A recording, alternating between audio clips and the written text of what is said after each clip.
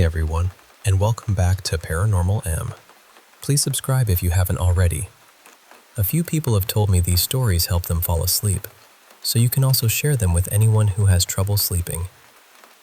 Tonight's first story is about a house where strange things have been happening since the family moved in. There have been footsteps, cold spots, shadows near bedroom doors, and movement in the attic. The strangest moment came when someone heard a familiar voice calling her name, even though she was completely alone in the house. Settle in, everyone, and sleep well tonight.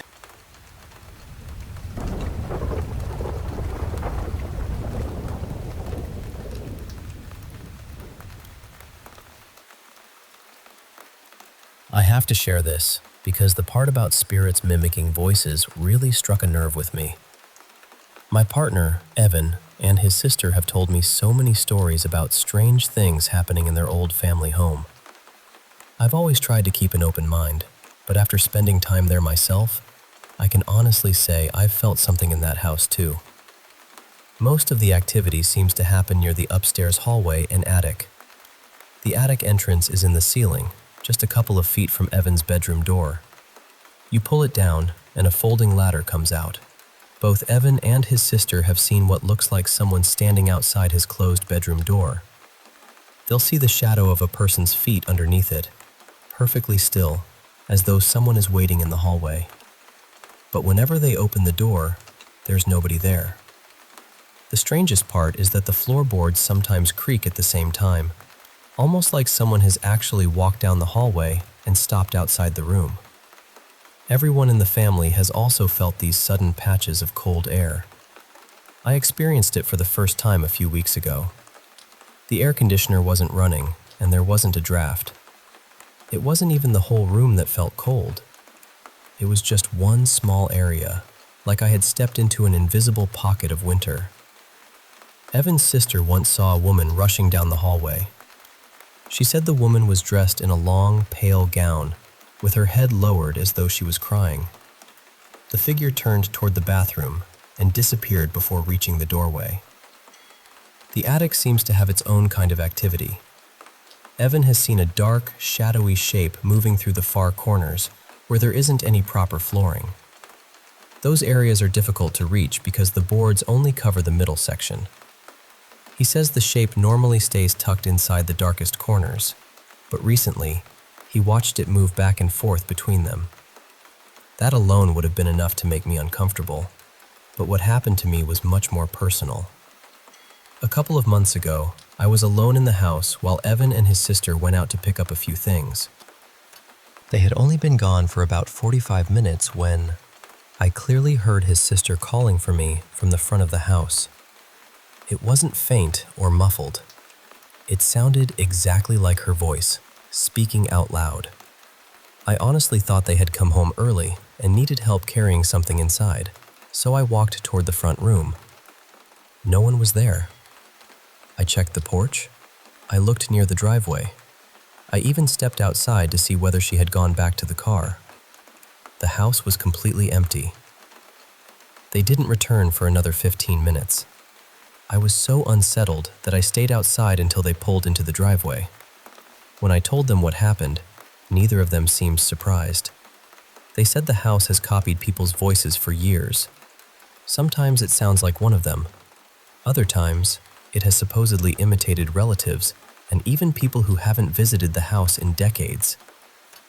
They've lived there since the mid-1990s, and both of them remember strange things happening when they were children. The neighborhood itself is old and was originally built for military families many years ago, although no one has ever seriously researched the property's history. I don't know exactly what is in that house, and I don't want to pretend that I do. I just know that hearing a familiar voice call for me from an empty room felt deeply wrong. Whatever is there seems to know the people in that family. It knows their voices, their routines, and how to get someone's attention. Maybe there's a reasonable explanation for some of it. Old homes creak, temperatures shift, shadows move strangely in dim spaces. But that voice is harder for me to dismiss. I know what I heard, and since that day, I've refused to stay in the house alone.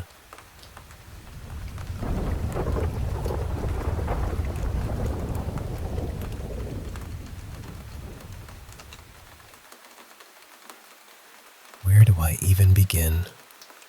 I've been experiencing strange, unexplained things since I was about 15 years old. Even now, decades later, I can still picture my first experience as clearly as if it happened yesterday. I was asleep in my bedroom when something suddenly woke me. I opened my eyes, lifted my head, and looked toward the door. Floating near it was this large sphere of light, glowing with different colors. It moved slowly, almost as though it were drifting through water. At first, I couldn't move. I was terrified because I had never seen anything like it before. Once I finally found the courage to sit up, I tried to convince myself that it was just one of my friends outside, shining a flashlight through the window. But when I looked outside, nobody was there.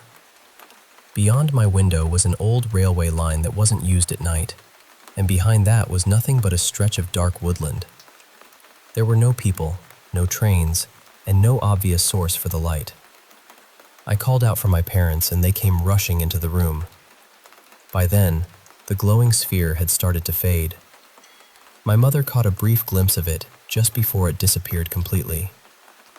I'm in my early 40s now, and I have never seen that particular light again. A few months later, something else happened in the same house. My father, one of his friends, my younger brother and I were all downstairs in the kitchen. My brother was only about 6 at the time. He went upstairs by himself, and a few moments later, we heard him scream. It was the kind of scream that makes everyone move without thinking. We ran upstairs, and he told us there was a man standing inside my bedroom. My father and his friend immediately rushed in because they thought an actual intruder had entered the house. But the room was empty.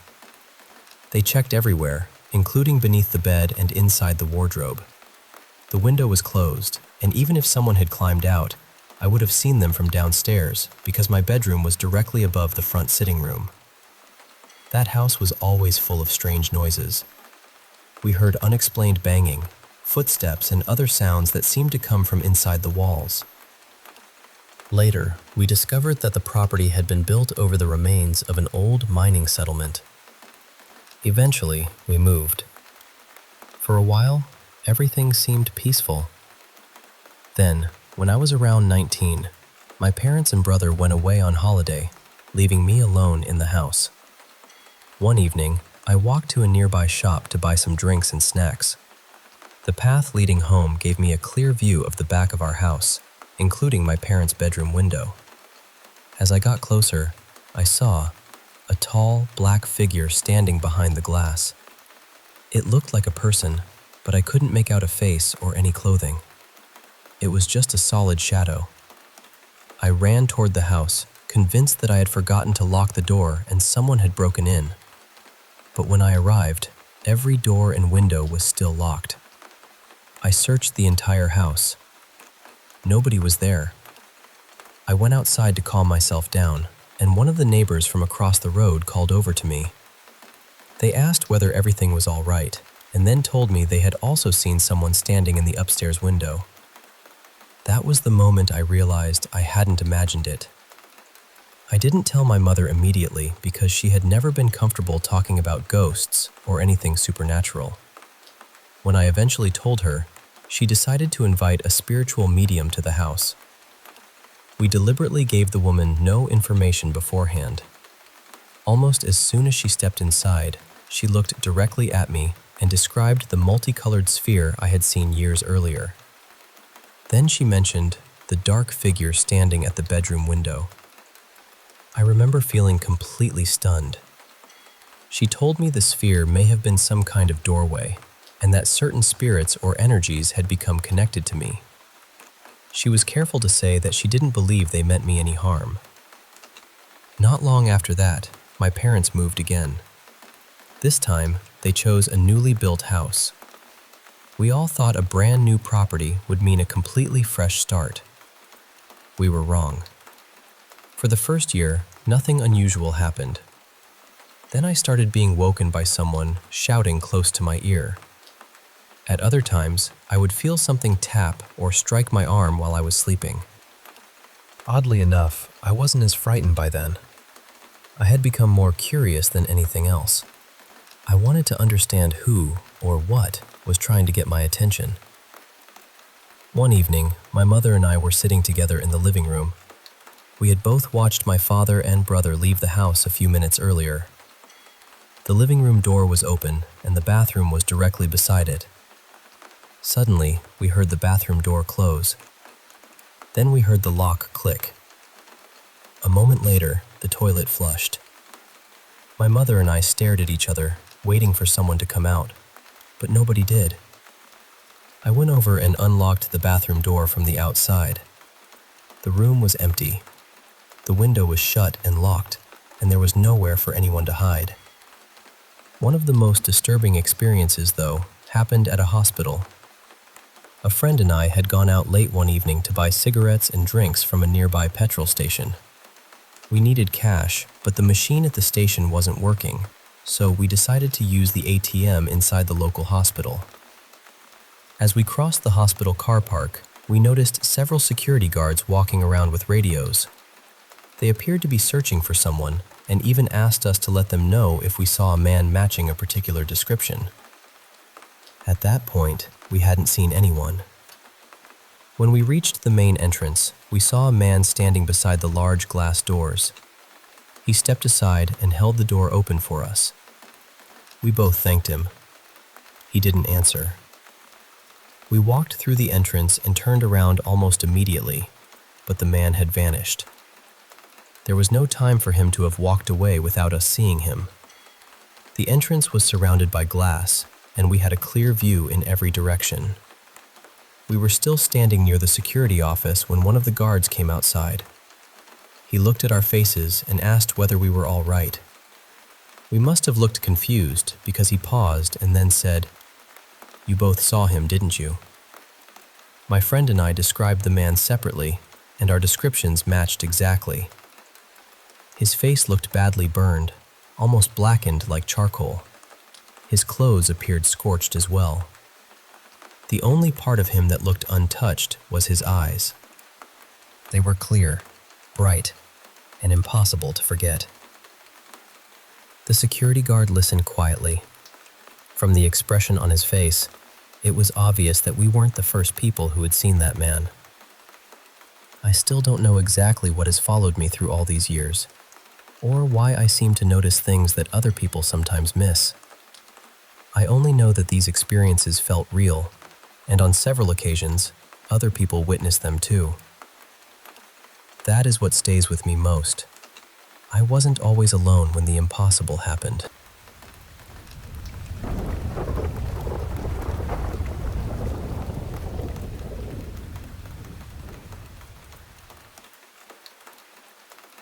I didn't suddenly decide one day that ghosts might be real.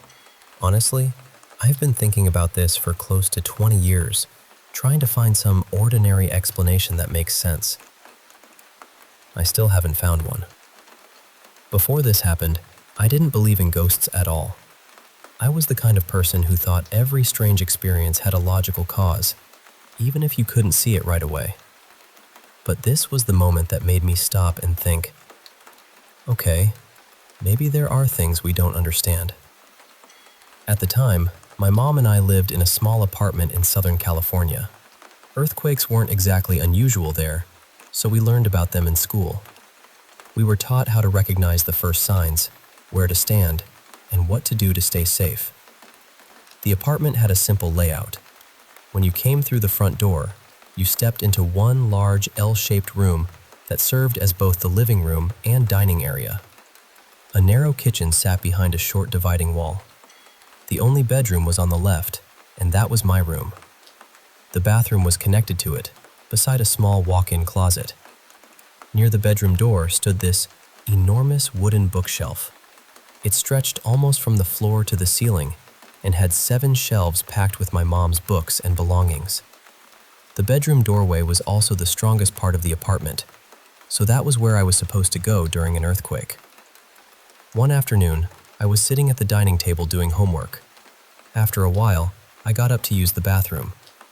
As I walked toward the bedroom, a book slipped from the lowest shelf and landed on the floor. I stopped and looked at it. A second later, another book fell from the shelf above it. Naturally, I assumed an earthquake was starting. I moved toward the bedroom doorway, ready to stand underneath it. Then, a book from the third shelf shot sideways. It didn't simply fall. It flew through the air and struck the side of my foot. I was standing several feet away and slightly to the right of the bookshelf, so there was no reasonable way it should have landed anywhere near me. That was when I realized nothing else was moving. The lights weren't swaying. The windows weren't rattling. The table and chairs were perfectly still. There wasn't even the low rumbling sound that sometimes came with an earthquake. The apartment was completely silent. Then another book came off the fourth shelf and landed near the center of the room. A book from the fifth shelf followed, flying even farther. By then, I was slowly backing away. I couldn't understand what I was seeing, and every part of me wanted to run, but I felt frozen in place.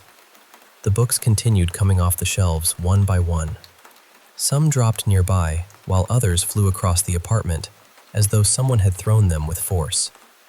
One of the books from the highest shelf crossed almost the entire room and struck the opposite wall, at least 14 feet away.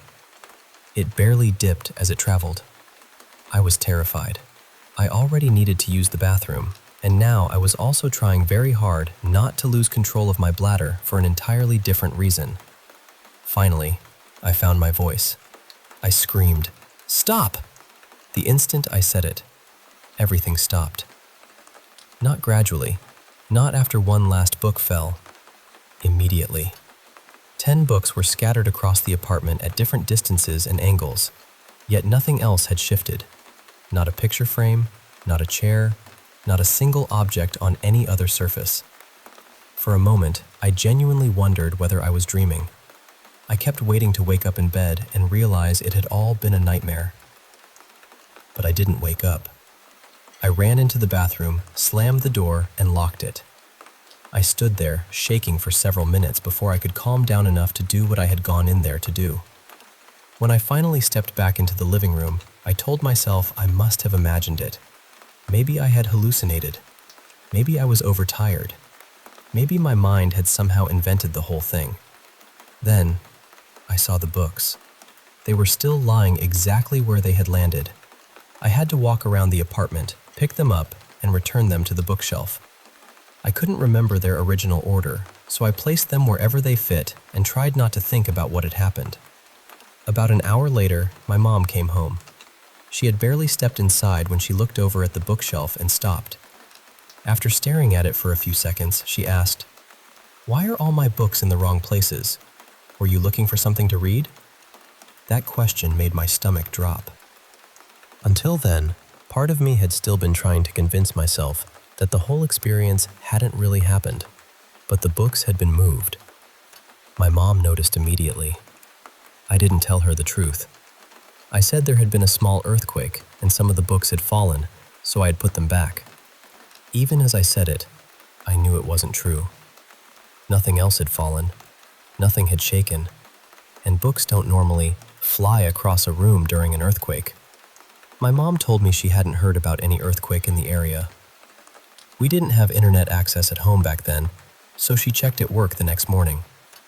There had been no recorded earthquakes nearby that day. There hadn't even been one in the surrounding area for several weeks. For years afterward, I tried to explain it away. Maybe the downstairs neighbor had hit the ceiling hard enough to shake the bookshelf. Maybe someone had somehow entered the apartment and played a prank. Maybe there had been strings attached to the books. But none of those explanations worked. The doors and windows had been closed and locked. No one else was inside. And I couldn't imagine any way to make a heavy book fly across a room and strike the opposite wall without losing much height, especially without disturbing anything else. I searched online. I read about vibrations, balance, air pressure, earthquakes, and every possible trick I could think of. Nothing explained what I saw. That experience also made me reconsider other strange things I had witnessed before. Things I had dismissed as shadows, tired eyes, or an overactive imagination. I still don't know what happened in that apartment. I can't prove it was a ghost, and I'm not asking anyone else to believe that it was. All I know is that I watched those books leave the shelf one after another, and when I shouted for it to stop, it listened. Whatever happened that afternoon changed the way I see the world, and almost 20 years later, I'm still trying to explain it.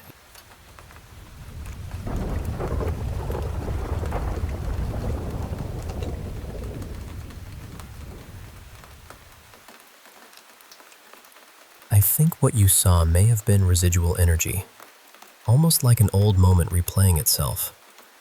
Maybe that little girl once lived in the house, or somewhere on the land before the house was built. She could have simply been following a familiar routine. Or perhaps she felt drawn to your mother because she recognized something comforting in her, that safe, nurturing presence children naturally trust. My family moved into our current home in early 2010. The house itself was only a few years old, but before the neighborhood was built, the land had been farmland filled with citrus trees. When my youngest daughter, Lily, was small, she often claimed she could see spirits. I never knew whether they were drawn to her because they realized she could see them, or whether the land carried memories from the people who had lived there long before us. At the time, I stayed home with the children while my husband worked. Whenever either of my daughters woke during the night, they always came to me. They knew their dad had to get up early, so I was the one they called when they needed water, comfort, or help after a bad dream. One night, I woke up and saw what I thought was one of my daughters standing silently in the bedroom doorway. She did not speak. She just stood there, looking at me. I lifted my head and asked, "Sweetheart, what do you need?" Instead of answering, she suddenly ran toward my husband's side of the bed.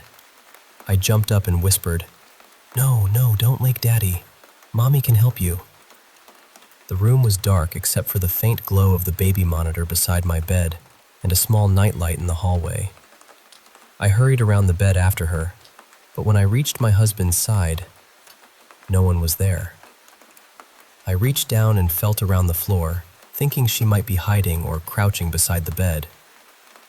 There was nothing. For a moment, I wondered whether she had somehow slipped past me. My youngest used to sleepwalk, so I convinced myself that must have been what happened. I crossed the hallway to the girls' room, which was only a few steps away. Both of my daughters were completely asleep in their beds. I gently shook each of them and asked whether they had just come into my room, but neither one would properly wake up. That was when I began to feel truly puzzled. The child I had seen looked like a dark silhouette against the hallway light. I could not make out her face, but the outline was unmistakable. She appeared to be a little girl wearing one-piece pajamas, and she looked completely solid. I returned to bed and replayed the moment again and again.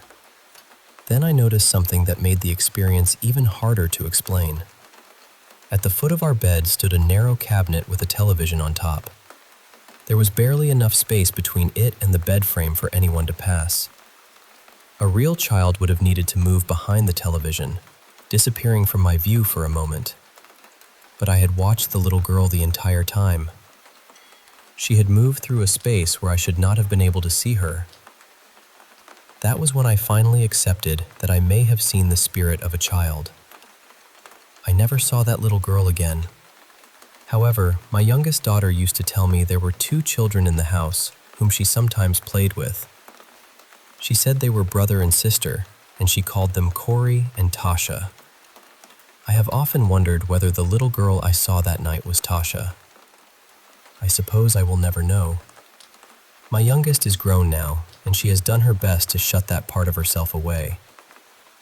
Seeing things that nobody else could see frightened her, especially when she was young. Strangely, I was never afraid of the things I experienced in that house.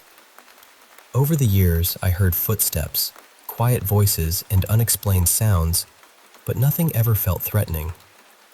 Whatever passed through our home always seemed peaceful and respectful. So perhaps experiences like these should not always be treated as something frightening. Maybe they are rare little openings, brief moments when we are allowed to glimpse something beyond the world we understand. After all, our bodies may not last forever, but energy does not simply vanish. Perhaps the people we love, and even those who walked the earth long before us, leave behind more than memories.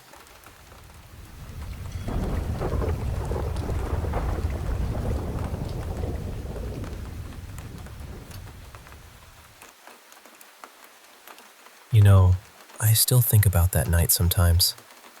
It happened on September 18th, about 4 months before I saw those translucent figures near the mountain.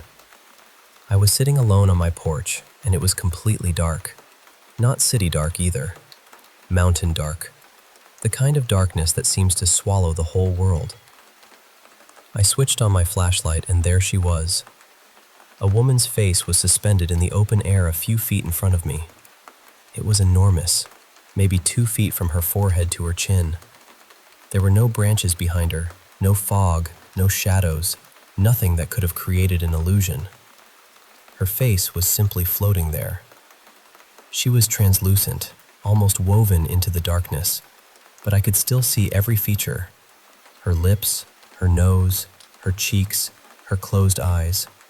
Everything was strangely clear, and on her forehead were 3 small marks arranged in a triangle, 2 beneath and 1 above. What unsettled me most was the way she blended into the night. She was visible, but only just. It felt as though I had caught sight of something that either did not want to be seen or was never meant to be seen at all. Naturally, I questioned myself. I turned the flashlight off and sat there in silence for a moment. Then I switched it back on. She was still there. Same place, same expression, same closed eyes. I cannot explain how something could be transparent and still look so precise. This was not a vague shadow that my imagination turned into a face. I was staring directly at a large, human-looking face suspended in the darkness. Now, I have never been particularly religious. I have always been cautious about institutions, authority, and anyone claiming to possess all the answers. Most of my life has been spent trying to live freely and understand the world through my own experiences. I meditate. I light candles and incense. Sometimes I pray to the universe, though I am not sure pray is even the right word. I feel most at peace around mountains, trees, rivers, and open sky. That is about as close as I come to religion. After seeing the woman, I searched for anything that might resemble her. Eventually, I came across descriptions of Bhuvaneshwari, a Hindu goddess connected with the universe, nature, creation, and times of disorder. Some traditions describe her as a mother of the universe. I also read that meditation, candlelight, incense, and peaceful surroundings were sometimes used when seeking her presence. Those things were already part of my evenings. Still, I never found an image that matched the face exactly. The 3 marks on her forehead remained a mystery. I cannot say she was Bhuvaneshwari. She may have been something else entirely, something without a name I would recognize. But some of the details were close enough that I could not dismiss the possibility. The following afternoon, I nearly died beneath my ATV.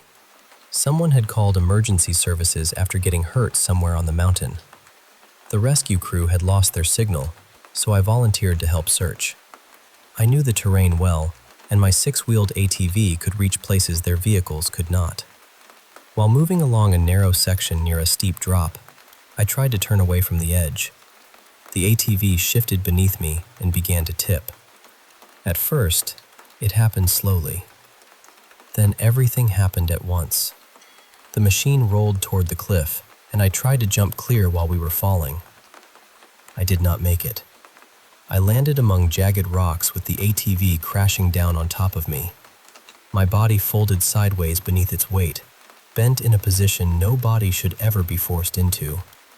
My arms were free, but the rest of me was trapped. The engine was still running, and its heat pressed against my hip. I tried to push the machine away, but it would not move. I knew my leg was broken. I did not need to look at it. I could feel that something inside me had come apart. For hours, I screamed and tried to lift the ATV. I pushed until my arms shook and my strength disappeared. I was sweating so badly that eventually I had nothing left in me. My voice faded from a scream into a dry, broken sound. The accident happened in the early evening, sometime around 6 o'clock. Nobody found me until several hours later. A man and his teenage son were driving nearby when they heard something in the distance.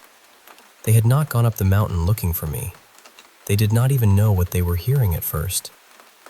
But they stopped and followed the sound.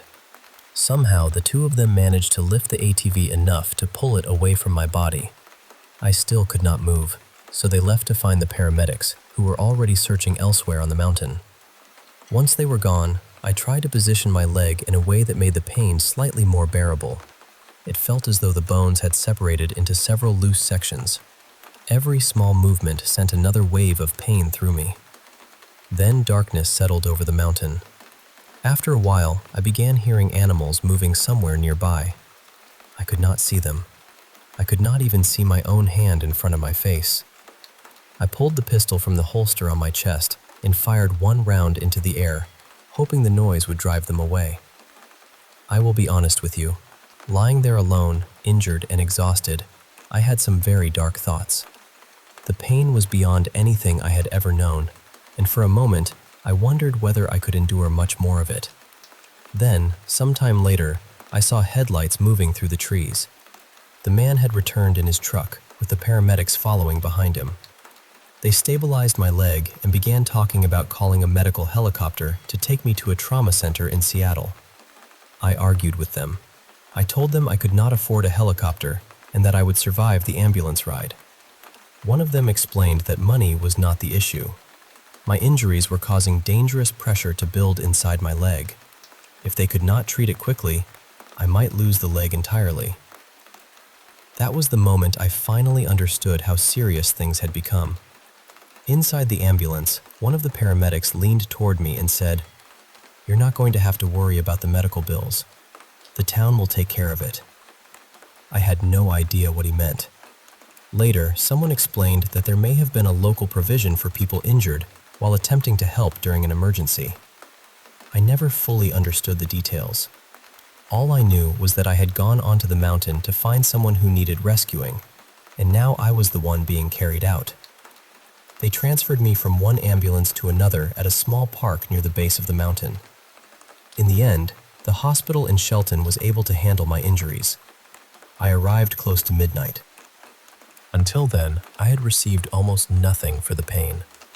By the time they wheeled me inside, I felt as though I had been trapped inside that agony forever. Two hospital workers began cutting away my clothes. A man stood on one side of the bed, and a woman stood on the other, cutting through my pants and boots. I panicked. "Please stop," I told them. "I can't replace any of that. I don't have the money. I barely have anything." The woman looked at me, and her whole expression changed. She seemed to understand that I was not worried about the clothes because they were valuable. I was worried because they were all I had. She stepped away. A moment later, another nurse came over carrying a large syringe. She connected it to the line in my arm, pushed the medication through, and looked directly at me. "Are you still hurting?" "Yes," I shouted. "It still hurts." So she gave me more. And little by little, after hours beneath that machine, alone in the dark, the pain finally began to loosen its grip. I still do not know what the face on my porch was. Maybe it was a warning. Maybe it was a presence watching over me. Maybe the timing meant nothing at all. But she appeared the night before I nearly died.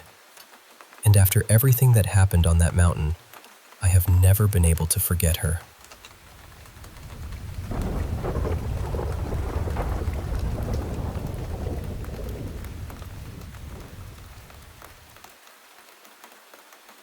I remember screaming again when they moved me, only this time, the pain was gone.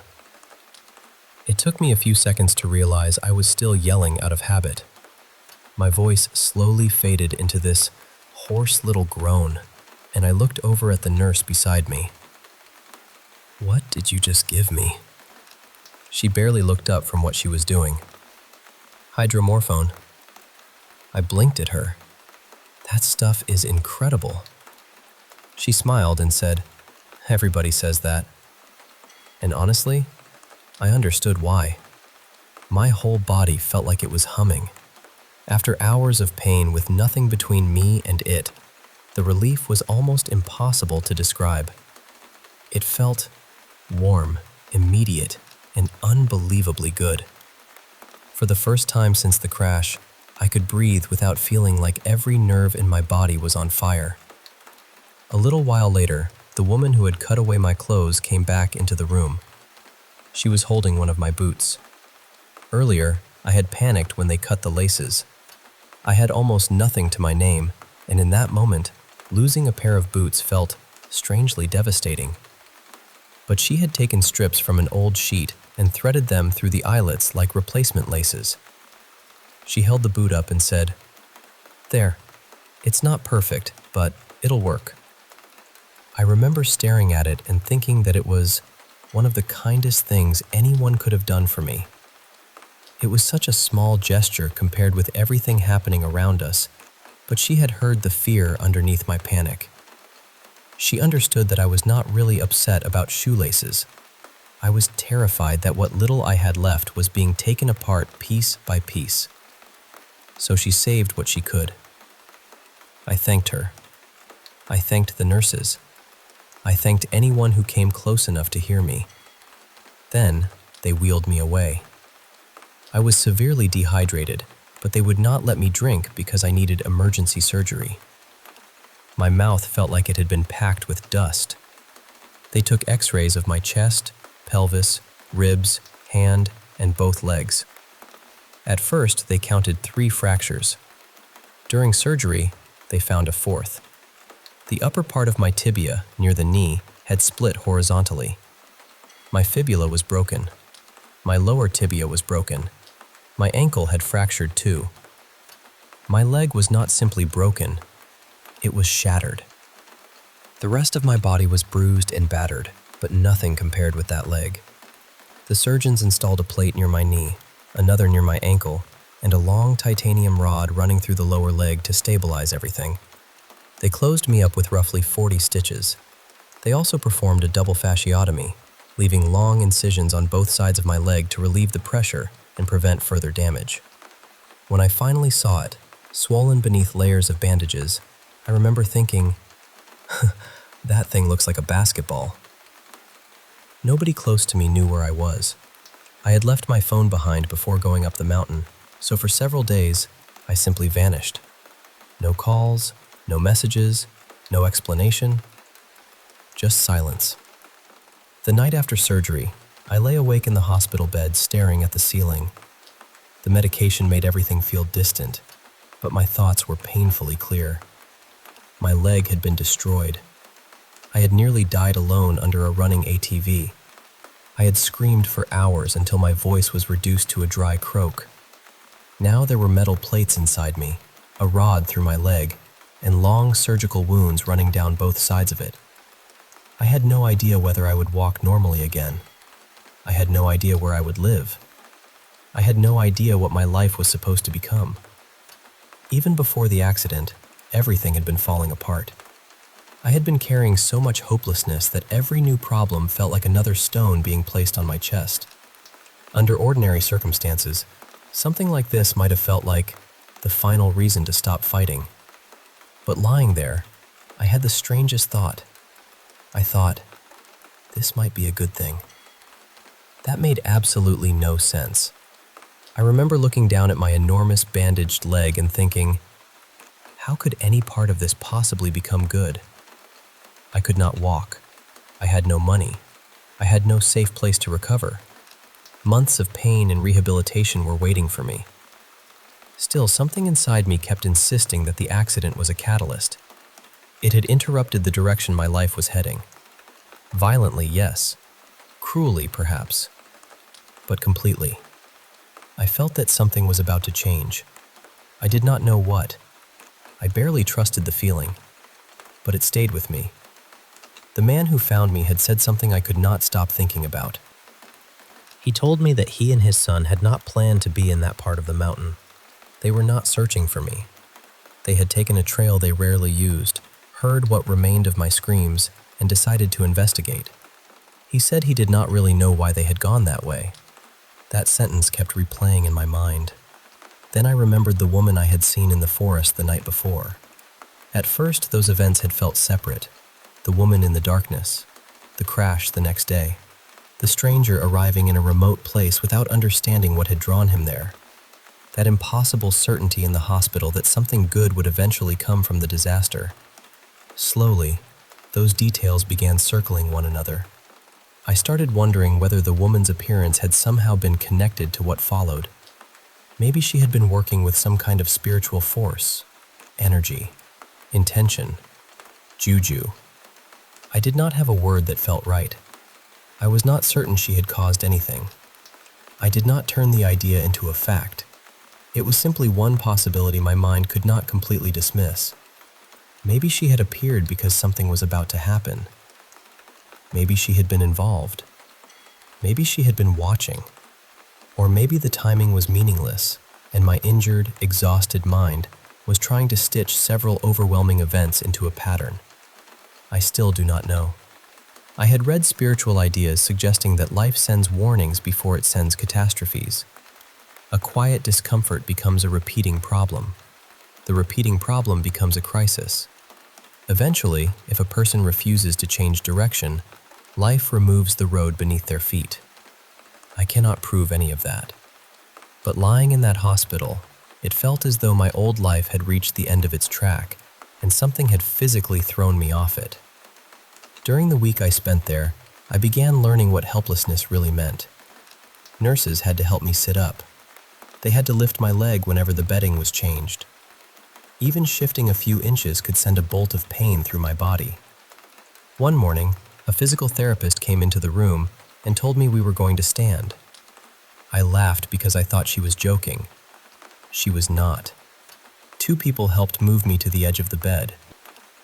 My good foot touched the floor, while my injured leg remained suspended in front of me. Sweat poured down my face before I had even stood up. They placed a walker in front of me. "Push through your arms," the therapist said. "Do not put weight on the injured leg." I tried. My arms shook. My vision narrowed. For a moment, I thought I was going to faint. But I stood. Only for a few seconds and only with 2 people holding me, but I stood. That tiny victory mattered more than I expected. It was the first proof that I had not been completely erased by what happened. After about a week, I was transferred to a rehabilitation facility. I stayed there for more than a month. Rehabilitation was its own strange world. The hallways smelled like disinfectant and reheated food. Wheelchairs lined the walls. Every morning began with someone checking my vital signs, followed by medication, breakfast, and exercises that looked simple until I tried to do them. I learned how to move from the bed into a wheelchair without twisting my leg. I learned how to shower while sitting on a plastic bench. I learned how to use crutches, then a walker, and eventually a cane for short distances. Progress came in humiliating little pieces. The first time I managed to pull on my own sock, I felt victorious. The first time I reached the bathroom without calling for help, I nearly cried. There were setbacks too. Some nights the pain was so deep it felt as though the metal inside my leg had turned cold. Other nights, I woke convinced I was still beneath the ATV, trapped in the dirt and screaming for someone who might never come. A man named Evan was recovering in the room across from mine after a logging accident. He had a habit of rolling his wheelchair into my doorway during the evenings. He never asked me to explain what had happened. He would simply sit there and talk about ordinary things. Bad coffee, old trucks, the weather, food we missed.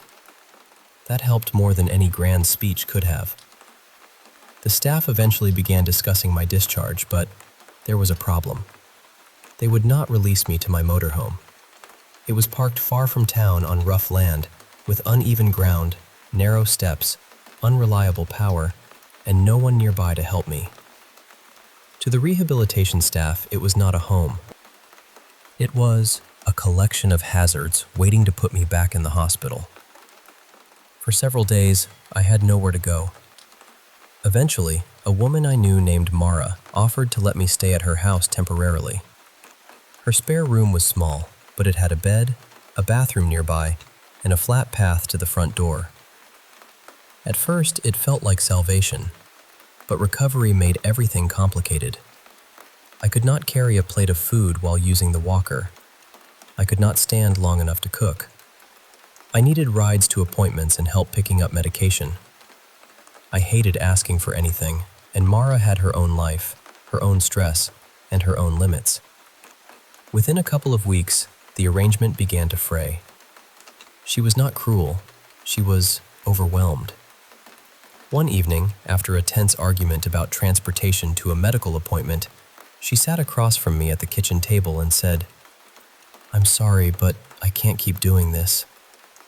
I understood. That did not make it easier. So I returned to the motorhome before I was truly ready. When I opened the door, the smell hit me first. Mice had taken over while I was gone. There were droppings in the cabinets, shredded paper beneath the sink, and evidence that they had crawled across the bed. I stood there on crutches, staring at the mess, knowing I did not have the strength to clean it properly. But I also had nowhere else to sleep. So I shook out the blankets as best I could, covered the mattress with a spare tarp and a clean sheet, and lay down. I had a shattered leg, no working vehicle, almost no money, and no one coming to rescue me. The silence that night was different from the hospital. In the hospital, silence meant people were nearby. In the motorhome, silence meant I was alone again. Still, I was alive. Every morning, I forced myself through the same small routine.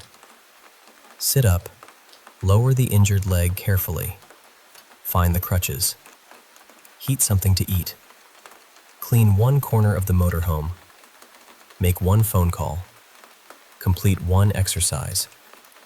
Some days that was all I accomplished. But the days kept accumulating. Weeks became months. My voice returned. The swelling slowly decreased. The wounds closed into long scars. I graduated from the walker to crutches, then from 2 crutches to 1. Eventually, I could stand without holding on to anything. Later, I asked whether they had ever found the person I had originally gone onto the mountain to search for. They had. He was alive.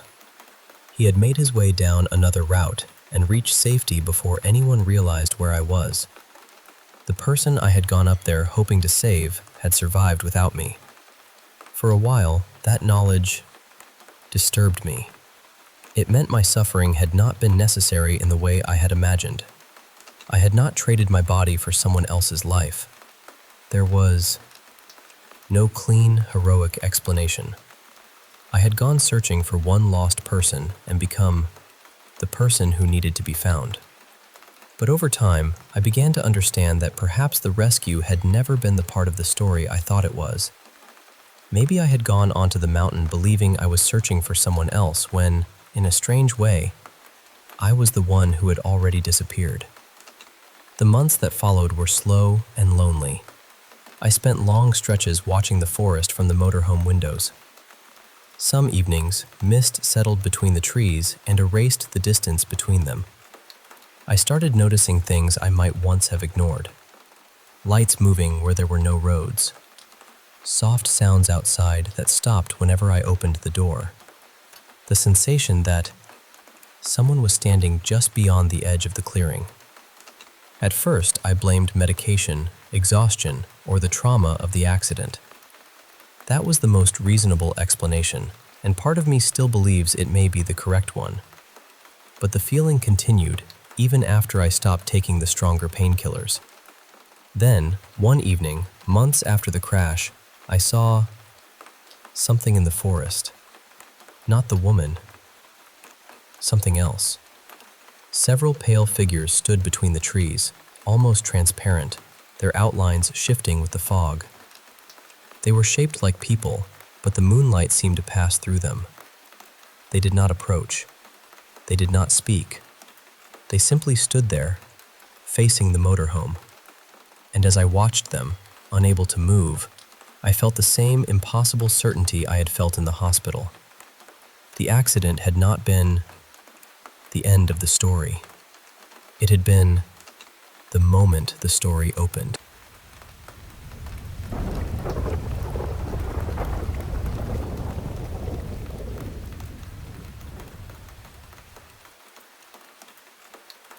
Yes, this happened for several months, and even now it's difficult to describe without sounding a little unbelievable.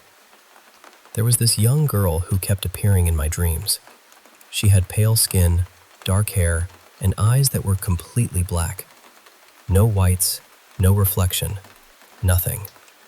Sometimes she would appear after I became lucid, but other times, the moment I saw her, I would suddenly realize I was dreaming. The first experience happened during a nightmare. I was wandering through an ancient city that looked almost Roman, with marble buildings, stone courtyards, and enormous columns. The entire place was burning. Smoke filled the streets, buildings were collapsing, and people were desperately trying to escape. In the dream, I had a family living somewhere in the city, and I was searching for them. I remember feeling this overwhelming need to find them before it was too late. Eventually, I reached a large public square. The ground began to split open, and this dark, shapeless mass rose out of it. It had long, twisting limbs that moved almost like tentacles. Before I could run, it wrapped itself around me and pulled me inside. That was when I woke into sleep paralysis. My entire body felt as though it were vibrating. I couldn't move, and it seemed like I was convulsing, even though I'm not sure whether my body was actually moving at all. It was terrifying, but I assumed it had simply been an unusually intense nightmare. A few nights later, I dreamed that I was inside an old apartment building somewhere in Eastern Europe. The wallpaper was faded, the furniture looked decades old, and I was sitting around a table drinking with several people who only existed in the dream. The apartment door was open. At some point, a little girl appeared in the hallway. The moment the others saw her, they panicked. They kept telling her that she wasn't supposed to be there and that she needed to leave immediately. I remember saying, "Calm down. She's only a child. Maybe she needs help." Then I invited her inside. She stepped through the doorway and looked directly at me. That was when I saw her eyes. They were completely black. The moment our eyes met, the dream seemed to collapse around me. I entered that same strange state of sleep paralysis, with my body vibrating and an intense pressure running through me. It felt as though something was trying to force its way into my mind. After that, she began appearing 2 or 3 times a week. I started calling her Mara, simply because giving her a name made her feel slightly less frightening. Still, every time she appeared, the atmosphere of the dream would change. Even a peaceful dream would suddenly become cold and threatening. Sometimes she wasn't alone. There was also a tall, twisted man with a bald head, deep wrinkles, and strangely exaggerated features. He wore torn robes that reminded me of an old monk's clothing. His movements were stiff and unnatural, and his face looked ancient, almost theatrical. Whenever either of them appeared, I would lose control of the dream. If I was already lucid, the dream would become unstable. If I wasn't lucid, recognizing them would immediately make me aware that I was dreaming. Either way, it always ended the same way: paralysis, intense vibrations, and the feeling that they were trying to enter or take control of me.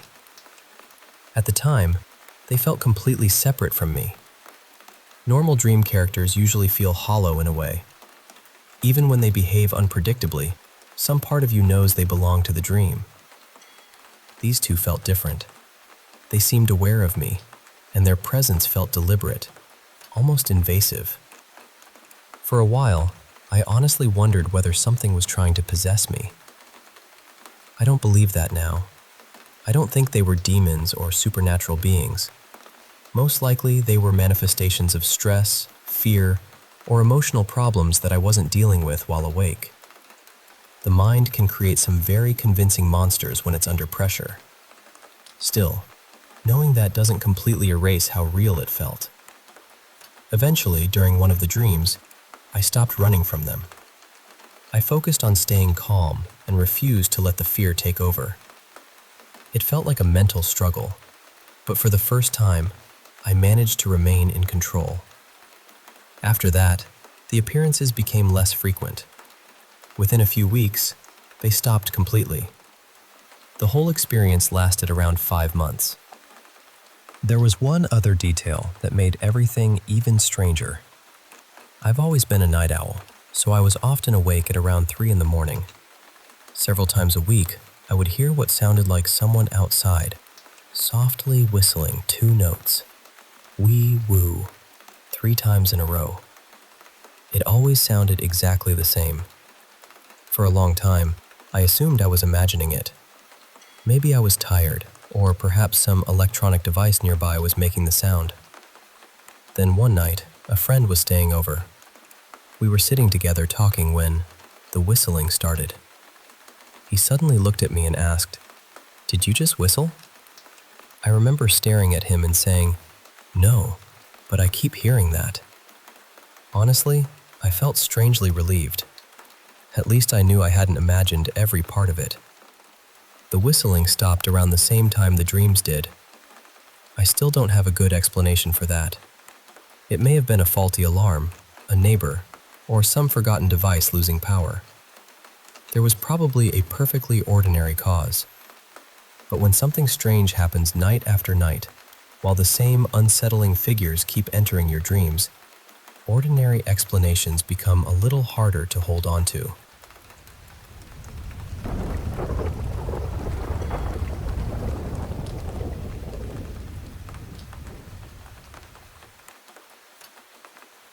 Hey there. I want to share a story that my grandma used to tell us, especially when we took those drives around Mount Scott and Lake Latonka near Medicine Park, Oklahoma. You know, my grandma recently passed away, and I've been thinking a lot about the stories she shared. Stories that felt like a bridge to a world just a bit beyond our own. They weren't always scary in the typical way. A lot of them were more like myths or legends, like those tales she and my dad would tell about the Minipeds, tiny little people, though I'm not exactly sure how to spell that name right since it's from Kiowa-Tanoan. It's one of those words that just sounded so alive when she said it, even if I don't have the perfect spelling for it now. But there's one story she told over and over, and it always gave me chills. It was about one particular night, sometime in the late 1960s. This was before my dad was born, but my uncle was already around 5 years old. Grandma lived close to the tribe in Carnegie, but she was actually nearer to Medicine Park. During the week, she'd usually head to Carnegie for groceries, since she worked nights on the weekends. But every now and then, if she forgot something or didn't grab enough for the weekend, she'd go to Medicine Park instead, because they had a store that stayed open late. Carnegie didn't have that kind of late-night convenience back then. Now, the mountain we used to drive around, Mount Scott, it's sacred to the tribe. Grandma would tell us that the tribe was promised no road would ever be built there by the government back in the early 1900s. But, of course, they went ahead and built one anyway. The road twists and turns, giving you beautiful views of both the mountain and the lake as you drive closer. But there's a catch. Grandma said that because the road cuts through this sacred land, the mountain is now haunted by a spirit that gets aggressive if you drive through at night. And I know, a lot of people might think those stories are just made up, maybe a little superstition.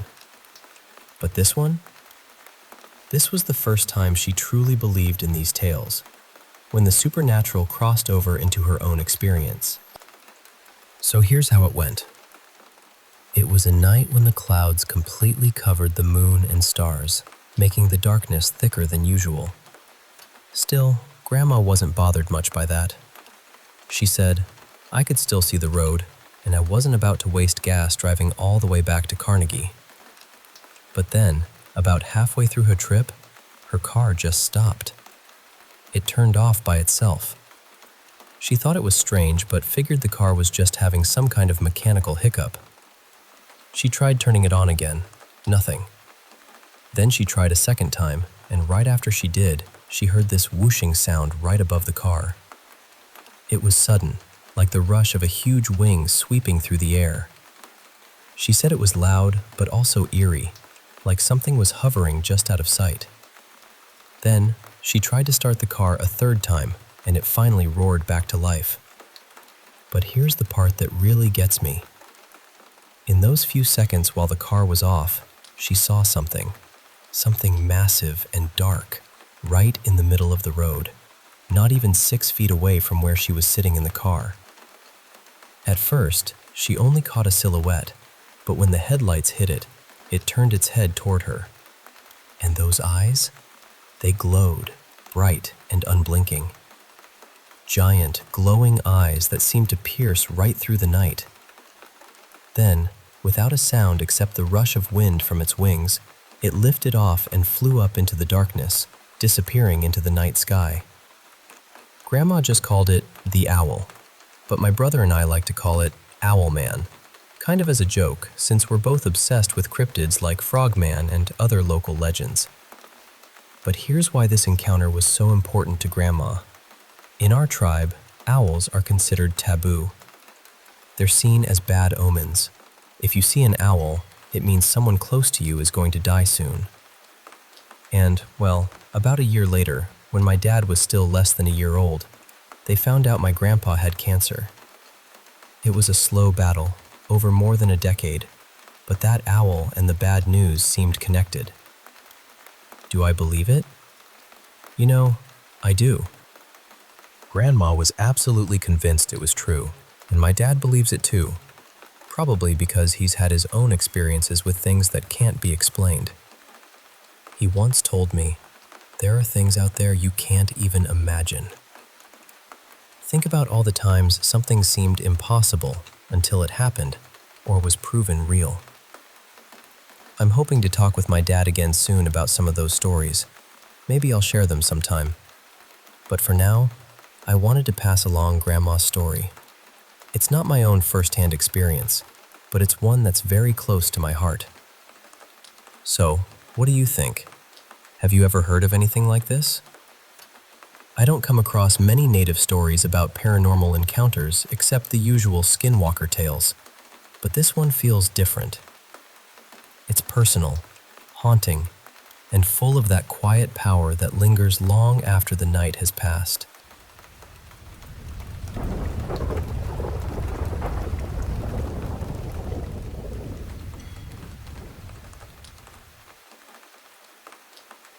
You know, sometimes the things we experience as kids just stick with us forever, especially the ones that are confusing or downright scary. I want to share a story from my childhood, something that still gives me chills when I think about it. So, I'm 25 now, but when I was younger, my little brother, let's call him Ben instead of B, was around 4 or 5 years old when all this started.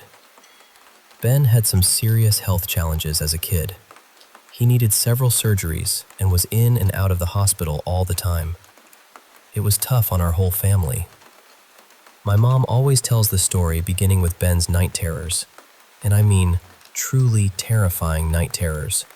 The kind where he'd suddenly sit up in bed screaming like his soul was being ripped apart, thrashing his arms and legs.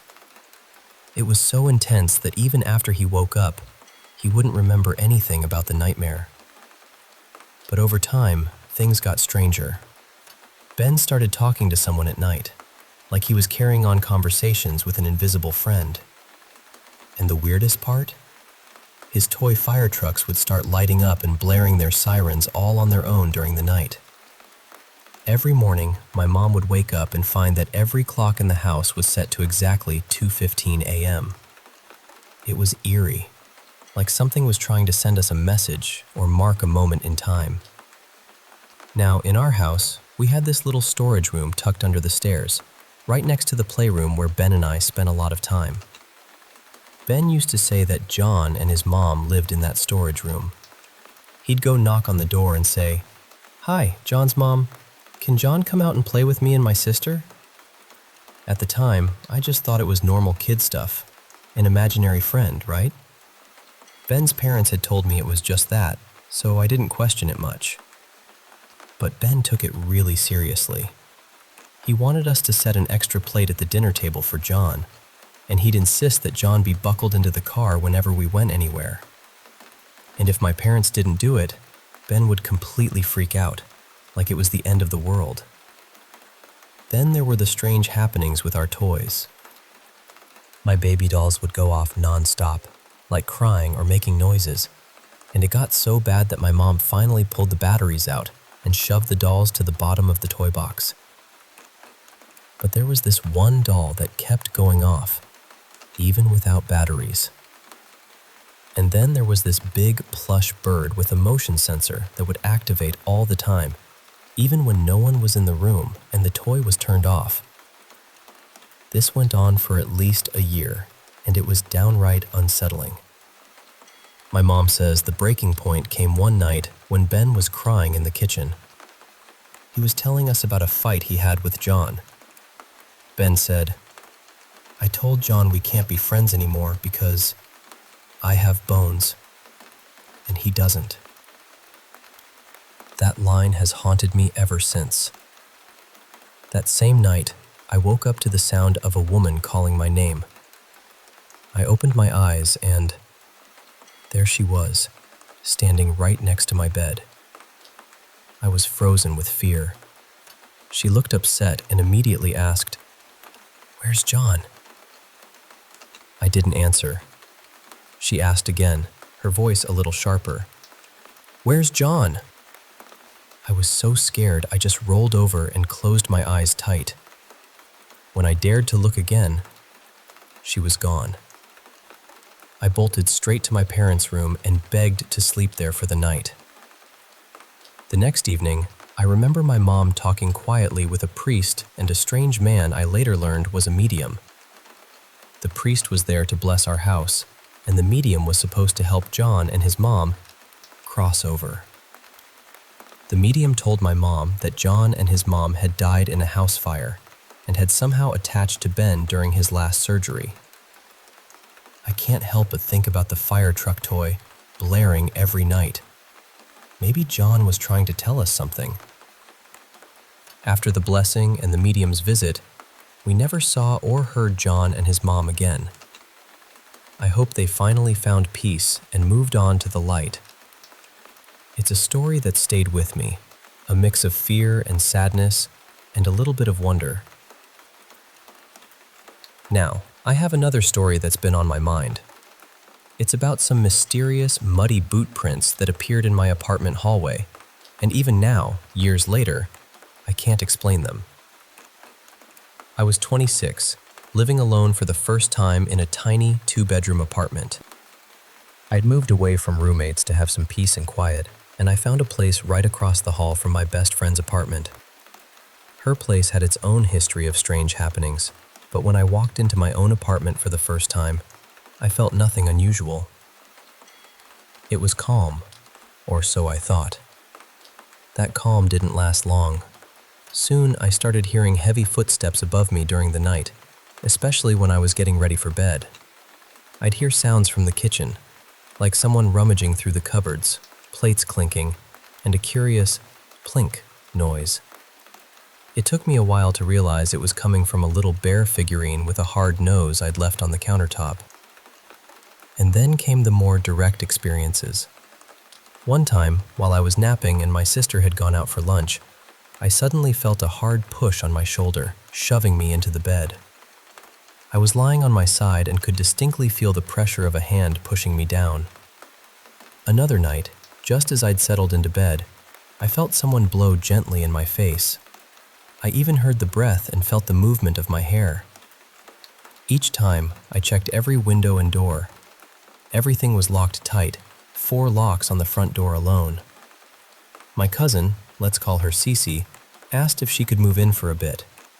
She wanted to get away from her parents' house, and honestly, I welcomed her presence. Her calm, good energy seemed like it might help with the weirdness. For a few days, things seemed better. No strange noises, no pushing or ghostly breath. Cece was settling in and decided to go out for the evening, to hang with a friend and pick up some boxes from her parents' place. I locked all the locks before she left and told her to call me when she was almost home so I could unlock the deadbolt. I waved goodbye as she drove off, then stepped into a long, relaxing shower, the kind where you just let the water wash away all the stress.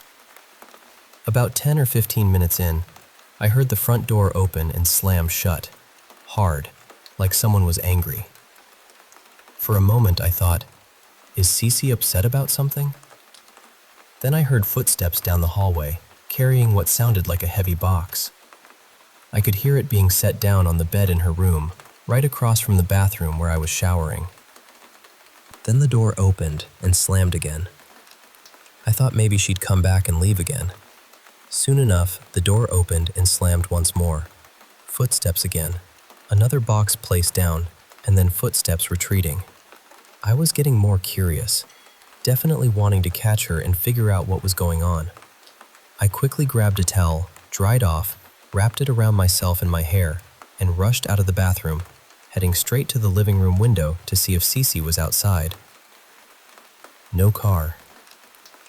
No sign of her. I called her, asking why she left so suddenly and slammed the door. She told me she hadn't been back since she left. She was just arriving at her friend's place. I told her I'd let her get back to her night and hung up. Then I noticed something that stopped me cold. Muddy boot prints stretched from the front door all the way down the hallway to the bathroom door. They stopped there, with water pooling around the last set of prints, like someone had just stood there for a moment. I was baffled. I knew it couldn't have been me. I'd been in the shower, clean and dry. I'd even made sure to dry my feet so I wouldn't slip. Cece doesn't wear boots, and it had been a bright, sunny day. No rain, no mud outside. I checked Cece's room to see if those boxes were there, but the only company was her cat, looking at me like I'd lost my mind. Then it hit me. I'd locked all the doors before I got in the shower, including that deadbolt which only locks or unlocks from the inside. I did my usual check around the apartment. All windows closed and locked, front door locked tight. No explanation. None. I've told this story to friends and family, and we all scratch our heads because there is no logical answer. How did those muddy footprints get there? Who was walking around my apartment when I was locked inside, showering, completely unaware? Even now, thinking back, that night still feels like a whisper from somewhere else. A reminder that not everything in this world can be explained, and sometimes, the unseen is right there beside us, leaving footprints we can't ignore.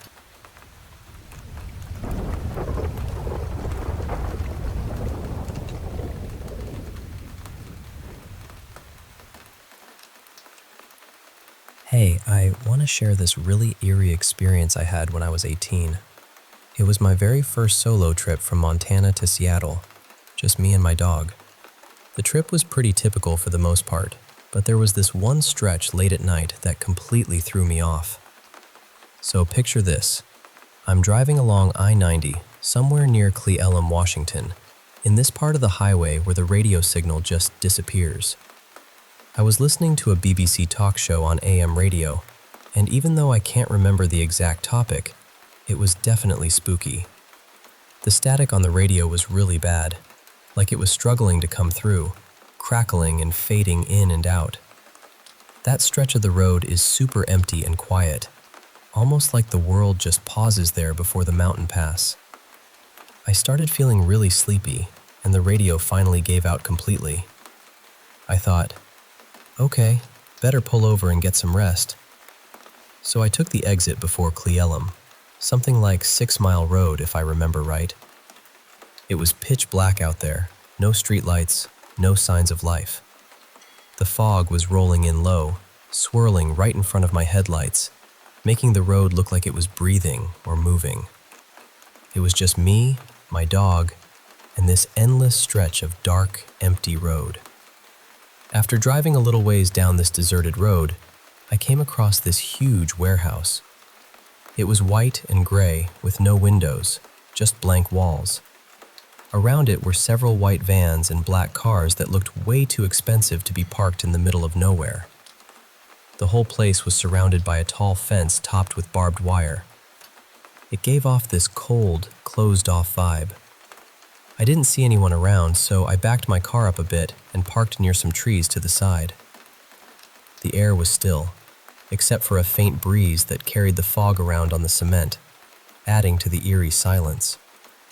I turned off the car, locked the doors, wrapped myself in my blanket, and tried to get some sleep. I glanced at my phone. It was exactly 2 a.m. And then, out of nowhere, the car started shaking. I mean, really shaking. My dog started whining and darted behind the passenger seat, clearly scared. I looked out the window, but without the headlights on, it was just absolute darkness. Nothing was there. No people, no animals, no movement. But the car was rocking back and forth, side to side, like something invisible was grabbing it. I freaked out, turned the car back on, and quickly backed away from the warehouse. The shaking stopped the moment I started moving. My heart was pounding, and I had this overwhelming feeling of dread, like I was being watched, or that I wasn't supposed to be there. It was honestly terrifying. I sped away as fast as I could, and when I finally got back to the main road, I noticed something strange. My car's clock now read 4:30 a.m., and a half hours ahead of what it was before, and I was missing about a quarter of a tank of gas. I hadn't driven anywhere else, and my phone's clock matched the car's new time. I know there's only a 1-hour difference between Montana and Washington, so it didn't add up. I've never been able to explain what happened that night. A year ago, I tried looking up that area with my ex on Google Maps. We found a strange government facility near Cleellum with a weird name that might have been the warehouse I saw. It felt like something I was never meant to witness.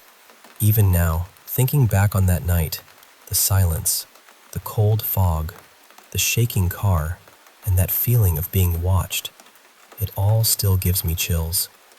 I just hope whatever it was stays far away from me, and I hope you never have to experience something like that either.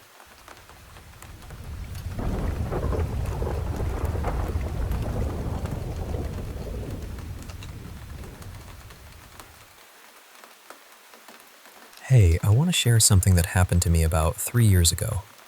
It's a story that stayed with me ever since, and honestly, I'm still not sure what to make of it.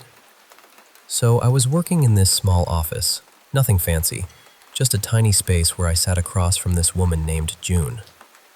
We weren't close friends outside of work, but at the office, we'd share bits about our lives, confide in each other, and offer advice when it was needed. It was comforting, having someone to talk to during the day. One afternoon, about an hour into our shift, June's phone rang. The moment she answered, her face went pale, and her whole body started to tremble. She quickly left the room, and when she came back, her eyes were red, and you could tell she'd been crying. I asked if she was okay, and she told me something heartbreaking. Her childhood friend's father had taken his own life. He had slit his throat, and her friend, let's call her Sally, had found him.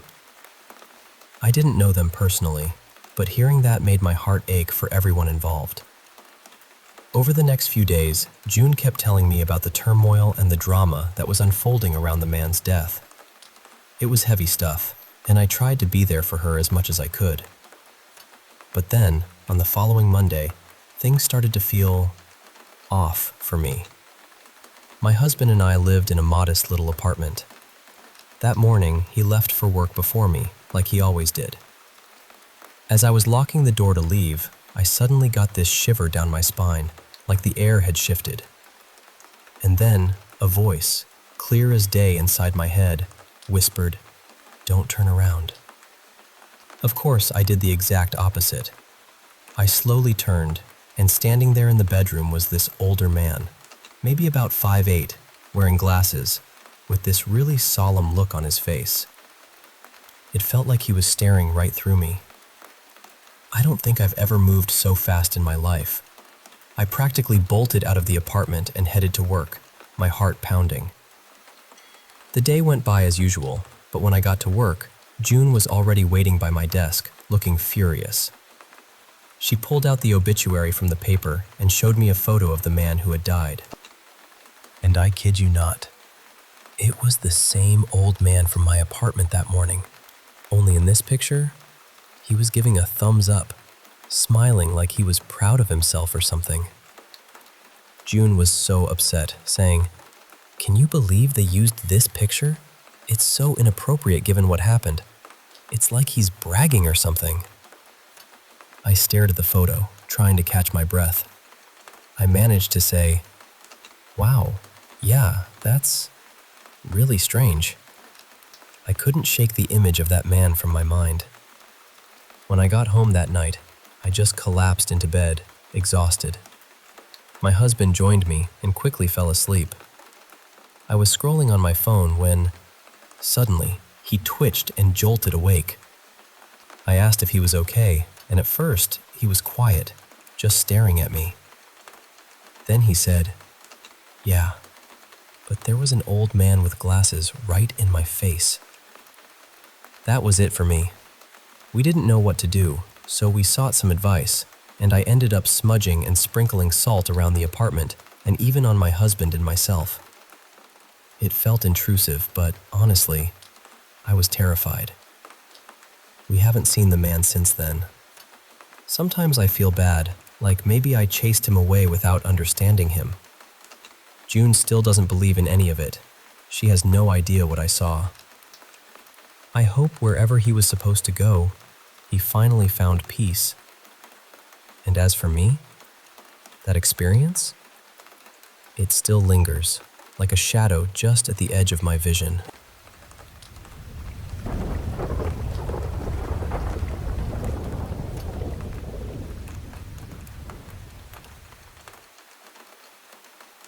Hey there. I want to share with you a story that's pretty close to my heart. Something that happened when I was about 15 years old. It's a true story, a small encounter that still lingers in my mind to this day. Back then, I was living with my dad and stepmom. I remember my stepmom throwing a massive fit about buying me new school clothes because I'd been wearing some pants with holes in them. It was my first year starting high school, and I wasn't going to let her rain on my parade. So I decided to spend the summer with my grandparents to earn some money. My grandparents live in this really remote and quiet spot. The area used to be home to several native tribes, especially the Quinault tribe. Even though the highway is just about a mile away, the place feels incredibly secluded, surrounded by lush, beautiful forest. My grandpa built his own 3-story house there, along with a workshop where he crafted cedar roofing products. That's where I helped out, carrying heavy chunks of cedar to his van, stacking, nailing, and bundling shakes and shingles to be sold. I made pretty good money, enough to get myself a whole new wardrobe. As the summer started winding down and the heat became unbearable for working, I decided to take a walk one evening. Now, I've spent most of my childhood wandering those woods. My grandparents had 2 dogs, and we'd run, play, and nap all day long. I never sensed anything strange or eerie in those woods before. That evening, when the air had cooled a bit, I set off down a familiar little path that led to an old logging road no longer in use. I was so used to this trail that I wasn't really paying attention, until I suddenly felt like someone was watching me. Now, I want to be clear. I was young, completely sober, and have no history of hallucinations or mental illness that might explain this. What I'm about to tell you still haunts me. Right there, in the middle of the path, stood a man. But he wasn't just any man.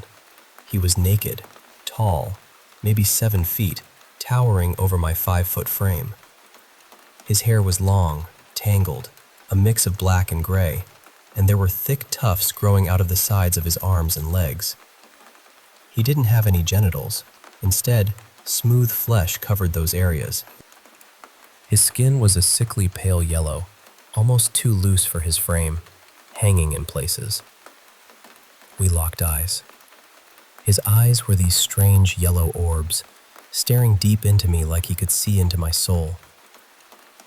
For a moment, everything around me fell silent.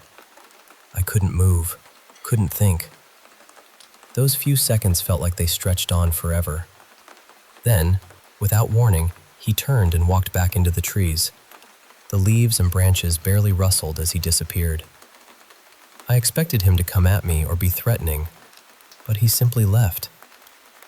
I haven't seen him since, and frankly, I'm not eager to go searching for him.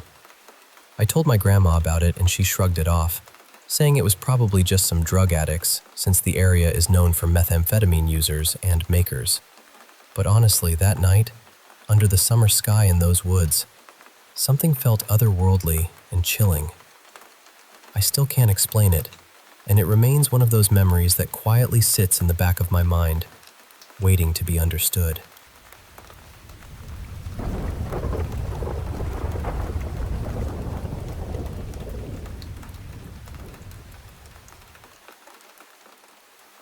Hey, I want to share something pretty special and a bit mysterious from my family's history.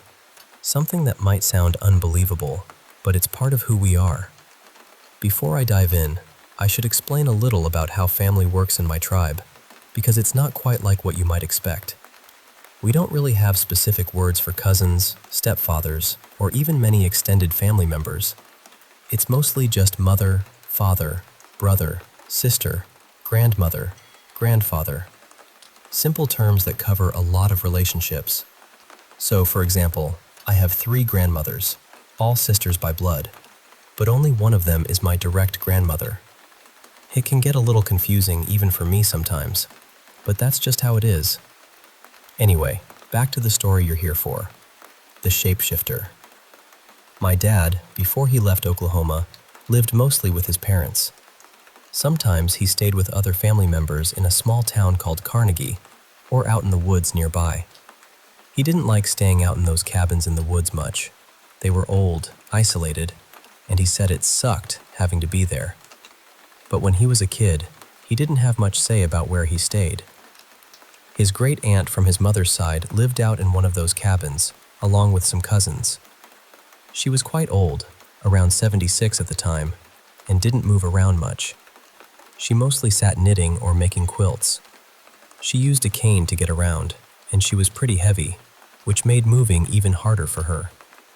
She'd only get up to cook, clean, and use the restroom before going back to her chair. One night, my dad asked if he could go for a walk in the woods. She didn't let him, saying it was too late and dangerous. She warned him about wild animals and spirits in the woods that could hurt him after dark.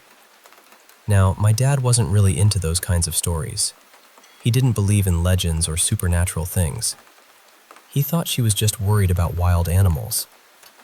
This was before he had another strange experience with some small people in the woods, which I've shared before. But then his cousins, who overheard this conversation, stepped in.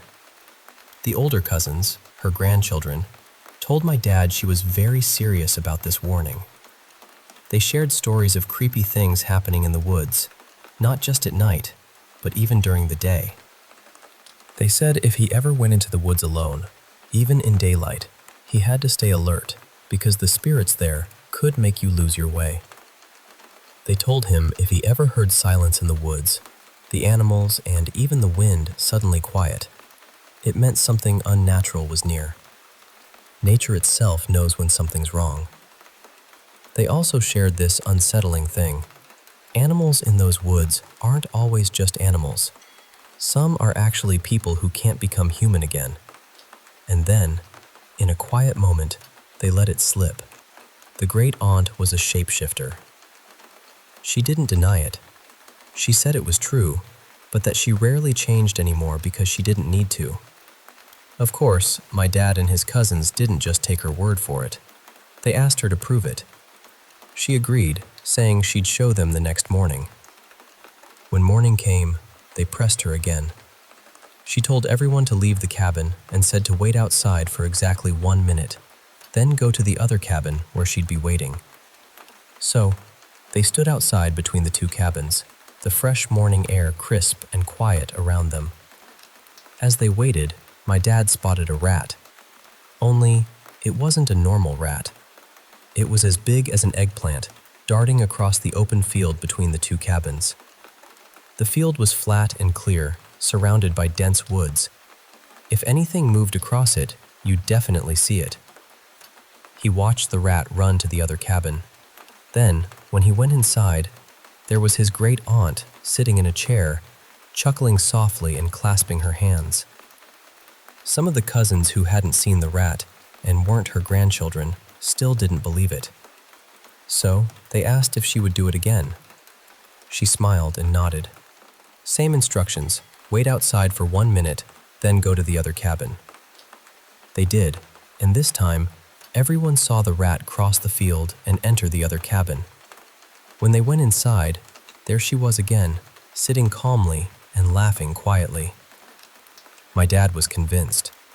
He said there was no way she could have moved from one cabin to another unnoticed. The cabins were far enough apart, and the field was wide open. If a person had walked or run across, they would have been seen for sure. Now, do I believe it? Maybe. Do I think she was a skinwalker? No, not really. I know that might be the first assumption, given she's a native person who can turn into an animal. But my dad said this was just a natural part of their tribe, like a gene trait. Some people are born with different features. Some in the Kiowa tribe just have the ability to become animals. It's just normal to them. Honestly, I'd have to see or experience it myself to truly believe it. But if I were in my dad's shoes, hearing those stories and seeing what he saw, I'd believe it too. It's one of those things that lives between the lines of what we understand and what remains a beautiful, mysterious part of our heritage.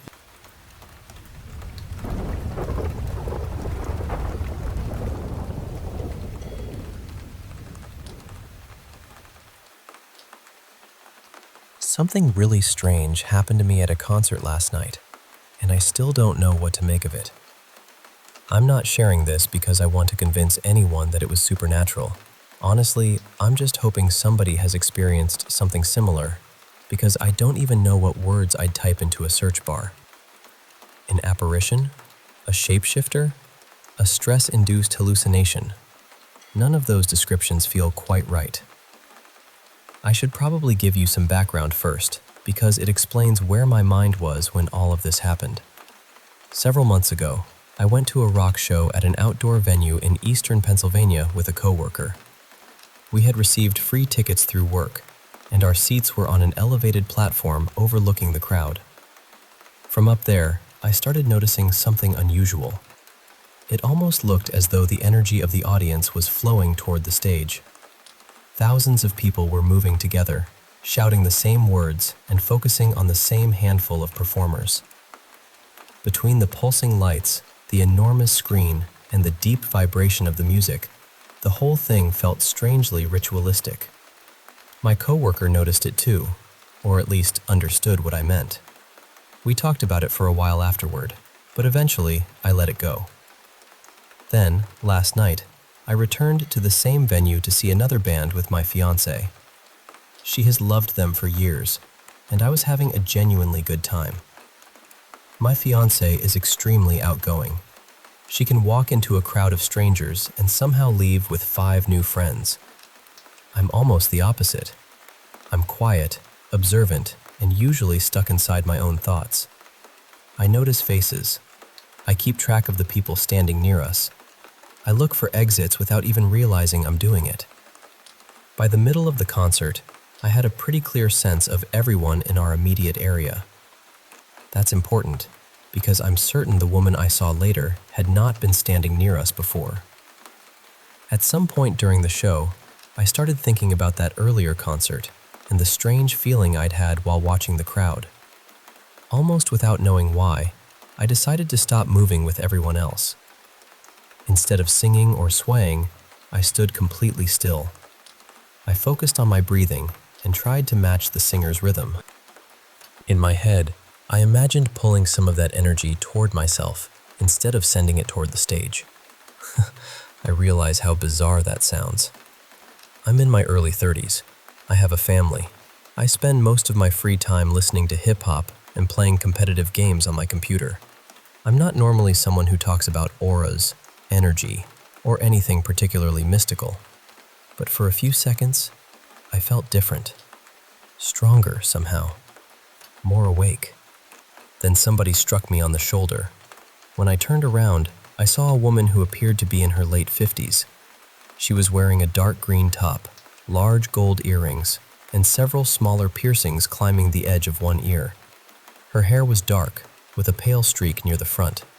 She looked a little intoxicated, like she was simply enjoying the music and had bumped into me while dancing. A man beside her seemed to be her partner, so I gave him a quick look that said, "No problem," and turned back around. Almost immediately, two younger women pushed their way toward the space in front of my fiancé. Words were exchanged, and things became tense. I stepped between them before it could become a fight. The women deliberately danced against me for a moment, apparently trying to provoke my fiancé, but eventually they moved away. At the time, I treated those things as ordinary concert chaos. Now, I'm not so sure. A few minutes later, I felt a hand on my shoulder again. This time, it didn't feel accidental. The hand slowly slid down the center of my back. I turned and saw the woman in green staring directly at me. Her expression was completely blank. She wasn't smiling, apologizing, or reacting at all. Her eyes looked unusually dark beneath the concert lights. For a moment, we just stared at one another. I turned back toward the stage, irritated now, and thought, if she touches me again, I'm saying something. Maybe 5 minutes passed. Then a hand reached around me from behind. I felt fingernails press against my chest. The hand moved slowly down my stomach, across my hip, and around toward my lower back. It was deliberate and invasive. There was no possibility that it had happened accidentally. I spun around toward the side where the hand had come from. The woman in green was walking behind me, moving toward the outer edge of the crowd. But she wasn't an older woman anymore. She looked no older than 25. The clothes were the same, the earrings were the same, the streak in her hair was the same, but every line in her face had disappeared. Her skin looked smooth, and her posture seemed different. It wasn't a small change caused by lighting. She looked decades younger. She stopped and looked directly into my eyes. There was still no emotion in her face. No smile, no anger, no embarrassment. Just that empty, fixed stare. And I had the overwhelming feeling that she wanted me to follow her. I looked away for perhaps 2 seconds, trying to understand what I had just seen. When I looked back, she was gone. I searched the aisle, the edges of the crowd, and every open space around us. There was nowhere she could have disappeared to that quickly. Unless she had suddenly started sprinting, she should still have been visible. My hands began to shake. For the next several minutes, I couldn't concentrate on the music at all. I kept scanning the crowd, trying to find her and wondering whether my mind had somehow combined two different people. Then one song ended. The stage went dark. The next song began suddenly, and the lights flashed back on. A woman standing in front of us was bumped backward. She glanced at me with an annoyed expression, the kind strangers exchange when someone nearby is behaving wildly. I followed her gaze. The woman in green was directly in front of her. She was dancing violently, throwing herself around and making everyone nearby uncomfortable. One moment, the space had been empty. The next, she was simply there, as though she had stepped out of the darkness itself. She looked at me again. At that exact moment, The singer called for the crowd to open a circle pit. My fiancée grabbed my arm and started moving toward the center. I caught her hand immediately and pulled her back. There was no chance I was letting her disappear into that crowd while the woman in green was standing nearby. A moment later, I looked again. The woman was gone. After the concert, my fiancée was upset because I hadn't let her join the pit during the final song. I tried to explain what had happened, but even while saying it aloud, the whole story sounded impossible. That's where I'm left now. I know crowds are confusing. I know concert lighting can distort faces. I know adrenaline, exhaustion, and suggestion can affect what a person sees. But this wasn't a subtle difference. The woman I first saw looked nearly 60. The woman who stared at me later looked 24 or 25. Same clothes, same jewelry, same hair, same expression. It has been more than a full day, and I've thought about it during nearly every waking moment. It's after midnight now, and I should be sleeping because I have work in the morning. Instead, I'm sitting here trying to understand one question. Who or what was the woman in green?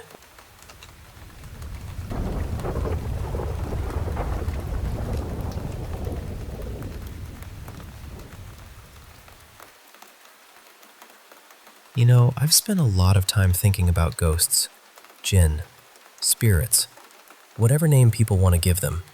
And honestly, I don't think they're all that different from the beings humans have talked about since the beginning. I imagine they're individuals, just like we are. Some might be calm, some curious, some easily irritated. Maybe they've existed longer than humanity and occupy a part of reality that falls outside the range of light we can normally see. That could explain why we only catch glimpses of them as shadows, shapes, or apparitions. My theory is that they feed on powerful emotions. Fear and anxiety are probably the easiest emotions to provoke, but maybe those aren't the only ones they can use. I think some of these beings choose a particular location and become connected to it. They might also attach themselves to people who disturb them or leave a powerful emotional impression behind. When those people eventually die, their memories and final experiences could become a kind of repeating signal at that location. That might be what we call a residual haunting, but I don't think the repetition is necessarily accidental. I wonder whether those ghostly reenactments act like bait. People hear footsteps, see a figure in a window, or notice a door opening on its own, so they investigate. The longer they remain, the heavier the atmosphere becomes. Fear builds, anxiety rises, and eventually, something dramatic happens. Then everything suddenly goes quiet. In a lot of paranormal investigations, that pattern seems to repeat. Activity slowly increases, reaches one intense moment, and then fades away almost completely.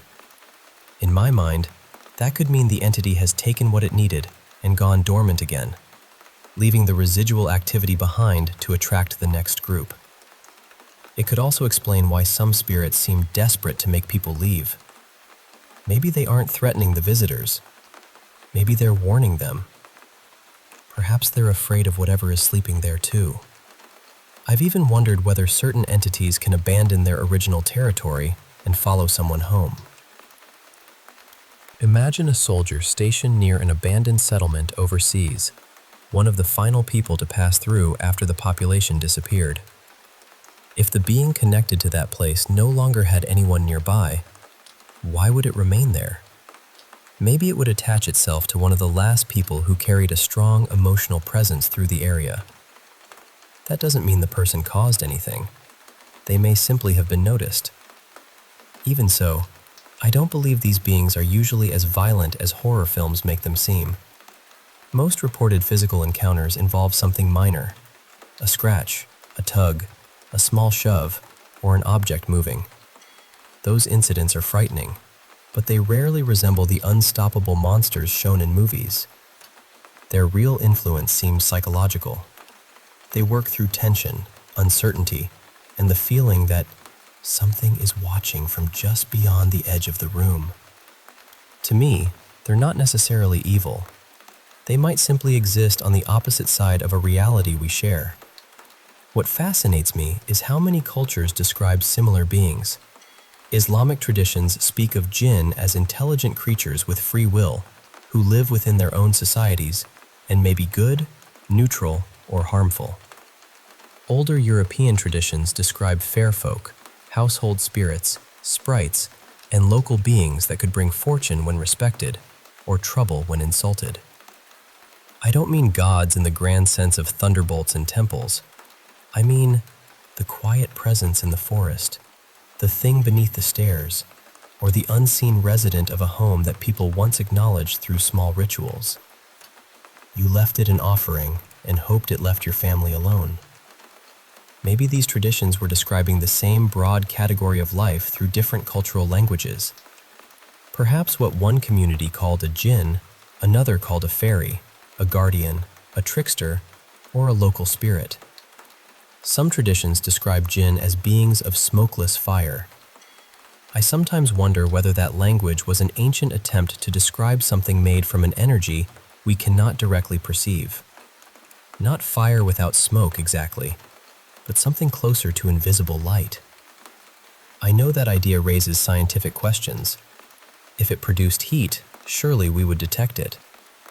Still, the metaphor feels as though it might be pointing towards something real, even if the old description wasn't literal. The simplest version of my theory is this: humanity has always lived beside these beings. We once gave them names, stories, offerings, and attention. Over time, we stopped acknowledging them, but they didn't disappear. They simply found other ways to interact with us. And here's another thought that genuinely excites me. What if fear isn't the only emotion they can receive? Some people claim to have calm, detailed conversations with spirits. Security guards speak to someone who never appears on the cameras. An elderly woman chats with a familiar presence in an empty room. Children describe visitors in closets or beneath their beds with surprising clarity. Maybe those encounters happen because the person isn't afraid. Maybe a being will accept affection, curiosity, admiration, or respect just as readily as fear. Fear might be fast and intense, but kindness could create a deeper connection. You can tell a spirit that you come peacefully as many times as you like, but if your hands are shaking and every sound makes you jump, perhaps it senses the truth. Real calm can't always be performed. Maybe genuine innocence, compassion, or simple openness allows communication to happen without words. I also wonder whether modern technology has actually made spirits harder to observe. If they exist beyond our visible spectrum, perhaps they can detect the infrared sensors and low-light systems in our cameras. To them, a phone pointed into a dark hallway might look like a bright spotlight. Avoiding the camera could be easy. Paranormal investigations might still benefit them, though. Investigators arrive already expecting fear. The location gains attention, visitors keep coming, and emotional energy continues to build. That gives an entity a reason to reveal just enough to maintain the mystery, but never enough to prove what it is. Sometimes, during sensory deprivation experiments or spirit box sessions, an apparent presence begins answering questions with unusual clarity. Then, just as the conversation seems close to revealing something important, a scream, bang, or threatening event ends the session. I've always wondered whether that interruption is deliberate. Maybe there are rules. Maybe these beings belong to communities or societies of their own, and revealing too much is forbidden. I remember watching an investigation where a large group gathered in the center of an abandoned village. Some were experienced investigators, while others had never participated in anything paranormal before. There were more than 20 people sitting together beneath a pavilion, asking questions during a final experiment. Strangely, that was when the answers became clearest. It felt less like random noise and more like something sitting among them, listening carefully and responding to specific questions. One newcomer seemed to form an especially strong connection, and the responses appeared to confirm details they had mentioned earlier. Maybe the size of the group created enough emotional energy for communication, or perhaps the variety of people mattered. Experienced investigators often arrive guarded and alert, while first-time visitors may bring a more natural mixture of wonder, nervousness, and sincerity. Of course, I know all of this is speculation. I enjoy exploring these ideas because I've had experiences that I still can't fully explain. As a child, I sometimes saw a tall, shadowed figure standing near my bedroom doorway at night. On another occasion, I heard something small searching through a bathroom while I was trying to fall asleep, opening cabinets and shifting objects even though no one was there. There have been other moments too. None of them gave me perfect answers, but they left me with the feeling that reality is stranger and more crowded than we assume. After years of watching paranormal investigations, studying folklore, and talking with people about their experiences, I've come to believe that something may have been here before us. Perhaps our ancestors worshipped it, feared it, bargained with it, and built stories around it. Now that most people no longer participate in those traditions, these beings may rely on curiosity and fear to draw us back. There's one final possibility I find fascinating. Maybe some hauntings are created by us. There's an idea called an egregore, a presence formed or strengthened through the shared attention and belief of a group. If thousands of people repeatedly enter a house expecting it to be haunted, their fear and imagination might gradually leave an imprint. Eventually, the place may begin behaving exactly as everyone expects.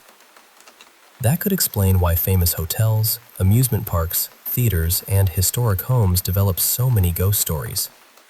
Millions of people pass through them, carrying excitement, grief, nostalgia, fear, and expectation. Perhaps all of that emotion accumulates. Maybe some spirits are ancient beings. Maybe some are echoes of people who died. And maybe some are stories that became strong enough to start telling themselves. Whatever the truth is, I don't think ghosts are simply monsters waiting in dark rooms. I think they may be part of an ecosystem we no longer understand, shaped by attention, emotion, memory, and belief. We didn't stop living beside them. We just stopped noticing.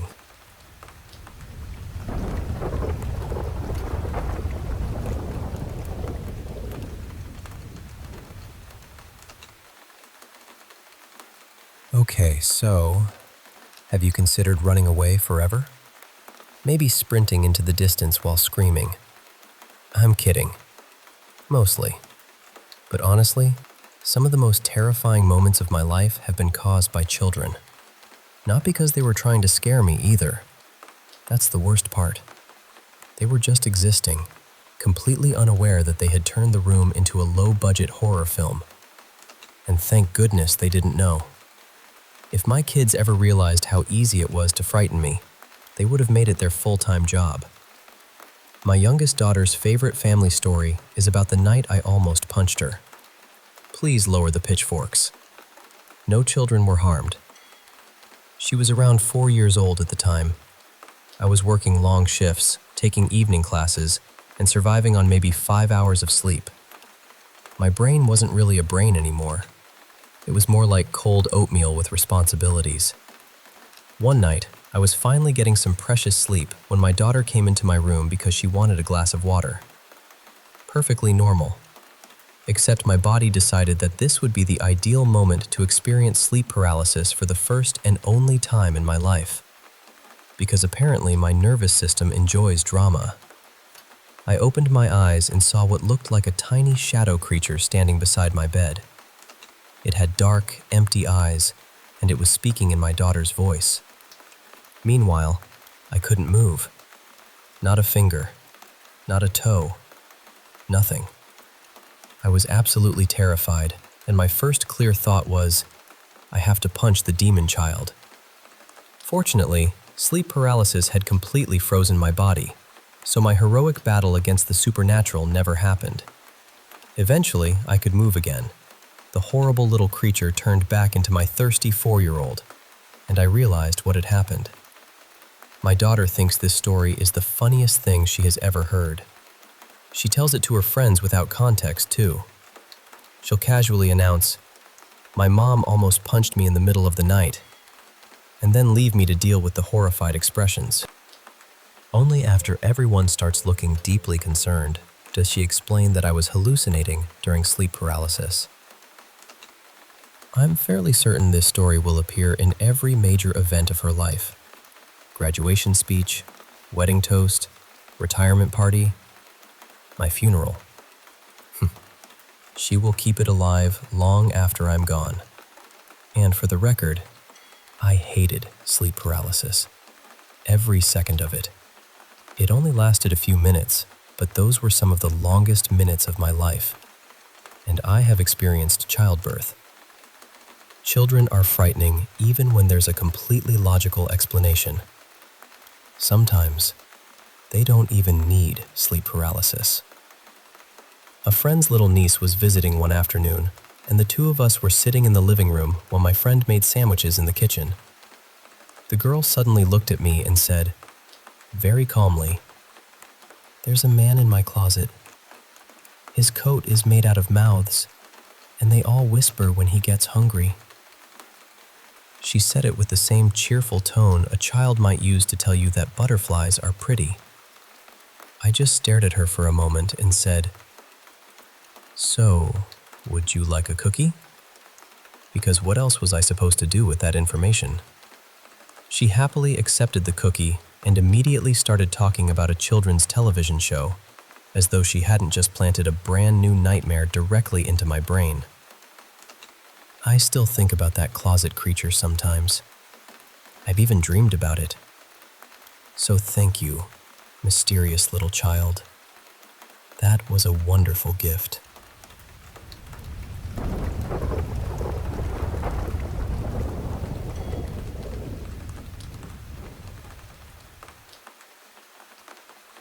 Honestly, hearing about that thing in your basement copying your mom's voice gave me chills.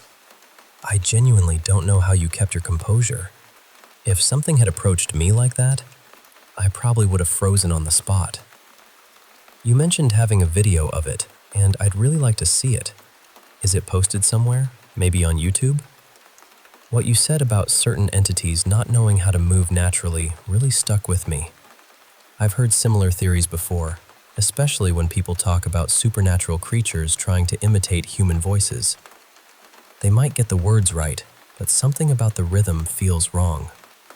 The pauses are too long, the tone shifts strangely, or the voice sounds almost mechanical. It reminds me of one of the most frightening stories I ever heard on a paranormal television show. A man named Evan described something that happened when he was 17. He was staying at his family's cabin in a remote wooded area while his parents drove into town for groceries. He was sitting alone in the living room when he happened to glance through the window. At the edge of the trees, he saw something standing upright. He said it had the general shape of a deer, but its body was much too tall and thin. Its head looked like an exposed deer skull, and the space around it seemed distorted, almost like heat rising from a road. Naturally, Evan panicked and dropped beneath the window. That was when he heard it move. It crossed the distance from the woods to the cabin in only 3 steps. 3 impossibly slow, heavy steps. First came the sound of something striking the dirt, then the gravel driveway, and finally the wooden porch. He could hear hooves scraping across the boards. A few seconds later, the doorknob began to turn. Then his mother's voice came from the other side of the door. "Evan, let me in. I left my keys inside." At first, it sounded almost perfect, but as the voice continued, he noticed a strange trembling beneath the words. He described it as a warped, watery sound, like someone speaking through a damaged radio. The sentences also came out with the wrong rhythm, as though whatever was outside understood the words, but not how a human being would naturally say them. That tiny mistake was what convinced him not to open the door.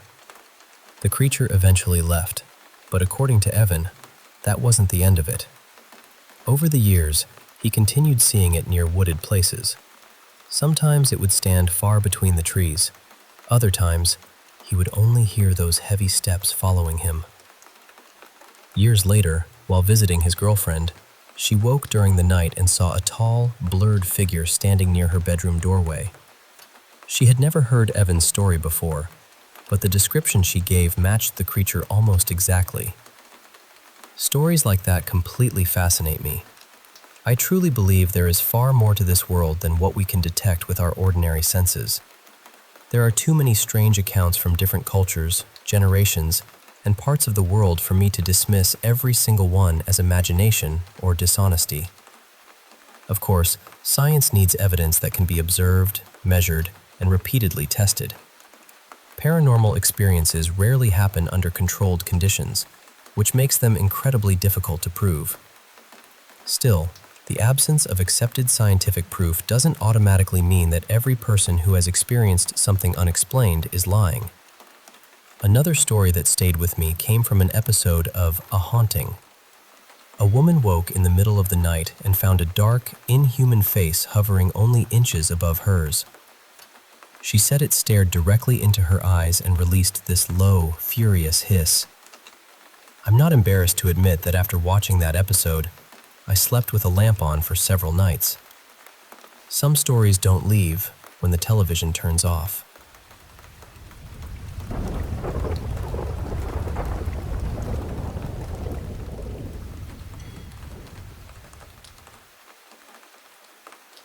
Okay, this still unsettles me whenever I think about it, mostly because I've never been able to explain the feeling I had that day. I've always been sensitive to people's energy. I'm spiritual, but I wouldn't call myself religious. Every now and then I'll meet someone, look into their eyes, and feel this sudden warning move through my body. It's only happened a handful of times, and later I usually find out there was a reason I felt uneasy. But this experience was different. This was the only time the word demon entered my mind. I hadn't planned anything unusual that afternoon. I just wanted to take a quiet walk beside a river trail. It was a gray, bitterly cold day, and the small parking area was almost completely empty. As I got out of my car, I noticed a man near the far end of the trail, where the path opened into the parking lot before continuing into the trees. He was barefoot. He had on a thin t-shirt and loose sweatpants, even though it was freezing. He was standing near a picnic table, shouting, "Help! Somebody help me!" I immediately felt hesitant. I was alone, and as a woman, I knew I needed to be careful. Still, I didn't want to ignore someone who might genuinely be hurt. So I slowly crossed the parking lot, stopping several meters away from him. "Are you okay?" I asked. He said something about having a thorn or an insect stuck in his foot. I couldn't completely understand him. Then he asked whether I had any water. I told him I did and that I would go back to my car to get some. As soon as I turned away, he started muttering under his breath. There was a lot of swearing, although I couldn't make out every word. His whole manner suddenly changed, and I could feel myself becoming more uncomfortable. At that point, I assumed he was either mentally unwell, under the influence of something, or possibly both.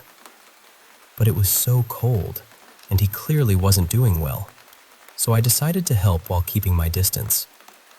I went back to the car and found a spare plastic bottle. I poured some of my water into it while watching him from the corner of my eye. I could hear him calling for help again. At one point, I thought I heard him insult me, but I wasn't certain. I just kept reminding myself to stay alert. When I walked back, I didn't hand him the bottle directly. I placed it on the picnic table in front of him. Then he looked up. Our eyes met.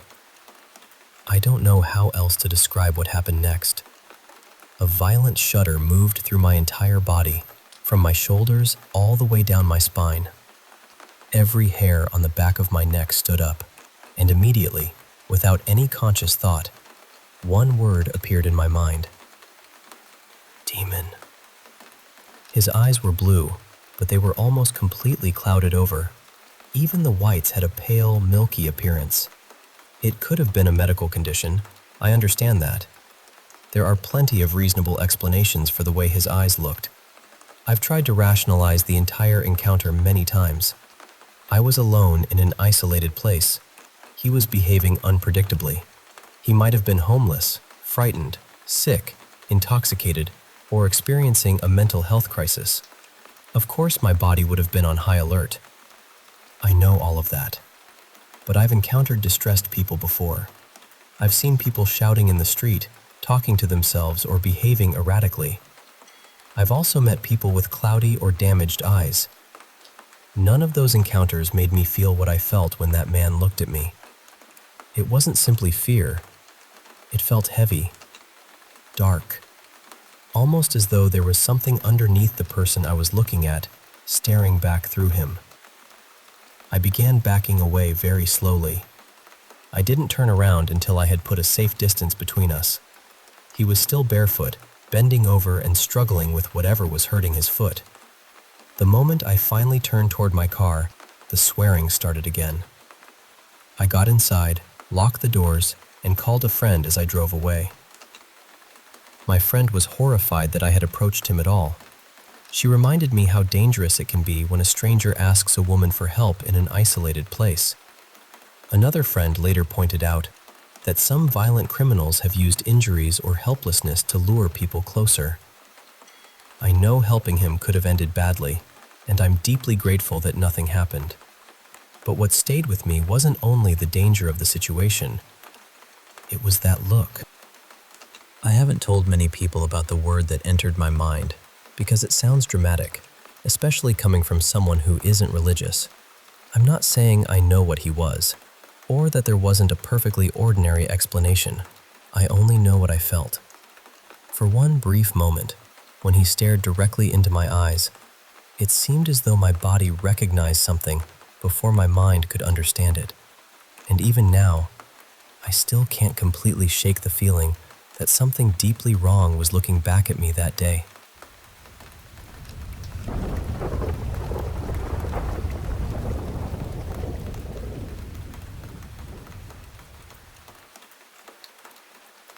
People dream about winning the lottery all the time.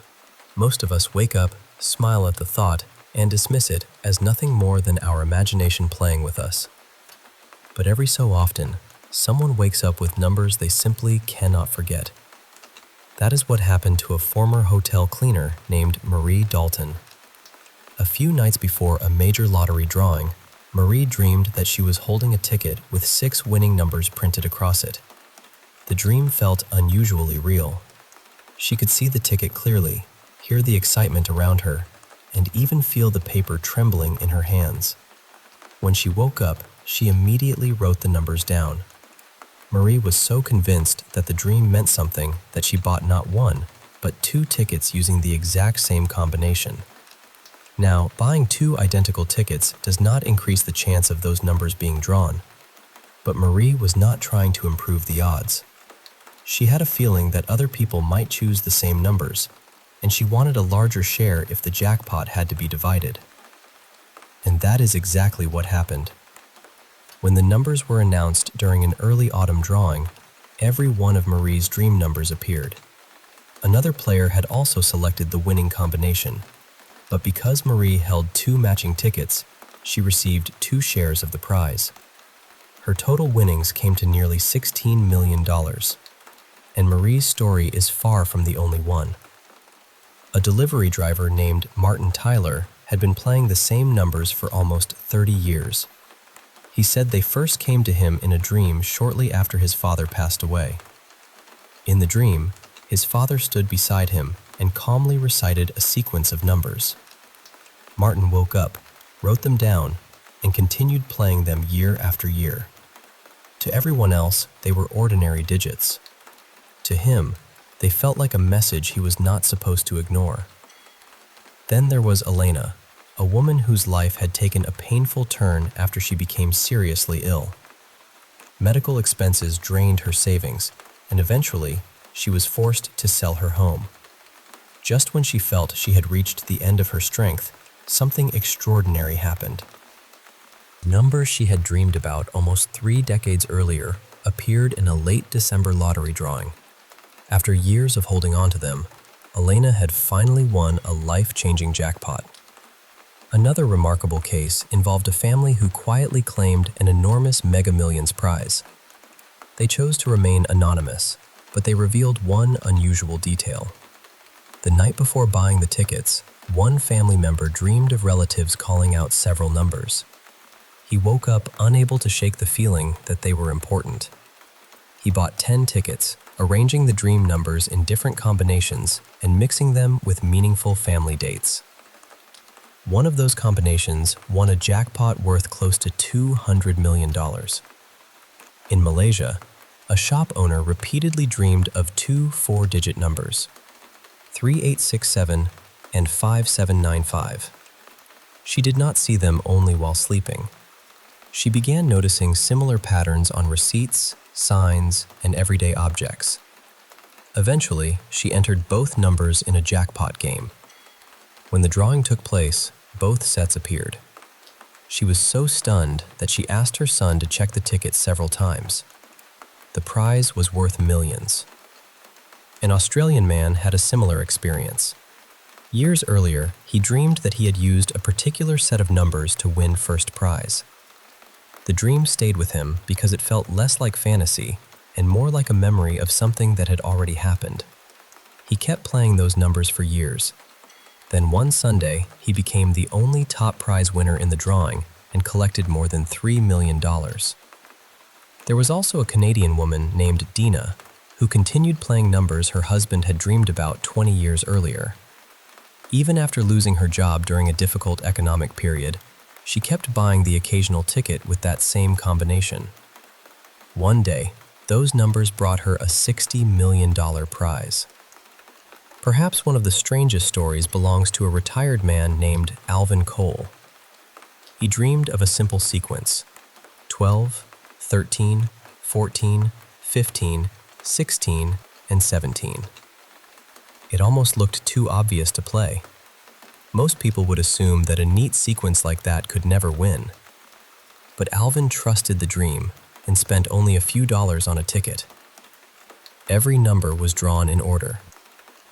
He won $250,000 and later admitted that the reality of it still had not fully reached him. In Manitoba, Marina Daigle had played the same meaningful numbers for decades. They represented the ages of her relatives when the family moved to Canada, along with the date they arrived. The night before one particular drawing, Marina dreamed that she had won a fortune and was sharing it among her loved ones. The next day, her numbers won nearly $7 million. Two retired friends, Gerard Olin and Mark Lavoie, also spent years playing numbers that came from an old dream. Mark had dreamed of the combination back in the 1990s.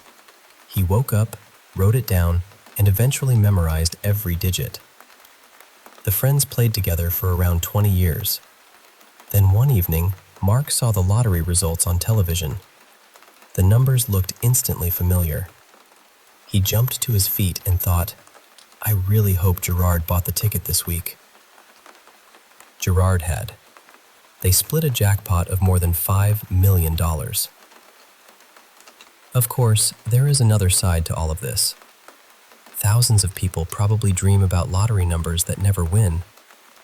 We rarely hear their stories because nothing remarkable follows. That makes it impossible to prove that these winning dreams were genuine predictions rather than extraordinary coincidences.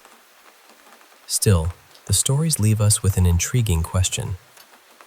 What if dreams sometimes reveal information that our waking minds cannot understand? We experience time as a straight path. Yesterday sits behind us, tomorrow waits ahead, and we move between them one moment at a time. But some ideas in physics suggest that time may be far more complicated at the quantum level.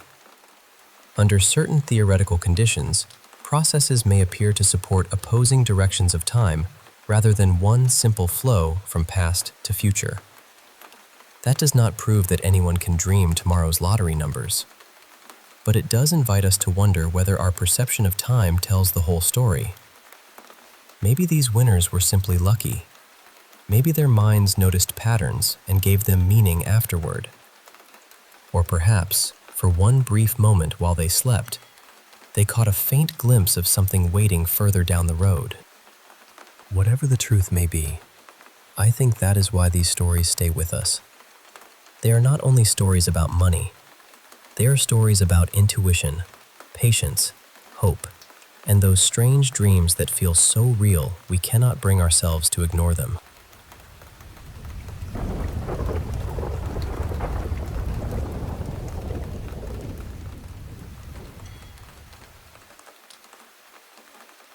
You know, my grandparents' house was the kind of place where strange little things happened so often that most of us eventually stopped talking about them.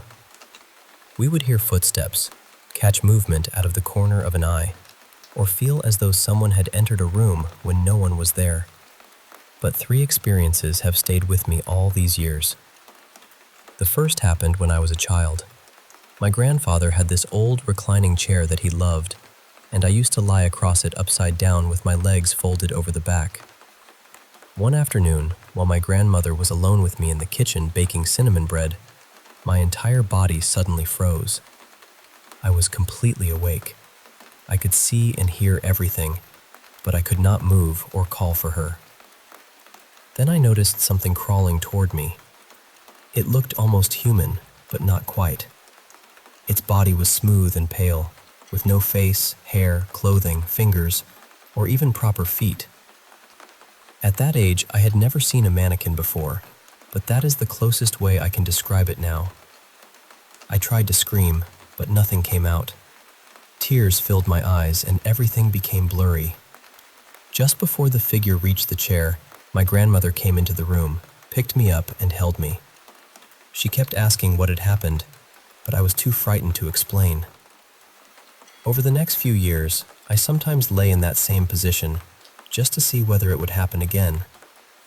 I know that sounds strange, but part of me needed to know whether it had been real. Every time, the paralysis returned, and every time, that faceless thing came closer. The final time, it reached out and touched my arm. I still could not move or make a sound. Then everything went black. When I opened my eyes, my grandmother was standing over me, shouting my name and asking why I would not wake up. Not long after that, my grandparents got rid of the chair. I never saw the figure again.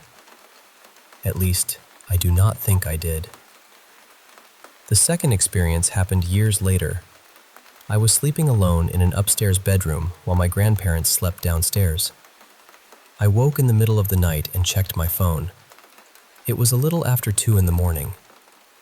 That was when I heard someone struggling to breathe. The sound came from the bottom of the staircase. Slowly, it began moving upward. Between each breath, I heard something dragging or crawling across the steps. I lay still and pretended to be asleep, keeping one eye slightly open. The bedroom door creaked wider, and something crawled inside.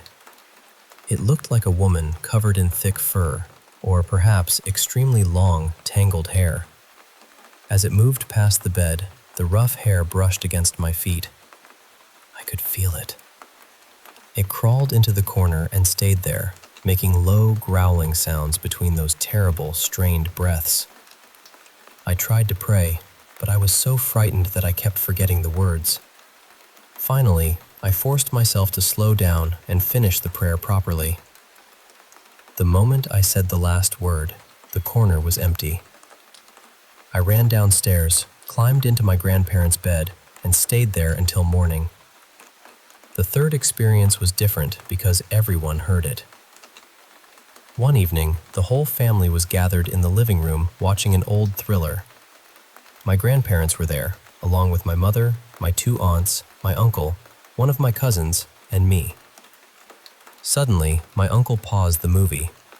Heavy footsteps were running across the floor upstairs, back and forth, as though someone were racing from one end of the hallway to the other. No one was upstairs. My uncle quietly asked whether anyone else had been hearing it. My mother and youngest aunt both said they had, but they had assumed the sound was coming from the movie. Then it happened again.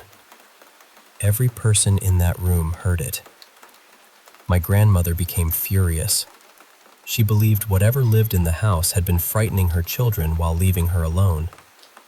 She marched upstairs, threw open every window, and began shouting into the empty rooms.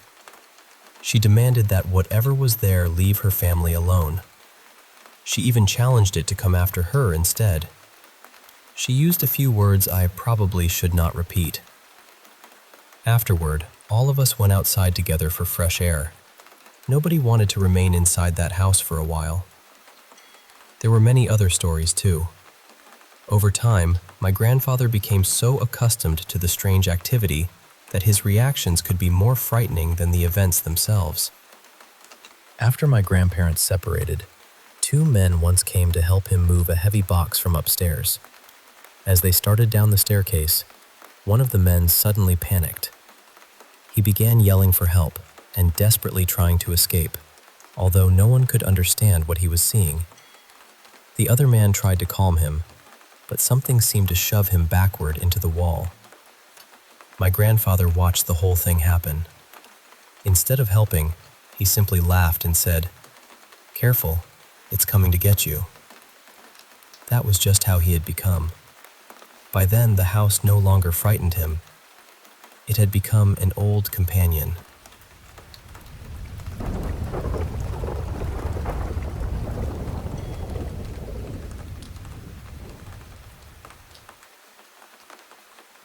Hey, I want to share a story with you about Jody, a woman whose life took a turn from eerie nightmares to a hopeful new beginning, only for the past to creep back in when she least expected it. It's one of those stories that reminds you how the shadows of our past can linger, no matter how far we run. So, Jody had been living in this old apartment in Walnut Grove, and things were, let's just say, unsettling. Strange noises, cold spots, feelings that someone was watching her. Classic haunted apartment stuff. She finally reached out to the building manager, hoping for some answers or at least a change. The manager listened and offered her a deal. A new apartment downtown, in a different building, but with one catch. She couldn't talk about the haunted apartment anymore. No stories, no complaints, nothing. Jody was relieved and agreed right away. Who could blame her? She packed up, left behind the creaks and whispers of Walnut Grove, and moved on. And you know what? At first, life started to look up for her. The new place was quiet, brighter, and most importantly, peaceful. Jody landed a good job, met Joel Wiley, a kind and supportive partner, and slowly, she felt herself coming back to life. The nightmares stopped too. For a while, it seemed like the dark chapter was closed. But then, something unexpected happened.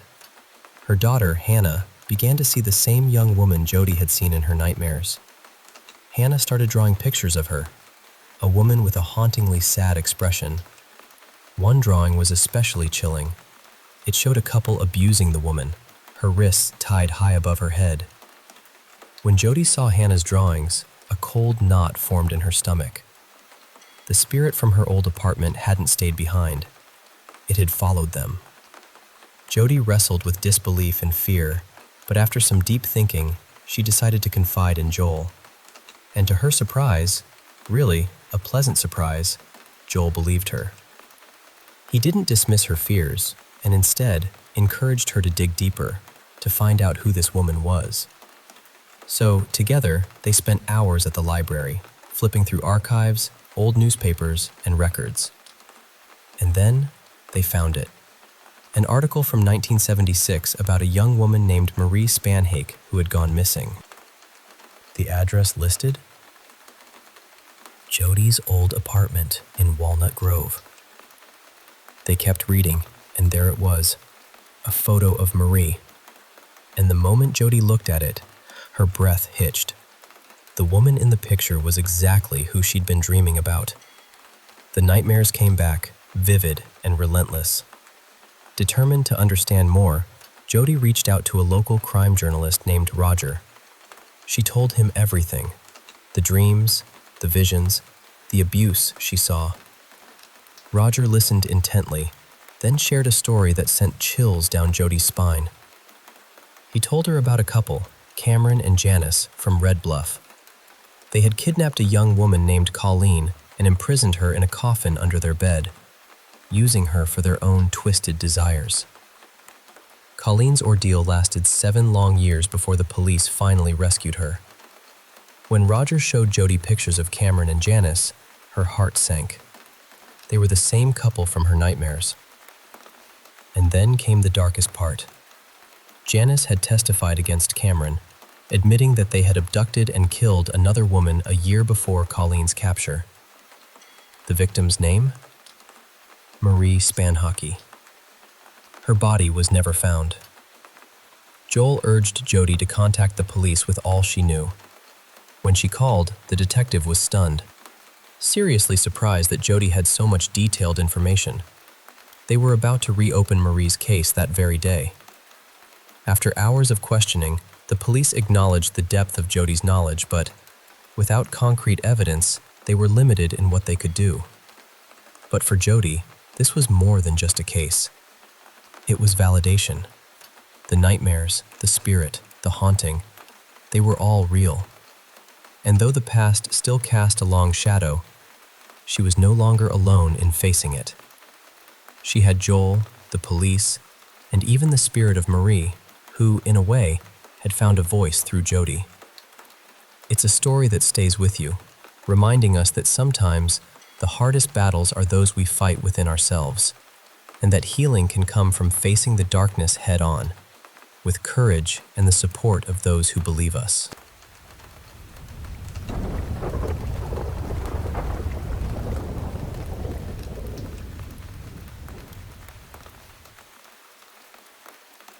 Hey, I want to share a story with you, one that's a little unsettling, but also deeply human.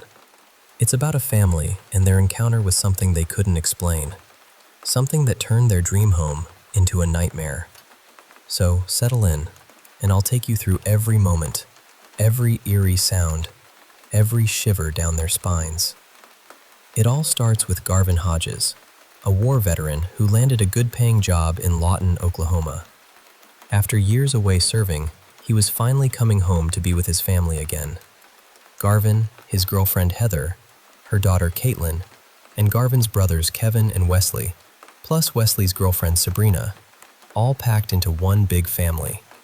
Garvin needed a house big enough for everyone, and in 2009, he found one that seemed perfect. A spacious home right in the heart of a peaceful neighborhood. Now, when Garvin first showed up at the doorstep, the previous tenant greeted him.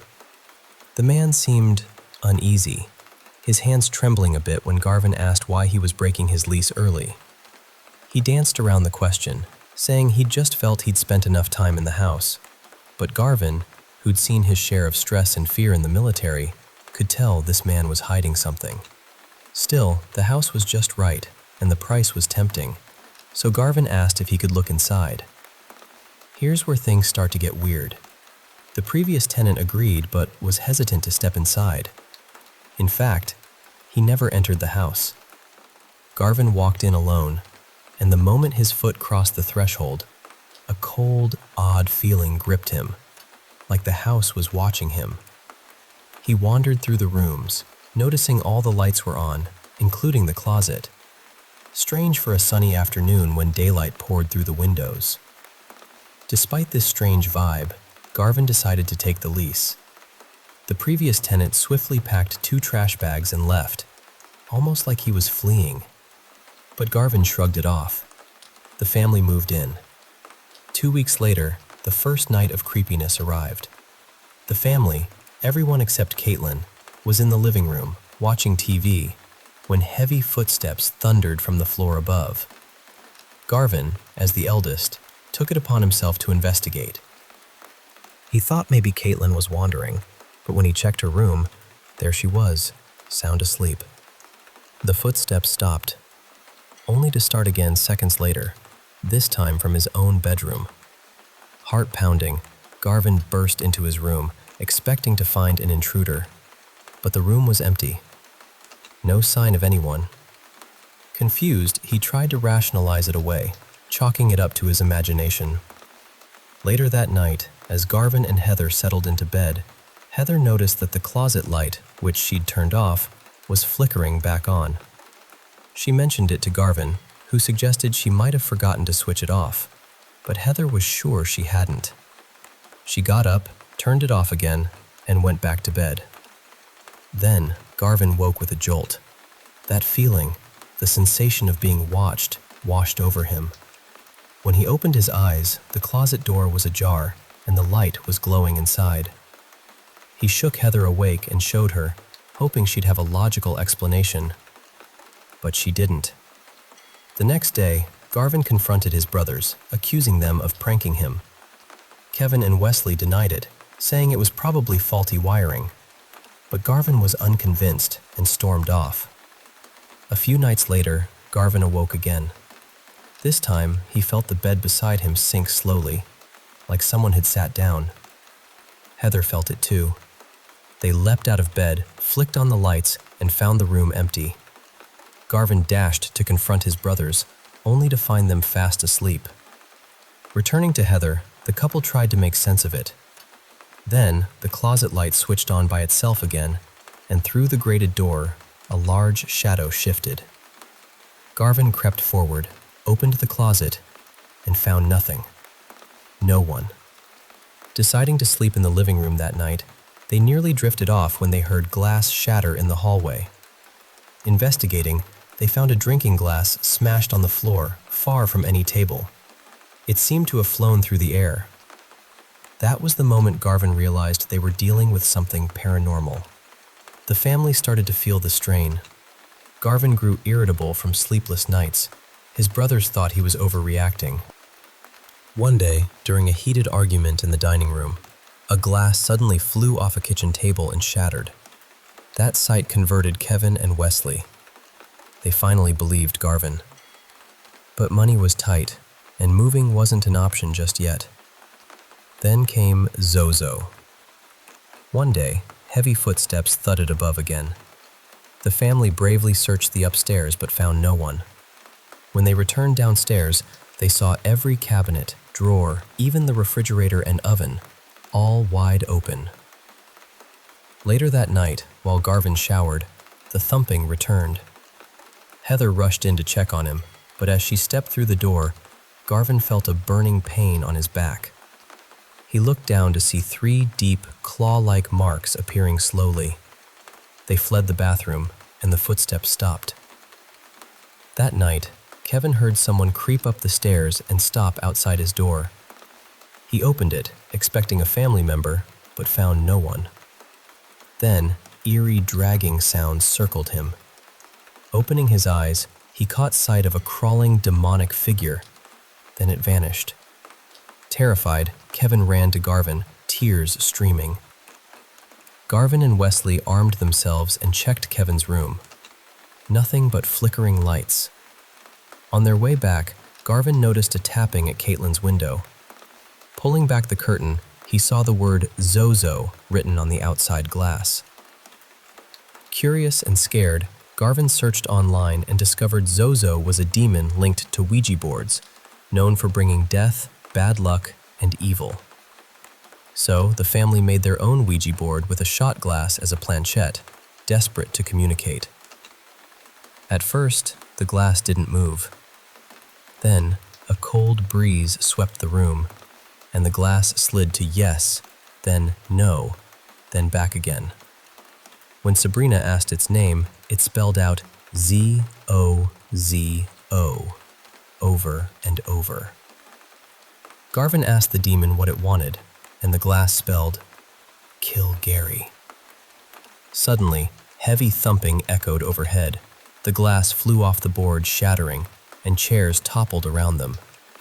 Heather grabbed the board, and as soon as she did, everything stopped. Terrified, the family burned the board.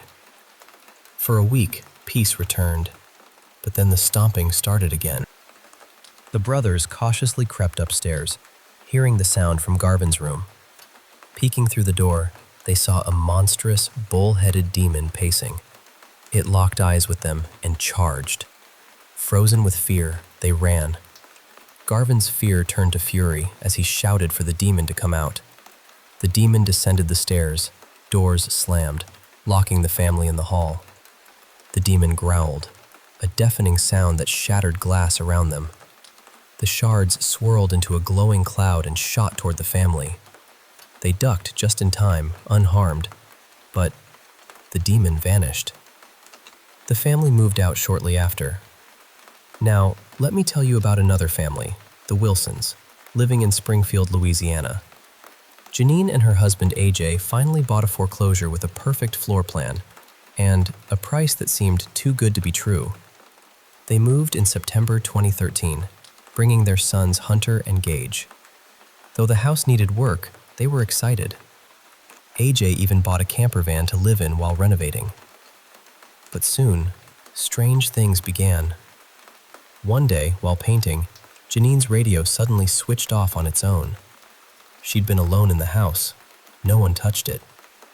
She turned it back on, but it shut off again. This got her heart racing, especially since she had heart issues and needed medication. Months later, during Gage's birthday party preparations, Janine went to the store, leaving her mother Beverly alone. Beverly heard faint footsteps and felt movement, but saw no one. Then, she caught a glimpse of a figure behind her, and she ran out terrified. Janine returned to find her mother shaken. She searched the house but found nothing. AJ, ever the skeptic, blamed it on movies. One night, alone washing dishes, Janine felt a cold breeze despite all windows being closed. Then, something poked her hard, causing her to drop a dish. She spun around. No one there. Then, something yanked her hair fiercely. Terrified, she bolted to the camper van but realized she'd left her heart meds inside. Racing back, she grabbed them and fled again. Later, her son Hunter was talking to an invisible friend who threatened to hurt Janine if Hunter didn't befriend him. Janine's breath caught, but she hid her fear. Calling in her father Jeff for help, he was skeptical until he saw a rosary swinging on a door handle and heard heavy footsteps from the attic. Pictures fell, plaster rained down, and Jeff shouted, "Show yourself!" The noise stopped. Then, Janine showed Jeff 3 deep claw marks on her back. She sent the boys to grandparents for safety. AJ finally believed Janine after witnessing a door open and close on its own during an argument. The couple tried hanging crucifixes and reading the Bible around the house, but one night, the Bible levitated, slammed shut, and frightened them so much they fled to the camper van. Janine left a tape recorder in the kitchen, hoping to catch evidence. When she played it back, after silence, a demonic growl whispered, "She will die." Then came the worst. One afternoon, Janine heard her sons playing on the porch, but their voices faded. She found herself pinned down by an invisible weight in an upstairs bedroom. A demonic whisper urged her to look under the carpet. She tore it back, and immediately the pressure lifted. AJ discovered a massive pentagram with satanic symbols carved into the floor beneath the carpet, a sign someone had summoned a demon. They called a minister for help, scared and desperate. These stories remind us how sometimes, beneath the surface of what seems normal, something dark can lurk. For Garvin, Janine, and their families, their homes weren't just buildings. They were battlegrounds between light and shadow. Thanks for listening. Stay safe and trust your instincts. You never know what might be hiding in the quiet corners of a house.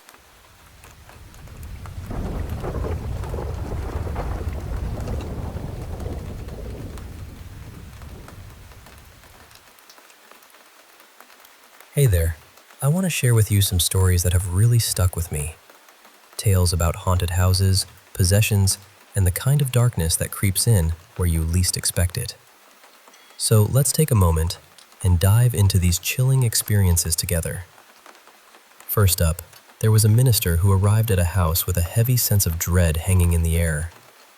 The moment he stepped inside, he could feel the evil lurking within those walls. He wasn't alone. AJ and Janine were with him, walking each room as the minister recited verses from the Bible and sprinkled holy water in an attempt to cleanse the house. But as the ritual went on, Janine suddenly felt a wave of sickness wash over her. Her heart raced uncontrollably, and AJ, noticing her distress, gently guided her to sit down. Janine's breath grew shallow, her chest tightening as though something invisible was squeezing her. A darkness was creeping in, slowly swallowing her consciousness until she blacked out completely. It was terrifying to witness someone you care about lose control like that. The minister continued his work for about an hour, and when he finally finished, AJ went to check on Janine. She looked utterly drained, like every ounce of strength had been sucked from her body. Without hesitation, he decided to take her to her parents' house for safety. As they drove, AJ kept asking how she was doing, but Janine remained silent. Growing frustrated, he repeated the question more firmly. Suddenly, Janine lifted her head, her eyes, once familiar, now completely black. In a voice that wasn't hers, deep and demonic, she said, "I'm fine." That's when AJ realized the unthinkable. His wife was possessed. Speeding down the road, he raced to her parents' home, where Janine's parents waited anxiously. Despite her body feeling ice cold, her pulse was steady, which only added to the eerie feeling. When her mother asked what was wrong, Janine's eyes turned black again, and in that same chilling voice, she repeated, "I'm fine." The family gathered, reading Bible verses aloud, desperate to hold the darkness at bay. In a moment of clarity, Janine regained her senses and confessed that a demon was inside her. When the minister arrived, he saw the struggle firsthand. With AJ and Janine's father Jeff holding her down, the minister began the exorcism. Janine shook violently. Her eyes blackened once more as demonic growls filled the room. The minister anointed her forehead with holy oil, tracing a cross, while her family called out her name. Slowly, the blackness in her eyes faded, and she returned to herself, finally free. To escape the lingering evil, the family moved out with their sons in the cold January of 2014. Now, I want to tell you about a haunted mansion in Mansfield. Back in 1994, a newly divorced woman named Amy Moores was searching for a home. She stumbled upon an abandoned house that, despite needing a ton of work, captivated her artistic soul. It was like a blank canvas waiting for her touch.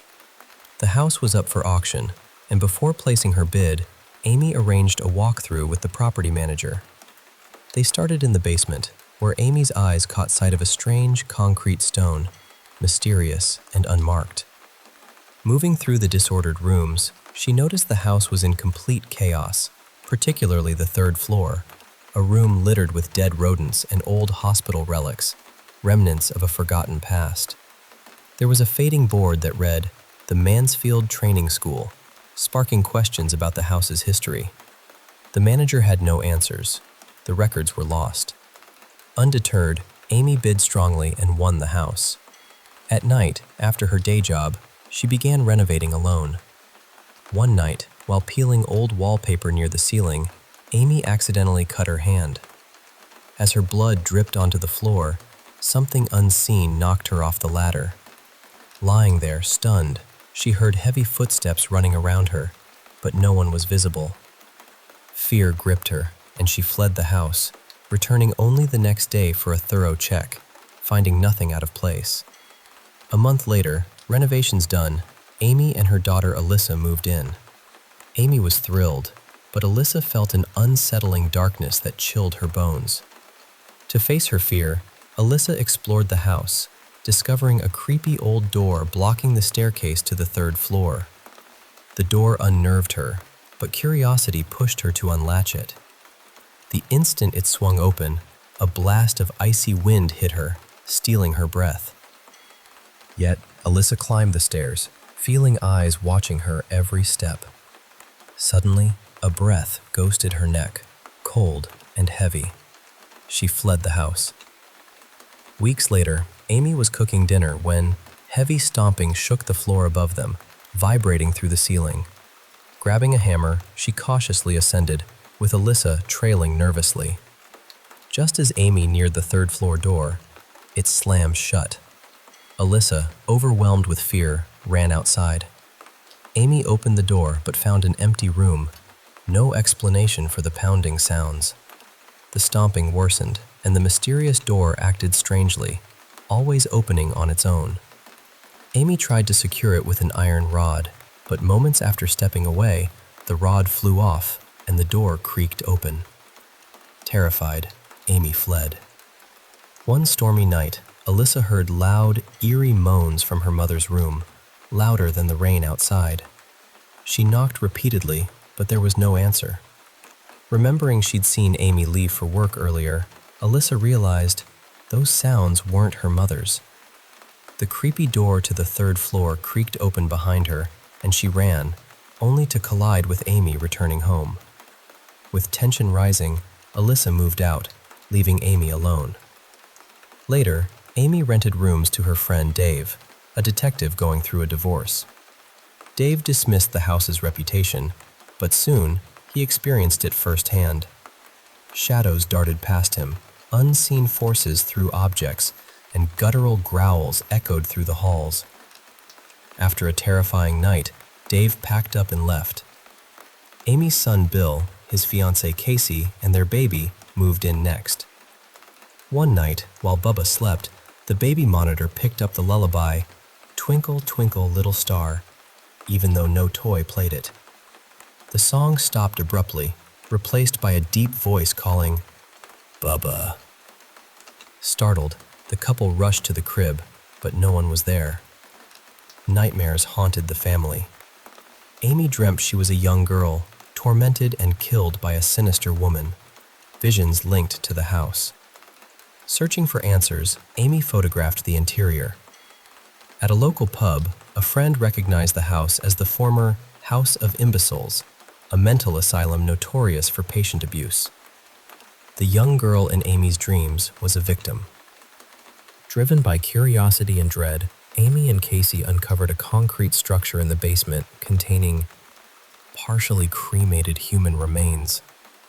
Despite the horrors, Amy remains in the house, living with the shadows. Now, let me tell you about the Stowe family. Married in 1999, Mike and Stacy lived a happy life with their son Cameron. Stacy was expecting their daughter in 2004. One day, Stacy had a terrifying vision: Mike dying in a car accident. Her heart ached with premonition. Soon after, she learned it had come true. Mike had died.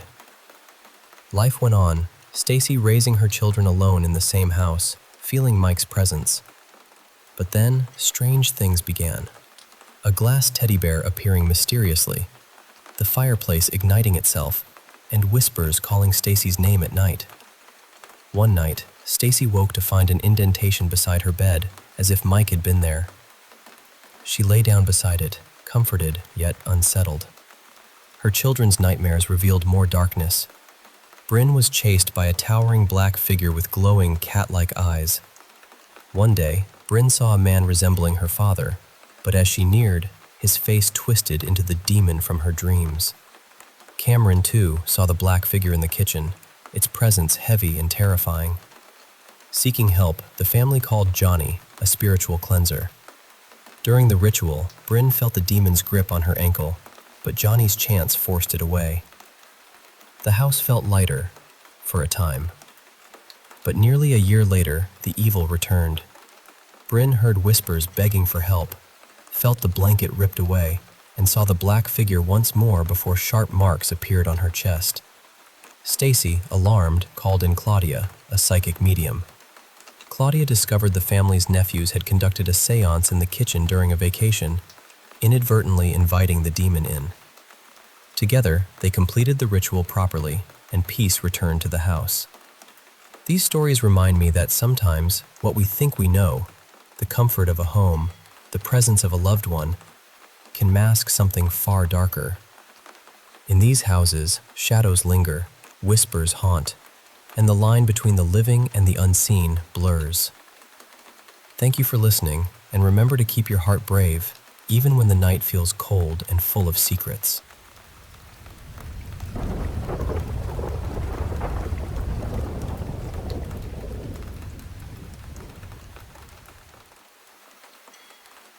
Hey, I need to share something really unsettling with you. It's been a couple of nights now, and honestly, I feel like something is, well, after me. Let me explain. So the past 2 nights, I've been sleeping with my blinds wide open. Didn't even realize it until just recently. You see, my routine is pretty much the same. I leave for work when it's still dark outside, and I come back home when the sun's already set. But sleeping with those blinds open? I hadn't thought much of it until now. Each night, I'd keep waking up again and again, like some invisible presence was nudging me awake. I just moved here not too long ago, and someone mentioned, half joking, half serious, that this place is in Wendigo country. Yeah, that old folklore about these eerie, malevolent beings lurking in the woods.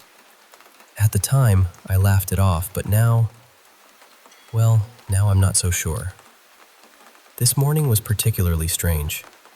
I was outside, scraping the stubborn ice off my windshield, the air crisp and biting against my skin. Suddenly, right as I was focused on my task, the street lamp above flickered and went out. Immediately after, the motion sensor lights on the garage shut off too. What really got me was that every single house on the street went dark. No porch lights, no windows glowing, just pitch black. It was like the entire neighborhood had vanished into shadows. I felt this intense, almost primal fight or flight surge rush through me. I couldn't help it. I literally said out loud, "Nope," and hurried into my car. The weirdest part? I was almost scared to look out the windows. Something inside me screamed not to look at all, to avoid the darkness beyond the glass. It was like my instincts were trying to protect me from whatever was lurking just out there. Then, just as suddenly as it went off, all the lights flicked back on. The normalcy washed over me, and the fear started to fade. Later that evening, on my way back home, I experienced something else. I was driving along the highway when, out of the corner of my eye, I caught movement, something darting quickly beside my car along the shoulder, on the passenger side. That old surge of fear settled deep in my gut again. I tried to reason with myself, telling myself I was just being paranoid, that maybe it was a deer or some other animal. But the thing is, I couldn't stop looking out that window. And with deer crossing signs everywhere, I had to stay alert, which made glancing impossible to avoid. When I took my exit off the main road, the darkness felt thicker, more oppressive. No streetlights, just the cold beam of my headlights cutting through the night. My heart was pounding harder now. I tried to shake off the unease, but as I pulled onto my street, I heard it. This breathy sound, like a loud exhale or maybe a whispered hiss. And it wasn't inside the car. It felt like it was just outside, hovering close, right next to me. I pulled into the driveway with shaky hands, the cold air biting at my skin as I turned off the engine. Then, out of the corner of my eye again, I saw something, tall, quick-moving, dart behind my roommate's vehicle. I couldn't get a clear look at it. It was too fast, and the shadows swallowed it up almost instantly. That feeling of being watched, though, it hit me from every direction all at once. I was terrified to even switch off the car because I knew I'd have to leave its safety and walk just a few steps to the house. But with it being around 8 degrees Fahrenheit, staying outside was hardly an option. I bolted inside as fast as my legs could carry me, slamming the door behind me. Crossing that threshold, I finally felt a bit of relief. The house itself has been cleansed before, after some previous paranormal encounters, so I usually feel safe here. But when I got to my room and saw my blinds still open, that old fear surged back, fierce and unrelenting. I yanked them down quickly, shutting out the night and whatever was lurking beyond. Now, as I've been sitting here writing this down, I keep hearing it. Something brushing against the outside walls of the house. Sometimes it's soft, almost like a whisper of movement.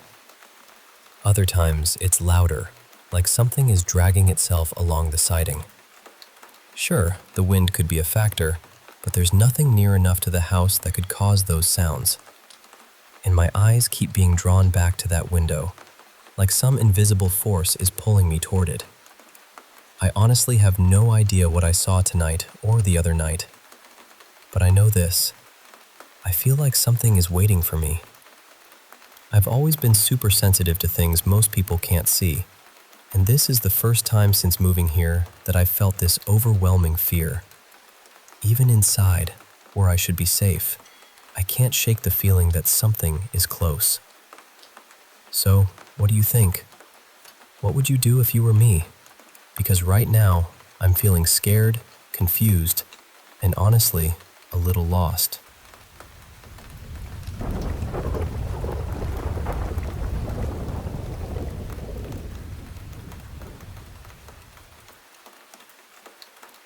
You know, there are some stories that stay with you, not because you're certain they're true, but because so many people swear they experienced them. This one begins with President Abraham Lincoln. He died early on the morning of April 15th, 1865, after being shot the previous evening while watching a performance at Ford's Theater.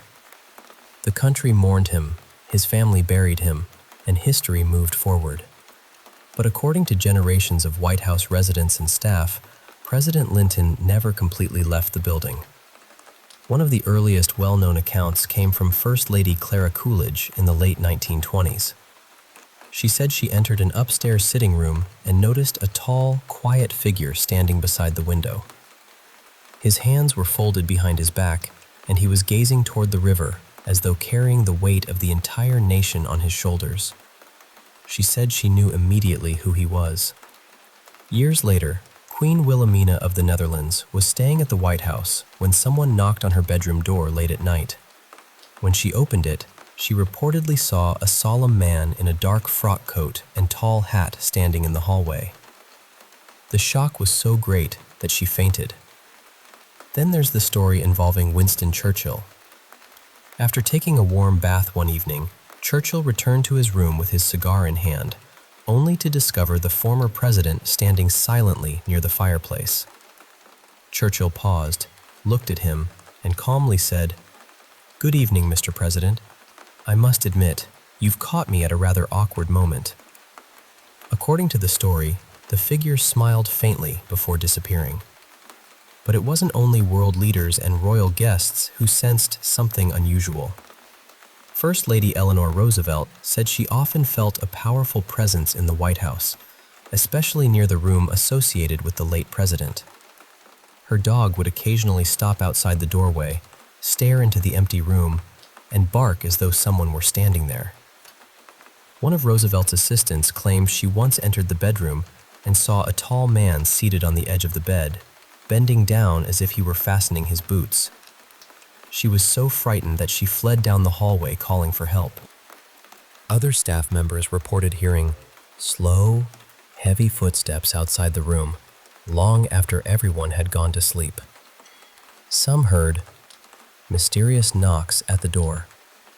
Margaret Truman said it happened to her when she stayed there as a young woman.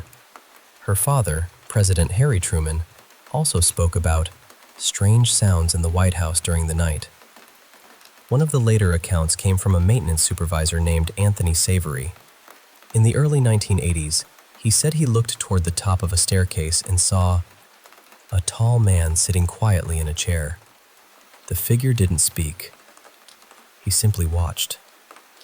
Anthony said he recognized the man immediately from the portraits hanging throughout the building. What makes this story so fascinating isn't only the number of sightings. It's the variety of people who reported them. A queen, a prime minister, first ladies, presidential family members, and longtime White House employees. Perhaps they all misunderstood what they saw. Perhaps the old building, with its creaking floors, deep shadows, and enormous history, played tricks on their minds. Or perhaps President Abraham Lincoln remained there because some part of him still felt responsible for the country he fought so hard to preserve. Whatever the truth may be, his story reminds us that certain lives leave such a powerful mark that even death seems unable to close the door behind them.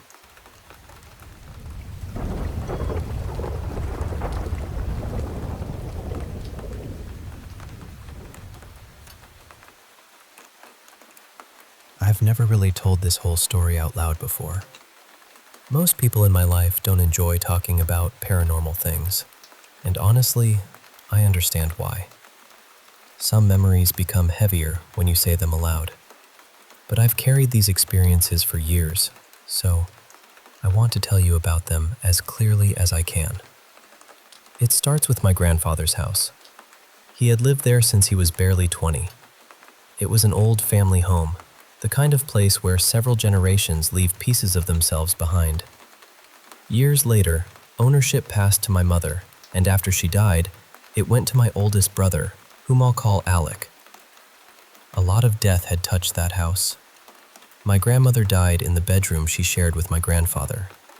My great-grandfather passed away on a mattress my mother later slept on, although she placed a newer mattress over it. Several family dogs died there too, including my mother's little dog, Milo. There was also a man, someone I never knew, who died by suicide in the detached garage behind the laundry room. So the house had a long history of grief. Whether that matters or not, I can't say for certain.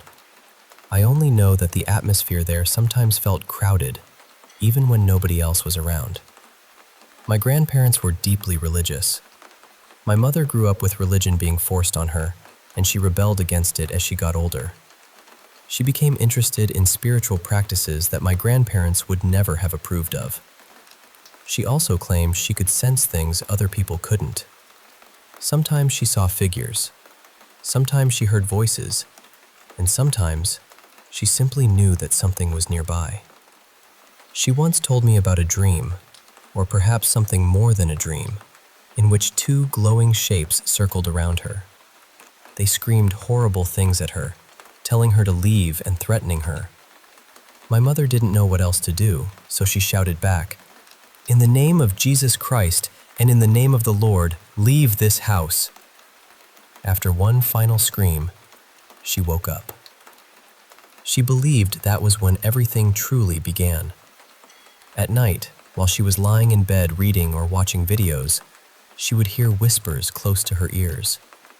Occasionally, she felt someone breathing against the side of her face. Other times, she felt fingers gripping her arm or shoulder. Strangely, the whispering didn't bother her very much.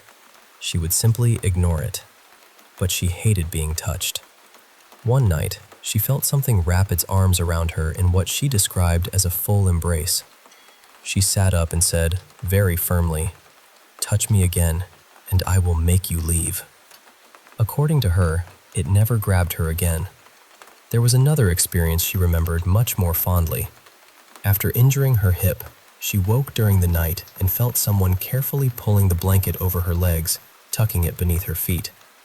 She was convinced it was her grandfather looking after her. By then, my parents had divorced. My mother moved back into her childhood home with my grandparents. Later, Alec moved in as well. Whenever my other brother, whom I'll call Ander, and I stayed overnight, we slept in the same bedroom. There was a bunk bed against one wall and a mattress on the floor beside it. Alec usually took the floor mattress, while my mother and I shared the lower bunk.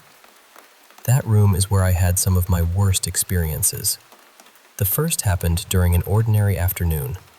I was lying on the lower bunk with our dog Zoe curled near my feet. My mother, Alec, and my grandfather were all in the living room. My back was facing the bedroom door. It was a heavy wooden door. It didn't latch properly, but it still needed to be physically pushed open. A breeze couldn't move it. While I was lying there, I heard the door slowly creak open behind me. I assumed my mother or Alec was coming into the room. Nobody entered. Zoe stood up immediately.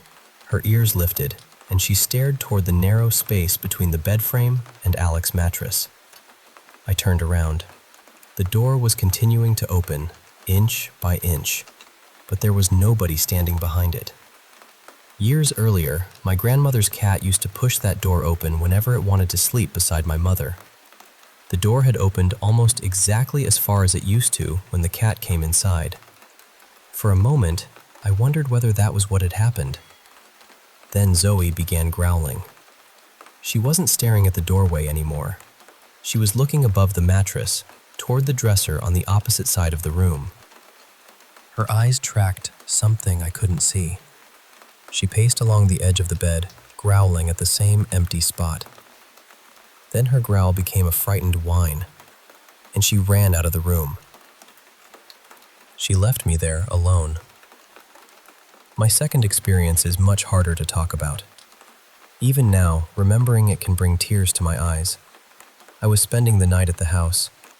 Alec was sleeping on the mattress on the floor, while my mother and I were sharing the lower bunk. Ander wasn't there that night, so the upper bunk was empty.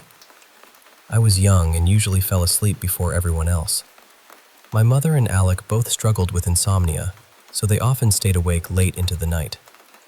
At some point, probably around 3 or 4 in the morning, I woke up. I don't know what woke me. I checked the time, shifted beneath the blanket, and then looked toward the bedroom door. That was when I froze. Something was standing inside the room. The door was closed behind it. The bedroom was completely dark. The window had been covered with thick blankets, and every light in the house was off. Still, this figure looked darker than everything around it. It wasn't merely a shadow. It was a shape cut from a deeper kind of blackness. It was taller than the doorway. Its body was impossibly thin, almost like the bare branch of a dead tree. Its head was long and distorted, rising several inches above the top of the doorframe. And it had eyes. They glowed a dim, deep red. They weren't bright enough to illuminate its face, but they were bright enough for me to know it was looking directly at me. I could move. I remember that clearly. I pulled the blanket closer and tried to shrink into the bed. Then the figure lifted one arm. It reached toward me.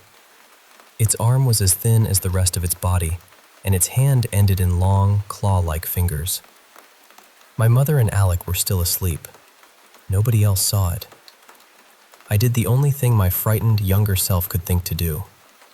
I pulled the blanket over my head and told myself again and again that it was only a dream. I don't know how long I stayed under there. I don't know when I finally fell asleep again. People might say my imagination was playing tricks on me, and maybe it was. But I've always felt that I woke up because some part of me sensed it standing there. There was also the laundry room. It connected directly to the bedroom, but the washer and dryer had stopped working years earlier. After my grandmother died, my mother and Alec blocked the entrance with boxes, bags of clothing, and old furniture. One day, Alec was looking for something in the bedroom when he heard a growl coming from behind that clutter. No one else was in the room.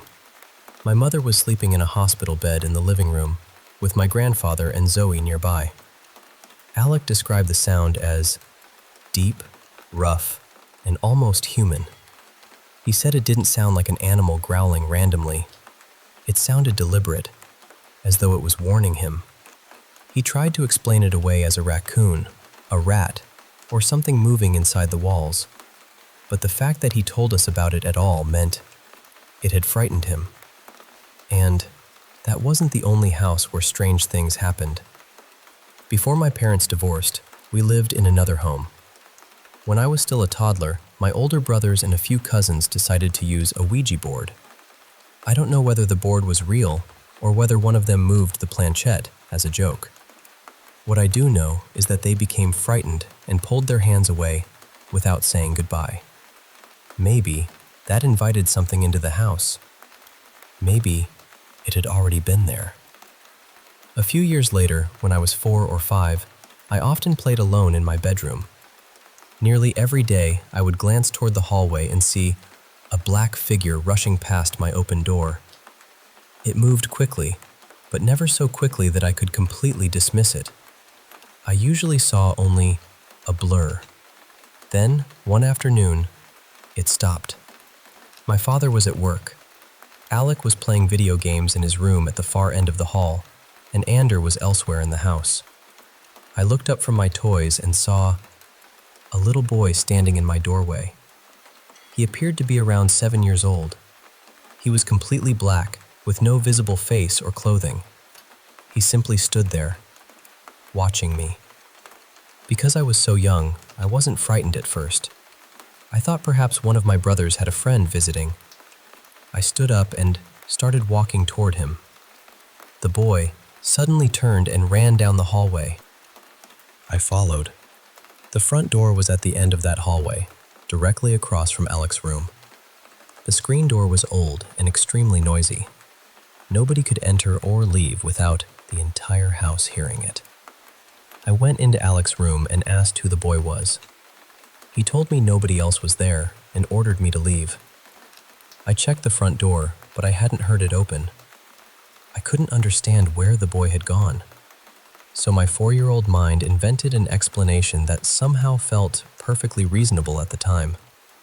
I decided that a family of shadow people lived inside our walls. Years later, I finally told my mother what I had seen.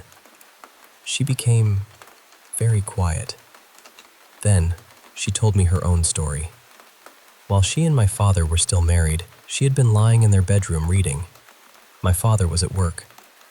She heard a sound and looked toward the doorway. A little boy was standing there. At first, she thought it was Ander. She called his name. The boy instantly turned and ran down the hallway. My mother got up and searched the house. She found Alec and me asleep. When she finally checked Ander's bedroom, he was also asleep. Not lightly asleep either. She tried to wake him, but he was completely unresponsive in the way only a deeply sleeping child can be. The next morning, she questioned him. He insisted he had been in bed all night. The strangest part is that my father claimed he saw the boy too. My father never liked paranormal stories. He called them nonsense and avoided talking about anything supernatural. Alec was equally skeptical, yet both of them admitted that something unusual had happened in those houses. I don't know what any of it means. Maybe grief shaped the way we experienced those places. Maybe old houses make noises and tired minds turn shadows into figures. Maybe children see ordinary things and remember them as something impossible. Or maybe our family shared those homes with presences we never fully understood. I can't prove what I saw that night in my grandfather's bedroom. I can't prove that the little shadow boy was real. All I can tell you is that these memories have never faded. And sometimes, even now, when I wake unexpectedly in the middle of the night, I still look toward the doorway before I let myself move.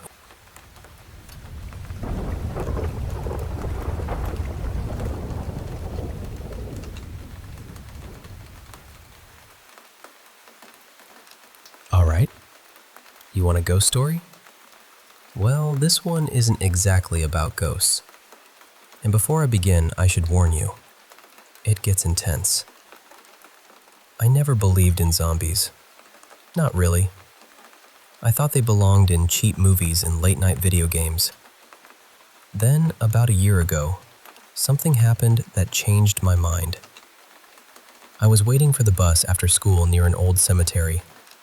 My grandmother was buried there, so when I found out my bus had been delayed for nearly half an hour, I decided to visit her grave. The trouble was, I couldn't remember exactly where it was. I wandered between rows of cracked headstones, going in circles beneath the twisted branches of the trees. The cemetery was unusually quiet. Even the birds had stopped making noise. That was when I noticed the ground moving. At first, I thought it was an animal burrowing beneath the soil. But the earth in front of one grave was rising and falling slowly, almost like something underneath it was breathing. The headstone was ancient. The name carved into it was Walt Olden, and according to the faded dates, he had been dead for more than a century. Then the soil began to rise. It didn't fall back down. Thin cracks spread across the dirt, and suddenly a sickly green hand burst through the ground. I froze. A second hand appeared beside it, clawing at the soil. That was enough for me. I turned and ran toward the cemetery gates, but my foot caught on an empty bottle hidden in the grass. I fell hard, twisting my leg beneath me. Pain shot through my entire body. When I looked back, the thing had pulled its head out of the grave. Its eyes were sealed shut. Its mouth hung open, far wider than any human mouth should. Its skin was the color of rotting moss, and only one thin strand of black hair remained on its skull. It dragged itself free and began walking toward me. Slowly. Its eyes never opened, yet somehow it knew exactly where I was. I tried to stand, but my injured leg collapsed beneath me. Every time I pushed myself up, I fell again. The creature stretched its arms toward me and made a low, hollow groan. Then it whispered one word. Brains. I don't know how I managed it, but I finally got to my feet and limped through the cemetery gates. A young woman was walking inside. I grabbed the fence and shouted, "Don't go in there! There's something in the cemetery!" She laughed. She probably thought I was joking. Then the creature rose from behind a headstone and lunged at her. I hid behind a tree and called the police. I could hear screaming. Then silence. By the time the officers arrived, the creature had disappeared. They found the woman, but they didn't believe my story. They said I was confused because of the pain in my leg. That night, I woke up to a tapping sound against my bedroom window. Walt Olden was standing outside. His pale face was pressed close to the glass. His eyes were still shut, and his arms were raised toward me. "Brains," he whispered, again and again. "Brains, brains, brains." He stayed there until sunrise. The next night, there were 2 of them, then 3, then 5. Every night, more figures gathered outside my window. Men, women, even small shadowy shapes standing behind the taller ones. All of them had green skin, closed eyes, and a single strand of hair. Eventually, I recognized one of them. My grandmother. I tried to tell my parents, but whenever they looked outside, the figures became completely still. My parents thought they were Halloween decorations someone had placed in the garden as a prank. But I knew better. Recently, I looked through the curtains and saw hundreds of them crowded below my window. Walt stood at the front. This time, he was smiling. Not a normal smile. His mouth stretched from one side of his face to the other, revealing rows of dark, broken teeth. Then every zombie raised one hand and pointed toward my bedroom. I screamed. My mother rushed into the room and demanded to know why I was making so much noise. I begged her to look outside, but she only sighed. "Those decorations again?" she said. She opened the window. Cold air rushed into the room. Every figure below lifted its head at the exact same moment. My mother finally saw them move. She screamed and slammed the window shut. My father came running upstairs. For the first time, both of them believed me. We locked every door and covered every window, but the whispering continued outside. Brains. All night long. By morning, the garden was empty. We thought it was over. Then darkness came again. A few minutes ago, I heard something moving downstairs. Heavy footsteps, slow breathing, and now someone is climbing the stairs. So listen carefully. If you ever see an old grave where the soil looks like it's breathing, don't wait around to find out why. Just run, because I can hear Walt outside my bedroom door now. And he isn't saying brains anymore. He's saying my name.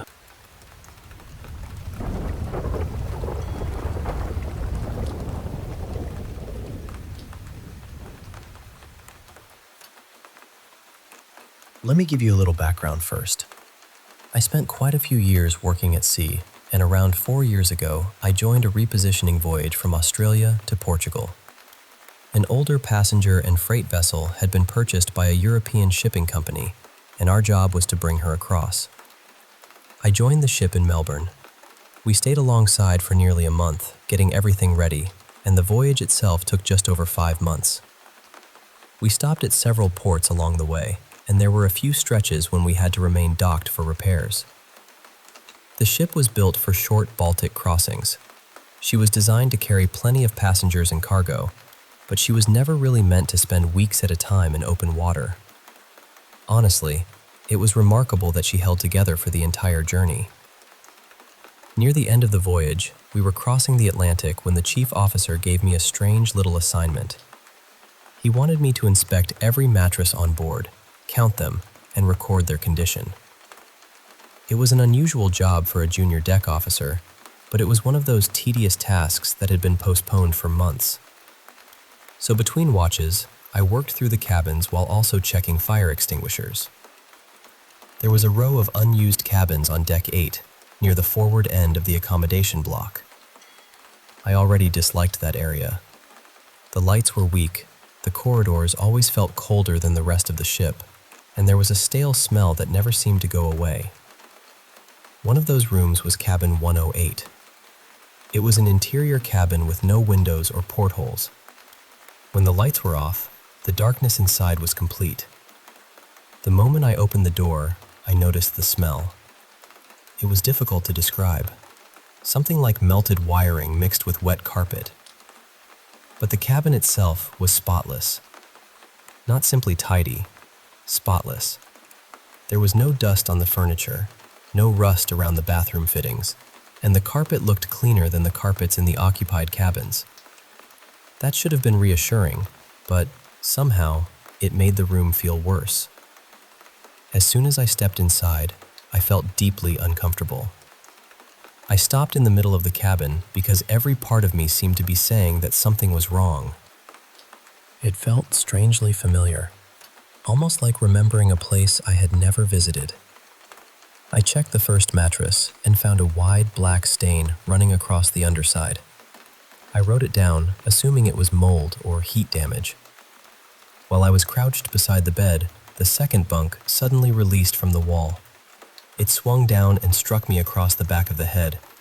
I shouted, stumbled out of the room, and decided I had earned a cigarette. When I reached the upper deck, I realized I had left my safety helmet behind. I needed it to go outside, so I reluctantly headed back down. When I reached cabin 108, my helmet was sitting neatly on the floor outside the door. For a second, I thought I must have placed it there without remembering. But I knew I had not. I had left it inside the cabin, resting on top of the stained mattress. I was completely certain. Even more troubling, I had the only set of keys for that section. No one else should have been able to enter the room. I picked up the helmet and finished the inspection, but I could not shake the feeling that I had disturbed something. Over the next few weeks, I began having terrible dreams. I dreamed that I was sinking beneath dark water while something watched me from below. In other dreams, my skin was covered in damp black mold that would not wash away, no matter how hard I scrubbed. Even when I was awake, I sometimes had the sensation that someone was standing just behind me. Eventually, we reached Portugal. A professional cleaning crew came aboard to prepare the passenger cabins for service. Later that day, One of the cleaners reported that cabin 108 had been found in complete disorder. The bathroom floor was flooded. The mirror had fallen from the wall and shattered, and the stained mattress had somehow ended up on the opposite side of the room. None of the other cabins had been disturbed. I still do not know what was inside cabin 108, but whatever moved my helmet followed me into my dreams and tore that room apart. I do not believe it was trying to be helpful.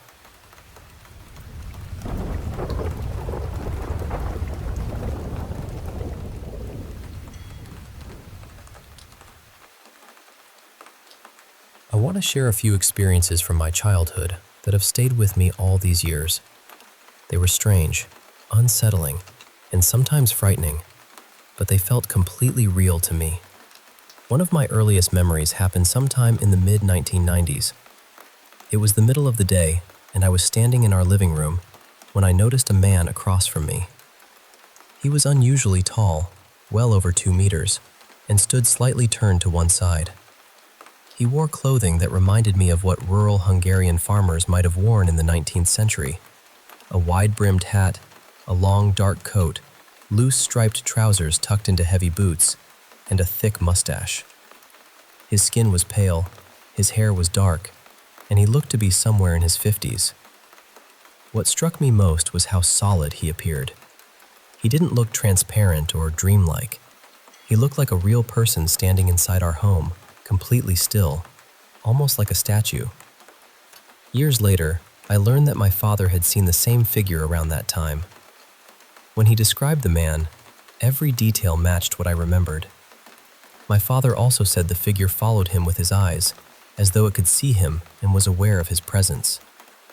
Another experience happened a couple of years later. I was walking along a quiet street with my mother when I noticed a man on the opposite side of the road.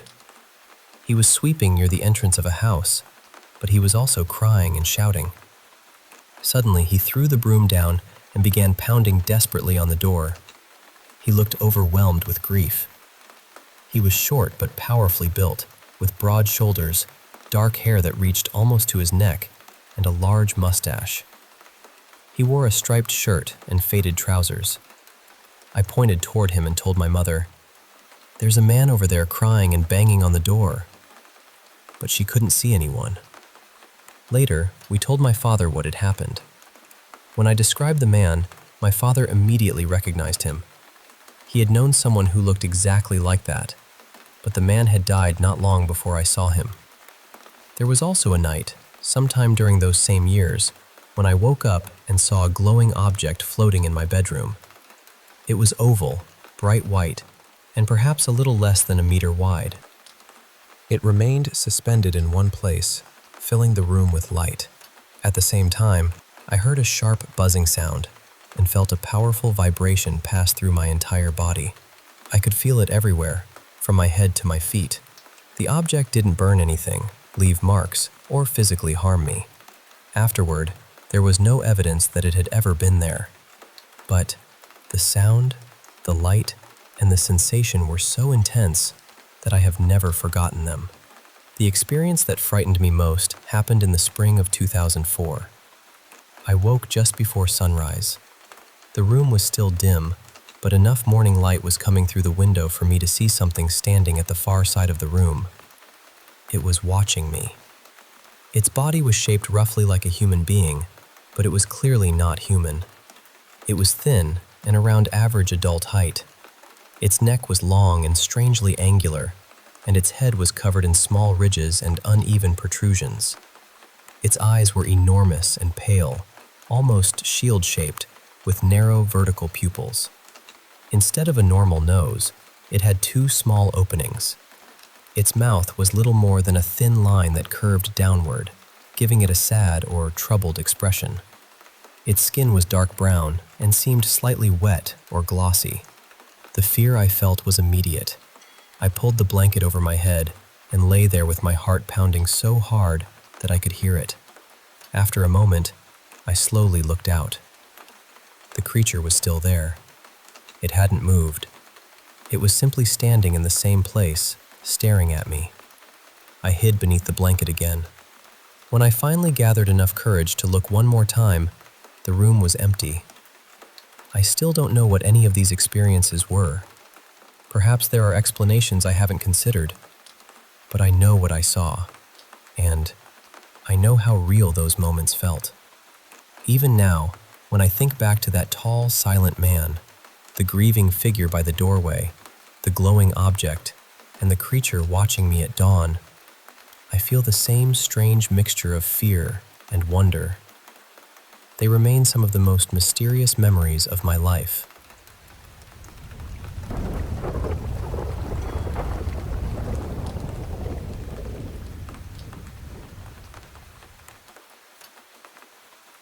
Okay, so I should probably start by saying that I've been seeing things I can't explain since I was really young. I was never into horror movies or scary stories. Honestly, I avoided them because they frightened me too much.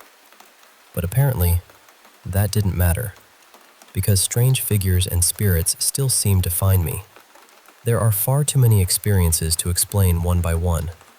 I've seen shadowy people, human-looking apparitions, and things that felt much darker. Whatever they were, they all seemed to have one thing in common. They were aggressive. It never felt random either. It felt personal, almost like they knew I could see them. I've been chased through hallways. I felt something shove me from behind. Once, I saw a figure coming toward me while holding what looked like a long, rusty pin. I still have no idea what that was supposed to be. Other times, I would notice something walking past a doorway, and the moment I looked directly at it, it would suddenly turn around and rush toward me. Most of that happened before I turned 13. As I got older, the full apparitions became less frequent, so I thought maybe everything was finally calming down. Then I started hearing my name. It can happen anywhere. At home, in class, outside, and even once while I was working a weekend shift. It's usually spoken in this strange, breathy voice. Not quite a whisper, but not a normal voice either. For a while, I tried convincing myself that I was imagining it. I knew what I believed I had seen as a child, but hearing a voice was different. I wondered whether I was stressed, overtired, or simply mistaking some random sound for my name. Then someone else heard it too. One evening, I was talking with my mom in the living room. We finished our conversation, and I started walking toward the kitchen. After only a few steps, I heard my name spoken clearly behind me. The voice was airy and unfamiliar. I knew it didn't sound like my mom, but I went back to check anyway. I asked, "Did you just call me?" She stared at me for a second and said, "You heard that too?" That moment honestly stayed with me. She told me she had heard the voice, but she hadn't said anything because she thought I might not have noticed it, and she didn't want to frighten me. After that, it became much harder to dismiss. A few months later, some friends invited me to a paranormal investigation at an old community building. Normally, I would never agree to something like that because of everything I experienced growing up. But it was organized, there were guides there, and the group seemed relaxed, so I went. The entire night felt uncomfortable. Several of the devices kept reacting whenever I stood nearby. A radio scan box seemed to respond directly after I spoke. Even when I moved to a different part of the room, the activity appeared to follow me. Before that night, part of me assumed those investigations were staged. But when everything seemed to focus on me, I remember thinking, of course, if anyone here is going to attract something, it's going to be me. Sometimes these things even appear in my dreams. Those dreams feel different from ordinary nightmares. They're heavier, more vivid, and I wake up feeling as though I haven't been alone. I know how all of this sounds. I'm not trying to claim that I understand exactly what's happening, because I don't. I just know that these experiences have followed me for most of my life, and they've often felt frighteningly persistent. My mom has always been spiritual, so I grew up around sage, prayers, protective objects, and cleansing rituals. I've tried those things myself, but nothing seems to stop the experiences completely.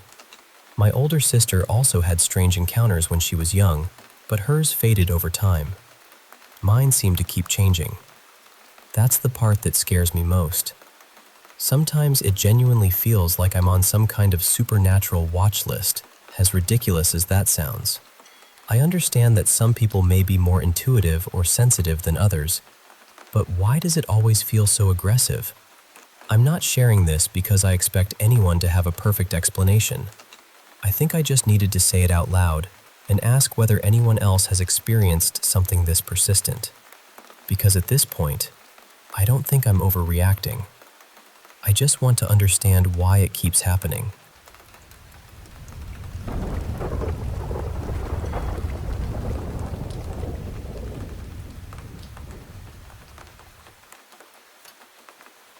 Hey there. I want to share some really strange, almost surreal experiences I've had. And I promise, every detail is true, as vivid as if they were happening right now. So, grab a cup of tea or coffee, get comfortable, and let me tell you these stories as if we're just chatting face to face. Alright, first off, this one happened early last year, around February. My partner had some work to do in Paris, and we figured, why not extend the trip a little? Spend a week exploring the city, soaking up the lights, the art, the whole vibe. One night, we were on the subway, and it was one of those packed Friday or Saturday nights, you know? The kind of crowd where people keep shuffling in and out, everyone just going about their business. And then, I noticed him. This guy stepped onto the train, tall as a tree, like at least 6'3" or 6'4". He was dressed in all black, business casual but sharp, neat. But what caught my eye was this huge scar running down his face, like something out of a thriller movie. Honestly, he looked like the villain you see in films. Now, I've never been one to believe in energies or vibes or whatever, but this man, he gave off something totally unnatural. It was like dread and fear and something else all wrapped into one heavy, suffocating feeling. I had to look away because honestly, it made me feel nauseous, like his presence was this weird, dark force pretending to be human. And get this, I could feel that he knew I saw through him. He stared right at me the whole time with this cold, empty gaze that sent chills down my spine. But the oddest part? No one else on that train even glanced his way. It was like he was invisible to them. After we got off, I couldn't shake the feeling. Every night on that trip, I had these violent nightmares. Nightmares so intense, they left me waking up gasping. Fast forward a few months, and I started noticing something even stranger.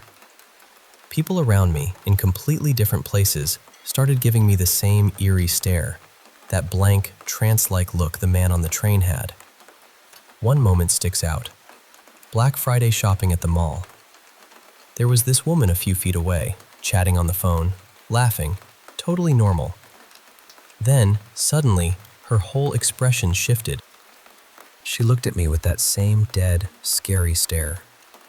My friend, who's usually not shy about confrontation, just whispered, "What the heck is her deal?"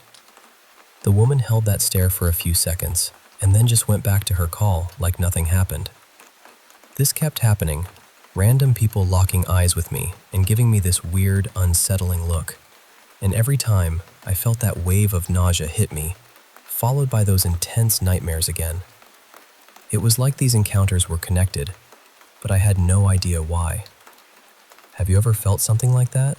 Like someone or something around you just isn't quite human? Now, on to another story, this one from a couple of months ago. I was feeling off all day, like something bad was lurking just around the corner. You know that feeling? Like your gut is screaming at you, but you can't quite put your finger on why. I get those often, sometimes with dreams that feel like warnings. But this day, the feeling was so strong, I told my brother to be extra careful. He looked at me and said, "I know. I saw something weird last night." Apparently, after I went to bed, he was out with our dog, tinkering with a chainsaw, when he saw this huge red orb rise from the riverbed across from our place. It floated up into the clouds, casting this eerie glow. It spooked him so much he told the dog to get inside and stay safe, and the dog didn't come out until morning. Red orbs can mean different things, sometimes protection, sometimes anger or restless spirits. Given how uneasy my brother felt and how I was sensing danger too, I think it was a warning. Living in Oklahoma, we're no strangers to old, dark energies. Every time I leave the state and come back, I'm hit by this heavy, suffocating dread, like something ancient and malevolent is watching. I even talked to a Choctaw friend about it, and he said, "Why do you think we only settled here when we were forced? That place hates humans." I think he's right. I just hope my brother and I got the heads up we needed to keep whatever it is at bay. Switching gears, here's a more personal and touching one. Twice I was visited in dreams, and these weren't the usual fuzzy, forgettable kind, but clear, almost like sitting down and talking with a friend. The first visit was from someone who went to the same school as me. Even though we barely knew each other, the dream felt so real. They asked me for a favor, and I helped. We talked for a while, which was odd for me because I have crippling social anxiety and don't usually open up like that. But in the dream, it felt freeing, like a moment without fear. The second visit was even more special. It was my brother. Well, he would have been my older brother if I'd been born. Mom wanted 2 kids, and he would have been number 2, but she miscarried. I've always loved him, even though I never met him. In the dream, he looked a lot like my dad, but I could also see my mom, my sister, and me in his features. He had this hipster beard, like he'd be if he'd grown up today. I knew right away who he was. We talked about mom and dad, just mom, not my mom, you know? I was so happy to finally have him there, even if it was only for a little while. I'm the only one in my family who believes in the paranormal, so I kept it to myself at first. But it felt good. Even if Mom thought I was a little crazy, it seemed to bring her comfort. Have you ever been visited in a dream like that? It's such a strange, beautiful thing. Okay, next one takes a turn to something more eerie, but also tender. I have a really bad fear of spiders, like severe arachnophobia. One night last July, I saw a wolf spider in my room and just couldn't sleep there for a whole month. I camped out in the living room instead. One night, around midnight, I was having trouble falling asleep, scrolling on my phone in the living room. Suddenly, I heard a loud thump behind me, like someone ran into the bookshelf. I turned, and there, faintly glowing, was the outline of a short person. I'm a total scaredy cat, so I hid under my blanket, whispering, "Go away, go away, go away." I was shaking. The next day, I told my grandma, who's Christian but believes in spirits, what I saw. She wasn't overly shocked, but asked some questions. Then she suddenly ran back into the room, tears in her eyes, saying it was exactly 7 years ago that day her mom, my great-grandma, had passed away. I started crying too. I've felt spirits around my house since I was 3.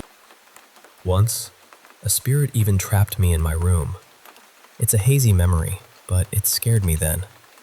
I've also had intense déjà vu, sleep paralysis, and lucid dreams, though I usually cut those off because they scare me. For about a month after that night, I'd catch glimpses of my great-grandma's spirit around the house. I don't see her as much anymore, but sometimes I still feel eyes on me.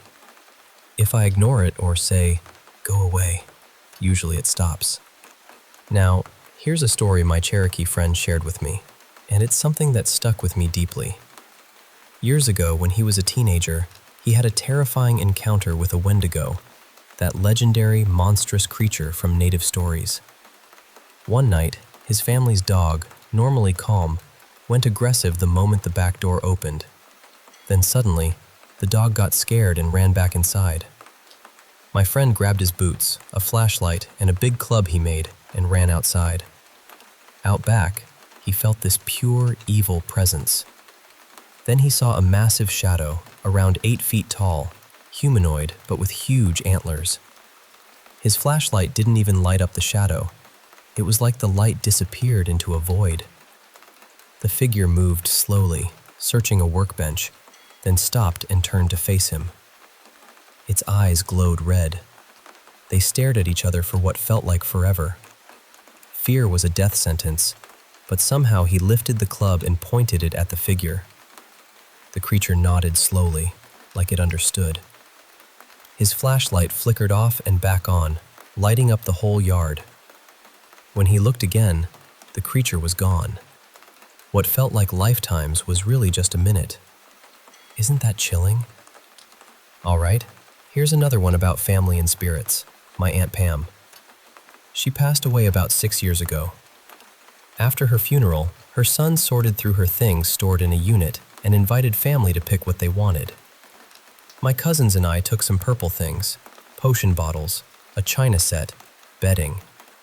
Purple was our thing with Aunt Pam. At home, I set up an altar-like space with the bottles and china on my vanity across from my reading nook. That night, as my sisters and I were in our rooms, my lamp flickered twice. When I looked up, I saw a dark silhouette of a woman, like she was underwater, hair floating around her. I couldn't see her face, but I could somehow see it in my mind. Her eyes glowing faint white, her hand reaching toward the bottles. She wasn't looking at me at first, and I held my breath. Then, she snapped her head toward me, my light went out, and I screamed. My sister Abby rushed in to turn the light on, trying to calm me. My other sister, Maddie, woke up and came too, rubbing her eyes, telling me to be quiet. We all froze when we heard a loud bang from the kitchen. Our parents had strict rules. No one was allowed in the kitchen after 6 p.m., and it was 10 p.m. Plus, the stairs and doors leading down to the kitchen were loud. We knew if anyone came down, we would hear it clearly. But the noise was real. Cabinets and drawers opening, pots clanging. Maddie, brave as ever, went to check. The kitchen was a mess, drawers wide open, pots still swinging. We sprinted upstairs, banging on our parents' door. They didn't believe us much, but showed us the kitchen camera footage. Nothing unusual. Still, I didn't sleep in my room for 3 months. Once, while sitting in the living room, I asked Maddie to grab my brush from my room. Suddenly, we heard piano music. My piano. I was terrified when Maddie told me it was unplugged and off. I still get goosebumps thinking about it. Finally, here's a softer, mysterious one. Something that happened just last night. I live alone with my 7-year-old son. He sleeps upstairs, I sleep downstairs. Our apartment complex is old, creaky, made up of buildings from different decades. I'm a light sleeper, so whenever he sneaks around at night, I wake up immediately. Last night, I was lying in bed, hearing his footsteps upstairs. I thought about whether he'd go back to sleep or if I'd need to get up. Then, I heard him come downstairs, creaking down the stairs. I opened one eye, just barely, to see who it was. I saw a child, smaller than my son, wearing a big puffy coat, standing at the bottom of the stairs. The child was reaching up, touching the bottom edge of a Tiffany-style lamp on the table. I wondered why he was wearing a coat inside and thought maybe he was about to turn on the lamp and ask me to walk him back upstairs. But when I opened my other eye fully, the child was gone. I got up and went upstairs. My son was still asleep. It didn't feel like waking from a dream. It felt like I was awake, listening, thinking. Then, suddenly saw someone. I wasn't scared, just surprised. The shape was clear, moving energetically. The stairway is lit by string lights I put up so my son wouldn't be scared at night, so it wasn't just shadows playing tricks. I looked it up today, but there's not much about seeing things with only one eye open. I just wanted to share. It's not the scariest thing, but it's been on my mind all day. So, those are my stories. Strange encounters, whispers from beyond, and moments that blur the lines between worlds. Have you ever experienced anything like this? I'd love to hear your stories too.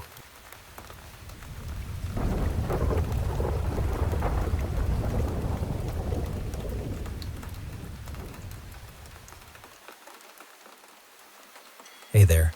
I want to share with you a story that's been on my mind lately. Something truly chilling, yet deeply human. It's about a house in Union, Missouri, and the LaChance family, who moved in back in the spring of 2001. Stephen LaChance, a corporate trainer trying to heal from the loss of his wife, decided to start fresh with his kids in this big, spacious house. It had 3 bedrooms, 2 bathrooms, a wide front porch with a garden, and even a basement. Compared to their cramped old apartment, this was a dream come true. Now, picture this. The day they moved in, while Stephen was busy settling in, a sedan slowed down near their new home. Stephen noticed it immediately. The windows rolled down, and the passengers shouted out, "Hope you'll get along okay here." It felt odd, almost like a warning, but before Stephen could ask anything, the car sped off, disappearing down the street like it was trying to escape something. As the family unpacked, they began noticing strange things. There was a picture frame on the living room wall, an image of an angel, that kept falling down no matter how many times they put it back up. Not just that one, other objects seemed magnetically drawn to the floor. At night, Stephen's daughter would tell him about the closet door opening on its own and the unsettling sounds of boxes shuffling in the room next door. Imagine lying in bed, hearing those quiet, mysterious noises when the house should be completely still. Even the neighbors behaved oddly. Whenever Stephen or his kids approached, the neighbors would cross the street to avoid walking near the house. When Stephen tried to ask why, they clammed up, their eyes darting away. That silence was deafening, and it made the family feel isolated, surrounded by unspoken fears. One day, things escalated. Stephen's 10-year-old son went to the basement to grab the garden hose. The air down there felt thick and heavy, like the shadows themselves were watching him. Suddenly, he broke into a frantic run, clutching the hose, hearing loud, heavy footsteps pounding behind him. When he dared to glance back, he saw a huge black figure chasing him. No features, just a terrifying silhouette. He burst out of the basement screaming, heart pounding, and slammed the door shut behind him. Stephen found his son standing there, trembling, soaked in his own urine from fear. They searched the basement together, but found nothing unusual, just cold, empty darkness. That same evening, the boy had another terrifying encounter. As he stepped out of the bathroom, a massive figure sprinted down the stairs beside him. Its face was like a clown's, twisted, with no eyes, and it seemed to be coming straight for him. The boy screamed, running to Stephen's room, terrified for his life. Stephen checked again, but found no trace of the figure. He chalked it up to his son's imagination, warning his other kids to stop teasing him. But that night, Stephen himself faced the unexplainable. He was jolted awake by a deafening noise, heart hammering in the dark. Through his blurry vision, he saw an old man standing silently in the doorway, wearing a red flannel shirt. The man's face was emotionless, almost lifeless, staring straight at him. Stephen's face drained of color as fear crept in like ice. He rubbed his eyes, hoping it was a nightmare, but when he opened them again, the figure was gone. He told himself it was stress, but deep down, he knew something was terribly wrong. From that day forward, the house's paranormal activity intensified. Lights flickered on and off, sometimes turning on by themselves even when the family was away. Stephen and his father inspected the electrical circuits. Everything was perfectly normal. Yet, whenever anyone entered certain rooms, they felt strange electrical charges, like a sudden warmth that made their hair stand on end. Doors began opening and slamming shut on their own. The kids dreaded being alone, afraid to cross from one room to another without company. And there it was, the huge, dark figure, appearing and disappearing in doorways, its presence a constant source of dread. One afternoon, Stephen was in his closet when that dark presence pressed in on him, suffocating and intense. Turning around, he saw the faceless black figure staring right at him. The fear was overwhelming. Calmly, but with a pounding heart, Stephen gathered his kids and told them to stop what they were doing and follow him to the car. As they made their way out, the house erupted with loud, agonizing screams. Painful, torturous, deafening. They ran, heartbeats racing, and as Stephen glanced back, he saw the dark figure standing by an upstairs window, watching them flee. The next day, Stephen searched the house for any clue about the screams, but found nothing. Yet, those horrid screams returned a few days later, just as gut-wrenching as before. One night, Stephen was on the phone with his mother when the doors behind him began rattling violently. The rattling grew louder, turning into the same agonizing screams that haunted their nights. The whole house shook, and a foul, choking smell filled the air. Stephen hung up and dashed to his kids' room, only to find the door locked tight. He pounded on it desperately while feeling a sinister presence closing in behind him. Mixed with the screams of the house were the terrified screams of his children and a chilling, disembodied male voice. Praying with everything he had, Stephen finally saw the door swing open. He rushed inside, clutching his kids, relieved but shaken to the core. That was the last straw. The family packed up and moved out in July, leaving behind the screaming house and all its dark secrets.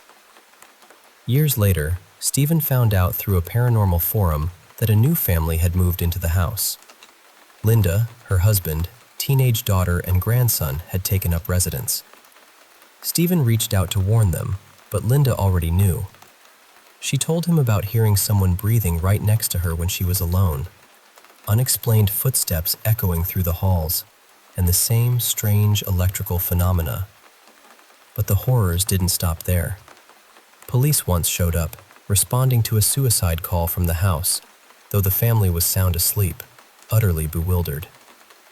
Objects randomly caught fire, and the dolls in the house would mysteriously have their hair cut short. Most heartbreaking was finding their beloved cat dead in the hall, its back and neck broken like a fragile twig. Eventually, Linda and her family had enough and moved out too, leaving behind the haunted echoes of a house that seemed unwilling to let anyone stay in peace. It's a story that stays with you, the kind that makes you wonder, what lingers in the shadows when no one's looking?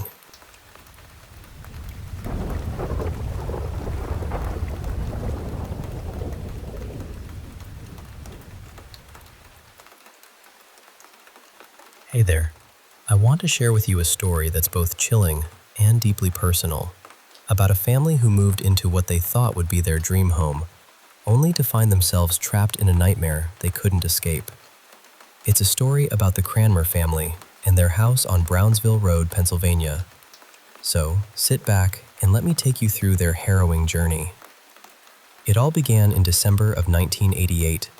Bob Cranmer, a 32-year-old man who had just retired from military intelligence, purchased a beautiful mansion at 3406 Brownsville Road. The house was grand.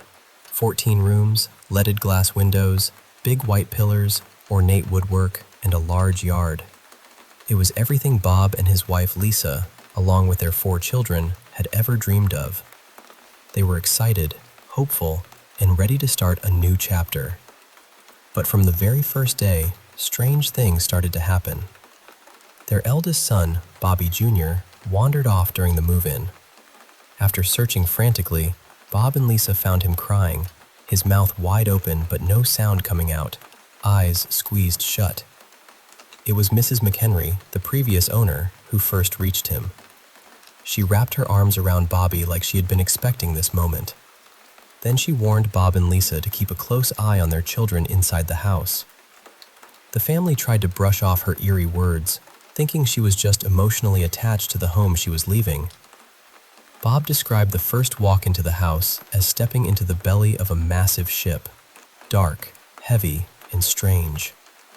The atmosphere was thick with unease, but the family tried their best to adapt. the kids quickly began acting oddly.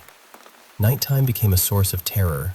They were too scared to be alone and often crawled into their parents' bed by morning. Bobby, especially, developed an aversion to his own bed and instead preferred to curl up in his closet. Despite their efforts, Bob and Lisa couldn't coax him to sleep anywhere else, so they placed a small mattress inside the closet for him. Wanting to bring peace to their home, Bob's mother suggested inviting a priest to bless the house. They called Father Victor, a trusted priest from Bob's hometown. The priest went through every room, blessing them all. But when he reached Bobby's bedroom, the infamous blue room, Bobby stood at the door, tears in his eyes, pleading for Father Victor not to enter. To avoid upsetting the boy, the priest blessed only the outside of the room and left. This seemed to mark the beginning of the house's deeper darkness. At first, the paranormal events were minor annoyances. Bob would find the pull-string light under the stairs tangled mysteriously, although none of the children were tall enough to reach it, and Lisa denied meddling. Lights flickered and turned on by themselves, especially in the basement. Bob's work chair would sometimes be pulled out to face the furnace, despite him leaving it neatly tucked in. The children reported hearing knocks and footsteps at night, but the parents chalked it up to their imaginations. Until the children began describing a dark, hooded figure stalking hallways and doorways. Then came the Blue Room's curse. When Lisa started sleeping in Bobby's room during renovations, she began to unravel mentally. Her breakdown was so severe that she was admitted to a psychiatric hospital for 2 weeks. The family believed darkness clung to this room like a suffocating fog, a catalyst that stirred tempers and unrest. Bobby himself was haunted by terrifying visions. He often saw a tall, grim, reaper-like figure lurking in the blue room, a presence so menacing he feared it would one day kill him. One night, alone and lying in bed, Bobby heard a haunting sound, like bagpipes playing from a distant, eerie place. The noise grew louder and louder until, suddenly, his door creaked open on its own. A static, faceless, childlike figure floated in, followed by the tall, hooded apparition who lunged toward him with an outstretched hand. Bobby pulled the blanket over his head, but it was ripped away violently. Above him, a glowing, faceless figure hovered. He screamed until his mother returned, and then, just as suddenly as they appeared, the apparitions vanished. By early 2004, the house was consumed by paranormal chaos. Dark figures became common sights, footsteps and knocks echoed endlessly, and the smell of burning sulfur permeated the air. The family was living in a constant state of dread. 2 priests, Ed Moran and Michael Salvagna, came to investigate. After hearing the story, Father Ed conducted a mass in the house. But the mass seemed to unleash even more chaos. Picture frames slid from walls, furniture moved on its own, taps turned on spontaneously, clocks stopped, appliances failed without explanation, and computers malfunctioned. One day, while Bobby and his girlfriend were in their room, a CD flew out of nowhere, shattering against the wall. It was as if the house itself was rebelling. Father Michael, not a formal exorcist but known for deliverance, came next. The entity had grown more aggressive, aiming to tear the family apart. Arguments broke out over the smallest things. Bob and Lisa came close to divorce multiple times, and both Bobby and another son, Charlie, attempted suicide in desperation. Nightmares plagued every family member, and horrifyingly, when they woke, they sometimes found deep scratches and bite marks on their bodies. After Father Michael's visits, strange puddles appeared on floors and walls. Liquid that looked like blood, sometimes found 9 feet up on stairway walls. Bob initially suspected one of the kids, but none of them were tall enough to reach those spots. The substance felt almost like amniotic fluid, as if the house itself were bleeding. In the midst of all this, Father Ron, another priest connected through Bob's political circles, joined the fight remotely. He brought in Connie Valenti, a Christian mystic and clairvoyant with the ability to see places remotely. Connie guided Bob over the phone, instructing him to cover mirrors in the house and walk through each room, sprinkling salt in every corner and doorway, commanding the evil to leave. Despite these efforts and ongoing masses, the haunting only worsened. Connie uncovered the dark history buried within the walls. Long ago, a doctor notorious for illegal and reckless abortions lived nearby. He had rented the Blue Room as a secret clinic where he performed botched procedures, storing remains and burning them in the basement furnace. This horrific past stained the house with suffering and death. Even further back, in the 18th century, a woman and her 3 children were brutally murdered by Native Americans to deter settlers. Their bodies were buried under the oak tree on the porch, where the Cranmers now lived. The mingling of these violent histories created a dark entity that fed on pain and misery. Adding to the curse, a jealous worker who had been spurned by the original owner's wife cursed the family and the home during construction, sealing its fate. Desperate for answers, Bob reached out to a paranormal team led by a man named Adam. During their investigation, Adam inexplicably developed claw marks on his forehead. Equipment malfunctioned, and they noted chilling temperature drops inside the house. They discovered a secret L-shaped space filled with black coal dust, a palm-sized amber stone, a bird skeleton, some of Bob's old Lego toys, and a crumpled piece of paper covered in creepy drawings. The air there was thick with darkness, heavy and oppressive. This house on Brownsville Road was no ordinary haunted house. It was a battleground between light and shadow, a place where a family's love was tested against forces beyond comprehension. Yet through all the fear and turmoil, the Cranmers held on to each other, fighting not only for their sanity, but for their very souls. Thank you for listening to this story. Remember, sometimes the darkest places hold the strongest bonds, and sometimes courage isn't the absence of fear, but the will to keep going despite it.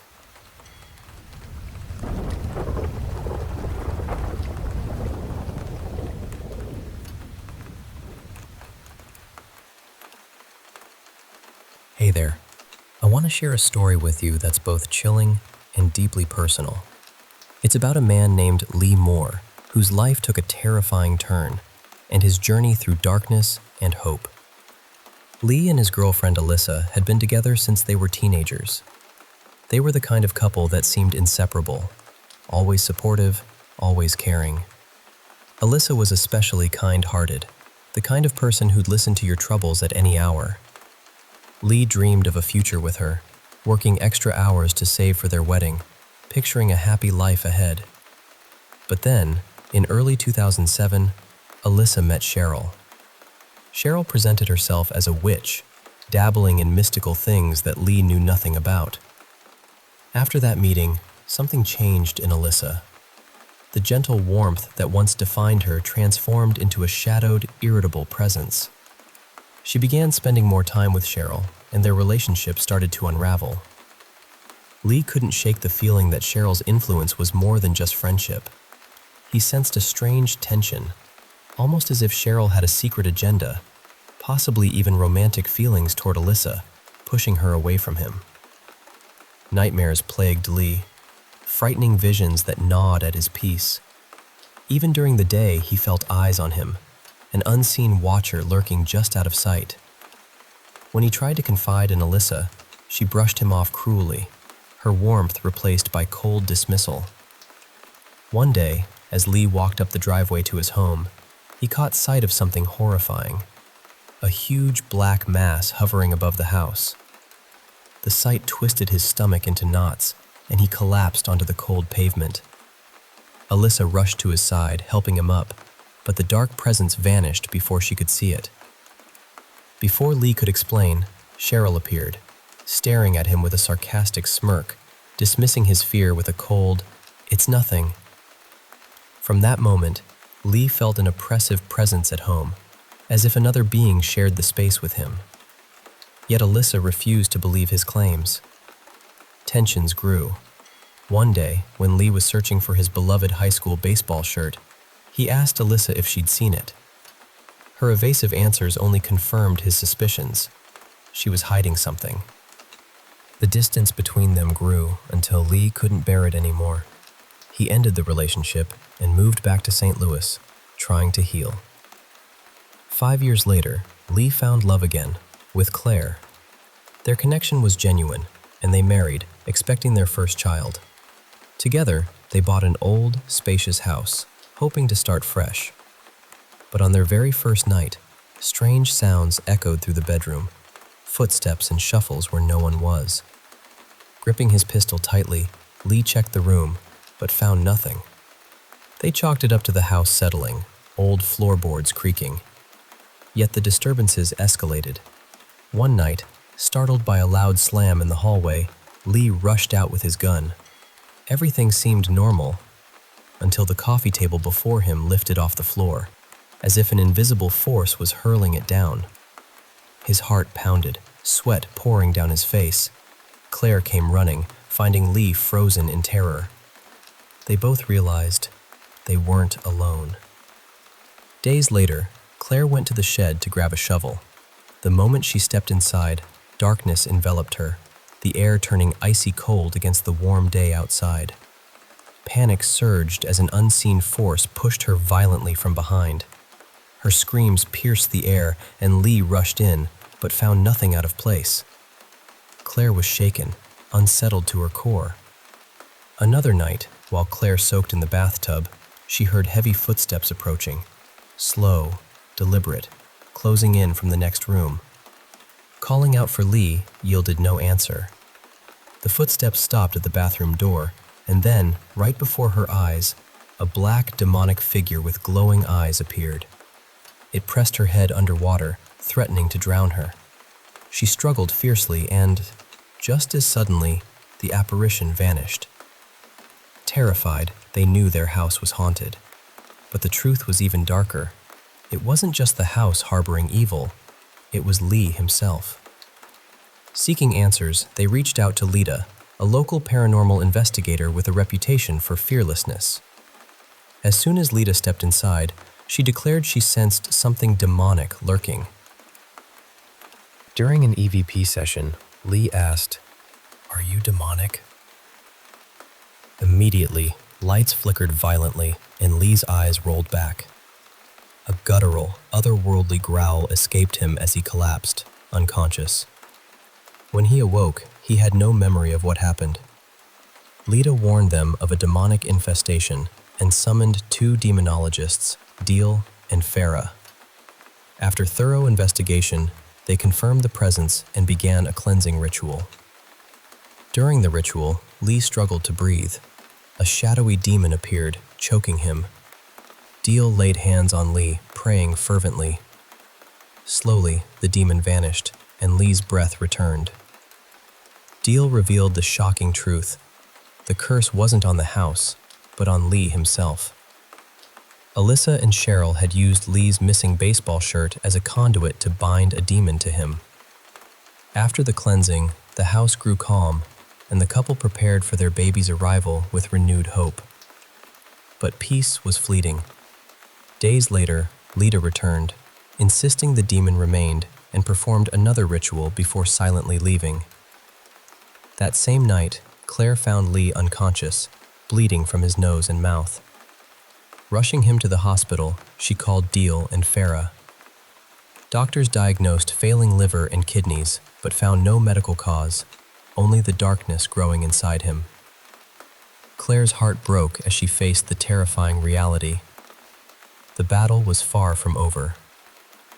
This story reminds me how sometimes the shadows we fear aren't just around us, but within us. Lee's fight was a testament to resilience, love, and the unyielding human spirit facing the darkest of nights.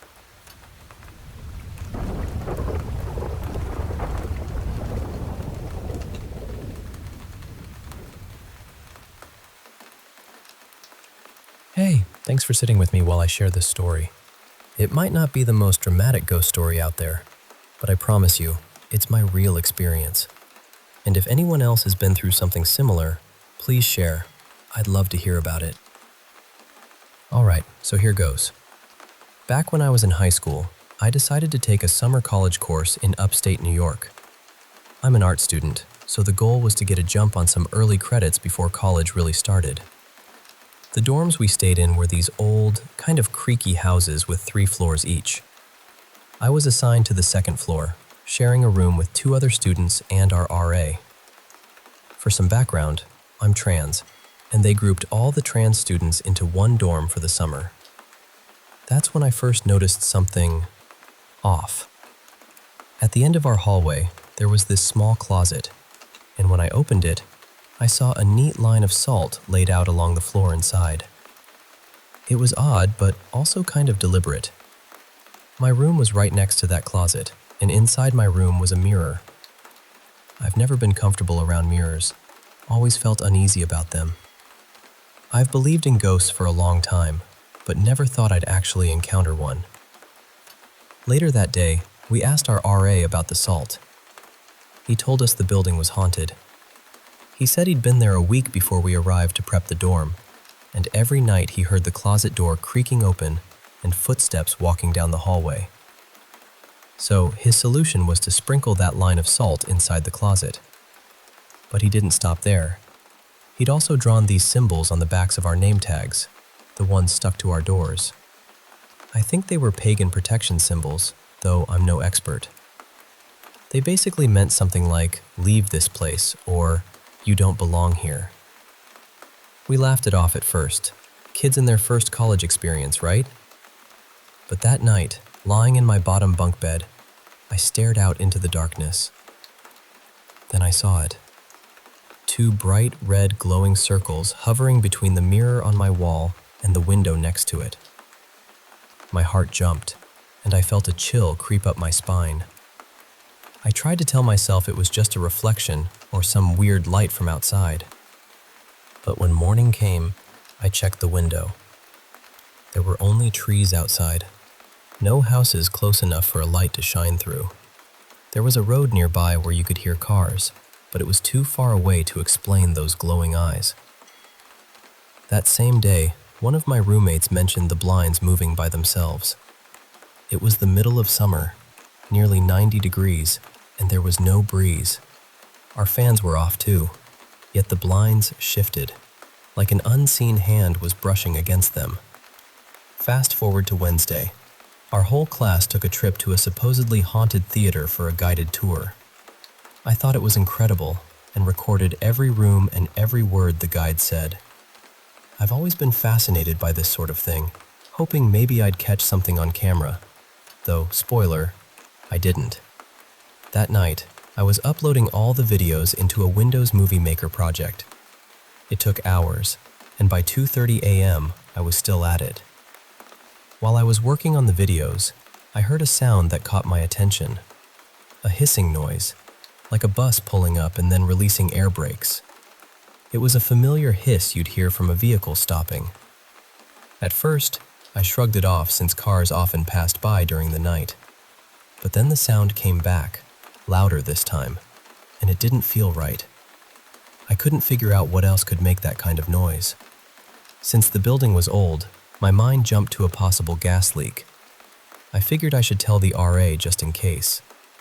My glasses were just out of reach on my desk, so I had to get out of bed to grab them. The moment my feet touched the floor, the hissing stopped abruptly. And then, I felt this strange pressure, like numbness, at the back of my legs. It was similar to when your foot falls asleep but without the pain, just a heavy, eerie sensation pressing down. I was terrified, so I hopped back into bed, trying to calm myself down until I could get the courage to wake my roommate. I crawled into bed with her, and almost immediately, the same pressure started on my lower back. I lay there, frozen and terrified, the weight pressing into me, making it hard to breathe. It felt like hours, but finally, around 4 a.m., the pressure lifted. I was able to slip back into my own bed and fall asleep, though I was still shaken. From then on, I was absolutely scared of being alone. It got so bad that my RA pulled me aside and told me to get over it, saying, "One day you'll be alone." Yeah, thanks for that, buddy. Really helpful when you're already struggling with abandonment issues. By the third week, it looked like I'd be rooming alone, so I begged the RAs to let me switch to room with one of the girls upstairs. They fought me on it, insisting that keeping boys and girls separate was important, and they wanted to respect our genders but still keep us separate from the cis boys. It was a weird, complicated situation, but eventually they relented. Once I moved in with her, the haunting stopped. The girl I roomed with had been raised to respect spirits. She would always ask permission before entering a room and thank any spirits for sharing the space. I started doing this too, and the atmosphere felt so much calmer. It was peaceful in our room, and for the first time, I felt safe. So that's my only ghost experience. It wasn't flashy or terrifying in the classic sense, but it was real. It taught me a lot about fear, respect, and the unseen. Thanks for listening.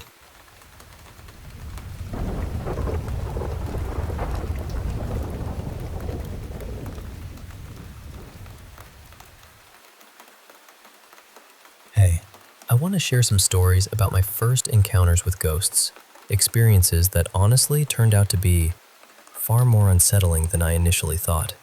So, settle in, and let me take you through these moments, step by step. The first experience wasn't exactly a sighting, more like a strange event that happened in the corner of our dining room. There's this old wooden cabinet there, kind of a family heirloom, you know? We keep glasses and little keepsakes inside it. Early one morning, we were packing for a holiday trip, bustling about, and for some reason, I opened that cabinet. Suddenly, out of nowhere, a glass just shot out at us. Now, here's the thing. It wasn't balanced on the edge or anything. Nothing was near the front that could have caused it to fall. It was like an invisible force pushed it right out. Then, just a couple of weeks later, we were having dinner and noticed our largest elephant figurine, one of those heavy, solid pieces, was teetering on the edge of the cabinet top, almost falling. It was about a foot away from the edge. We thought maybe someone jumped or bumped into the cabinet, but no one was near it. What really got us was when we lifted the elephant back up, you could see skid marks in the dust underneath it. Clear traces that something had dragged it there. It was chilling to realize it wasn't just a random accident. Now, on to the second and honestly the scariest sighting. It happened in the same house, with nothing really changed around. My parents were away on holiday, and my sister was asleep upstairs. It was just me downstairs, playing on my PC. I had 2 monitors set up, and as I glanced at my second screen, out of the corner of my eye, I saw this tall, dark figure. It moved slowly from the cabinet I told you about, all the way to the kitchen. I know, I was a bit of an idiot because I just said to my friend, "One sec," and then bolted to the kitchen to check. But of course, when I got there was nothing. No one. Just silence. A week later, I finally told my family about it. And get this, my sister said, "Yeah, I've seen it a couple of times." And my dad? He told us a story about how he was once sitting in the living room and saw the same figure walk right past him, as clear as day. He hadn't heard my description before, but his story matched perfectly. It was like this shadowy figure was a common visitor, and that realization, it was downright spooky. All right, now let me take you to another place, my ex-boyfriend's house. This wasn't just any house. It had a whole eerie history. It had been a hotel, a brothel, a store, and even a funeral home back in its older days. The house itself was stunning. If you looked past the dust and decay, you could still see beautiful architecture, grand wallpaper peeling in places, and those deep mahogany trims that wrapped around every room. They were carved with intricate designs, some even shaped like guardian figures watching over the rooms. Being there was never a casual thing. The air felt heavy, and every time you moved from room to room, you'd get this prickling sensation down the back of your neck, like you'd stumbled into something unseen, something ancient. You can get used to that feeling during the day. It almost becomes comforting in its own strange way. A reminder that not all things are visible. But night? Night was a whole different story.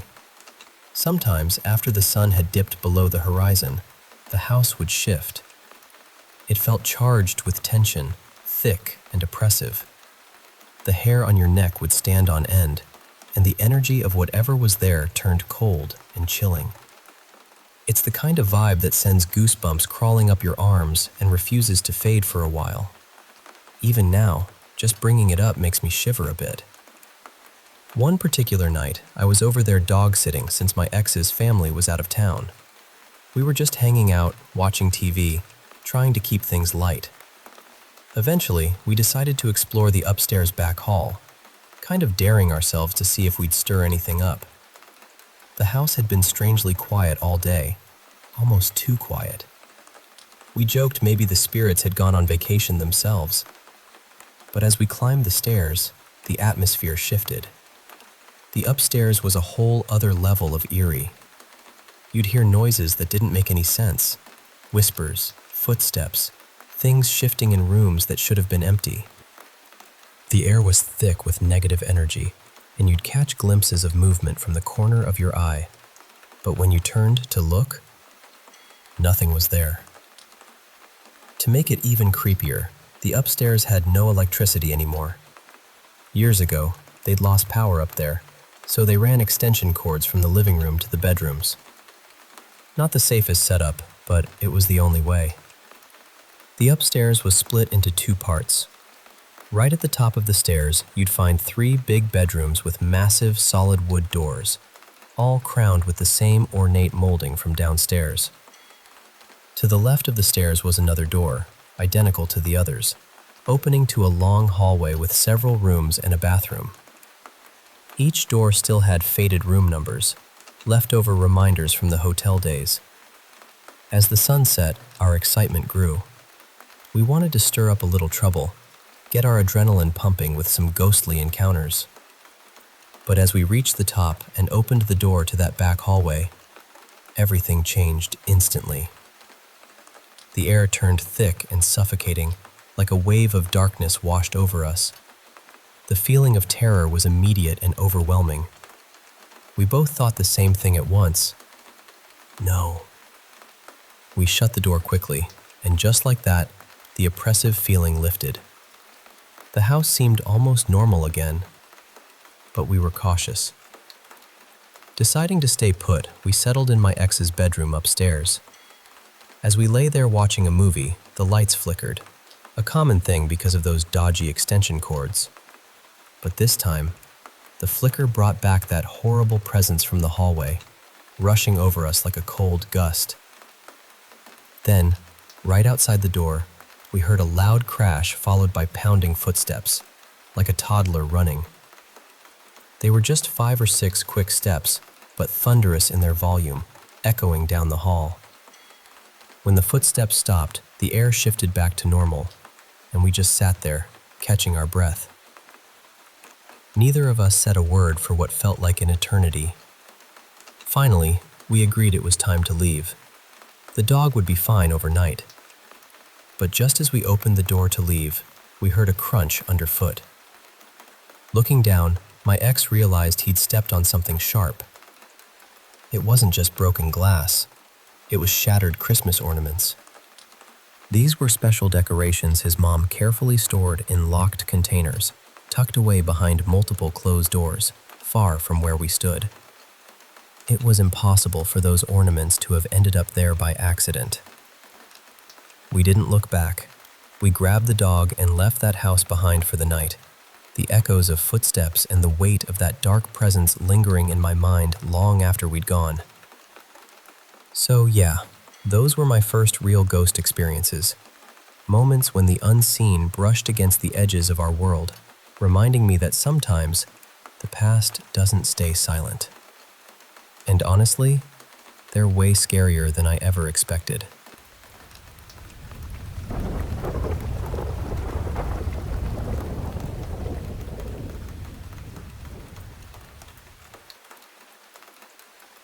Hey everyone. A few days ago, I shared a story about hearing something imitate my mother's voice inside our house. I mentioned that I've had other strange experiences too, including one I managed to record. A few people asked me to share more, so here's the incident that still makes my skin crawl whenever I think about it.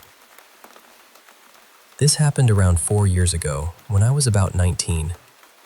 I was lying in bed late one evening, scrolling through my phone and completely minding my own business when I started hearing this faint, rhythmic tapping somewhere in my bedroom.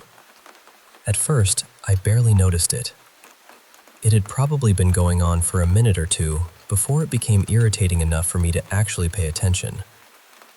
My first thought was that it must be one of my hamsters drinking from the water bottle beside their enclosure.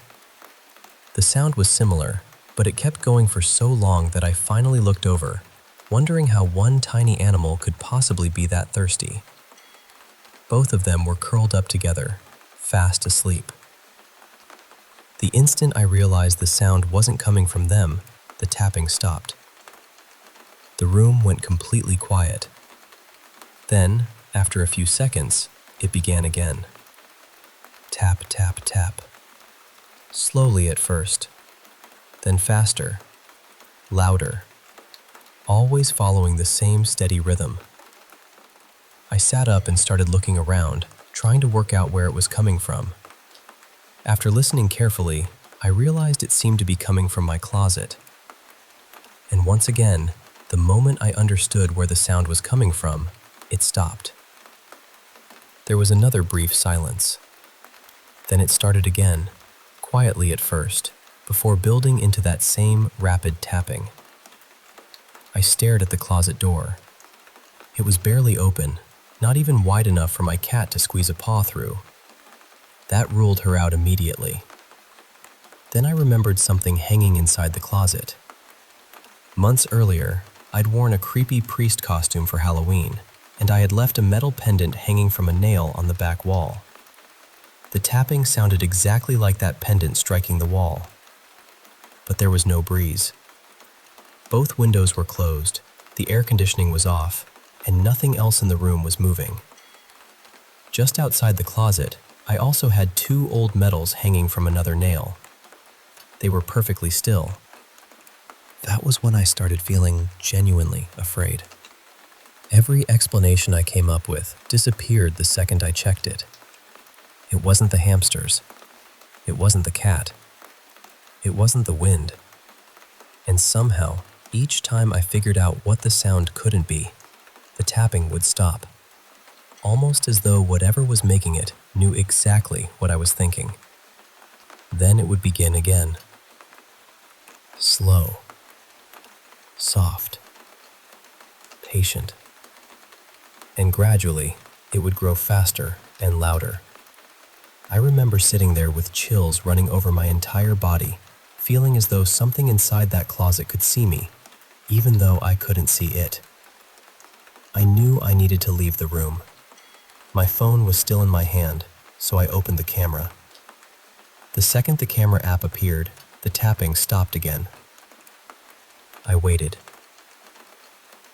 Right on cue, it returned. Tap. Tap. Tap. Getting louder. Getting faster. I pressed record and started moving toward the bedroom door. Every part of me wanted to run, but I also knew nobody would believe me without evidence. So I stood there for a few extra seconds, holding my phone toward the closet and trying to capture the sound as clearly as possible. I wanted proof that I wasn't imagining it. More than anything, I wanted a reason to explain why I refused to sleep in that bedroom for the rest of the week.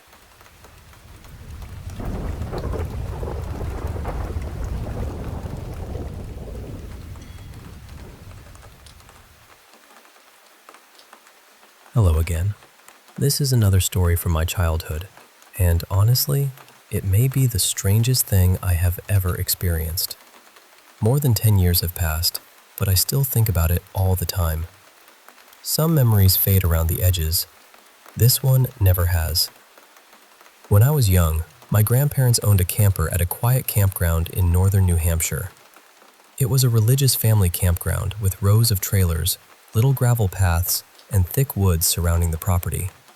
At the time, my dad was dating a woman he had met through church.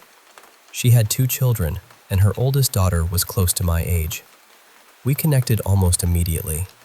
Before long, we were inseparable, always wandering around the campground, playing games, sharing secrets, and finding ways to entertain ourselves.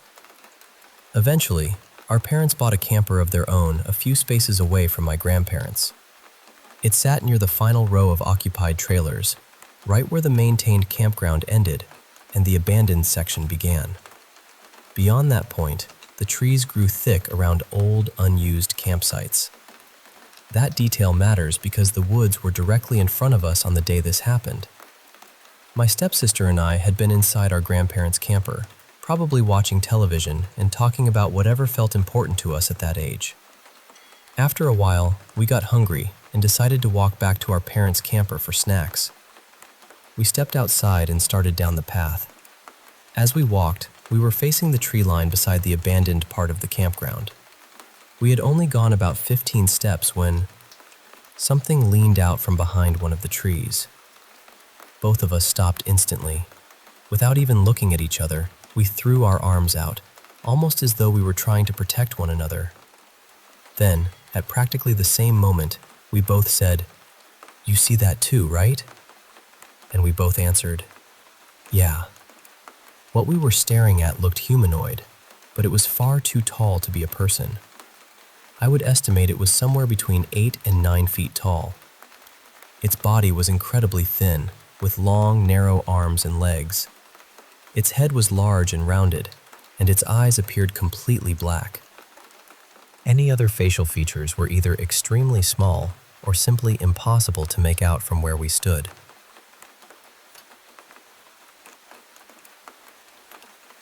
But its skin was what I remember most clearly. It was pale, almost white, but it also had a silvery, pearlescent quality. The surface seemed to shift as the light moved across it, as though several faint colors were flowing underneath the skin. I know that sounds difficult to picture, but it was beautiful and deeply unsettling at the same time. Then it raised one of its long arms and waved at us. The movement was strange. It seemed slow and graceful, yet somehow unnaturally quick. Every motion looked deliberate and perfectly controlled, but my eyes struggled to follow it. It was almost as though my brain could not process the way its body moved. We stood there, completely frozen. A few seconds later, it slipped back behind the tree in the same smooth motion. And then, it was gone. There was no sound, no flash of light, no strange aircraft above us. The air did not change, and nothing in the woods moved. It was as though the figure had never been there at all. My stepsister and I ran straight to our parents' camper. We were crying and talking over each other, desperately trying to explain what we had seen. They did not believe us. At first, they accused us of making it up. Then they called us liars and mocked the story. When we became too upset to calm down, they threatened to punish us physically unless we stopped talking about it. So we stopped. But neither of us ever changed our story. Years later, I continued bringing it up with my father. Eventually, he began to believe that something really had happened. I think part of that came from hearing more public discussions about UFOs and unexplained aerial phenomena. But I also think he realized that my stepsister and I had repeated the exact same account for more than a decade. There was no reason for us to maintain a lie that had brought us nothing but fear and ridicule. Not long after I gave birth to my first child, the memory returned with overwhelming intensity. I was only a few weeks into motherhood when I suddenly found myself thinking about that figure again. It felt as vivid as it had when I was standing on that gravel path as a child. That was when I began searching online for people who might have experienced something similar. Around the same time, I discovered that public hearings and discussions about UFOs and UAPs were becoming more common.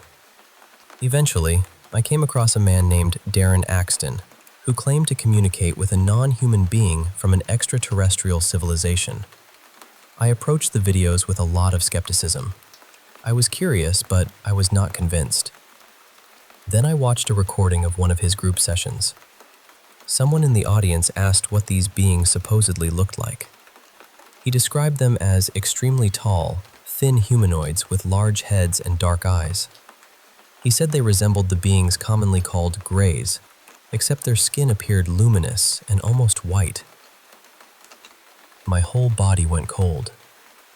It was almost exactly what my stepsister and I had seen.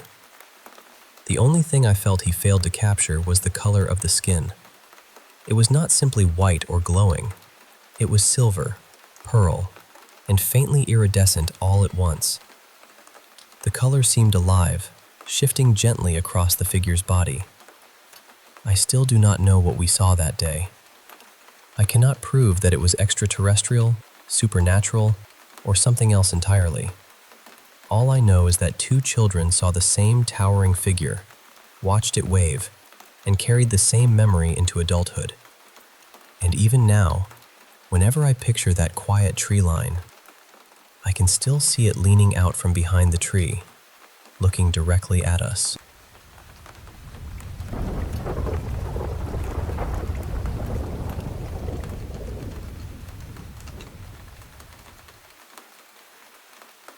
So this happened around the summer of 2017, not long after my family moved to a small town in western Massachusetts. It was our first summer in the new house, and one afternoon, I asked my older sister, Mara, if she wanted to walk into town with me. There was a convenience store about 10 minutes away, and we figured we would grab some snacks, get a couple of cold drinks, and head straight home. The walk there was completely normal. Nothing felt strange or unsettling. We bought way too much candy, a bag of chips, and 2 sodas, then started walking back. Near the center of town, there was this enormous old building that had been converted into offices and spaces for small businesses. Right beside it stood an abandoned house. And when I say abandoned, I mean obviously abandoned.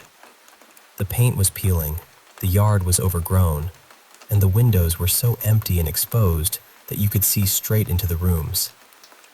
I had noticed the place before, but I had never been close enough to really look at it.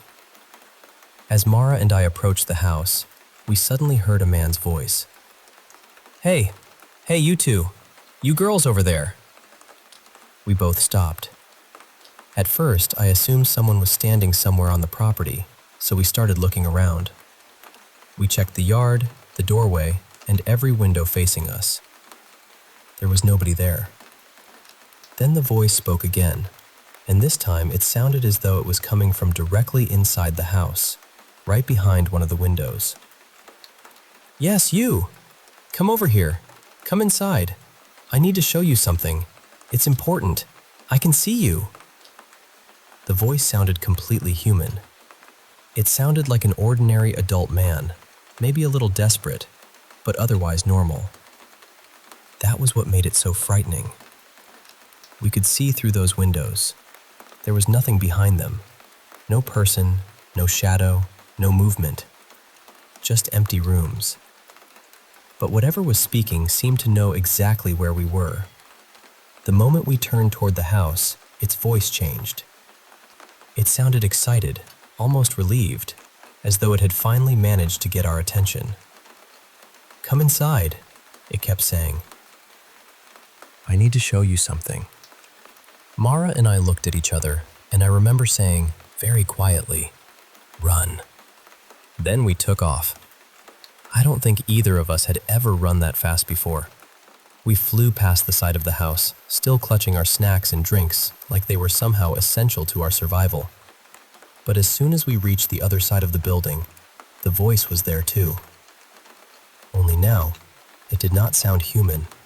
It became deep and distorted, like several voices were pushing through the same throat. It screamed after us. "Get back here! Get inside this house! I will come out there and get you myself! I will find you!" Mara and I were making these terrified, breathless noises as we ran. We genuinely believed that something we could not see was chasing us. We did not stop until we were nearly home, and somehow, neither of us dropped the snacks. What made the whole experience worse was something I discovered later. Months before that afternoon, during our first winter in town, my siblings and I had walked around that same abandoned house. I had convinced them to come with me because I thought the place looked haunted, and I recorded part of it on my phone. We did not hear anything unusual while we were there, but when I watched the video afterward, there was a strange growling scream in the background. It sounded low, harsh, and almost inhuman. I had forgotten about that recording until after the encounter with the voice. When I played it again, I realized the sound in the video had the exact same tone as the thing that screamed at us when we ran past the house. To this day, I still don't know what was inside that place. I only know that it could see us, and it really wanted us to come inside.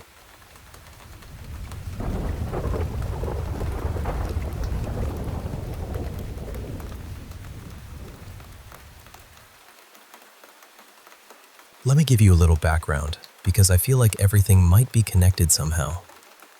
My dad and his wife have been together since I was very young, and she has never really made me or my two sisters feel welcome. A while back, she even moved into a separate apartment, saying she needed space from the children in the family, including two who are biologically hers. She eventually gave up that apartment, but the tension never really disappeared. There have also been years of rumors and accusations about her being unfaithful to my dad. I want to be clear that I have never personally caught her doing anything, but her own daughter has told me about it. My mother also says she witnessed something when I was younger and showed my father a photograph. I have heard my dad and his wife arguing about their relationship before too.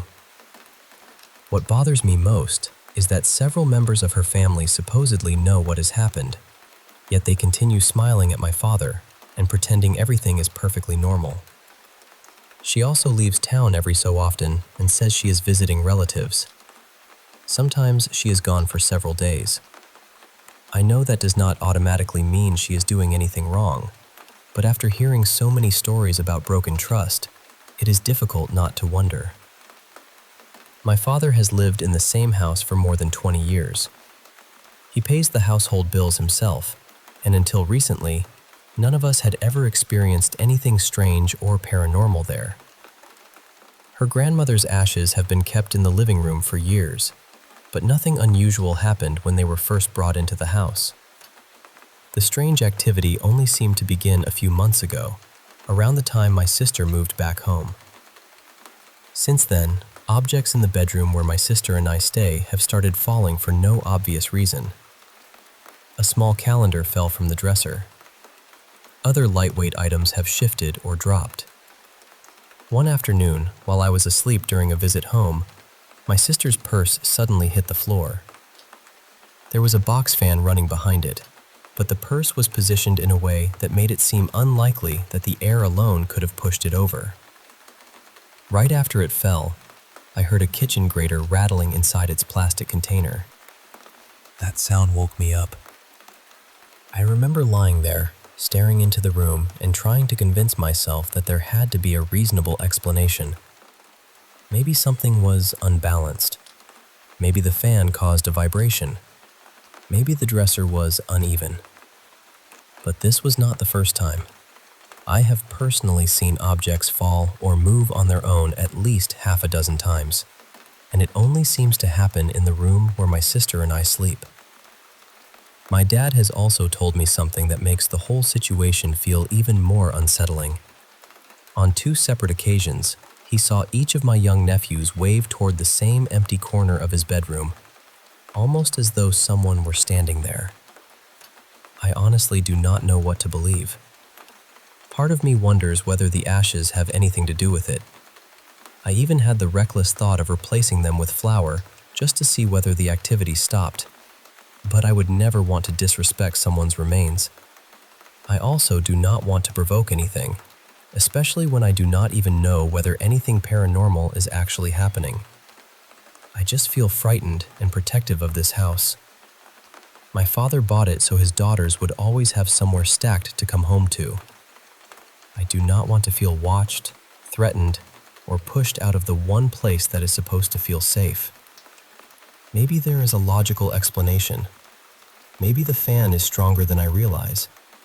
Maybe the furniture is unstable or vibrations are traveling through the floor. But these things never happened before. Now they keep happening, over and over, in the same room. And every time something falls, I find myself wondering whether someone, or something, is trying to get our attention. I am genuinely scared, and I do not know what I am supposed to do next.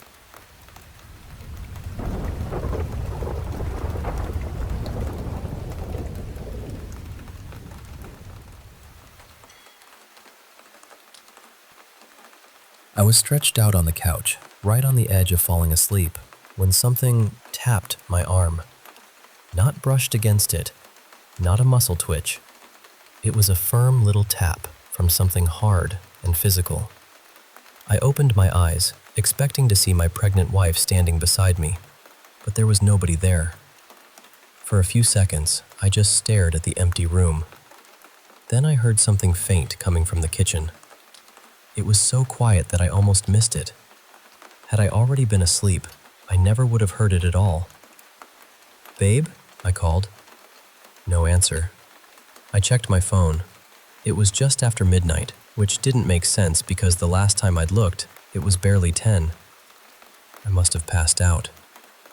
There was a message from my wife glowing beneath the clock. "Staying at Rachel's tonight. Love you." Rachel was her sister, so there was nothing unusual about that. Still, the house suddenly felt different. Too still. When the furnace kicked on, I nearly jumped out of my skin. The rush of warm air moved through the room, but instead of comforting me, it felt like something had entered the house. I tried to laugh it off. I told myself I was exhausted. We had a baby coming, work had been stressful, and I probably hadn't slept properly in weeks.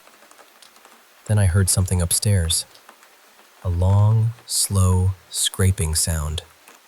It reminded me of a heavy dresser being dragged across the floor. I couldn't tell whether it was coming from our bedroom or the nursery. "Babe?" I shouted again, louder this time. A door creaked open upstairs. Then I heard the small decorative chimes hanging from the nursery door softly clatter together. That was when I stood up. "Who's up there?" I started toward the stairs, trying to sound braver than I felt.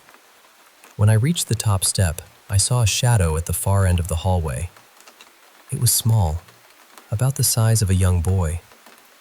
I raised my phone and turned on the flashlight. The figure froze.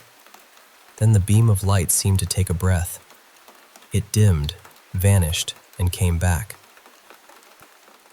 The only way I can describe it is that it felt like someone had placed a hand over the back of my phone, smothering the light with their palm. It happened between one breath and the next, so quickly that my mind couldn't make sense of it. At that point, I still believed there was a person in the house.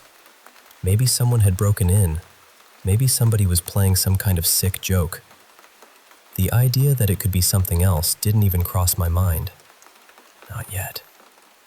When the flashlight steadied, the beam landed on the upstairs closet door. That was where the small figure had been standing. I charged up the remaining steps, stomping hard enough to shake the railing.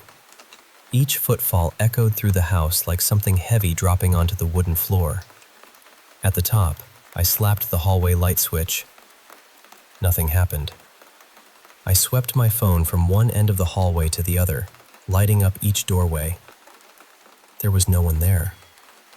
I pressed my back against the wall and slowly moved toward the nursery. "I've got a weapon," I called out. I didn't, but whoever might have been hiding didn't need to know that. The nursery door was halfway open. We always kept it closed. Our daughter, Jessie, wasn't due until late spring. This happened in the middle of January, while the room was still mostly empty except for a crib, a rocking chair, and a few unopened boxes. As I stared into the darkness, I became certain that something inside the room was staring back at me. The feeling was so intense that my skin began to sting and itch. It felt like tiny cuts were opening across my neck and shoulders, then sealing themselves again. Without realizing it, I scratched the back of my neck until my fingernails came away with little traces of blood beneath them. I quickly unlocked my phone and called my wife. The moment I lifted it to my ear, the phone died. The flashlight went out with it. The darkness that surrounded me wasn't normal darkness. It felt thick and freezing, as though the air itself had turned solid. I tried to breathe, but I started gagging, then choking. It felt like I was inhaling water, like I had somehow become trapped beneath a heavy sheet of ice. And then something stepped in front of me. I still don't know what it was. All I could see was a black silhouette, darker than the hallway around it. It filled the space in front of me, as though it had clogged the darkness with the outline of a human body. For one long second, neither of us moved. Then every light in the house came on.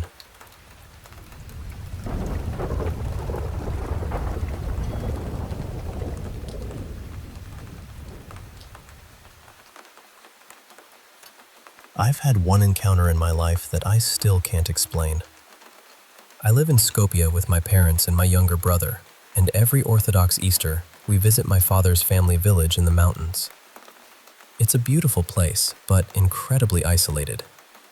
Thick forest surrounds it on every side, and only a few dozen people live there permanently.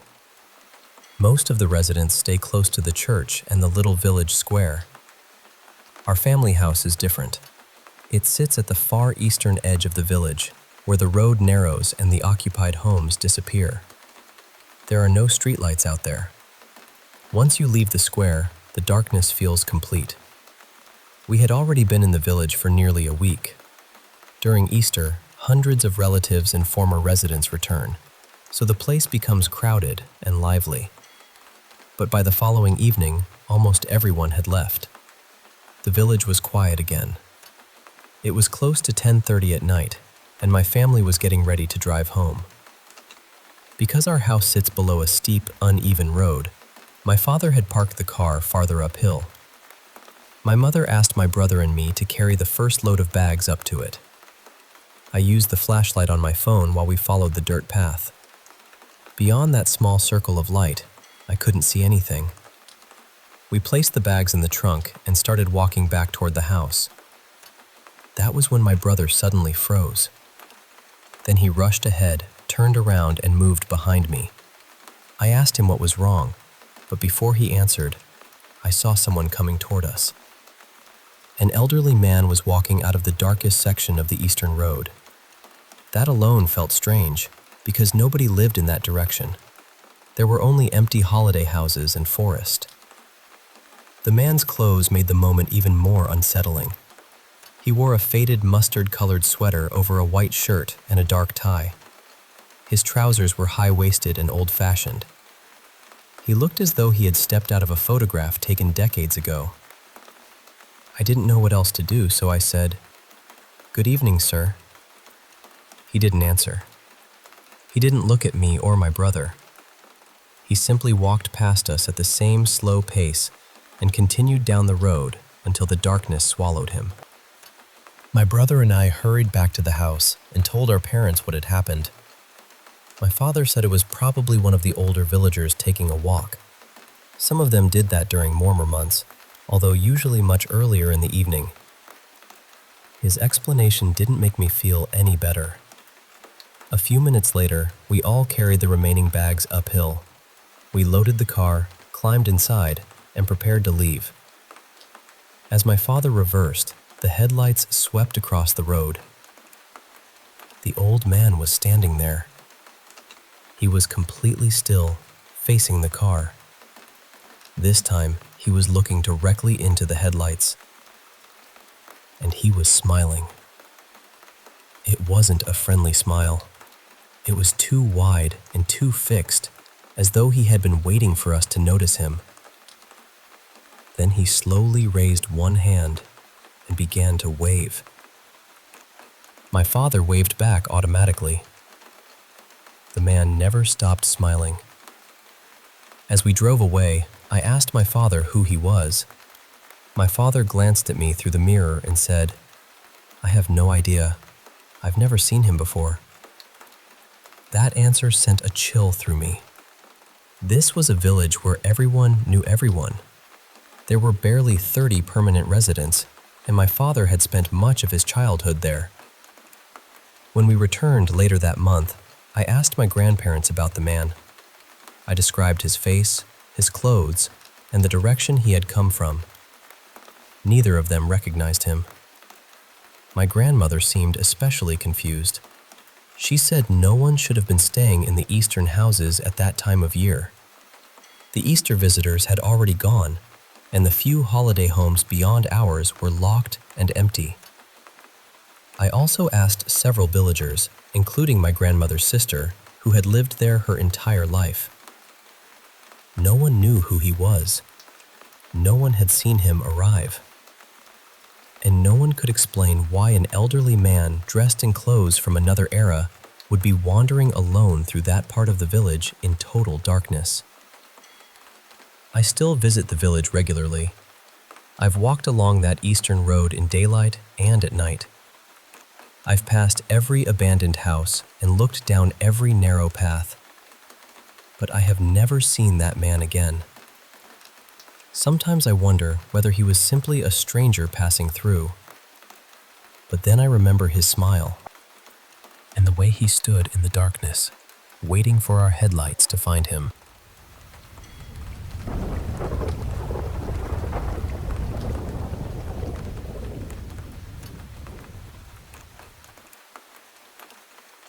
Hey, I've been trying to figure out what exactly I encountered, because I've only ever found one other person online describing something even remotely similar.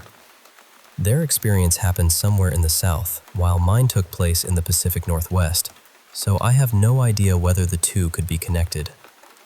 This happened about 5 years ago, back when I was still very religious, which becomes important later. My family had moved onto a property where my grandmother had built a house. We stayed in the basement apartment beneath her living space, and almost immediately, something about that basement felt wrong. I was a teenager at the time, and during the summer I was often left home alone with our dog. I'd finish my chores, sit down on the couch, and try to relax. Then the hallway would suddenly seem much darker than it should have been. The doors along the hallway would begin opening one after another, almost in a zigzag pattern. Whenever that happened, I'd be hit with this overwhelming sense of danger. It felt as though something was rushing toward me, even though I couldn't see anything. I would run upstairs into my grandmother's part of the house, and the fear would stop the instant I crossed through her doorway. She had blessed and anointed that entrance, and somehow the feeling never followed me beyond it. Sometimes the dog would bark toward the hallway. Other times, he wouldn't make a sound. He would simply race upstairs beside me as though he felt the same need to escape. Over time, the activity became harder to dismiss. Once, while I was washing dishes, a kitchen drawer slammed shut beside me.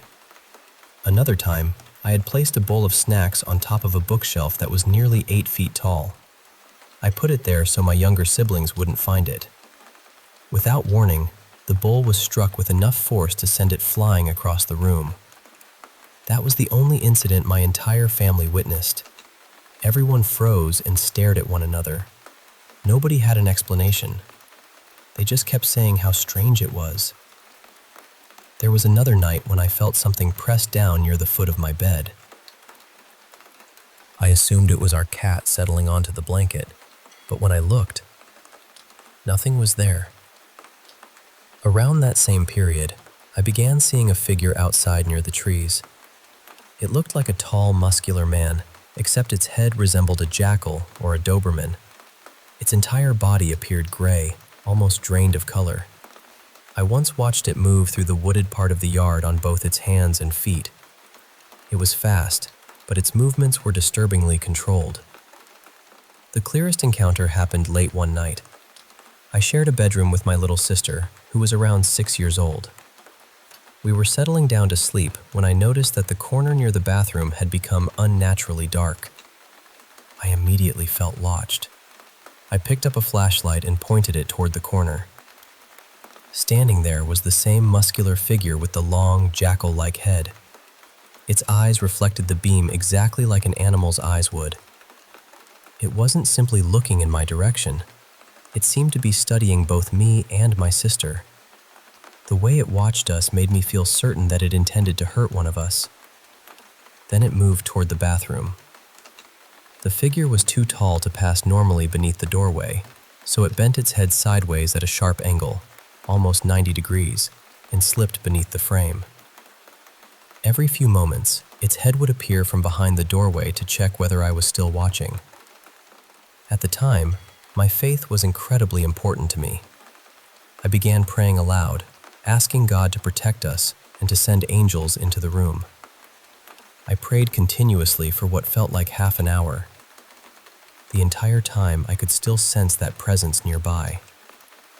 Then, very suddenly, the pressure lifted. The room felt normal again, and for the first time that night, I believed we were safe. I never saw the figure again after that. I still don't know what it was. I've searched through stories about spirits, shadow figures, cryptids, and animal-headed entities, but nothing I've found matches it completely. So I'm sharing this in the hope that someone else may recognize it. Has anyone ever heard of a tall, gray, jackal-headed figure that moves on both 2 legs and 4?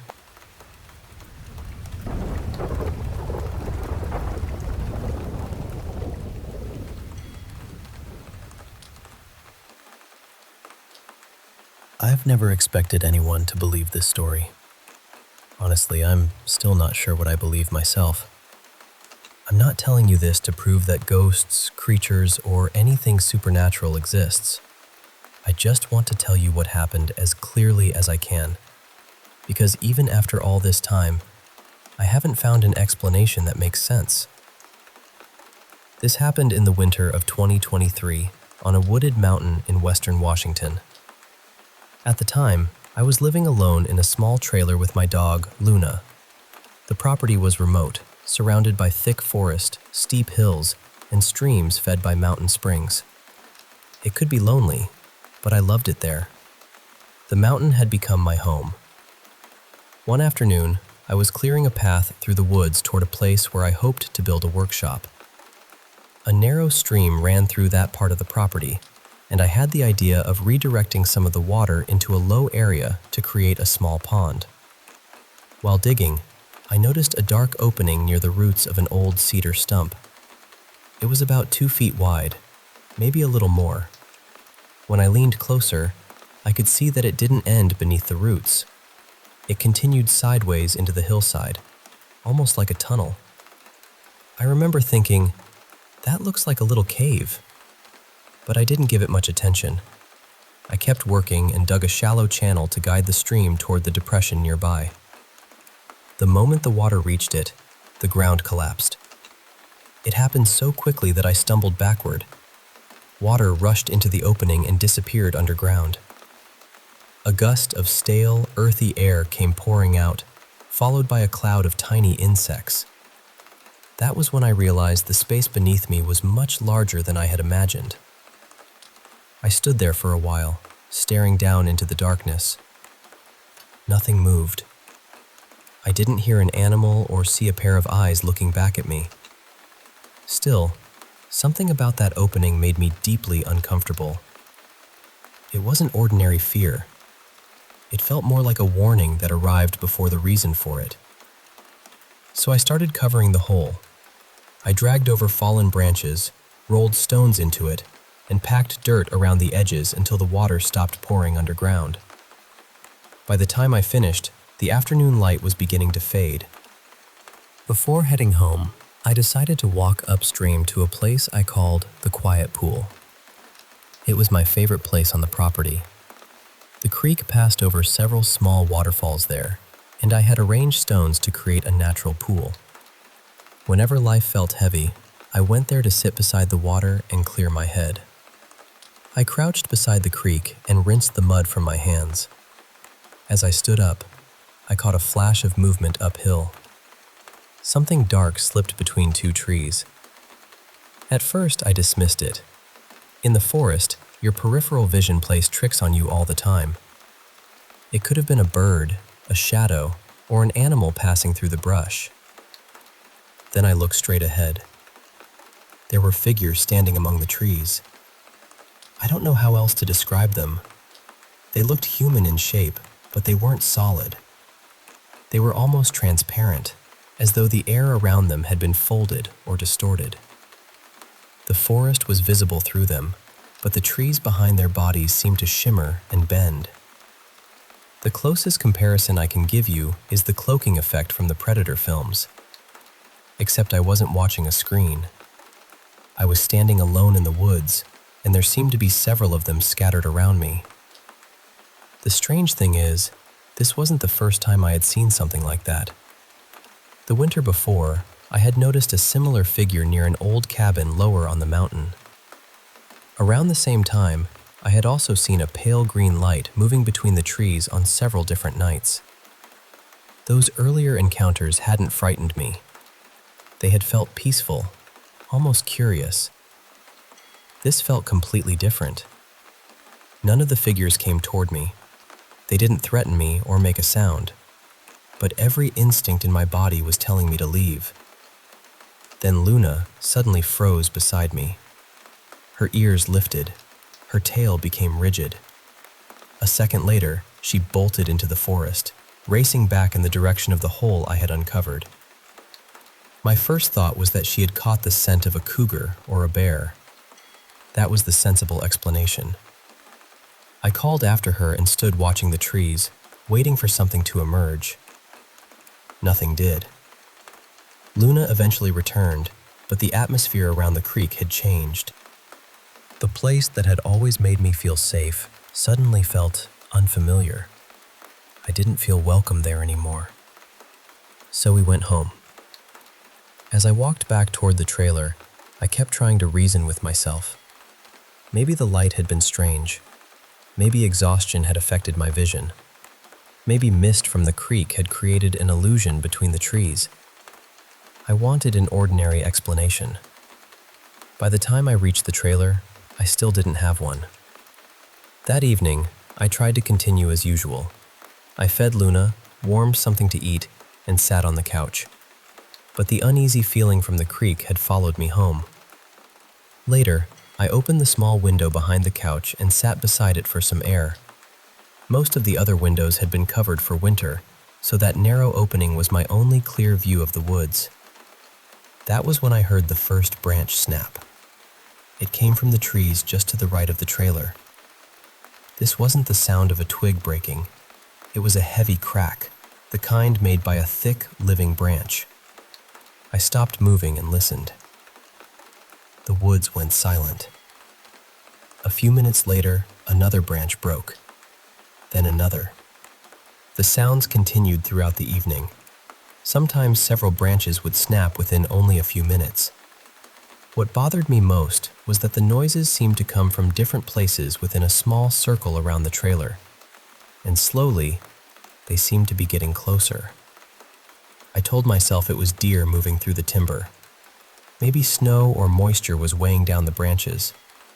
Maybe I was simply connecting random sounds because of what I had seen earlier. Then something tapped against the outside wall. It sounded metallic, almost like someone lightly striking the trailer with a small tool. Tap. Tap. Then silence. A few minutes later, it happened again. The tapping and the breaking branches continued for hours. I had no electricity that night.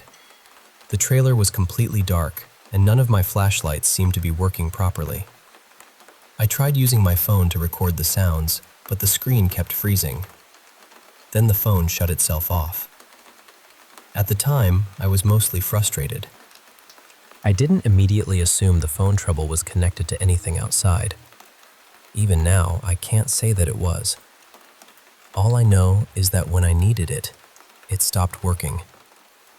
I stared through that one open window, hoping to see a deer, a bear, or even a falling limb. Anything would have been better than not knowing. But I never saw what was making the sounds. The branches continued to break. The tapping continued. And morning eventually arrived. Daylight brought an enormous sense of relief. Everything outside looked normal again. The trees were still standing. The creek was running. There were no obvious tracks around the trailer. In the morning sun, the entire night almost felt foolish. That's one of the strange things about fear. Darkness can make an experience feel undeniable, while daylight immediately begins negotiating with your memory. Still, I decided to inspect the area. Near the place where I had heard the first loud crack, I found several broken evergreen branches.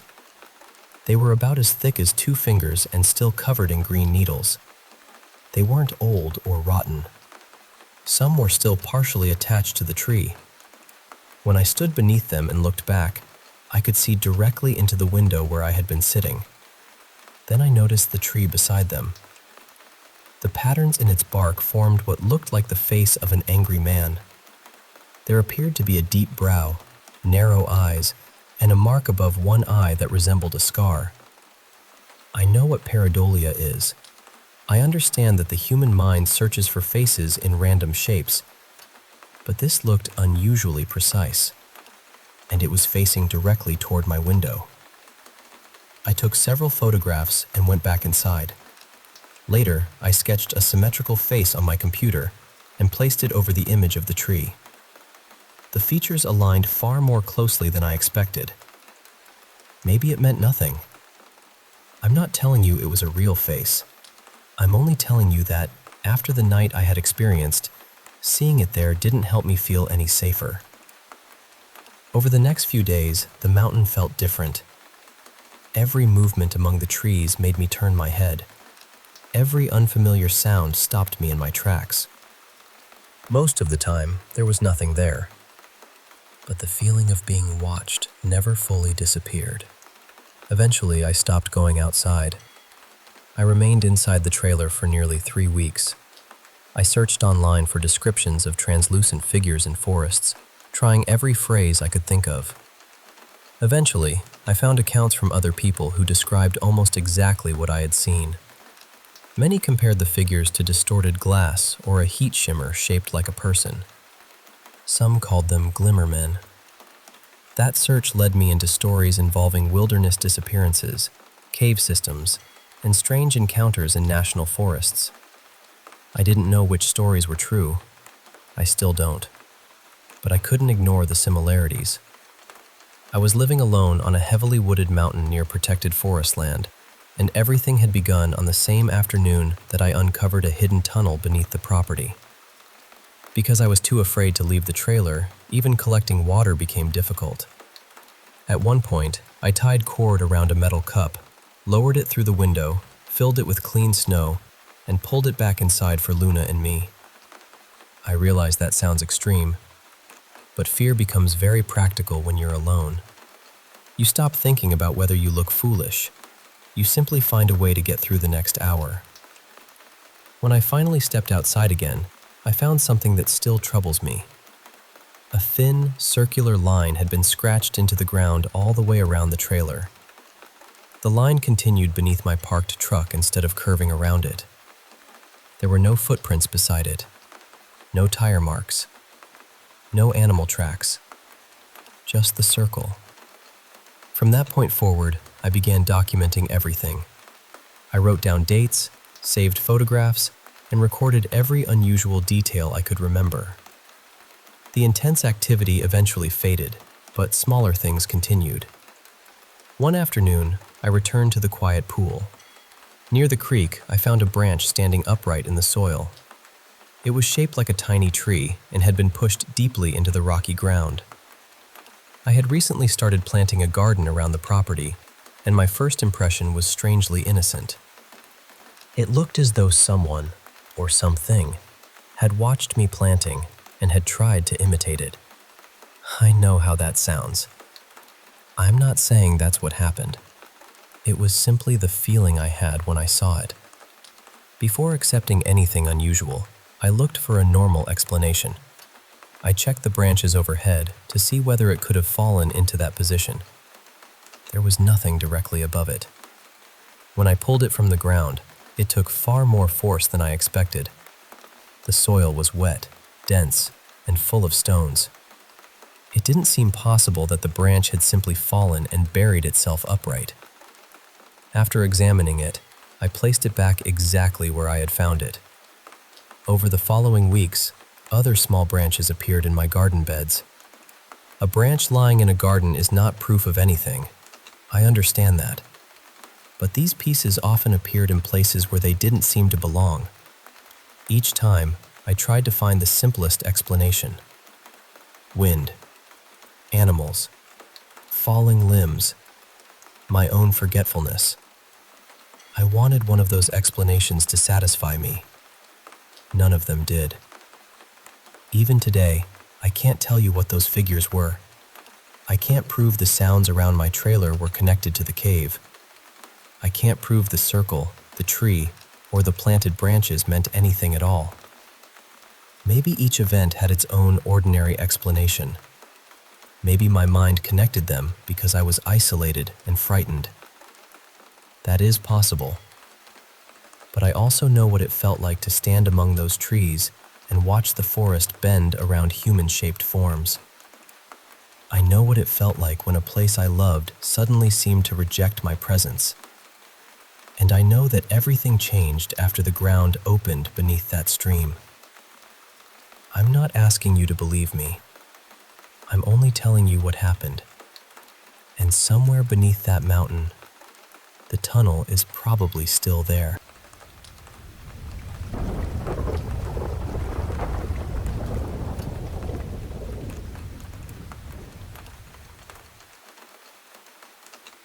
I've had a few experiences in my life that I still can't explain. Some people might call them strange encounters. Others might say they were coincidences. But deep down, I believe I've come into direct contact with something dark. Something evil. When people talk about demons, they usually describe terrifying faces or unnatural creatures. I don't picture them that way. I think they can hide inside ordinary people. People you might pass on the street without giving them a second glance. I also believe children can sense them. Children notice things adults have learned to ignore. They sometimes become uneasy around certain people for no obvious reason, and I don't think we should always dismiss that. Maybe they're seeing something we can't. The first time I experienced something like this was about 13 years ago. I had recently discovered I was pregnant. I wasn't showing yet, and hardly anyone knew. One afternoon, I stopped at a small shopping center on my way home. The parking lot was unusually quiet. I stayed in my car for a few minutes because I had been feeling nauseous. The doors were locked, but I had left the driver's side window open just a couple of inches. The fresh air helped settle my stomach. I was looking down at my phone when I suddenly felt something beside me. It wasn't a sound. It was more like a pressure, or the unmistakable feeling that someone was watching me. When I looked up, an elderly woman was walking directly toward my car. She was small and neatly dressed, with pale gray hair. There was nothing obviously threatening about her, but the way she stared at me made my entire body tense. Her eyes never left mine. As she reached the window, I instinctively leaned away from her. She moved close enough to speak through the narrow opening. Then she smiled. It was a calm smile, but there was something deeply wrong about it. She asked, "Do you have any children?" Without even thinking, I answered, "No." She continued staring at me and slowly nodded. "That's good," she said. "That's very good." The moment she said it, I felt a cold wave move through me. I shifted toward the center console and checked that the door was locked. The woman held my gaze for another second before turning and walking behind my car. I immediately rolled up the window. Then I checked every mirror. I looked to my left, to my right, and across the parking lot. Finally, I twisted around in my seat to find her. She was gone. There were no nearby cars she could have entered. There were no buildings close enough for her to have reached so quickly. The parking lot was almost empty, and yet she had vanished in seconds. I drove home without going inside the store.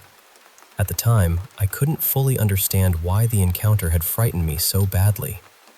It wasn't until later that I remembered her question. "Do you have any children?" I had told her no, but technically, that wasn't true. I was already carrying my child. Sometimes I wonder whether she knew. I wonder whether that was the reason she approached me in the first place.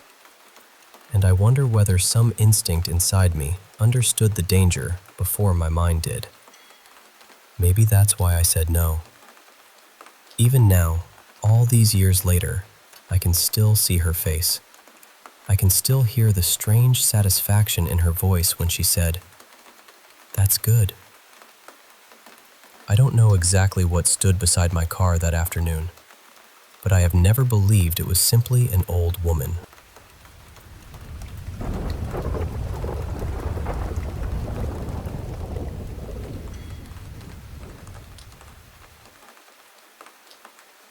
We lived in this old farmhouse in rural Vermont for a while. It had been built sometime in the late 1800s, and you could feel its age the moment you stepped inside. The floors creaked, the walls seemed to hold every sound, and the whole place had this strange sense of memory about it. The family who had owned it the longest lived there from around the 1930s until the early 1970s. They had a son who never came home from the war. Then, years later, another owner passed away inside the house and wasn't found for nearly a week. People in town said he'd become a recluse and had filled several rooms with old newspapers and boxes. There was one doorway between the study and my parents' bedroom that always felt especially wrong. The air around it seemed heavier somehow, almost thick. I had to pass the study whenever I went upstairs to my room, and I absolutely hated doing it at night. That room never felt empty. During the day, it felt as though someone was sitting quietly inside, listening. At night, it felt much worse. Walking past the doorway gave me this overwhelming fear that a hand might reach out, grab me, and pull me into the darkness. And I wasn't a child when this happened. I was in my 20s. I knew the difference between an overactive imagination and the feeling that something was genuinely off. Small objects moved around the house all the time. We had this tiny ceramic sailor that had come inside a box of tea. We kept it on the kitchen windowsill, but it would turn up on the table, beside the sink, or on top of the refrigerator. Sometimes it moved when nobody had been home. Kitchen drawers would slide open on their own, too. You'd hear the wooden runners scraping from another room, walk in to investigate, and find a drawer pulled almost completely out. We also saw movement in the corners of our vision. A figure crossing a hallway, a shadow passing a doorway. You'd turn your head and there would be nothing there. But twice, I saw something directly in front of me. The first time, my sister was standing in the dining room while I was in the kitchen. We were cleaning and talking about what still needed to be done. Behind her was a narrow cupboard that had once been a doorway leading down to the cellar. As I looked at her, I saw part of a man walk behind her. I couldn't see his face or his legs. What I saw was a gray, old-fashioned coat moving steadily across the room. I could make out the collar, the shoulder seams, even the folds in the fabric. It passed behind my sister and disappeared straight through the old cellar doorway. My sister stopped talking. She looked at my face and said, very quietly, "What is standing behind me?" The second time happened in my bedroom. My room was upstairs, and I kept my bed pushed close to the windows. I loved falling asleep with the cool air coming in and looking out over the fields. That night, I was thinking about a long road trip my sister and I were leaving for the next morning. I suddenly had the unmistakable feeling that someone was watching me. I turned slightly, and there was a young woman standing beside my bed. She had a pale, oval face, and her hair was parted in the middle and pulled neatly back, the way women wore it in old photographs from the mid-1800s. She wasn't glowing or transparent. She was simply there, looking down at me. Strangely, I wasn't frightened. I had the feeling that she had come to see me before I left, almost as though she were saying goodbye. I blinked, and she was gone. I just rolled back over and continued looking out the window. My father saw things in that house too. On 2 separate occasions, he was sitting in his chair in the study when he saw a young woman come down the stairs, cross the hall, and enter the dining room. Both times he assumed it was me, but I was upstairs and hadn't moved. We were the only 2 people home. Outside the house, there was another figure I saw again and again. In the mornings, while I was heading out to feed the animals, I would notice a man crossing the field. He wore a white shirt with dark suspenders. I never saw him while looking directly at him. He was always just off to the side, at the edge of my vision. Whenever I turned to get a proper look, the field was empty. One afternoon, I was alone in the kitchen when I heard the front door open and close at the opposite end of the house. Then I heard my father talking to the dogs. I was surprised because I believed he was working several states away. I walked through the house, expecting to find him taking off his coat or standing in the hallway. Nobody was there. Every door was locked. That same front door caused strange experiences constantly. Even when we were elsewhere in the house, we would feel it open and shut. The pressure in the room would shift, followed by the deep sensation of the door closing. Sometimes there wasn't even a sound. You would simply feel the impact travel through the house. We moved often when I was growing up because of my father's job, and that wasn't the first old house I'd lived in. In New England, buildings come with long histories, and sometimes it feels as though the people who lived in them never completely left. People often say living in a haunted house sounds exciting. It really isn't. The occasional strange noise or moving object is one thing. What wears you down is the constant feeling of being observed. The sense that someone is standing behind you or leaning over your shoulder, even though you can't see anyone. I haven't lived in a house like that for many years now, and honestly, I don't think I'd ever choose to again.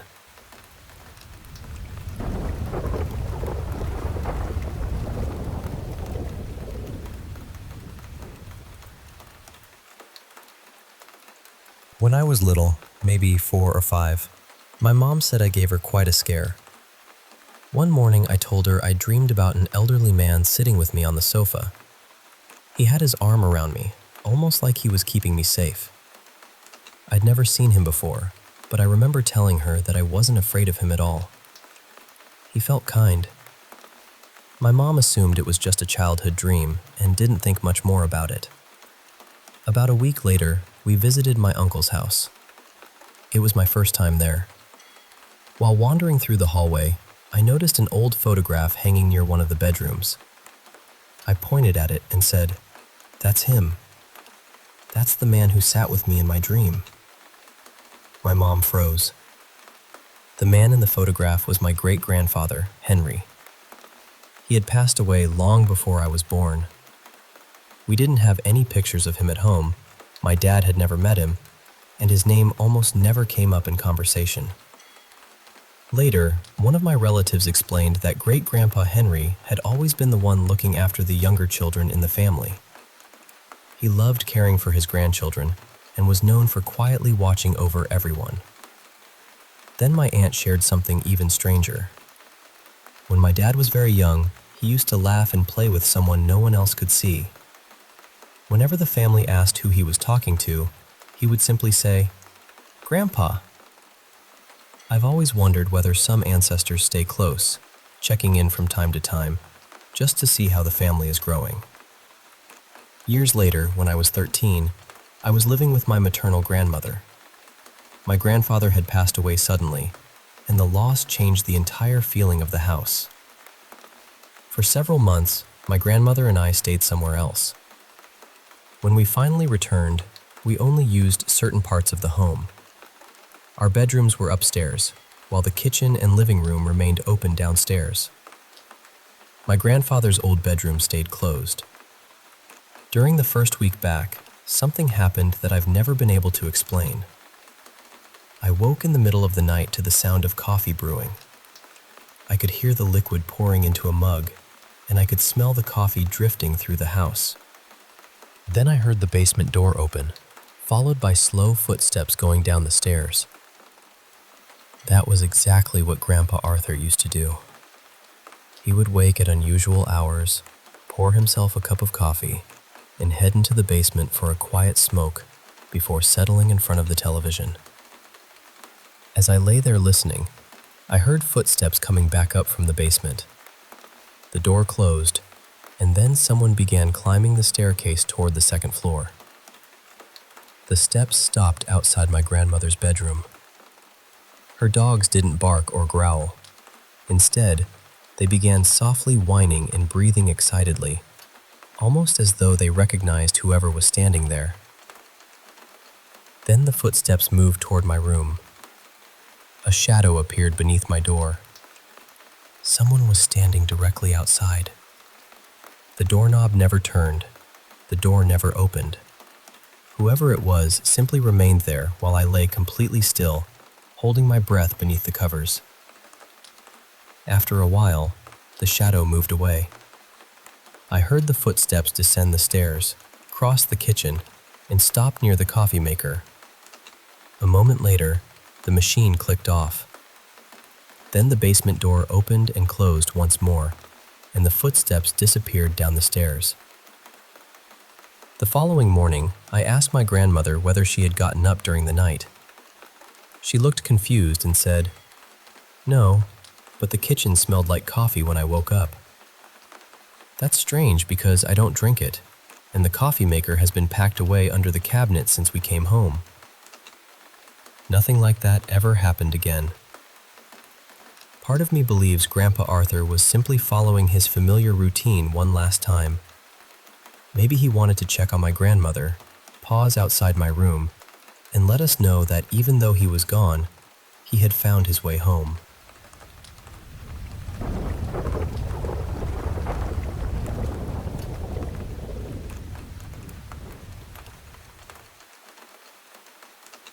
I've always been pretty open-minded about things I couldn't explain. Even as a kid, I had a few strange experiences, but there was always some reasonable excuse. Maybe I hadn't slept enough. Maybe my imagination was running wild. Maybe the house was settling. So for years, I treated those moments with a shrug and moved on. That changed when I found out my mother had cancer. As her health declined, I started asking questions I hadn't seriously considered in a long time. Is there an afterlife? Are spirits real? Is there something waiting for us after all of this? I wanted answers, but more than that, I wanted proof. Something undeniable. When my mother eventually passed away, I fell into a deep depression. I don't think I ever truly got over losing her. I learned how to keep living, but the grief stayed with me, quietly following me from one year to the next. For a long time, I avoided my father's house. It was the same home where my mother had died, and being there carried too much weight. But several years later, I was going through a difficult period and needed somewhere to stay for a couple of nights. That first evening back, I slept in the living room because my old bedroom had become a storage room. My father had a few small black dogs. I'd known them for years, so I was familiar with their habits. They were usually calm at night, especially once they had settled together in their kennel. I was lying on the couch getting ready to get sleep when one of the dogs let out a low growl. At first, I ignored it. A few moments later, she growled again. I quietly told her, "Shh." The kitchen light was still on, casting a soft glow into the otherwise dark living room. I looked over at her, and she immediately looked back at me. I figured she was annoyed with one of the other dogs, so I let it go.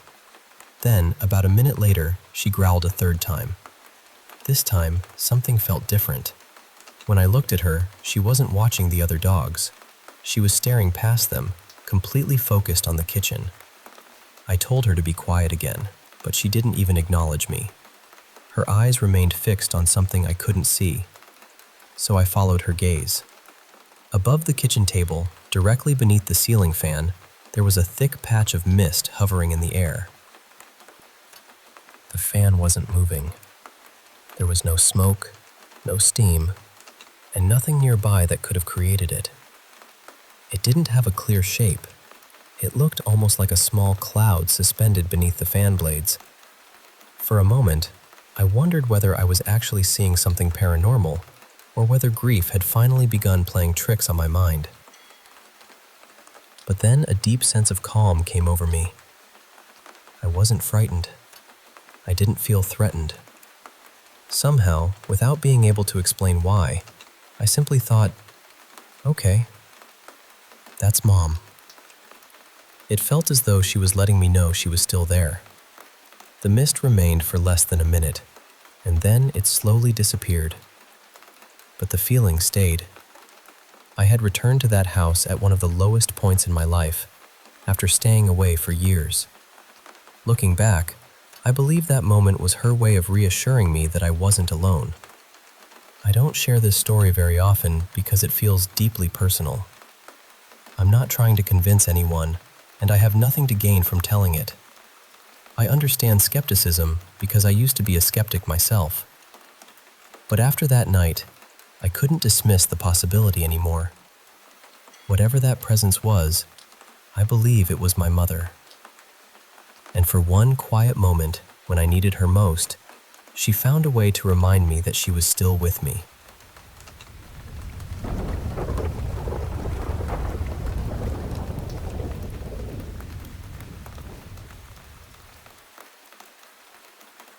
I should start by saying I'm still pretty skeptical about paranormal stories. My first real introduction to that world was through shows where investigators spent just as much time disproving things as they did chasing ghosts. I appreciated that. A strange sound could be old plumbing. A shadow could be headlights. A cold spot could be a draft. But there's one experience I've never been able to explain. Years ago, I worked at a living history museum. I won't say which one, because the official position was that the property was absolutely not haunted. Unofficially, nearly every employee had heard the stories. Management probably wanted to avoid frightening visitors or losing staff. One coworker actually quit after hearing too many of the stories. They also didn't want amateur ghost hunters sneaking onto private property after hours. About half the buildings had some kind of legend attached to them. A few stories could easily have been employees in period clothing being mistaken for apparitions, but others were harder to dismiss. The building connected to my experience was a one-room schoolhouse. According to the legend, it was haunted by a young boy the staff called Little Benny Blue. People described him as wearing a blue sailor-style outfit, the kind a child might have worn in the early 1900s. Inside the schoolhouse were 3 rows of wooden desks, an old wood-burning stove near the entrance, and a chalkboard at the front. There was also a raised platform with the teacher's podium, a bench, a wooden chair, and an old American flag with the historically correct number of stars. Nearly everything in the room was made of wood. The desks were held together with old-fashioned square nails, possibly cut nails or rosehead nails. During the summer, I was assigned to cover breaks for several historic houses and the schoolhouse. One afternoon, I went inside to relieve the employee working there so she could take her lunch. At the time, the schoolhouse was being used as a craft station. The exact craft changed from week to week, but that day the tables were covered with construction paper, glue sticks, and safety scissors. Once my coworker had left, I checked to make sure there were no visitors, supervisors, or other employees nearby. Then, feeling slightly ridiculous, I started talking to little Benny Blue. I told him that if he was really there, he could knock over a glue stick. I said he could move some paper or disturb one of the craft supplies. Nothing dramatic, just something small. For a while, nothing happened. I was standing near the front of the room, looking toward the teacher's platform. Then I turned toward the entrance to see whether my coworker was coming back. Nobody was there. When I turned around again, an old square nail was lying on the floor near the platform. That stopped me cold. The floor was wooden. The desks were wooden. The podium was wooden. Anything metal falling in that room should have made a sharp, unmistakable sound. I hadn't heard anything.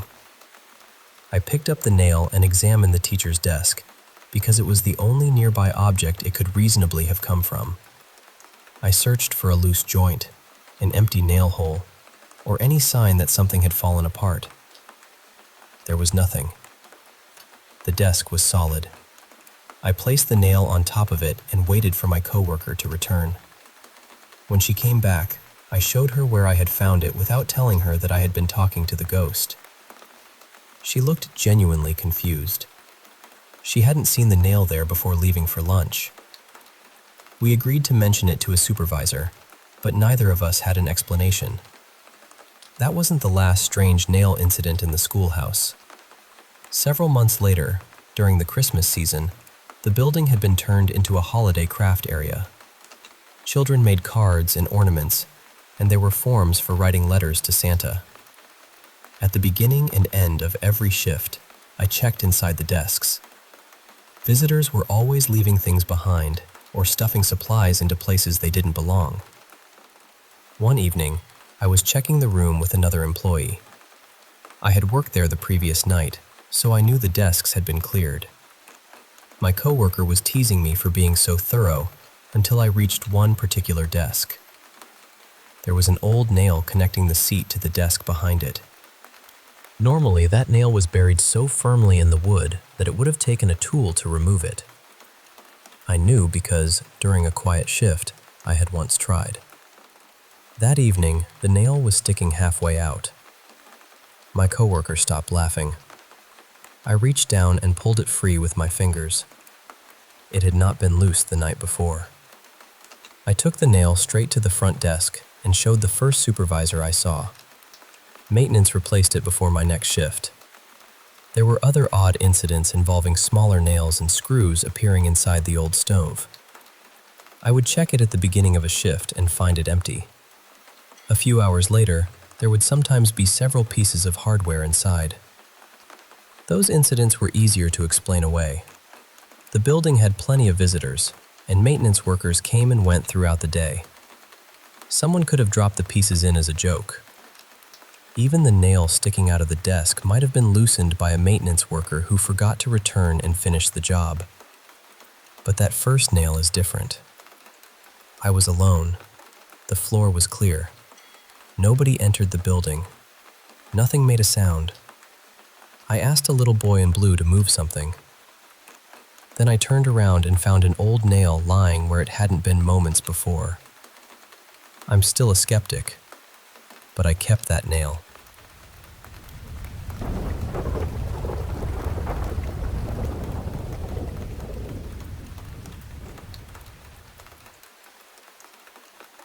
I was about 11 years old when my family took a weekend trip to Vancouver Island.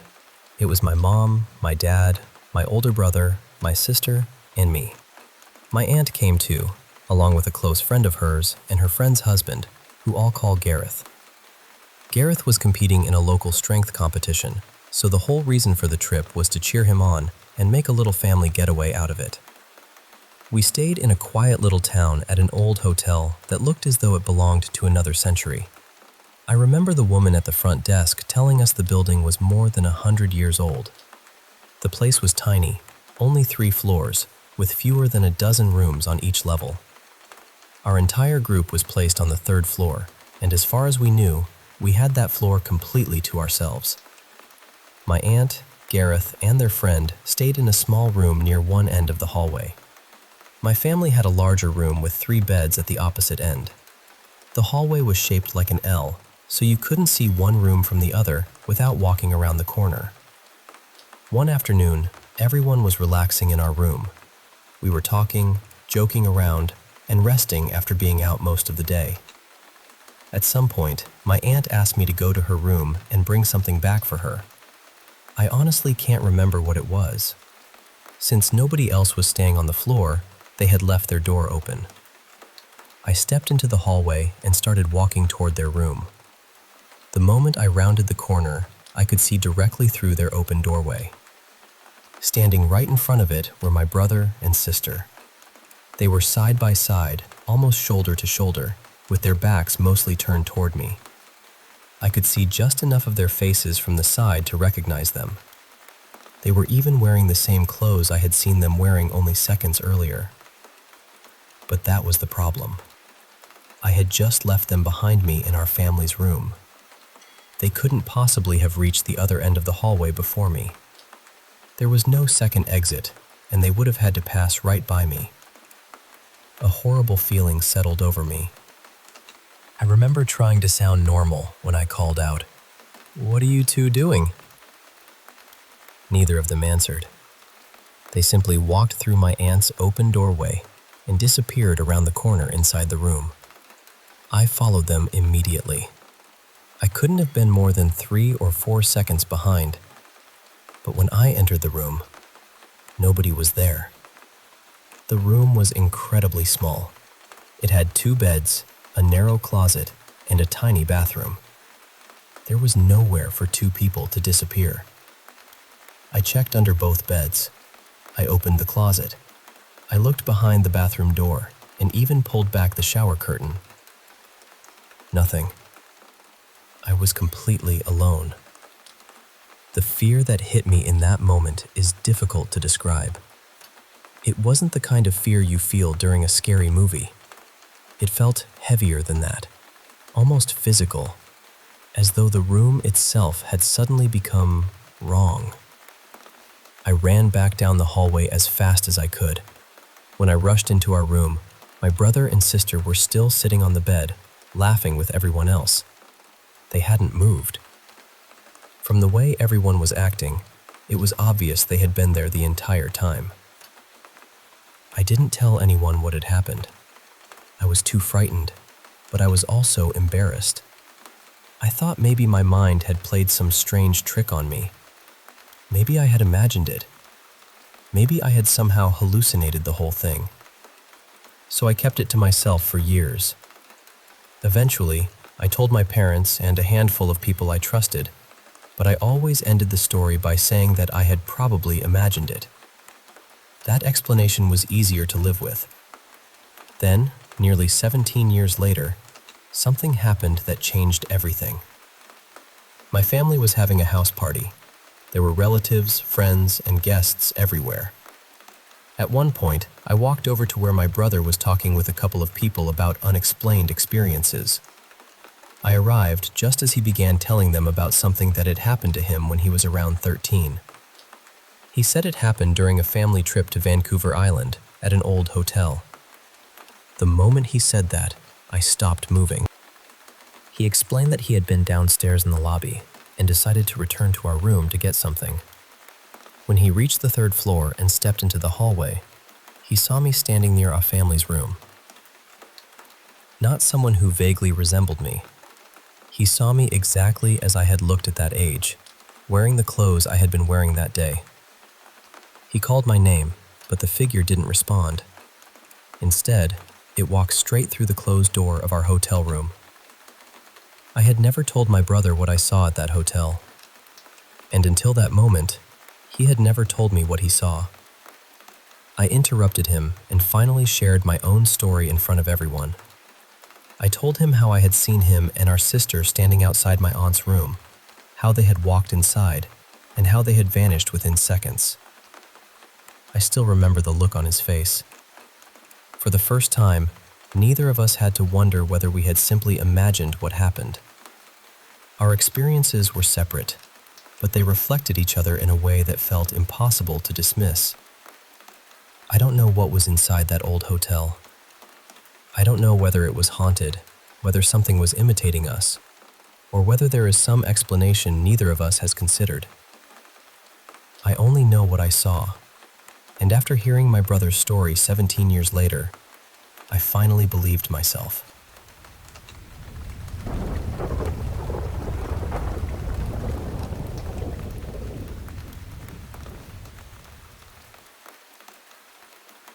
Before I tell you what happened, I should probably explain that I frightened my family long before I understood why. I grew up as the oldest of 5 children. We lived in a roomy apartment building on the edge of a quiet town. There was nothing sinister about the place. It wasn't abandoned or falling apart, and there were no dark alleyways outside. It was simply a warm, cluttered home with family photographs on the walls and too many shoes by the front door. But at night, I became a completely different person. I would sleepwalk through the hallway, whisper to people who weren't there, and sometimes wake up screaming so loudly that our neighbors would knock on the walls.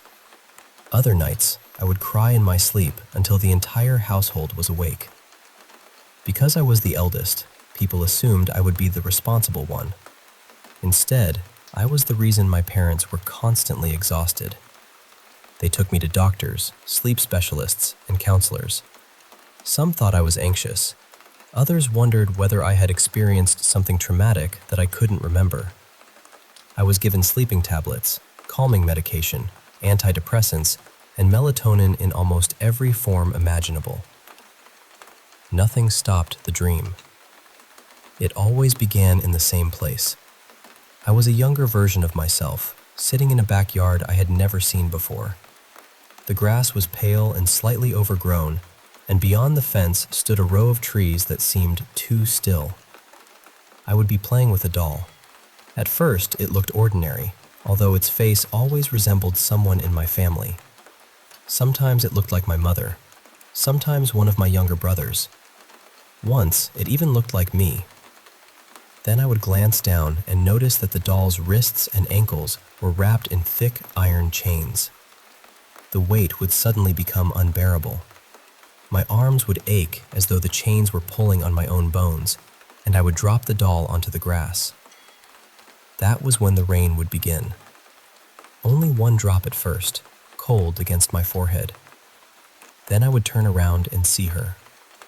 She was impossibly tall, with a neck that stretched far beyond what looked human.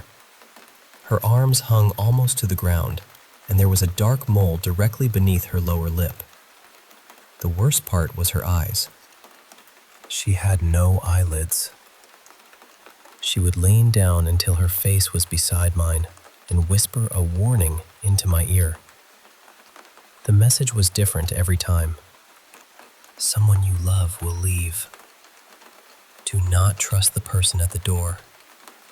Grief has already found your house. After she spoke, pressure would build around my throat. It felt like invisible hands tightening around my neck. I would look down and see my reflection trembling in the puddles, my face turning darker as the pain spread through my chest and legs.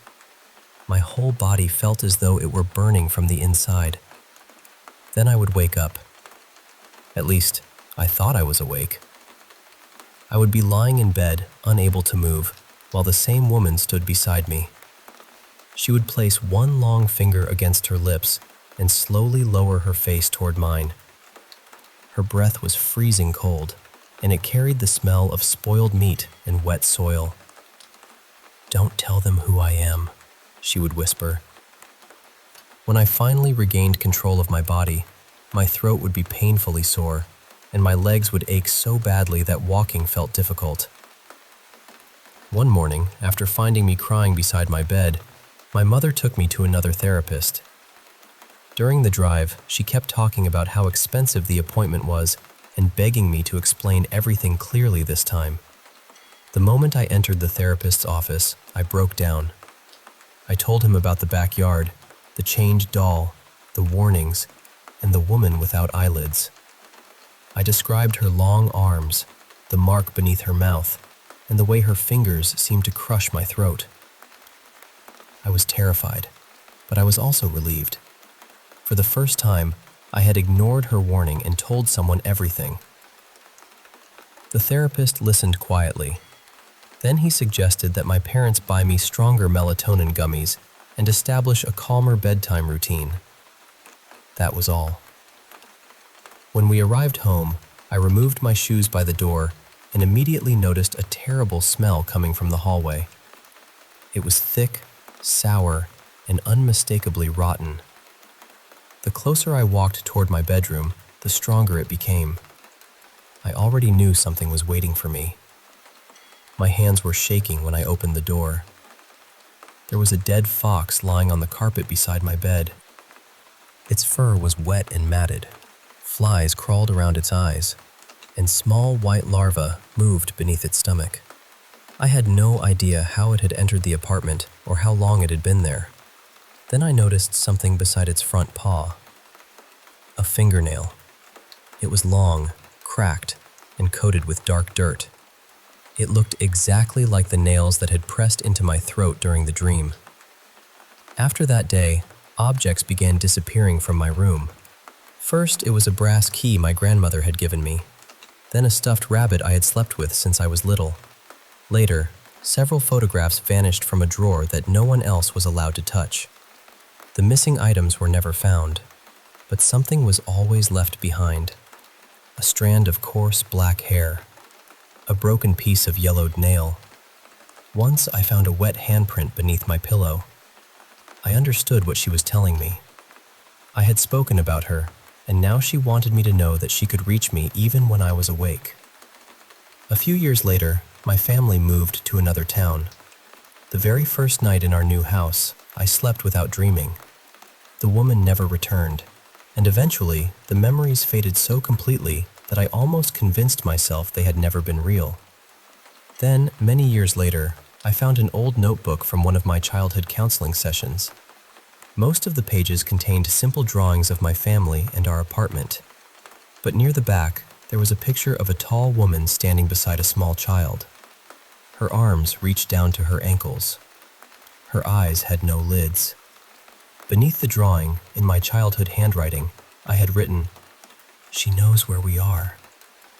The moment I read those words, I remembered everything.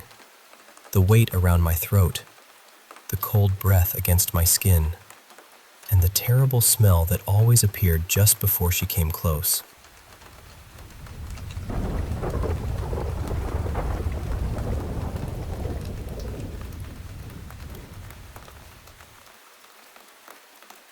Okay, so I should start by saying I'm not really a supernatural person. I love horror movies. I love Halloween. I love the idea of ghosts, haunted houses, and all those unsettling little stories people tell around a fire. But when it comes to what I actually believe, I'm usually pretty skeptical. Still, some strange things have been happening in my apartment lately, and I'm beginning to wonder whether they're all random accidents or pieces of something bigger. I've lived here for almost a year now. Before this, I stayed in the same apartment for about 6 years, and even there, I occasionally wondered whether something unusual was going on. A framed album cover fell off the wall and broke more than once. Sometimes I'd walk into a room and find an object sitting in the middle of the floor, even though I didn't remember leaving it there. But things fall. People forget where they put things. Buildings shift. And because I watch far too many creepy movies, my imagination is always ready to put on a tiny detective hat and announce that a ghost did it. I've also had moments when I thought I could feel my late best friend nearby. That feeling has faded over the years, but it still happens occasionally. Part of me also believes I may have lived before, although I have absolutely no proof of that. So I suppose I'm open-minded, but cautious. I even own a spirit board, but I've never had the pointer move without someone touching it. Nothing dramatic has ever happened. No mysterious messages. No candles blowing out. No Victorian child appearing in the corner. Then I moved into this apartment. Almost immediately, the place felt different. The entire complex has a slightly eerie atmosphere. It's surrounded by marshland, old trees, and curtains of Spanish moss. At night, the whole area looks like it was designed by someone whose only instruction was, make it beautiful, but unsettling. Inside my apartment, I sometimes hear noises that I can't identify. I've always felt an odd energy here, but for a long time, it was nothing serious enough to mention.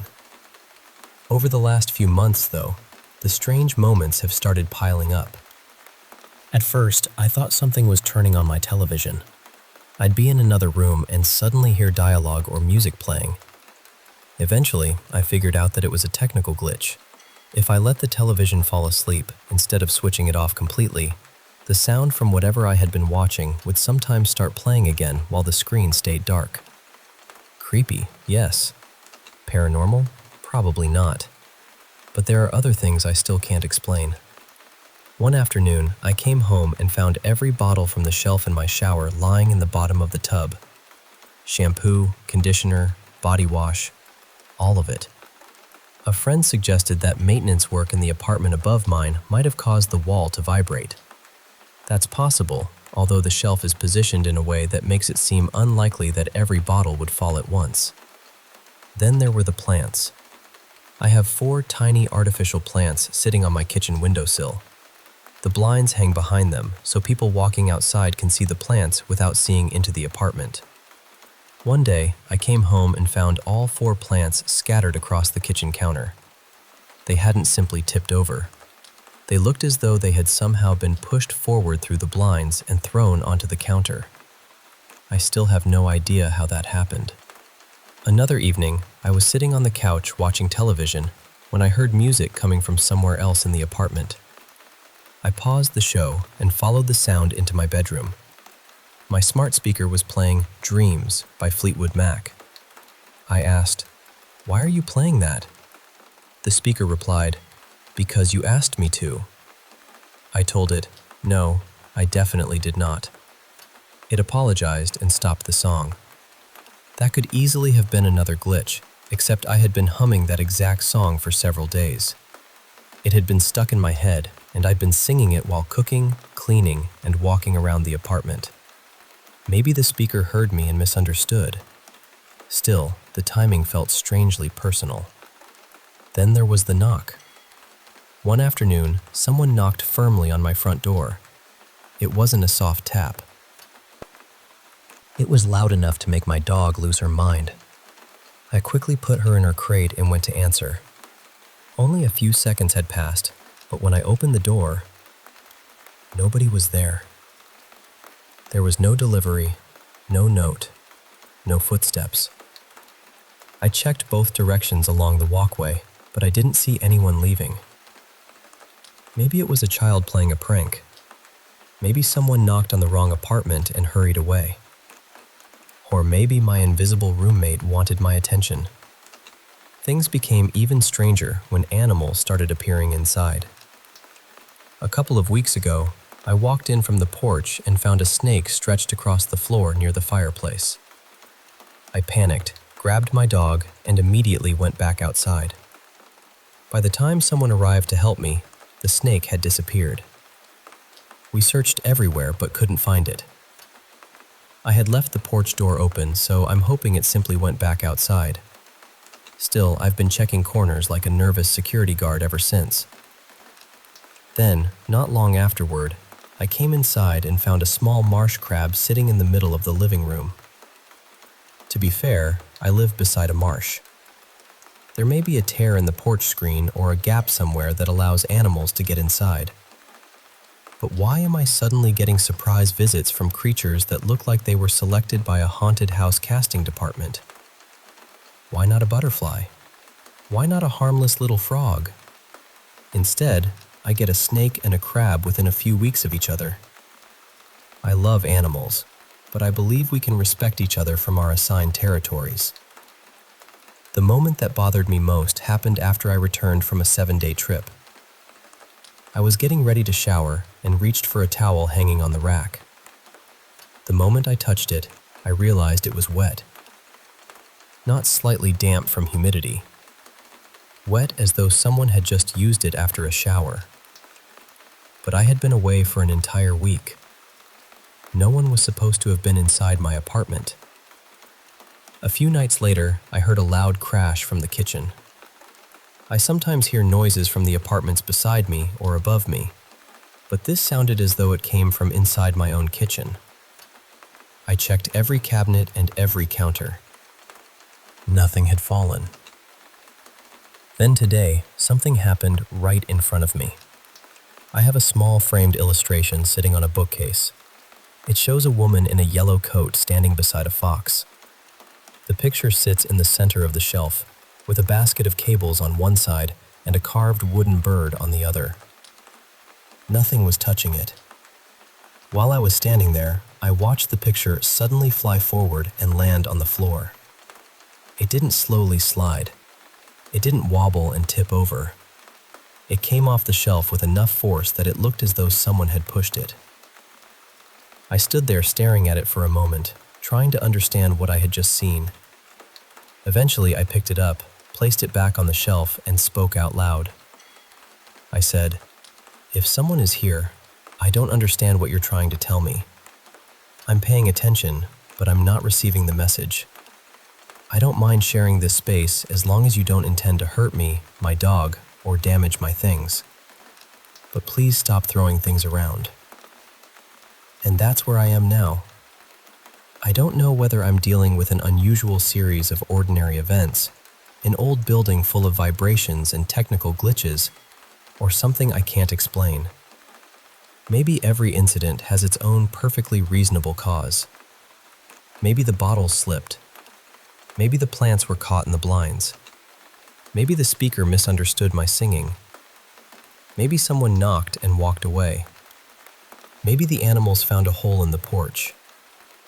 But when I think about all of it together, I can't help wondering whether something is trying to make itself known. And if it is, what am I supposed to do? Should I cleanse the apartment? Keep talking to it calmly? Ignore it completely? Try the spirit board again, even though I'm not sure that's a door I want to open. I'm not frightened exactly, but I am curious, cautious, and slightly tired of finding unexpected guests and flying decorations in my living room. Whatever is here, natural or otherwise, I just hope it understands one thing. It can stay peaceful, or it can start contributing to the rent.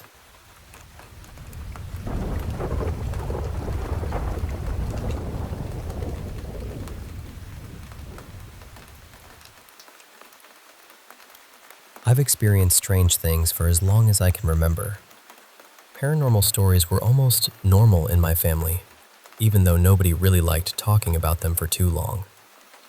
On my dad's side, my grandmother was known as a spiritual healer. People would come to her for prayers, cleansings, and help with things they couldn't explain. My dad had his own frightening encounters growing up, including seeing shadowy figures moving through rooms when nobody else was awake. My mom's side of the family is deeply religious. My mom has always had vivid, disturbing dreams that sometimes keep her awake for hours. When I was younger, I went through something similar. I would wake up terrified, sometimes because of a dream, and sometimes because I thought I heard someone whispering near my bed. Eventually, I became so afraid of sleeping alone that I started staying in my older sister's room. Before that, she had never experienced anything unusual. But whenever I slept in her room, she would sometimes wake up hearing a voice in the darkness. It only happened when I was there, which made me wonder whether whatever followed me into that room was somehow connected to me. The stories in our family went back even further, to the first house we lived in. I was too young to remember much of it, so most of what I know came from my parents and siblings. My dad saw dark figures passing through the hallway. My older brother once saw a young girl standing inside the house and assumed she was one of his sisters, until he realized none of us were there. My mom and sister both heard a woman scream from somewhere inside the house, even though they were alone. And when my sister was little, she once felt something moving behind her pillow. When she turned around, She saw what looked like a hand slowly pressing against the fabric. Years later, we moved into another home, and that was where I began having experiences of my own. Most of them were small things: shadows, strange sounds, the feeling of being watched. Because I had grown up hearing these stories, I didn't react to them the way most people probably would. But there was one night that changed that. My sister and I were teenagers. It was sometime in late 2019, and we were sitting in the living room watching a crime show. I still remember the scene. One of the investigators was questioning a woman and asking her to repeat a series of actions. Our little dog started barking from the dining room. We ignored him because he barked at everything. A car outside, a noise from the neighbors, sometimes absolutely nothing. Then our larger dog began barking. That immediately got our attention. He was a protective dog, but he was calm unless he believed something was genuinely wrong. My sister and I looked at each other, and before either of us could speak, we heard him, running from the dining room into the kitchen. The kitchen was partly hidden from where we were sitting. A narrow passage connected it to the living room, and we could see the entrance but not the entire room. That was where we saw our dog backing out of the kitchen. He wasn't turning around. He was walking backward, staring at something we couldn't see. Then he suddenly yelped and jumped sideways. I had heard him make that sound only once before, when someone accidentally stepped on his paw. It sounded like he had been struck. My fear turned into anger almost instantly. My sister and I jumped from the couch. She grabbed the larger dog by his collar, and I picked up the smaller one. Neither of us wanted to look directly into the kitchen. Our big dog kept pulling toward it, growling and barking as though someone was standing there. My sister had to use both hands to hold him back. The television was still playing. The dogs were making noise, and we were talking over each other, trying to decide what to do. Then my sister suddenly said, "Wait, be quiet." I paused the television. The room went still. Our dog lowered his head and began growling again. And then we heard the footsteps. They were slow and heavy, like someone wearing thick work boots. One step, then another, then another. The strangest part was the sound of the floor. Earlier that day, something had spilled in the kitchen, so parts of the tile were slightly sticky. Whenever we walked across it, our shoes made a faint pulling sound. These footsteps made that same sound. It didn't sound distant or muffled. It sounded like a real person was walking across our kitchen floor. My sister leaned toward me and whispered, "What if someone broke in?" We both wanted that to be true. An intruder was terrifying, but at least an intruder would make sense. Still, every door was locked. The dogs had been in the dining room. Nobody could have entered without us hearing something. The footsteps stopped. The atmosphere in the room changed. I don't know how else to explain it. The air felt heavier, and I suddenly had the overwhelming sense that someone was standing just beyond the wall. It didn't feel human. For some reason, I pictured an older man. I couldn't see him, but that was the feeling I got. Something masculine, cold, and angry. My sister grabbed a Bible from the table and began reading aloud. She tried to pray the way our mother did, with a firm and confident voice, but both of us were shaking.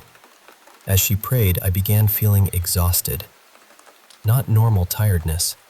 It felt like the strength was being pulled out of me. When my sister's voice weakened, I took over and continued reading. I tried to sound brave, but my words came out quietly. My chest felt tight, and I had to fight the urge to panic. The presence didn't leave. Then the footsteps started again. At the same time, dishes in the sink began clinking together. We heard movement from the second floor, followed by another heavy step in the kitchen. The footsteps were getting louder, closer. I looked at my sister and whispered, "It's coming toward us." Step by step, it crossed the kitchen. Then it stopped directly behind the wall that blocked our view. It was only a few feet away. That was the moment I felt something I'll never forget. It felt amused. Not happy exactly, more like it was enjoying our fear. I felt as though it knew we were terrified and wanted us to understand that our prayers weren't frightening it. Before I realized what was happening, my sister and I were both on our knees. My entire body felt weak. My sister told me to call our parents while she kept praying. My mom answered, and I tried to explain what was happening without crying. My sister turned on worship music and raised the volume. I stayed on the phone while my parents prayed with us. Then, almost as suddenly as it had arrived, the heaviness disappeared. The dogs stopped pulling toward the kitchen. The house felt empty again. When our parents arrived, my sister and I ran outside without looking back. My dad walked straight into the kitchen, striking the walls with the palm of his hand and shouting for anything inside the house to leave. My mom followed behind him, praying through every room. Nothing else happened that night, but the fear stayed with us. About a week later, our dad came home from work and walked upstairs wearing his heavy boots. The sound was almost identical. My sister and I both froze. For a moment, neither of us could breathe. We were right back in that living room, listening to those footsteps coming closer. But there's one more part of the story that still bothers me. 2 nights before the incident, I had a dream. In the dream, my sister and I were kneeling together in a dark place filled with fog. We were holding hands and praying. A large shadow was walking toward us. I couldn't see its face or upper body clearly. I could only see its legs and the heavy boots it was wearing. I remember closing my eyes, then opening them slightly to see whether it was still approaching. It kept coming closer until it stopped directly in front of us. Then I woke up. At the time, I didn't think much about it. But after what happened in the kitchen, I couldn't stop thinking about how closely the dream matched that night. The boots, the footsteps, my sister and me kneeling together and praying. I still don't understand why it happened. I don't know what that presence was, why it seemed to target us, or why I could sense so clearly that it felt like an older man. I don't understand why it seemed to mock us, or why I dreamed about it before it appeared. Since then, I've had other strange experiences, but nothing has ever felt as physical or as threatening as those footsteps. We live in a different house now, and for the most part, it has been peaceful.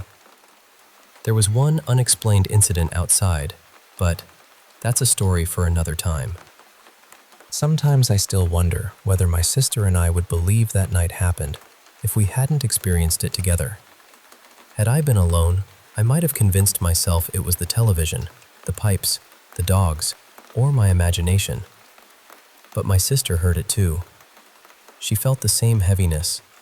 She watched the dogs react to something neither of us could see. Whatever walked through that kitchen felt real. And even after all these years, I can still hear those slow, sticky footsteps moving toward us in the dark.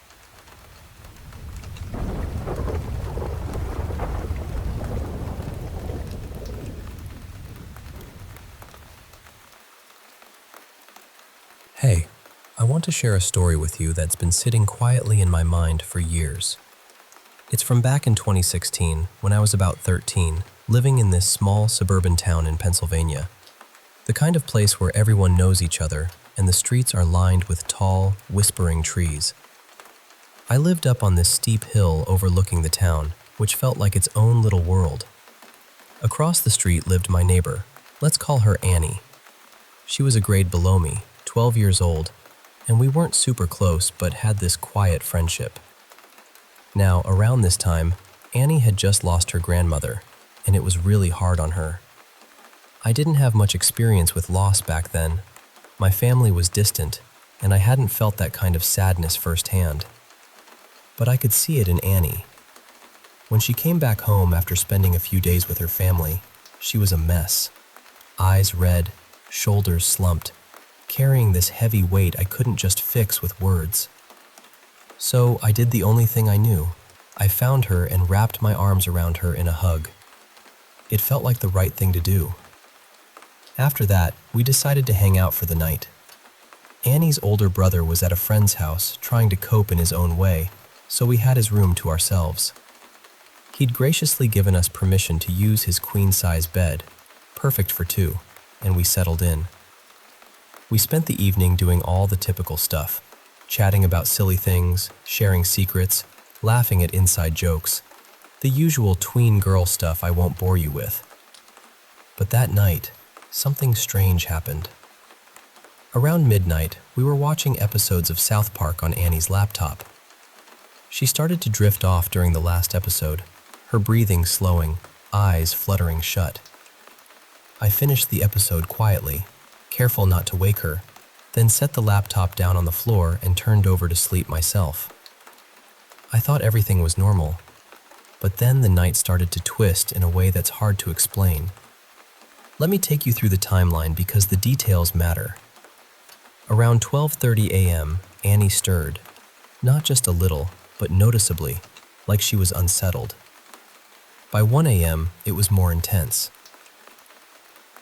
She was tossing and turning, making these odd noises, like when a baby tries to talk but can't quite form words. Those soft, confused sounds caught somewhere between a mumble and a growl. It was unsettling. By 1:30, she'd shifted in such a strange way that her head was at my feet and her feet at my head. The noises grew louder, more guttural, definitely not her usual sleepy murmurs. I started feeling uneasy, watching her so intently. Time ticked on to 2 a.m., and she was still stirring, still making those noises. Then, around 2:30, things took a turn that I can't shake from my memory. Annie suddenly sat up in bed, completely straight, her eyes fixed somewhere beyond me. Her body relaxed in this eerie way, as if she was letting go of control. Then, in this soft, almost scared voice, she said, "But I didn't mean to." It sounded like she was being scolded by someone, or something. Then she swung her legs out and laid back down perfectly still, like a doll being placed carefully on a shelf. I was frozen, heart pounding, unsure whether to wake her or run. Then I looked in the direction she was staring at. For just a split second, I saw it. A figure of a woman, glowing pure white, featureless, but undeniably there. It wasn't near a window or mirror, and the streetlights outside cast a warm yellow glow, not that cold white light that would explain it away. The presence was brief, vanishing as quickly as it appeared. At exactly 2:37 a.m., I remember the time because my mind was racing. I packed up quietly and left Annie's house. Walking home down that dark street beneath the whispering trees, I felt like eyes were on me from every shadow. I kept glancing behind, but there was nothing, just the empty night. Yet, I couldn't shake the sensation of being watched.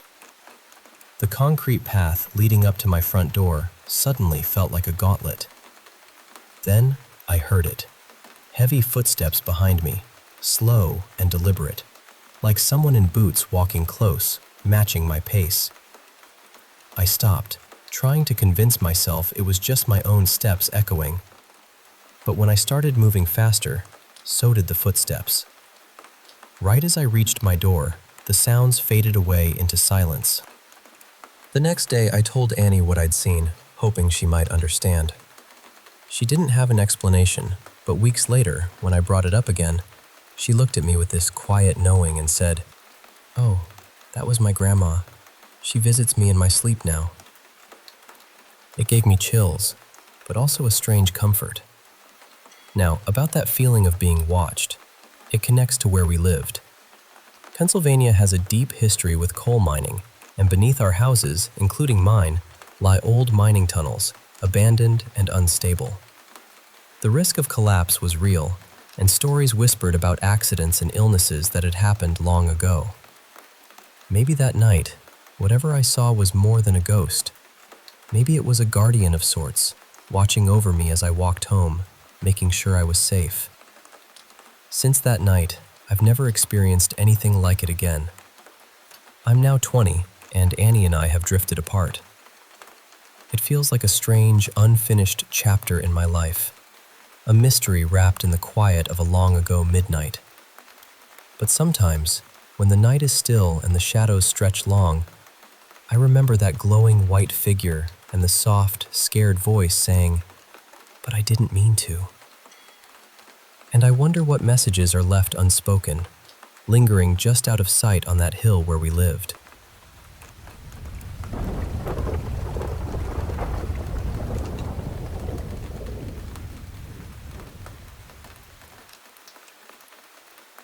Hey there, I want to share a story that's been on my mind. A real-life mystery that's both haunting and heartbreaking. It's about the Jameson family from Eufaula, Oklahoma. Now, this family, Bobby Jameson, his wife Sherilyn, and their daughter Maddie, seemed like they had their share of struggles, but also moments of hope. Bobby was 44, Sherilyn was 39, and Maddie was 6 years old, full of that innocent energy you'd expect from a little girl her age. Life wasn't easy for them. Bobby dealt with chronic back pain that weighed heavily on him every day. Sherilyn struggled with bipolar disorder, and unfortunately, she often slipped into deep depression, especially when she missed her medications. You could tell the house they lived in carried a strange atmosphere, not just because of their struggles, but something more unsettling. Bobby was convinced their home was haunted by spirits living on the roof. I can only imagine the kind of fear and tension that must have caused. He even called their pastor Gary multiple times, asking where he could get special bullets to shoot at these supposed spirits. It's a chilling image, isn't it? Adding to that eerie vibe, Sherilyn painted creepy words on their storage container that sat outside. Neighbors kept their distance, avoiding the family whenever possible because of that unsettling presence. It's easy to see how isolation and fear fed into their everyday lives. One day, tired of the bad energy and hoping for a fresh start, the Jamesons decided to leave their old house behind. But instead of moving into a new home, they chose to buy a plot of land in Red Oak and build a new house from scratch. Until then, they planned to live in that same storage container they had painted. An odd choice, but one that made sense to them. So, on October 8, 2009, they packed up their truck, took their beloved dog Maisie, and set out for their new land. It was the last time anyone saw them alive. Now, the Jamesons were no strangers to disappearing for days at a time to escape the noise of city life. So when they didn't check in, their friends and family didn't panic immediately. They'd even told Maddie's school about the move, so her absence from class didn't raise alarms. But then, on October 16th, 2 hunters stumbled upon their truck parked in a clearing in the Panola Mountains. Finding a vehicle out here was rare, so they approached with curiosity, hoping to find the owners. What they found was chilling. The truck was locked up tight, windows rolled up, and inside was Maisie, their dog, exhausted and alone. No sign of the family anywhere. The hunters called the police, who arrived and carefully broke a window to rescue Maisie, who seemed close to passing out from being trapped so long. Inside the truck, they found Bobby's wallet, Sherilyn's purse, their IDs, phones, a GPS device, and a bank bag stuffed with $32,000 in cash. Among those items was an 11-page letter Sherilyn had written to Bobby. It was filled with anger, accusing him of being a recluse. You can almost feel the weight of those words, the frustration and pain behind them. The police searched the area but found no sign of the Jamesons. Using the GPS from their phones, they learned the family had gone up a nearby hill, stayed for about 15 minutes, then returned to the truck. When officers climbed the hill, they found only Maddie's footprints.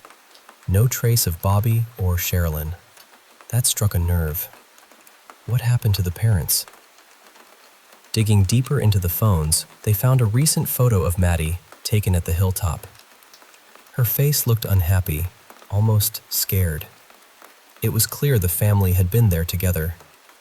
This led to a massive search involving over 400 volunteers scouring the area, but no new clues appeared. The footage from their home surveillance added another layer of mystery. It showed Bobby and Sherilyn loading the truck before they left, but they moved almost like they were in a trance, walking back and forth, sometimes with nothing in their hands, silent, occasionally staring off into the distance. It was eerie and unsettling. Years passed with no answers, until November 2013, when two hunters found 3 skeletons lying face down side by side in a remote part of the Panola Mountains, about 5 kilometers from where the truck had been found. 2 adults and a child, almost certainly the Jameson family. Forensics confirmed the identities almost 8 months later, but the cause of death remained a mystery. The skeletons had deteriorated too much to tell. Bobby's skull bore a small hole in the back, and there were tiny holes on other bones, but nothing conclusive. So many questions hung in the air. People started speculating about what could have happened.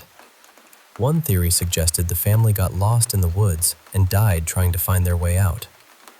But the weather was fairly mild during that time, nights not dropping below 50 degrees Fahrenheit, and the rain wasn't severe enough to cause fatal conditions. It seemed unlikely, but not impossible. Another theory pointed to a tragic murder-suicide. Sherilyn's bipolar disorder and the hateful letter she wrote suggested she might have harmed her family in a moment of mania. Yet friends insisted Sherilyn would never hurt Maddie, and since they were excited about building a new home, this scenario felt off. Some wondered if Bobby's strained relationship with his father had a darker role. Bobby had previously sought a protective order against his dad, who had threatened them. But when the family disappeared, Bobby's father was hospitalized and died 2 months later, making it improbable he was involved. Then there was a mysterious phone call received by Sherilyn's friend Nikki after the bodies were found. A woman claiming to have been in a white supremacist cult called, saying the Jamesons were once on their hit list before the call abruptly ended and couldn't be traced. Adding to the mystery, a satanic Bible was found in their home, and the large sum of cash in their truck suggested they might have been lured into something dangerous. The Jameson family's disappearance and death remain an unsolved enigma, an echo in the mountains that refuses to fade. Their story is a haunting reminder of how fragile life can be, and how some mysteries, no matter how hard we try, might never fully be unraveled.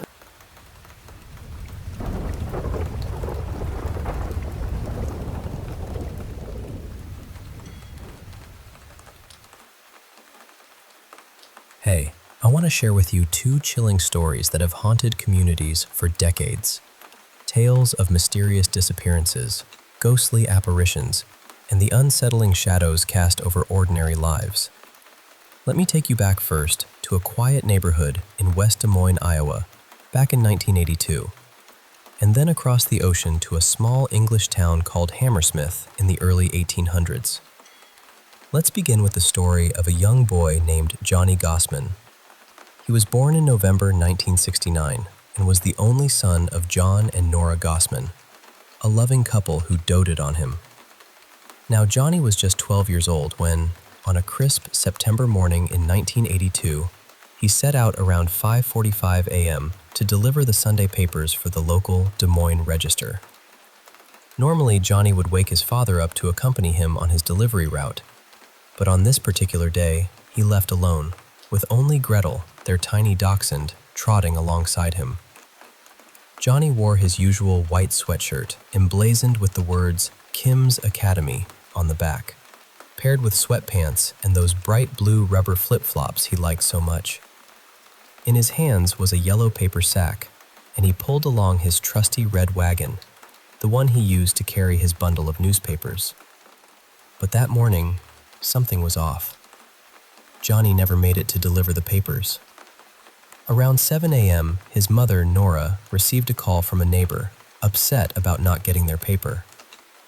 John's heart sank as he stepped outside to investigate. Just 2 blocks away, he found Johnny's red wagon, still loaded with newspapers, and Gretel sitting quietly nearby. It was as if Johnny had simply vanished into thin air. Frantic, John and Nora called the police. But back then, the rules were harsh. The police wouldn't officially list Johnny as missing until 72 hours had passed. Imagine that agonizing wait, their minds racing, hearts pounding, as precious time slipped away. The police initially thought Johnny might have run away, but his parents knew better. Their son would never just disappear. They suspected kidnapping but had no clear leads. So, they began their own search, talking to witnesses and piecing together what little information they could find. One of Johnny's fellow paperboys, Mike, remembered seeing a blue Ford Fairmont car pull up near where Johnny was getting his papers. The engine switched off and the driver stepped out, his feet resting casually on the car's running board. Mike overheard him ask Johnny for directions to 86th Street. Johnny's reply was confused and didn't make sense. "My papers are in the wagon," he said, adding with a hint of fear. "I'm scared. I'm getting out of here. I'm heading home." As Johnny turned to leave, the car's headlights flashed 3 quick signals, a strange, deliberate pattern. Then, a tall man emerged from the shadows between 2 buildings and began to follow Johnny down 42nd Street toward Marcourt Lane. It was a moment heavy with dread, the kind that makes your skin crawl. Elsewhere in town, a man named Mr. Smith was awoken by the sharp slam of a car door. Peering through his window, he saw a black and silver car speed through a stop sign and make a sharp left. Other neighbors also reported seeing Johnny talking to a strange man in a blue car with license plates from Warren County. Despite the frantic efforts, police found no sign of Johnny. It was as if he had simply been erased from existence. The officer in charge declared that Johnny had just vanished. Unwilling to accept this grim conclusion, Nora enlisted the help of 2 private investigators, Jim and Ted, who pursued leads the police ignored. What they uncovered was horrifying. Whispers of Johnny being kidnapped into a global pedophile and prostitution ring. In March 1983, 6 months after Johnny disappeared, a woman in Oklahoma told a harrowing story. She said a young boy approached her in a parking lot, screaming, "I'm Johnny Gossman. I've been kidnapped." Before she could help, 2 men grabbed the boy and disappeared into the night. Years passed, with more eerie signs. The Gossmans received a dollar bill with a handwritten note. "I am alive, Johnny Gossman." Nora recognized the handwriting immediately. In Denver, scrawled on a bathroom wall in a diner, someone wrote, "Johnny Gossman was here." Whether these were cries for help or cruel hoaxes, no one could say. Then, tragedy struck again. Another paperboy, Eugene, vanished on August 12, 1984, while delivering papers in a different part of Des Moines. Police insisted the cases were unrelated, but Nora believed otherwise. Months before Eugene disappeared, a private investigator had warned her of another kidnapping, this time targeting a boy from the south side of town during the second weekend of August. Eugene's family reached out to a local dairy company, who agreed to place photos and details of both boys on milk cartons to spread awareness. Despite the wide reach, no new leads surfaced. Years later, in 1989, Nora met Paul, a 21-year-old who claimed to have been trapped in the same prostitution ring as Johnny. Paul spoke of Lawrence E. King Jr., a powerful Republican businessman, and alleged high-ranking politicians involved in a cult practicing unspeakable horrors, mutilation, sacrifice, even cannibalism. Paul said he had met Johnny in captivity and described a scar on Johnny's tongue. Information never made public. The FBI and police dismissed Paul's story without investigation, calling the entire ring a hoax, likely due to the influential names implicated. But Nora held on to hope, convinced that her son's story was real. Then, in the quiet hours of March 1997, Nora's world turned upside down again. Two young men knocked on her apartment door in Iowa. Peering out, she saw unfamiliar faces. One spoke, "It's me, Johnny. Can I come in?" Her heart raced as she let them inside. The young man, her son, grown into adulthood, revealed a distinctive birthmark on his chest, confirming his identity. He told her he had escaped the clutches of the pedophile ring and was hiding to stay safe. He warned her that he was still in danger and could not risk visiting again. Before leaving, he begged his mother to bring his captors to justice. Nora reported this encounter to the FBI, who created a sketch of Johnny as a young man. But without concrete evidence, doubt lingered. Was this truly Johnny? Was it a ghost of hope, a trick of grief, or a cruel prank? The truth remained elusive. Then, in 2006, another chilling twist. Nora found an envelope on her doorstep containing 3 photographs. Each showed young boys tied and gagged, one of whom looked unmistakably like Johnny. She took the photos to the police, but they dismissed them as a prank, identifying the boys as willing participants in earlier photographs unrelated to Johnny. Despite Nora's unwavering belief, the police refused to take action, leaving the mystery of Johnny Gossman's fate unresolved. Now, let's journey to Hammersmith, England, December 1803. A small town nestled along the northern bank of the River Thames was gripped by terror. Not from a person, but something inexplicable. Residents whispered of a ghostly figure haunting the lanes, churchyards, and fields. A phantom cloaked in white, sometimes described as a beast-like apparition. The fear it spread was so profound that locals refused to leave their homes after sunset. One cold night, December 15th, Thomas Groom, a servant at a local brewery, was walking through St. Paul's churchyard with a companion. Around 9 p.m., a chilling encounter unfolded. Thomas suddenly felt a hand grab his throat, pulling him around. Though he saw nothing, he felt the touch of a heavy greatcoat. He fought back, pushing at the unseen assailant, but this terrifying assault left him bedridden with a high fever for days. Later that month, William Girdler, the town's watchman, reported seeing a tall, white figure during his patrol. As he approached, he realized it was a man draped in a white cloth, wearing a dark coat with shiny buttons beneath. When William tried to apprehend him, the figure vanished into the night. The ghostly attacks continued, taking a deadly toll. In early January 1804, 2 women, one elderly, the other pregnant, were so frightened by their encounters that they died from shock. A coach driver, traveling alone down a lonely lane, heard rustling and spotted a white figure gliding alongside his carriage. This apparition had bladders tied to different parts of its body, an eerie sight that sent the driver fleeing into town, leaving passengers and horses behind. In response, the community, desperate for peace, offered a reward for capturing the ghost. Armed groups of young men, including a 29-year-old excise officer named Francis Smythe, took to the streets at night, guns in hand. On January 3, 1804, Smythe set out on his ghost hunt. Meeting William Girdler briefly, he announced his mission before disappearing into the darkness.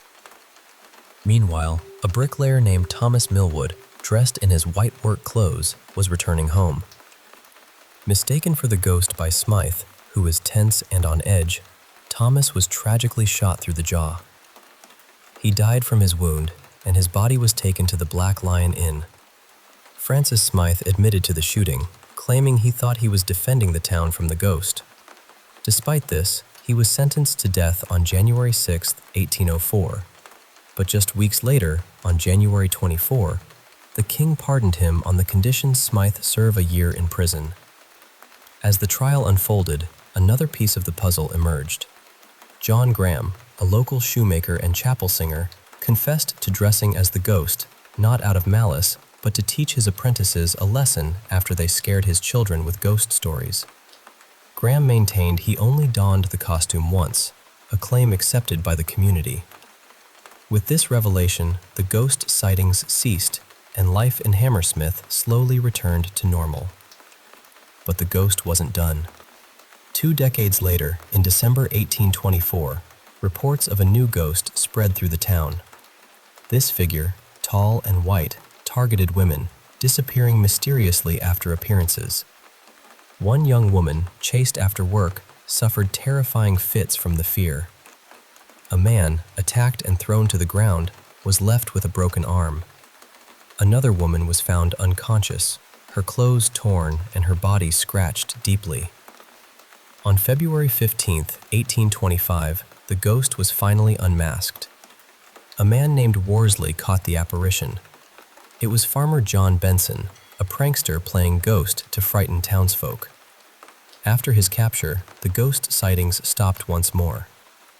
Yet, not all believed these were mere costumes. A newspaper article in 1955 recounted an old local legend. In 1803, a man had slit his own throat beside the church and was buried in the churchyard. Some believed the ghost haunting Hammersmith was his restless spirit, rising from the grave every 50 years on the first full moon of August. Paranormal investigator Chris Farnham and a team of 17 others claimed to witness a white, legless figure hovering above the grave on August 5, 1955. The ghost drifted silently around the churchyard before vanishing back into the tomb. So, were these ghosts just men in white sheets, or something more? The stories blur the line between fear, folklore, and the unknown. Both tales remind us that sometimes the veil between reality and mystery is thin, and the search for truth can be as haunting as the shadows themselves.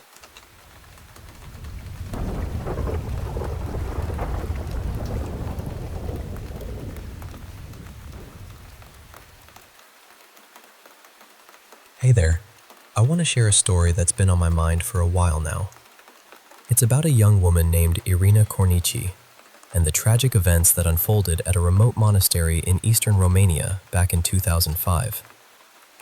It's a story filled with hope, fear, and heartbreak. And I want you to hear it as if I'm sitting right beside you, telling you everything in detail. So picture this. It's the morning of June 15th, 2005, in a small, quiet village called Tenaku, surrounded by rolling hills and thick forests. The Holy Trinity Monastery stands there, almost isolated, a place that promises peace, but hides a dark story. A team of paramedics rushes there because someone needs help. When they arrive, they find a young woman, Irina, lying motionless, dressed like a nun, strapped to a makeshift wooden cross. At first, they don't know the full story. Irina was just 23 years old. She had been through something unimaginable. A 3-day exorcism led by Father Daniel Petre Korojan, the monastery's abbot. Alongside him were 4 devoted nuns, all trying desperately to rid her of what they believed was a demon possessing her. But Irina's struggle was much deeper than anyone realized. Let me take you back to where it all began. Irina was born in 1981 to a poor, unmarried couple in Vaslui County. When she was just 3, she faced a trauma that no child should ever endure. Her father, a troubled man with a violent streak, took his own life by hanging himself inside their home. After that, her mother was judged unfit to care for Irina and her siblings. So, Irina and her little brother Vasile ended up in a state-run orphanage, a place riddled with corruption and cruelty. The caregivers, the very people meant to protect these children, inflicted terrible abuse. Despite all this, Irina grew up tough. She was a survivor, like many girls from those orphanages. She learned self-defense early on and fell in love with karate, which became her shield and her strength. She had a deep, commanding voice and preferred to wear sports clothes rather than anything frilly or soft. Her education was limited, and so, at 19, she left Romania to work as a nanny in Germany. Even then, she stayed close to her brother and her best friend from the orphanage, Paraskiva. Paraskiva had found a new path. In 2003, she joined the order at the Holy Trinity Monastery and wrote to Irina about the peace she'd found there. She spoke of Father Korogian, a man she trusted deeply, who helped her carry her burdens. Paraskeva invited Irina to come for confession and Holy Communion, promising that it would bring her the relief she craved. So, in early April 2005, Irina and Vasile visited the monastery. For Father Korogian, their arrival was a blessing. The monastery was still unfinished, and he welcomed their help. But there's more to Father Korogian's story too. Before becoming a priest, he was studying theology at Yashi University, but his ordination was rushed, done before he even graduated, which raised eyebrows. The Orthodox Church allows priests to perform exorcisms without needing approval from higher-ups, so exorcisms were not uncommon in this region. Father Korogian, inspired by other priests, began performing his own exorcisms at the monastery. Back to Irina. She was thrilled to be with her friend, attending services, doing chores, and slowly thinking about making the monastery her home. Little did she know, the calm was just the beginning. On April 8th, pushed gently by Paraskeva, Irina made her confession to Father Korogian. He started by asking about her life in Germany, trying to ease her into it. But as the conversation went deeper, she became visibly distressed, retreating inward. Sensing her pain, Father Korogian advised her to leave Germany and settle closer to the monastery. He gave her a blessing and assigned penance to complete before her Holy Communion the next day.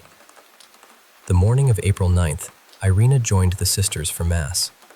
She wore a skirt and blouse with a scarf covering her head, clothes she didn't feel comfortable in, but the excitement of the communion kept her spirits up. After receiving communion, she felt different, lighter somehow. She wandered the monastery grounds, humming a song that seemed to fill her soul. But that evening, things took a turn. As the nuns began beating the sementron, a wooden percussion instrument used to call the faithful to prayer, the rhythm pulled Irina toward the church. At first, it felt mystical, like a call she couldn't resist. But suddenly, dread overwhelmed her. The skirt she wore felt suffocating, and she turned back to change into her usual clothes. On her way, she snapped at some nuns who asked for help, a sharpness in her voice that wasn't her own. Sister Nicoletta, the Mother Superior, tried to calm her, but Irina just mumbled and walked away. Then, in a moment that shocked everyone, Irina snuck behind Sister Nicoletta and made rude gestures and obscene remarks. The Mother Superior, stunned, called for Paraskeva. At the sight of her friend, Irina bolted. After prayers, she returned, now in jeans, hopping behind the sisters, mocking their movements and shouting profanities. Paraskeva later described something unrecognizable in Irina, someone entirely changed, reacting violently every time she heard the name of Jesus. Father Korogian was deeply concerned. He thought Irina must have hidden something during her first confession, something that compromised her communion. So he asked Paraskeva to bring her back for a second confession. What happened next was unusual. Paraskeva confessed on Irina's behalf, revealing her traumatic past, mimicking her mannerisms as she did. After this, Irina's condition worsened dramatically. She fell to the ground, squirming, yelling one moment that she wanted to leave, the next begging to stay. She became reckless, hurting herself. Father Korogian and Sister Nicoletta called an ambulance, but got no immediate response. So, they tied her up with a rope and took her to the county hospital. Doctors diagnosed her with a psychotic episode, labeling it delusional hallucinatory flush, and later, disorganized schizophrenia. Diagnoses that seemed more about managing medication than understanding her real pain. Despite treatment, including sedation, Irina's health declined, and she was moved to intensive care. 12 days later, deemed recovered, she was released back to the monastery. But the voices, those demonic voices she complained about, never stopped. At the monastery, Sister Nicoletta saw Irina rocking at the edge of her bed, singing and screaming while staring at an empty wall, a presence so chilling it sent shivers down her spine. Irina made a third confession, and for a while it seemed to help. She returned to her usual self, and everyone felt hopeful. Father Korojan told her they could care for her at the monastery, but needed her savings to provide medication and accommodation. She gave it, but soon after, her tantrums returned. She cursed the nuns, threatened them with karate moves, and grew violent. Father Korojan had to restrain her, tied her up, gagged her, and confined her to her room for 2 days. During this time, she screamed in terror, claiming the devil was coming for her. That's when Father Korojan decided on the exorcism. The nuns made a cross on the spot, chained Irina to it, taped her mouth, and brought her to the church. Sister Nicoletta later said that if they hadn't chained her, she might have killed herself or someone else. Another sister claimed Irina herself asked to be tied up, knowing she was possessed and wanting help. The ritual was intense. Father Korojan tried to give her holy water and blessed bread, but she refused, which only confirmed his belief that she was demon-possessed. Hours of struggle followed, repeated over 2 more days and nights. Irina was carried to the church's enclosed veranda, still tied to the cross, placed on a quilt. Finally, on the morning of June 15th, after 3 grueling days, Father Korojan declared her cured and untied her. But Irina was barely alive, too weak to stand, her mouth raw and wounded, her body dehydrated. The nuns tried to feed her bread soaked in warm tea, but she soon became unresponsive. Paramedics were called. When they arrived about 30 minutes later, they found her lifeless. Despite the nuns' claims that they had fed her only an hour before, the medics believed she had died hours prior. They rushed to the hospital, attempting resuscitation with adrenaline injections, but it was too late. Doctors said she looked decades older, worn down by suffering and dehydration. Her death sparked an investigation. Father Korojan and the 4 nuns involved were charged with murder. They insisted Irina died from the adrenaline overdose during transport. Father Korojan was sentenced to 14 years, later reduced to 7, and defrocked. The nuns served between 5 and 8 years and were dismissed from their duties. Some say Irina was mentally ill, trapped in a battle with schizophrenia. Others, including her brother, believe she was truly possessed and that Father Korojan tried to save her. So, was it a fight against a demon, a mental illness, or both intertwined in tragedy? I guess that's for each of us to decide. Thanks for listening to Irina's story. It's a haunting reminder of how fragile and complex the human soul can be.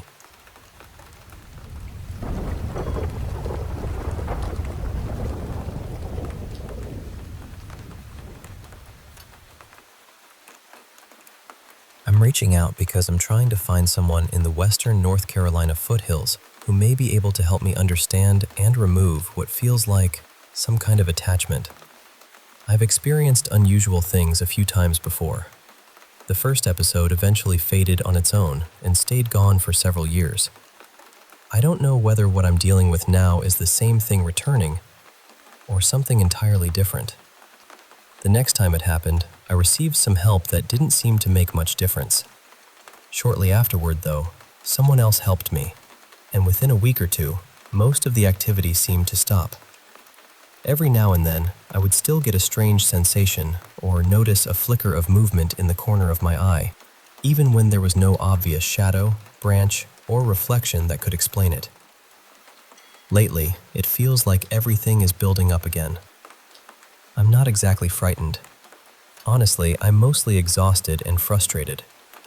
It's wearing down my patience, affecting my mood, and leaving me tired almost all the time. I sometimes physically feel as though something has connected to me or is interfering with my body. I realize how that sounds. Some people may immediately assume I'm imagining things or that I've lost touch with reality. All I can say is that I consider myself a fairly ordinary, grounded person. I work, pay my bills, spend time with my family, and usually relax at home in the evenings. My life probably looks uneventful from the outside. I may be more emotionally or spiritually sensitive than some people, but I'm not someone who is constantly chasing paranormal experiences. I'm older now, and my days of running from place to place are mostly behind me. I've had a stable life, a loving family, and no major trauma or injury that I can connect to what's happening. This latest episode began shortly after I started renovating an abandoned farmhouse that was well over a century old. I can't prove that the job had anything to do with it, but the timing has always stood out to me. Nothing else unusual happened around that period that might explain why everything suddenly started again. I had already been living in my current home for nearly 2 years. It's also an older house, and neighbors have told me that at least one former resident passed away there. Despite that history, I hadn't noticed anything unusual in the home until a few days after beginning the renovation project. The first thing I noticed was my bed vibrating at night. It was subtle, but strong enough that I could see and feel the mattress moving. I checked for every practical explanation I could think of. There were no appliances, pipes, motors, or equipment operating nearby, either under the floor or above the room. At first, I thought I might be having a muscle spasm. I pulled back the covers and carefully checked myself, but my body wasn't shaking. I sat upright, and the bed continued vibrating beneath me. Without thinking, I said out loud, "Are you seriously shaking my bed right now?" The vibration stopped immediately. After that, it began happening regularly. Most nights I could say, "Please stop shaking the bed. Good night." And it would stop within a few seconds, or occasionally after a minute or two. That arrangement didn't last. Over time, the activity became more intrusive and aggravating. There are no polite good nights anymore. These days, my responses are usually much less friendly. When whatever this is seems to approach or connect with me, I sometimes experience a sudden electrical sensation that begins around my head and spreads through me. The best comparison I can offer is that I feel briefly charged from the inside, almost like a human sparkler. It isn't painful exactly, but it's deeply unpleasant. There have been other strange effects as well. I've discovered a few things that seem to interrupt them temporarily, but nothing has provided lasting relief. I'm fully aware that if someone witnessed me during one of these moments, they might think I looked or sounded completely irrational. I understand that reaction. But living through it feels very different from observing it from the outside. Part of me wants to say, trade places with me for one night and see how you feel. In truth, though, I wouldn't wish this experience on anyone, not even someone I disliked. So, I'm asking sincerely, is there anyone in the North Carolina foothills who has experience with situations like this and approaches them calmly, respectfully, and responsibly? I'm open to practical explanations, medical guidance, environmental inspections, spiritual support, or any combination of those things. I simply want help from someone trustworthy who won't mock me, frighten me, or make the situation worse. Thank you for listening all the way through. Any genuine guidance would mean more to me than I can express. Whatever blessing speaks to your heart, may it be returned to you.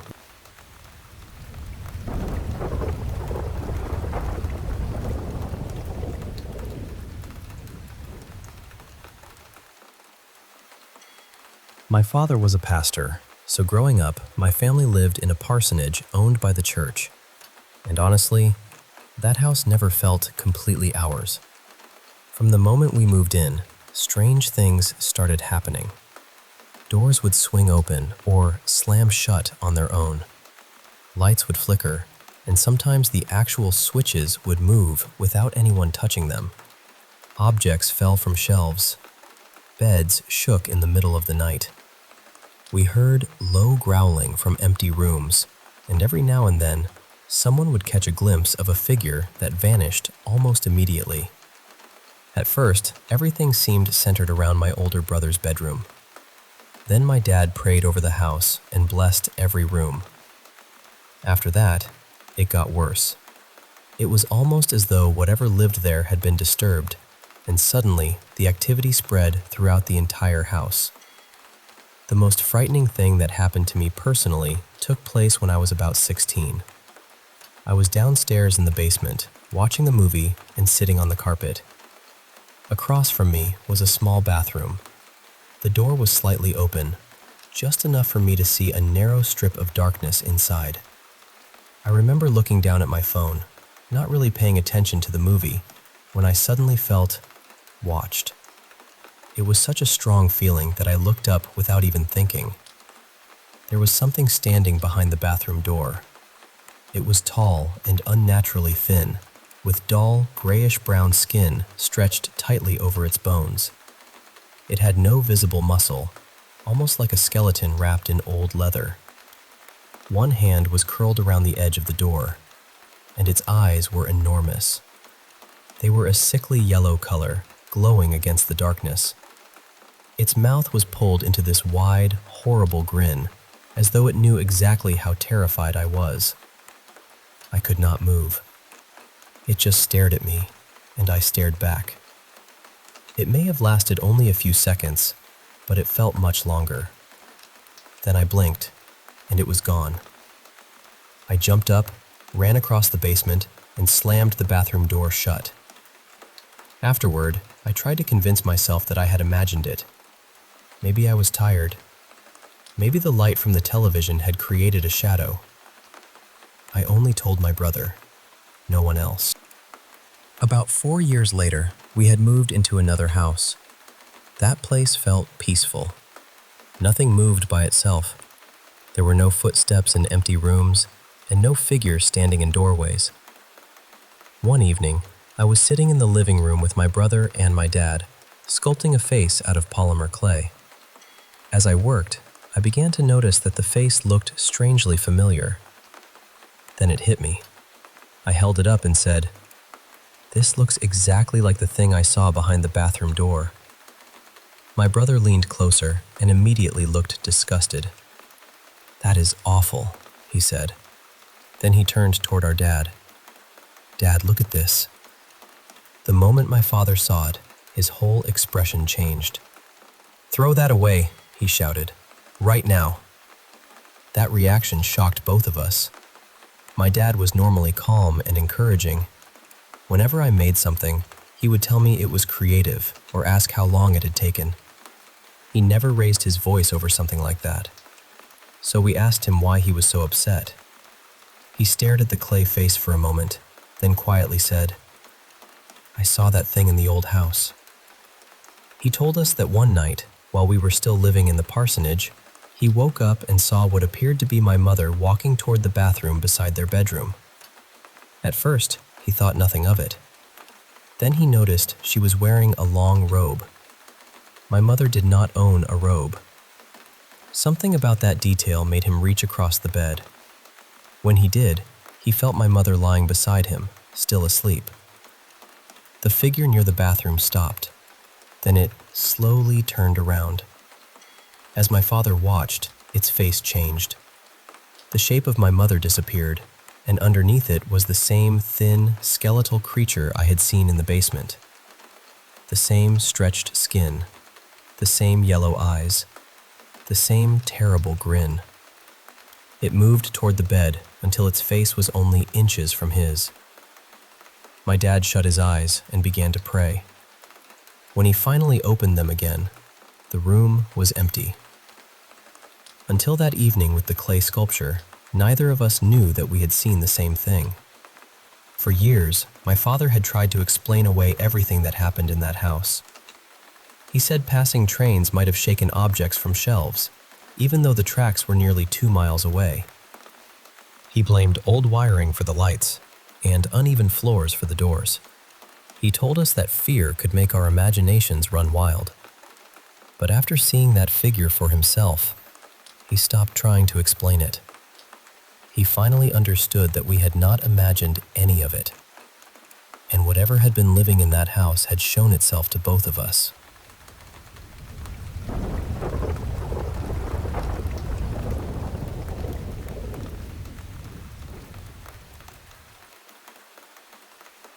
I think I saw Slender Man before I even knew Slender Man existed.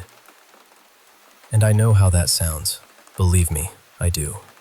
At the time, I was in my early 50s, and I knew absolutely nothing about creepypastas, internet horror stories, or any of that online folklore. I only learned about it afterward, when I searched for what I had seen. Before I tell you what happened, I should probably make something clear. I don't experience hallucinations. I don't drink, I don't use drugs, and I've never been diagnosed with any kind of condition that would cause me to see things. My life is honestly very ordinary, painfully ordinary some days. This happened one afternoon in late April. I was walking through a wooded area near my home. It had been drizzling for most of the day, and the sky was completely gray. Usually when the weather is pleasant, you'll see dog walkers, joggers, families, people taking shortcuts through the trees. But that day, the woods were almost completely empty. I remember how quiet everything felt. Just the soft rain tapping against the leaves, and the occasional sound of my shoes pressing into the wet ground. Eventually, I turned onto a broad trail that led toward a busy road. From there, it was only a short walk back to my house. Whenever I walk alone, I make a point of checking my surroundings. Nothing dramatic, just basic awareness. So when I stepped onto the trail, I glanced to my right. Far behind me, almost at the other end of the path, there was someone walking in my direction. I assumed it was a man. He was too far away for me to make out much else. I remember thinking that I wasn't the only person foolish enough to go wandering through the woods in miserable weather. So I carried on. Maybe half a minute later, I looked back again. He was much closer. Not slightly closer, much closer. That immediately felt wrong because I hadn't heard anyone running, and when I looked at him, he wasn't rushing at all. He seemed to be walking slowly, almost casually. That was when I started noticing how strange he looked.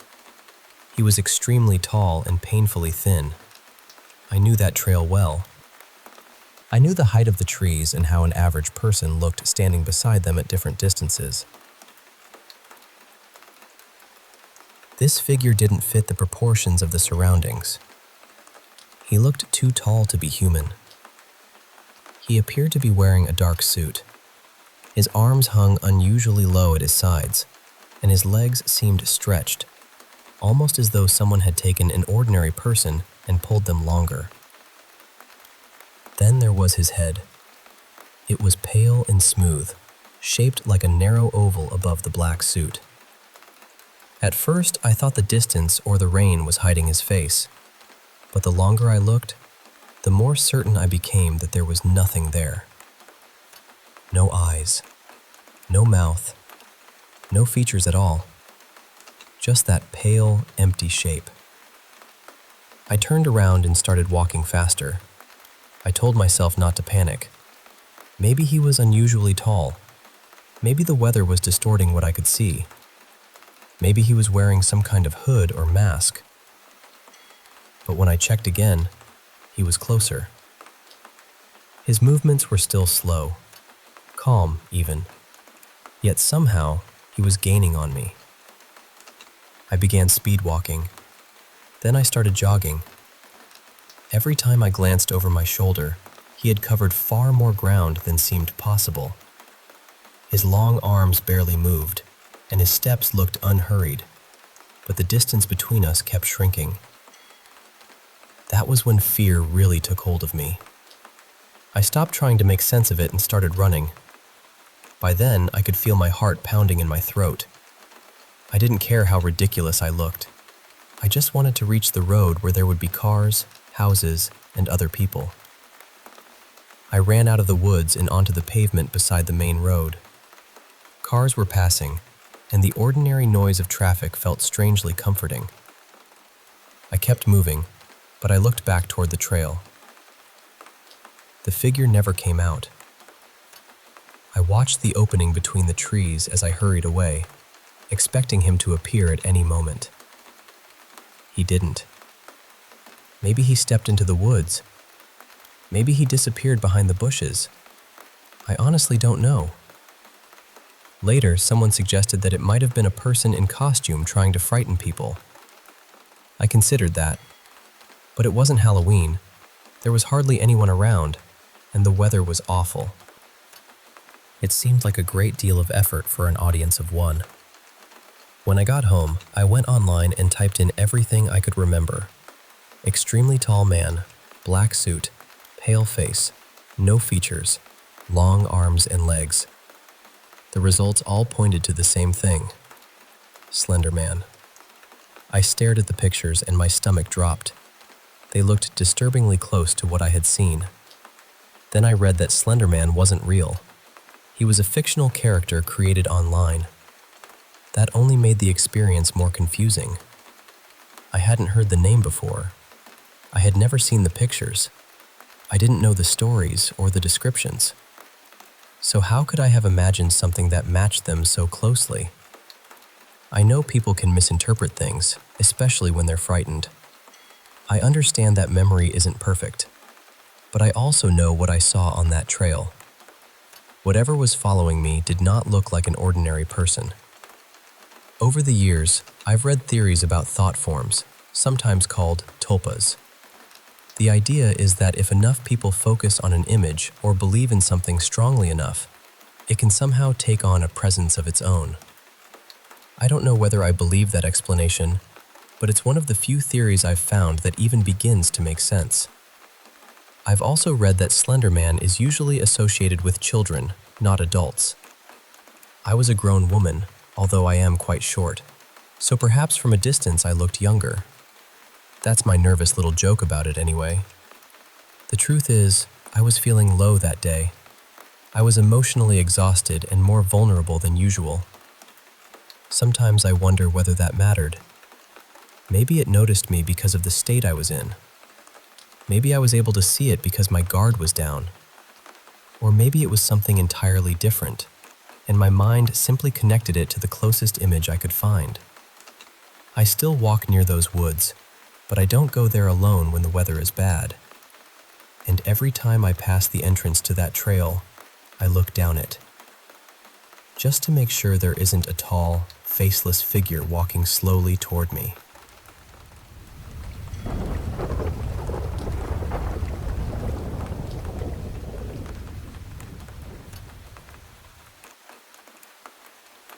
Okay, so this happened one summer when I was living in southern New Jersey.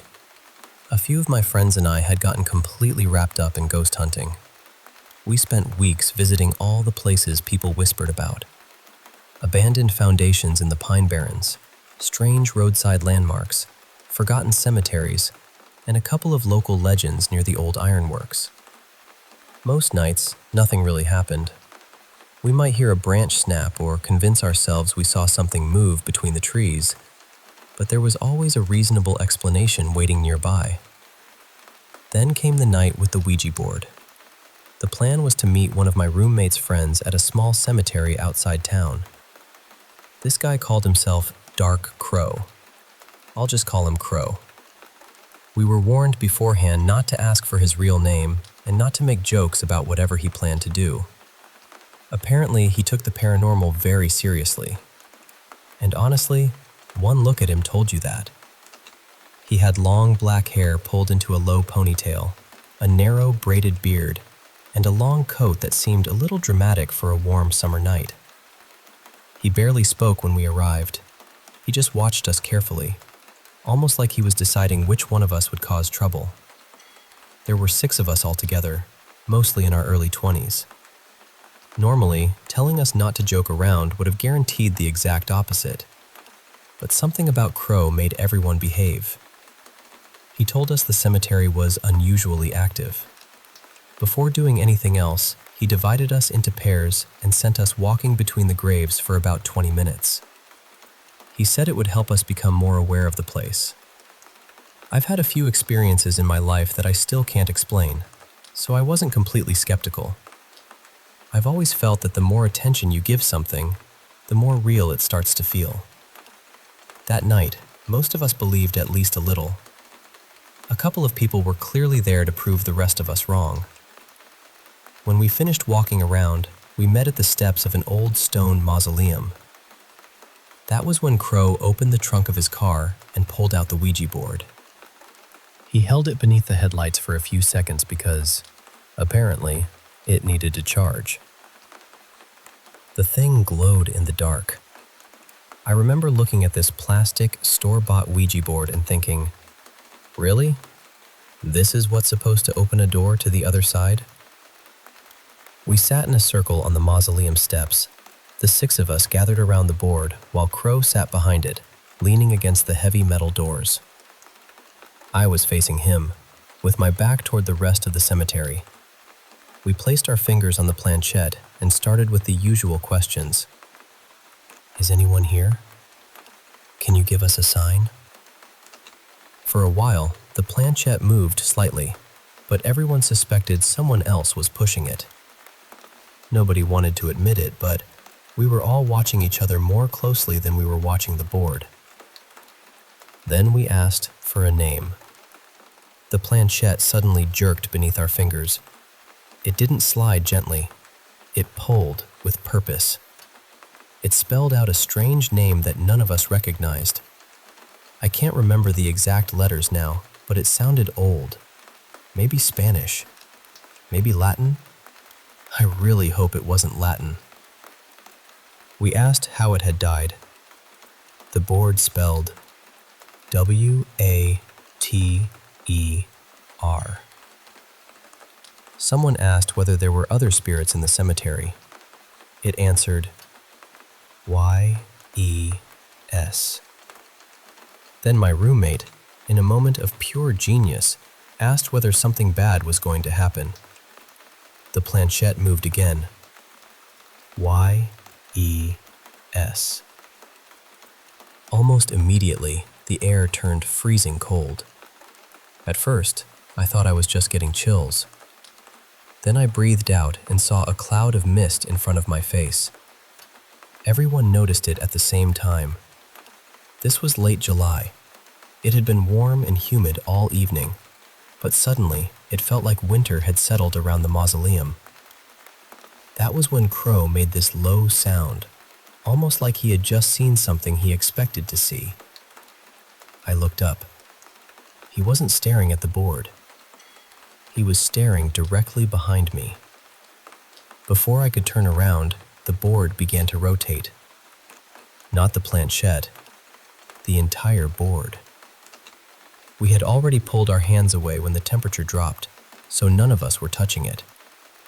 The board slowly turned across the stone step, scraping softly underneath itself. Then it began moving faster. It completed one full rotation. Then another. Then a third.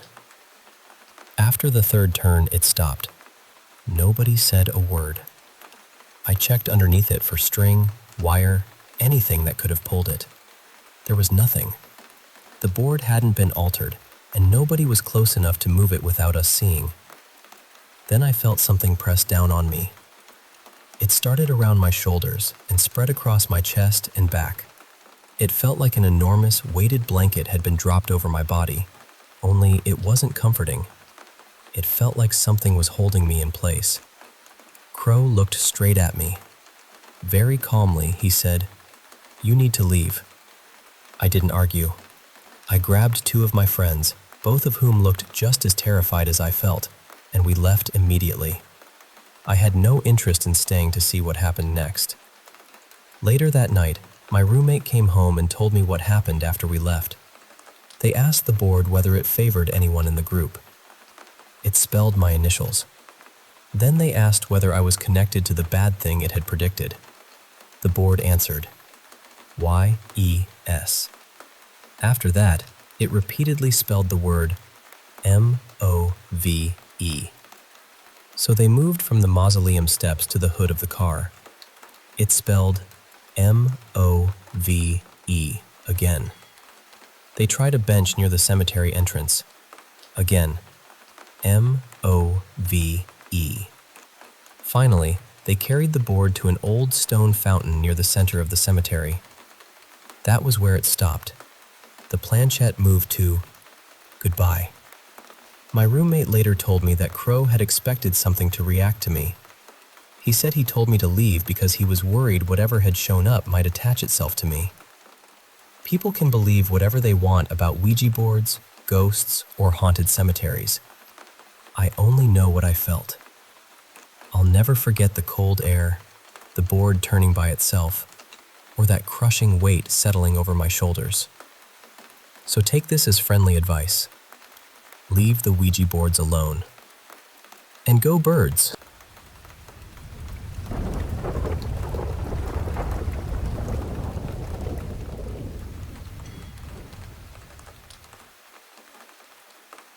My partner and I have always been pretty skeptical people.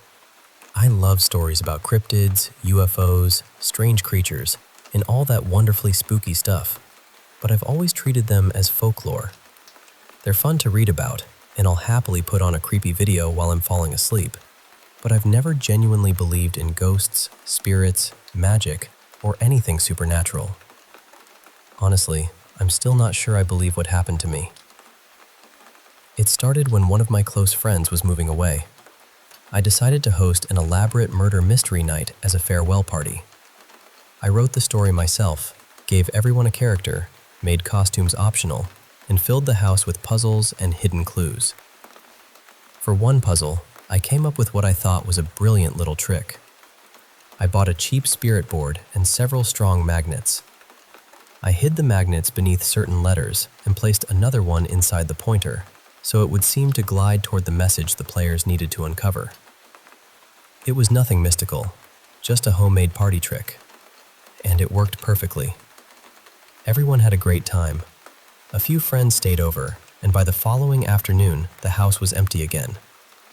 I cleaned everything up, put the board away with the other props, and didn't give it another thought. That night, sometime after I had fallen asleep, I suddenly opened my eyes. I was lying flat on my back, staring at the ceiling. At first, I just felt unusually tired. My body seemed heavy, almost as though I had been pressed deep into the mattress. Then I tried to move. I couldn't. My arms wouldn't lift. My legs wouldn't respond. I couldn't even turn my head. I had never experienced sleep paralysis before, but I knew what it was. So I immediately started talking myself through it. This is sleep paralysis. Your brain is awake, but your body hasn't caught up yet. You're safe. I knew people sometimes saw figures or heard things during these episodes. I understood how the brain could create what people often called a sleep paralysis demon. Knowing that didn't make me feel much better. I remember thinking, almost jokingly, please don't let me hallucinate something standing in the corner. That was when I heard the footsteps. They were right beside the bed. It sounded like something walking on 2 feet, slowly pacing across the floor. The steps would come closer to me, growing louder, and then turn away again. Closer. Farther. Closer. Farther. I kept trying to reason with myself. I knew it was probably an auditory hallucination. I knew part of my mind was still dreaming. There was a perfectly natural explanation for every second of it. But lying there, completely frozen, that explanation started to feel very thin. The footsteps approached one final time. Then they stopped beside my pillow. There was a sudden, sharp inhale, and then I felt it. It felt like someone leaned close and blew directly into my ear through pursed lips.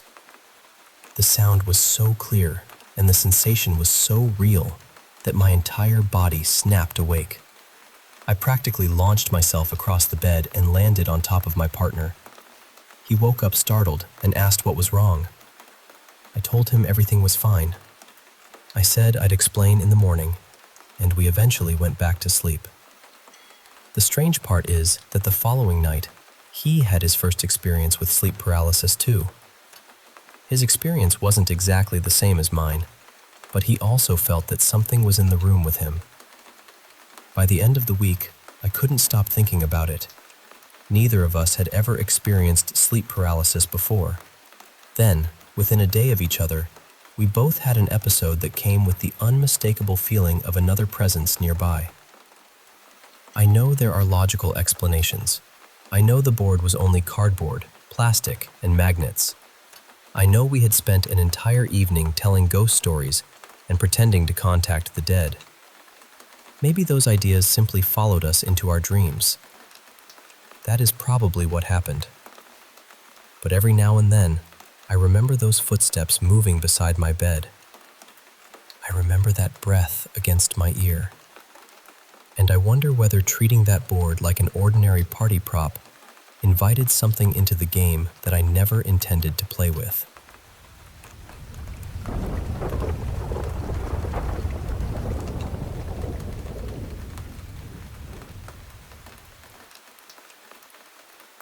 This is probably one of the strangest stories you'll ever hear, but every word of it still sticks with me. Years ago, a close friend of mine told me he was gay. He looked nervous and asked, "Are you still going to be my friend?" I told him, "Of course. That doesn't change anything. You're still you." Not long after that, I met his boyfriend, a man named Jonah. People called him the doll doctor because he could repair and restore almost any kind of doll. He was so talented that a famous country singer once arranged for him to fly out to Tennessee, restore part of her private collection, and return home a few days later. Dolls were Jonah's entire world. He collected them, bought them, sold them, and knew the history behind nearly every style. Then, one day, he was contacted by a family in Germany. They sent him an old Victorian doll that needed restoration. According to the family, the doll had once belonged to a young girl named Genevieve. Back then, families who couldn't afford fine doll hair sometimes used hair cut directly from the child who owned it. So Genevieve's real hair had been placed into the doll.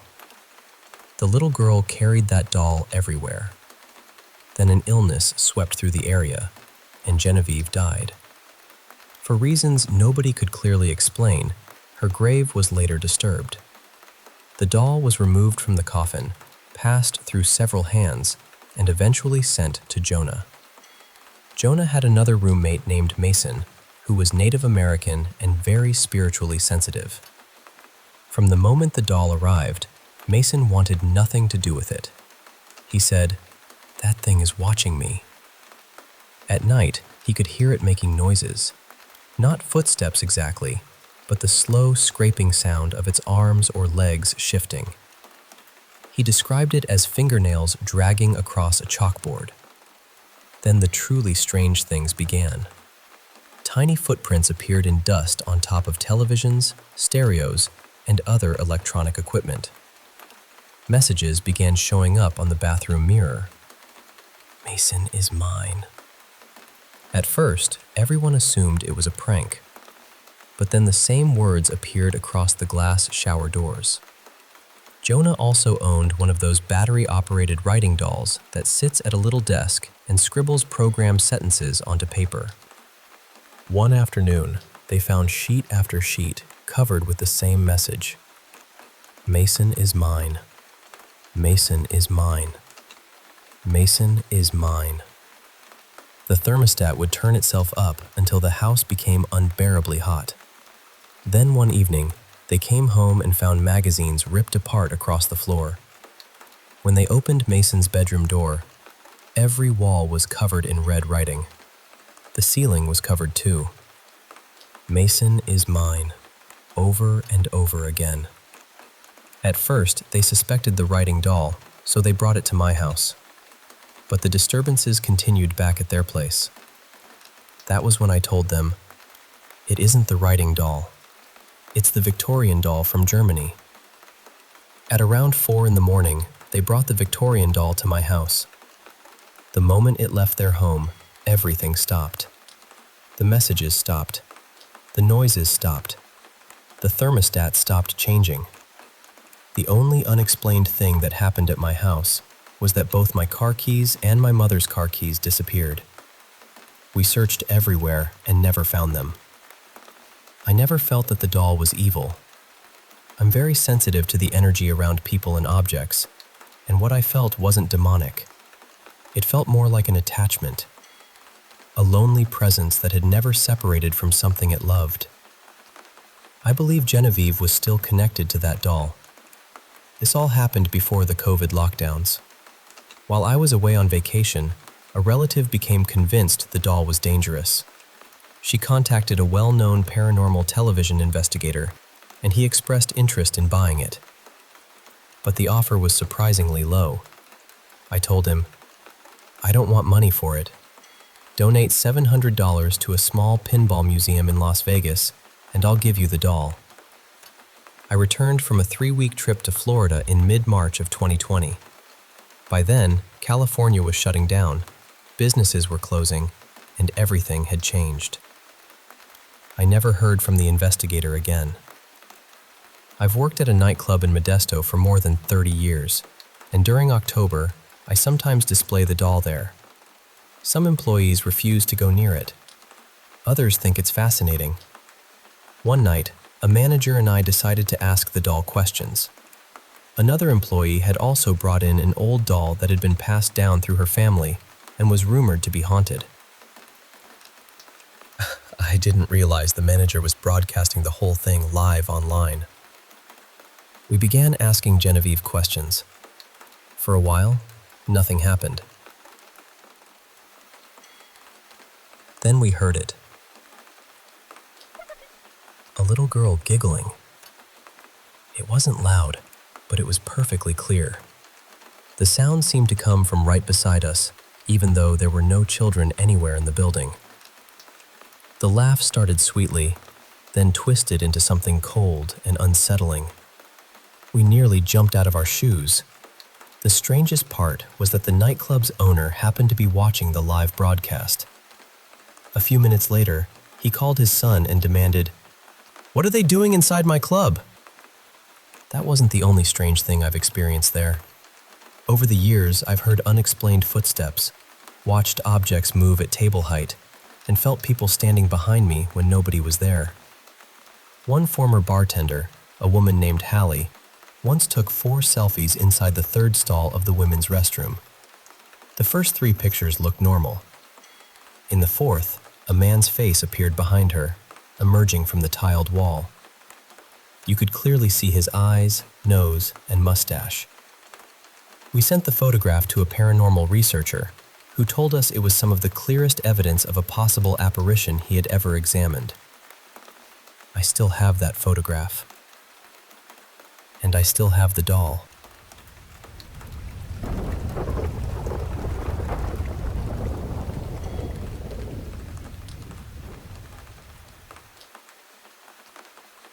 Okay, I have to admit, the idea of Manitoba being famous for ghosts still makes me laugh.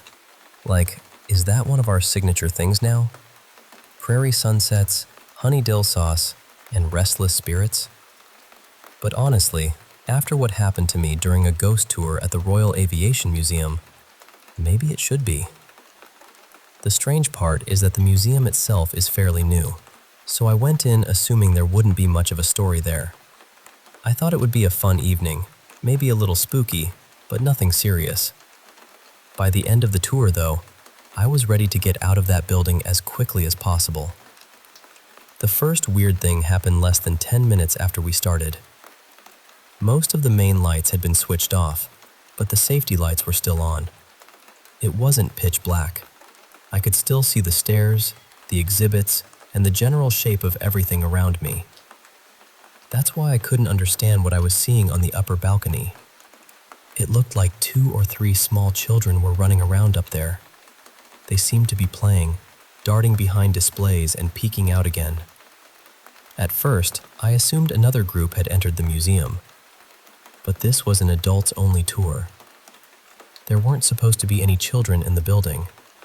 In fact, Our group was supposed to be completely alone apart from the guide and a security guard. The guard even went upstairs to check, but there was nobody there. I tried to convince myself that the lighting was playing tricks on me. It was dim, I was already expecting something spooky, and maybe my brain was just filling in the gaps. Then we moved into an exhibit containing pieces of an excavated aircraft wreck. The group decided to try the Estes method, where one person wears headphones and listens to a spirit box while answering questions they can't hear. I volunteered to wear the headphones. Honestly, the equipment wasn't great. I had to concentrate incredibly hard just to make out anything through the noise. But while I was sitting there, something else started happening. I became freezing cold. Not slightly chilly, it felt like my entire body had been lowered into ice water. The strange thing was that my head still felt completely normal. It was as though the cold stopped right at my neck. That made no sense, because I had been overheated earlier. I was wearing a heavy jacket, the building felt warm, and I'm usually the person complaining that a room is too hot. By the time the session ended, I was shaking. My friend reached over and touched my hand. Her hands are normally so cold that I joke she has no circulation, but this time she pulled away immediately. She said my skin felt unnaturally cold. And somehow, within a few minutes, it disappeared. Suddenly, I was warm again. Actually, I was sweating. It was as though the freezing sensation had never happened. At that point, I was unsettled, but the tour kept going. We moved into another section of the museum, and my friend took a turn with the headphones. I was exhausted by then, so I started making sarcastic comments toward whatever might have been listening. We rolled a few motion-activated balls across the floor and asked for something to move them. You know, the usual ghost hunting routine. I could still see those child-sized figures moving around the balcony, but I was too tired to keep reacting. I had reached that stage where you stop being frightened and start becoming irritated. Then I felt someone grab my ponytail. It wasn't a light touch. It felt like a hand wrapped around my hair and pulled downward hard enough to make me shout. I spun around immediately. Nobody was standing behind me.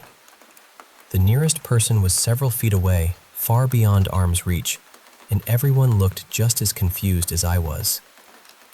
That was the moment I was completely done.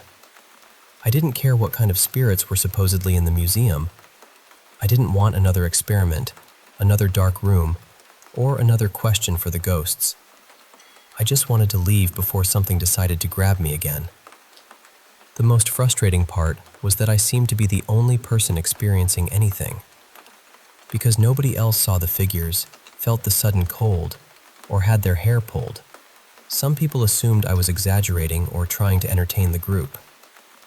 I wasn't. So that was my night at the Royal Aviation Museum. It's a fascinating place, and I'm sure the daytime tours are wonderful. But as for wandering around there in the dark and inviting invisible strangers to interact with me, I think I'll pass.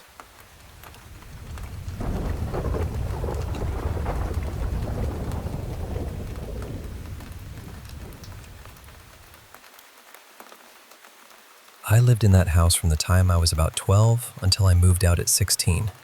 And even now, thinking about it makes my skin crawl.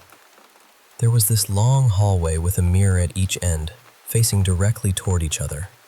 When you looked into one, the reflections repeated so far that you could practically see the back of your own body. More than once, while walking down that hallway, I felt absolutely certain that someone was following behind me. Not just a vague feeling either. It felt like a person was right there, matching my steps. Eventually, I got so frightened that I started staring at the floor whenever I walked through the hall. I couldn't look into either mirror. I was terrified that one day I'd see someone standing behind me, even though I knew I was alone. Then there were the footsteps in the ceiling. Almost every night, sometime between 1 and 1:30 in the morning, you could hear something walking above us. The steps were slow, heavy, and deliberate. They didn't sound like scratching or scurrying. They sounded like the footsteps of a full-grown person pacing through the ceiling. I had friends stay over who heard them too, so I know it wasn't just my imagination. One night, I was awake much later than usual, playing video games in my room. Everyone else was asleep, and the hallway light was on. From where I was sitting, I had a clear view down the hall and into part of the kitchen. At some point, I looked up and saw the shape of a person standing there. It was completely black. I couldn't see a face, clothing, or any details at all. It was just a human-shaped shadow, standing in the kitchen and staring directly at me. The moment I noticed it, the figure turned and calmly walked toward the refrigerator. Then it disappeared straight into it. Immediately afterward, our dogs, who slept in the kitchen at night, started going wild. They were barking, growling, and scrambling around as though someone had entered the room. I slammed my bedroom door, shoved blankets against the gap underneath it, and buried myself beneath the covers. I stayed there until morning, barely breathing. Another night, I had been reading in bed with the lamp on my nightstand.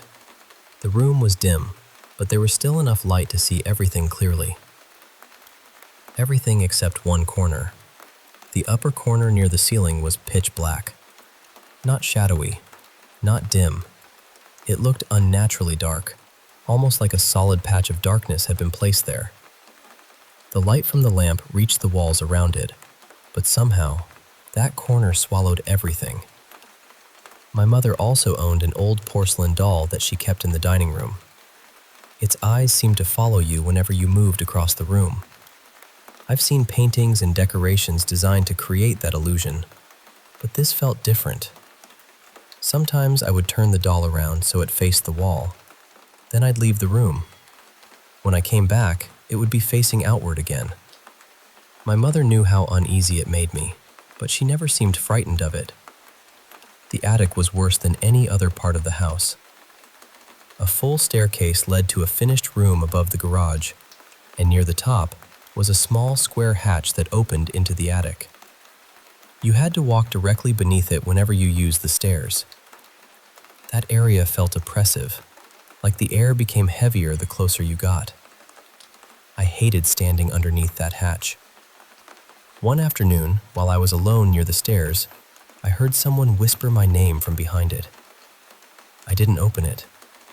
I didn't even answer. That house also gave me terrible night terrors. I would dream about ancient ceremonies and the end of the world, with people performing rituals beneath enormous burning skies.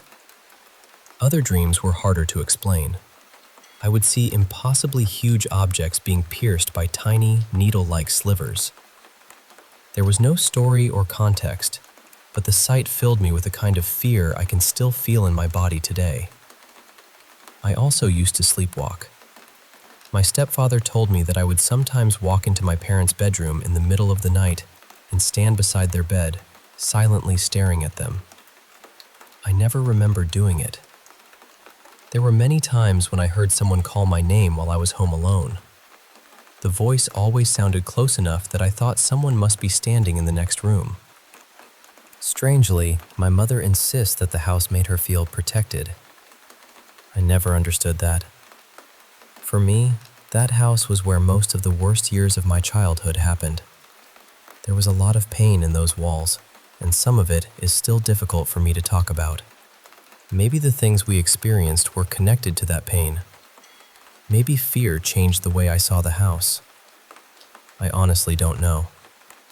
What I do know is that I have never felt more watched, more unwelcome, or more certain that my life was in danger than I did while living there.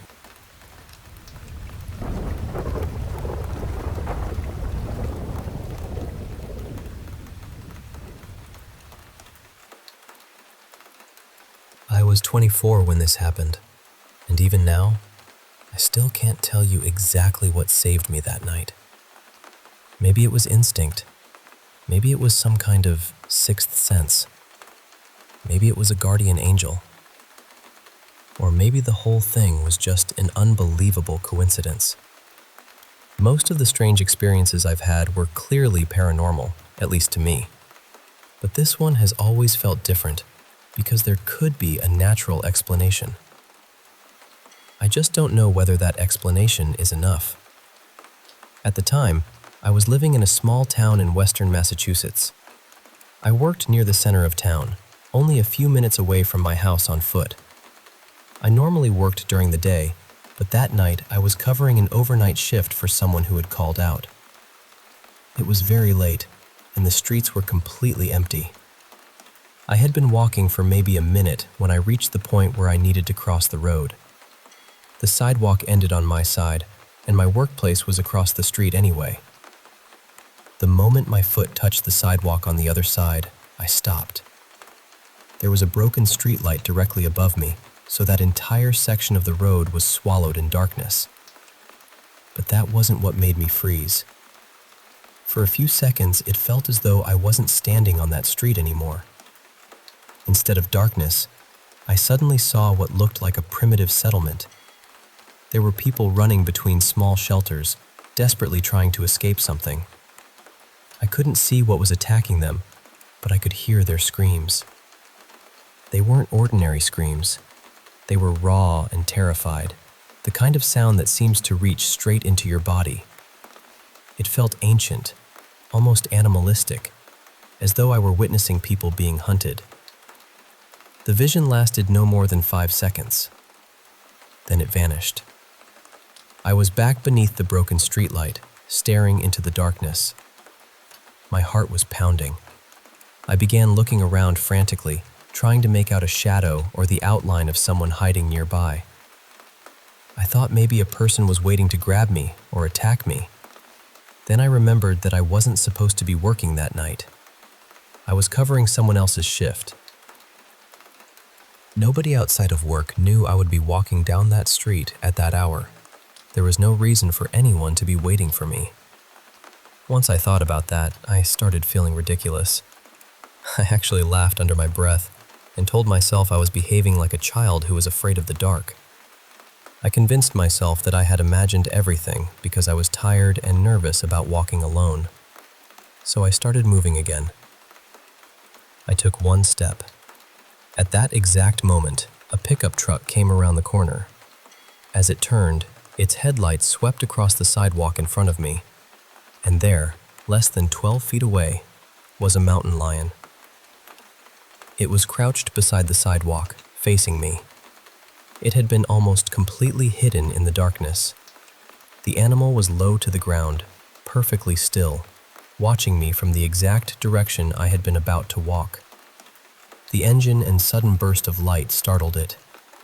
The mountain lion sprang into the air, twisted around, and disappeared through a nearby backyard.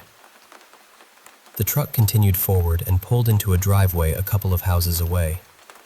The driver apparently hadn't noticed anything. He climbed out, casually humming to himself, without even glancing in my direction. Meanwhile, I was stumbling backward down the sidewalk, whispering, "No, no, no, absolutely not. What was that?" I somehow still made it to work. The first thing I did was tell my supervisor. I was shaking so badly that I could barely get the words out. He laughed.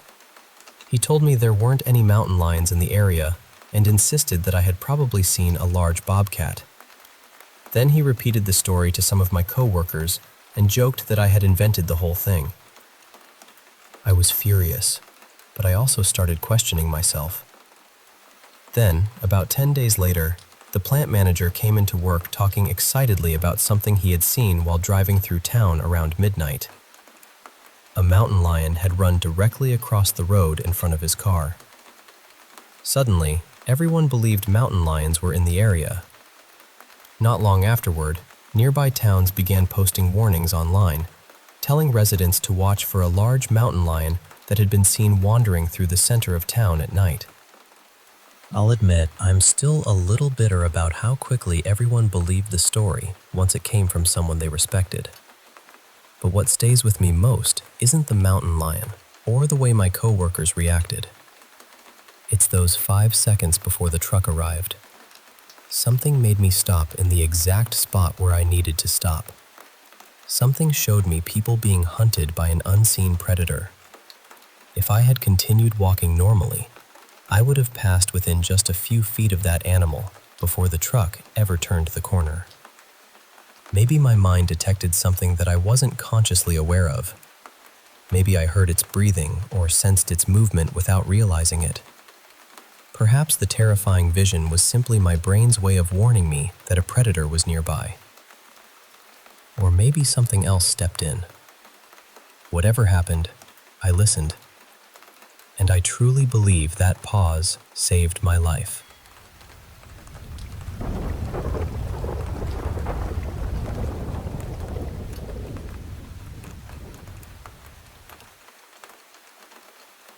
Hey there, I want to share with you some stories, real experiences, some strange, some downright eerie, that have been part of my life and the lives of people I know.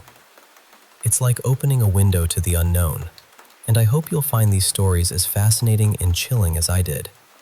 Let's start with a memory from when I was about 6 or 7. My mom moved us into this old house in Salem, New Jersey, that had been converted into apartments. It was just a few houses down from a mortuary, and behind it, there was this small, forgotten cemetery. Strange things started happening soon after we settled in. My mom's bedroom door would swing open and slam shut repeatedly. She blamed it on faulty hinges, but my gut told me something else was at play. Sometimes the door would just open and close a bit, but other nights it would go absolutely wild. I remember being too scared to sleep in my room because I'd see this dark silhouette standing in my doorway, just watching me. I was frozen with fear, unable to move. One day, my grandmother was babysitting me and warned me not to run inside the house. But I got this idea to fill my water gun and surprise her. The apartment was set up with a straight line from the kitchen at the back, through the dining room, and into the living room, right up to the front door. Like a sprinter's dream. I filled my water gun and bolted at full speed. As I reached the living room, I was suddenly pushed down and held there. I screamed, but no sound came out. It was like I was glued to the floor, completely paralyzed but fully awake. Time seemed to stretch endlessly in that silent, terrifying moment until my grandmother came in. The noise of the world rushed back, overwhelming. When I asked her if she heard me scream, she looked at me like I was crazy and said no. Later that night, my mom came home and told me about the man who had killed his wife and then himself, right in my bedroom doorway. She said that's why the door kept opening and closing and why the house felt haunted. Our neighbor had her own story. She locked her front door with all the locks one afternoon, went to shower, and when she came out, the door was wide open. No signs of forced entry. Nothing. I still try to dig into the history of that house and area, but it's like the past is hiding its secrets from me. Now, moving on to another story that's always stuck with me. When I was a kid, around 5 years old, I started seeing things others didn't. I remember visiting a neighbor with my mom and seeing an elderly man standing in her garden. He smiled, but didn't say a word. My mom didn't acknowledge him at all. Inside the house, I saw him again in the hallway, watching us silently. I asked my mom and the neighbor about the man, and they told me he was her husband, who had died 2 weeks earlier. It was surreal. Later, at my uncle's house, I saw a young man pacing the hallway upstairs, but no one else saw him. Turns out, years before, a man had committed suicide in that house, and my cousin and even my little cousin had seen him too. It was both frightening and fascinating. Another time, when my brother and I played near a creek, I noticed an old man watching us from a distant porch. He seemed kind, dressed neatly, but my brother never saw him. Years later, I found out the house had been empty for years, and that the man's name was Frank, who had lived and died decades ago. One more chilling experience happened when I was 19, working night shifts caring for disabled people. I saw what I thought was a coworker walk into a client's room, but when I followed, no one was there. Outside the window, my coworker was fixing a car. Later, I learned the house had been the scene of a double homicide years before. Now, my dad once told me about a hunting trip he took with his uncle and a friend in the late 70s in the southeastern US. They were after raccoons with their trained dogs. They ventured farther than usual into remote wilderness near a national park. The dogs cornered what should have been a raccoon up a huge solitary tree on a cliff above a creek. But strangely, the dogs went silent and walked away. Under the tree was a stone that looked like a gravestone. As my dad shone a light up into the branches, all their lights suddenly went out, plunging them into darkness. They were spooked but managed to head back, their lights flickering back on after some distance. Dad never went back there again. That area was known for drownings and strange sightings, a haunted spot perhaps. Switching gears, I want to tell you about a creepy experience I had with a radio. I used to drive to work with a Bluetooth transmitter connected to my car radio to play my playlists. One morning, the signal started glitching badly. Then, through the static, I heard muffled voices, like intercepted secret communications. Then, clear as day, the word "killing" echoed through the speakers before the signal returned to normal. I was chilled to my core. I told my mom, but she brushed it off, which surprised me because she's usually sensitive to such things. I never heard anything like it again. Here's a story from someone more skeptical, someone who doesn't believe much in the supernatural. One night, as a child, they woke up to see a strange shadow standing, moving erratically in a short hallway between their room and their parents'. The shadow looked like a little kid but was darker than anything they'd ever seen. Though it didn't feel malicious, the sight terrified them. They screamed for their parents. The shadow fled into their dad's closet. Their parents found nothing and thought it was a bad dream. But it wasn't. Then there's this unsettling tale of a college senior who felt hypnotized by a mysterious girl named Clara. They'd find themselves sharing deeply personal secrets without meaning to, freezing mid-step during crucial moments, and even handing over money without question. It felt like mind control, but no one could explain it. Eventually, they avoided her altogether. Another chilling account comes from someone who rented a room from a person radiating dark energy. After the person moved in, all the trees in the yard started dying one by one, despite care and watering. At night, the tenant felt something wrestling them for their blankets, a presence they called the Bone Man. It would pull on their clothes, and once, they realized the fingers pulling their shirt were actually bony, not wooden buttons as they'd first thought. The Bone Man tried to suffocate them multiple times. The terror was intense and real. On a lighter, yet still spooky note, a roommate set up a motion-detecting camera in a toddler's bedroom.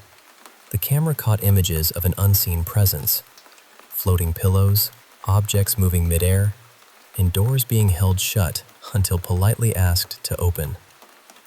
One night, the door to a bedroom shut slowly and completely on its own, something that never happened before.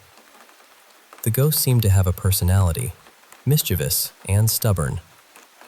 From the perspective of someone working late-night emergency calls, there are stories of people experiencing sundowner syndrome, where confusion and anxiety spike at sunset. Some callers describe seeing children who can't find their mother, or men cleaning deer with a hose, visions that vanish upon investigation. There are also eerie ghost calls, static-filled lines from disconnected numbers, sometimes with faint breathing. Another story is from a security officer working graveyard shifts in a building built in 1912. They felt watched, witnessed a garbage lid shaking on its own, doors moving without wind, and papers flipping on clipboards caught on CCTV. An alarm clock would go off every night at exactly 11:04 p.m. in a room where no one worked at night. There was even a mysterious sweet smell appearing and disappearing. These oddities made them consider transferring out. Then there's a touching yet haunting story of a child whose father passed away when they were 8. The child had a terrifying encounter with their father's spirit, who gave them a mean look and kissed their mother's forehead. The mother had dreams of him, but the child never received a proper goodbye, leaving them with lingering sadness and unanswered questions. A skeptical homeowner shared their experiences of unexplained movements, missing items that reappear, and seeing shapes out of the corner of their eye. Their dog would howl for no reason or stand watchfully at empty doors. Once, they saw their wife enter their son's room and turn on a light, but when asked, she was in the bedroom at the other end of the house. They know these events don't make sense, but can't fully explain them. One chilling night jog in a local park beside an old graveyard led two friends to witness a floating, orb-like shape, moving and morphing into different forms. It moved towards them, and they fled in terror. Looking back, they wished they'd stayed to see what would happen, but their instincts saved them. Another person has been feeling watched while sleeping for 3 years. The entity appeared in various forms: a pale, skeletal figure with bright white eyes, a man in a black cloak, then a half-goat, half-man creature muttering under its breath. They heard a little girl's voice calling their name, whispering and scratching at their door, though they don't have pets. Salt helped for a while, but the presence returned stronger. One more story stands out: a person who experiences vivid sleep paralysis episodes with terrifying hallucinations. One night, the whole house shook violently, windows rattled, and a greenish glow filled the room. They saw a faceless, limb-tangled monster that wanted to harm them. Frozen with fear, they eventually escaped to their dad's room, sobbing uncontrollably. Years later, during a remodel, the family found a mummified kitten and a black and white photo of a girl inside a wall. Guests who stayed in that part of the house often felt uneasy or had disturbing dreams. On a more comforting note, a former student dreamed of their favorite high school teacher who had recently passed away. In the dream, the teacher was older, heavier, with white hair, standing in a classroom full of students. The teacher gave the student a warm, reassuring smile, acknowledging their grief without words. The dream brought peace and closure, a glimpse of another reality where the teacher lived a full life. There's also a tale of a possible UFO sighting on a cold beach night. 3 friends saw yellowish lights moving oddly across the sky, making sharp turns unlike meteors. Later, their car batteries died, and their service disappeared temporarily. A stranger walked alone in the cold on a deserted road. The experience left them confused and unsettled. Finally, someone shared their gift of predicting death through dreams or sudden insights. They've seen loved ones in farewell dreams, had near-death experiences, and felt a thin veil between life and the beyond. Despite the sadness, there's peace in knowing they won't be alone when their time comes. Thanks for listening to these tales from the edge of the ordinary. Whether you believe in ghosts, spirits, or unexplained phenomena, these stories remind us of the mysteries that surround us, waiting just beyond our understanding.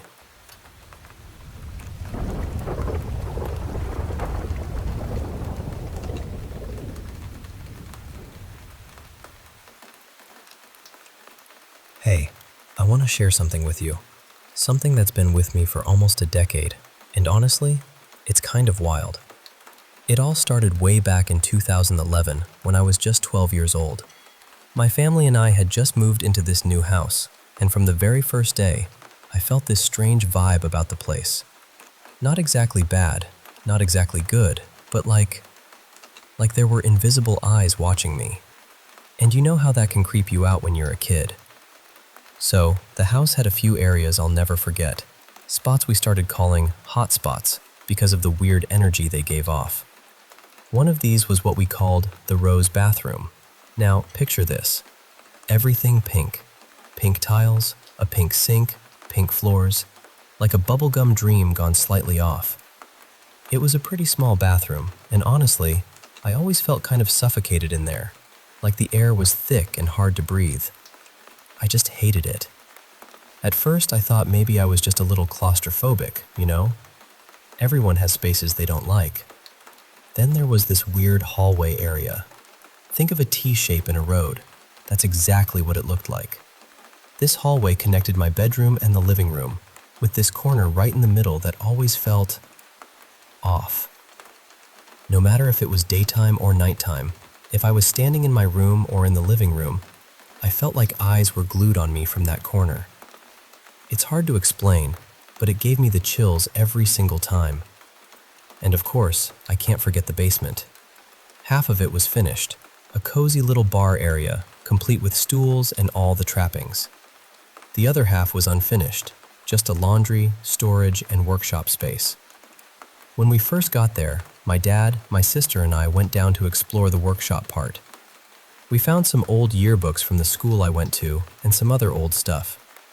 We took a break, went upstairs for lunch. Then when we came back, the door to the workshop wouldn't open. The handle had somehow fallen off, and the door was stuck tight. None of us had locked it. It was locked from the inside, and that didn't make any sense. How could that happen when no one was inside? And my mom made my sister and me wash our dog in the basement too, using the big tub in the laundry area. We absolutely hated it down there. Every time I was in that dim basement, scrubbing the dog, I felt like someone was watching me. I even pictured him in my head. A really tall man, dressed in a button-up shirt and slacks, standing just inside the bar area by that corner entrance. My hair would stand up every time, and the minute I was done, I'd bolt up the stairs like I was running for my life. The rest of the house? It always felt just a little off. But those were definitely the places where the energy was thickest. All right, fast forward a bit. We moved out around 2014. But those dreams I had about the house? They didn't stop. I had them while we lived there, sure, but even after we moved out, they stuck around. I kept dreaming about the house for years, up until 2020 when I was 21. By then, the dreams had turned into full-blown night terrors. I'd wake up in the middle of the night, screaming, heart pounding. These nightmares came every few months, but in the first few months of 2020, they hit me 3 times in a row. The last one was the worst. My sister appeared in the dream, telling me someone had died in the Rose bathroom. That's when I started to think, what if there was more to this? I began digging into the history of the house and found out about the first family who built it back in the 1950s. Turns out, the father died in the house in the 1980s from a massive heart attack. The house sat right across from a hospital. The driveway lined up right with the hospital entrance. It made sense. He probably had a traumatic death there. I found the mother's obituary too, and since she had passed only recently, I could find info about their children. One daughter caught my attention in particular. I even found her on Facebook and reached out carefully, not wanting to upset her. I mentioned the hot spots in the house, but I stayed quiet about the things I'd felt or seen. I wanted to hear her side. When she replied, I nearly stopped breathing. She said, "He died in the Rose bathroom." That last dream where my sister told me that? Was it a coincidence? She also said her dad loved his workshop and never let anyone inside. He spent a lot of time downstairs by that corner near the bar, because that's where he kept his favorite drinks. My old bedroom? It used to belong to his wife who, she said, didn't love him the way he loved her anymore. That explained the eyes I felt from the doorway, but never felt the presence step fully inside my room. She told me she was the closest to her father, and that she shared the room my sister had stayed in. I asked my sister about this, and she said she definitely felt uncomfortable in the house, but didn't have any details. Then I told the daughter about the tall, well-dressed man I'd imagined, the one standing by the bar corner.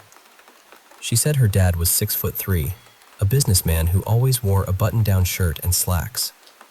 She even sent me a photo. It was the exact same man I'd pictured in my mind all those years. Since that conversation, I haven't had a single dream about that house. Not one. It's been almost 3 years free of those terrifying nightmares. It makes me wonder, Did he use me to send a message to his daughter? To let her know he was still around in some way? That there's something beyond the living world? Maybe the only way he could get my attention was through these dreams. It feels a little self-centered to think he chose me for this, but honestly, I can't come up with any other explanation. All my life, I've had strange, borderline psychic experiences. But this one? This is by far the most intense and meaningful. Sometimes, the past whispers through the walls, and maybe, just maybe, we're meant to listen.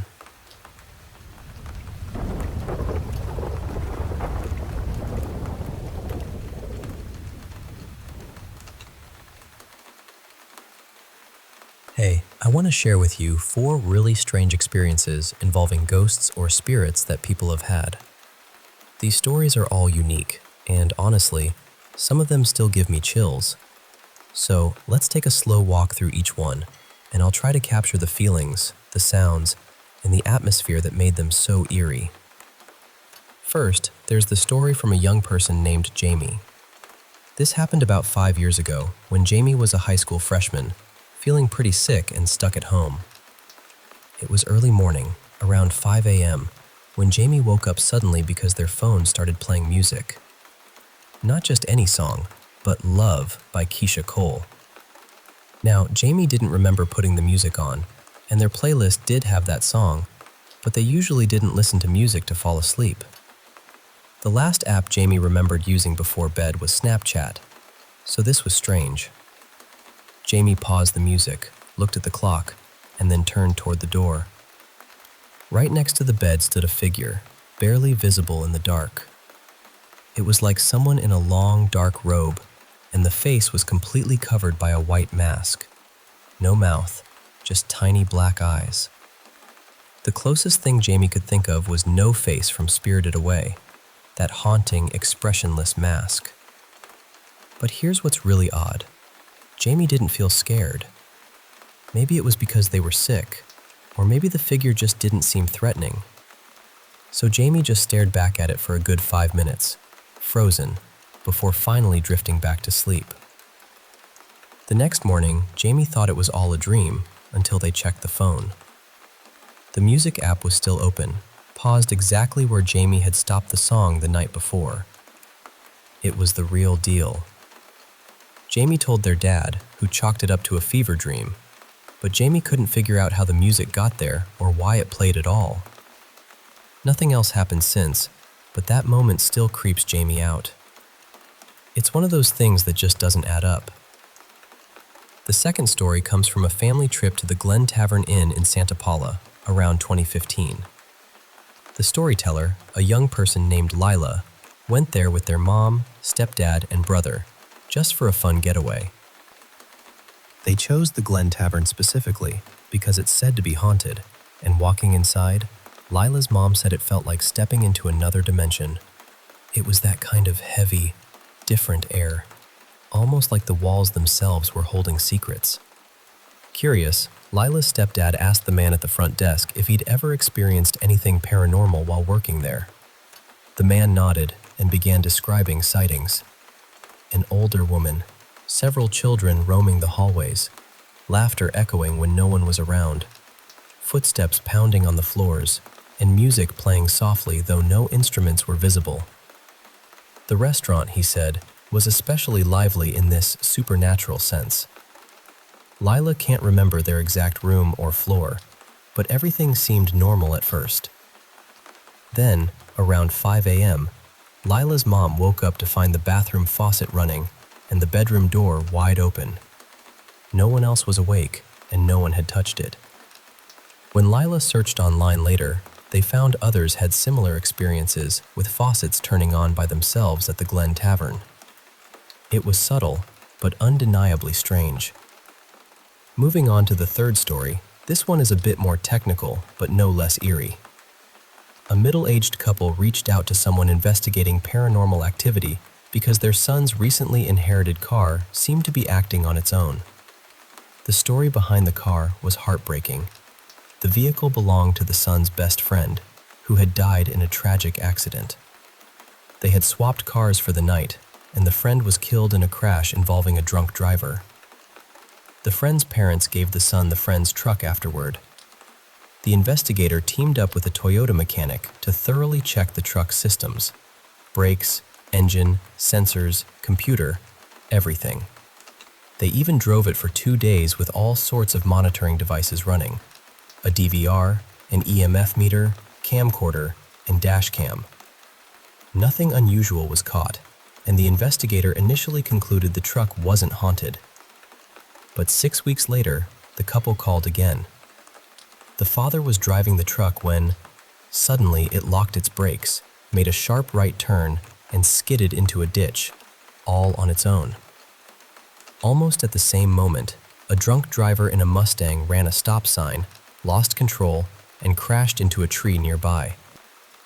A sheriff was nearby, running radar, and witnessed the entire sequence.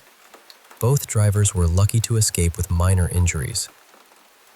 The sheriff's official report described the Mustang's reckless behavior and the crash, but didn't include what he told the investigator off the record. He said he saw the pickup truck lock its brakes and veer sharply into the ditch without the driver making any move. The driver himself told the sheriff that he didn't control the truck. It just did it by itself. The sheriff was baffled, as the truck's sudden move likely prevented a collision with the Mustang, which the truck driver couldn't have seen because of trees blocking his view. Finally, there's a very brief mention of goats in the kitchen, but unfortunately, that story wasn't detailed. Still, it adds a little odd touch to this collection. Each of these stories is different, but they all share this feeling of the unexplained pressing just beneath the surface of everyday life. Whether it's a silent figure in the dark, faucets turning on by themselves, or a vehicle seemingly driven by an unseen force, they remind us how much mystery still lingers around us. I'm curious what you think, whether you believe in ghosts or have some other explanation. These are moments that stick with people because they challenge what we understand about reality. Thanks for listening to these tales. If you have any ideas or stories of your own, I'd love to hear them.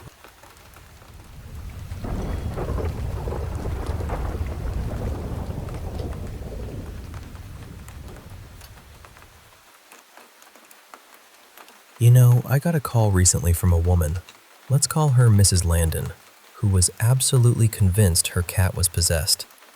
Now, I wasn't about to jump to any spooky conclusions right away. Honestly, I was pretty skeptical.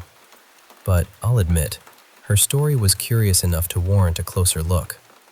She told me that her cat would suddenly start screaming, really loud, like it was terrified or angry. And it didn't stop there. The cat walked in this strange, slow-motion way, tilting its head at odd angles that just didn't look natural. And if she tried to get near it during these episodes, the cat would lash out with its claws, which is pretty unusual for a normally sweet pet. Then, after one of these episodes, the cat wouldn't just calm down. No, it would hide but stay tense, its tail flicking wildly and growling softly to itself for up to an hour. It was bizarre. I shared this with one of my teammates, someone who's got a real sensitivity to the paranormal. Once she heard the story, she was insistent. She said we had to check it out. So we made our way to Mrs. Landon's house around 4:30 in the afternoon. She gave us a warm tour of her home, a cozy little ranch-style place with 3 bedrooms and 2 bathrooms. Nothing about it screamed haunted or creepy. Then she brought out the star of the show, the cat. The little guy was affectionate and immediately took to my teammate, rubbing up against her like they'd known each other forever. My partner spent a couple of hours alone with the cat while I handled the usual paperwork and formalities with Mrs. Landon.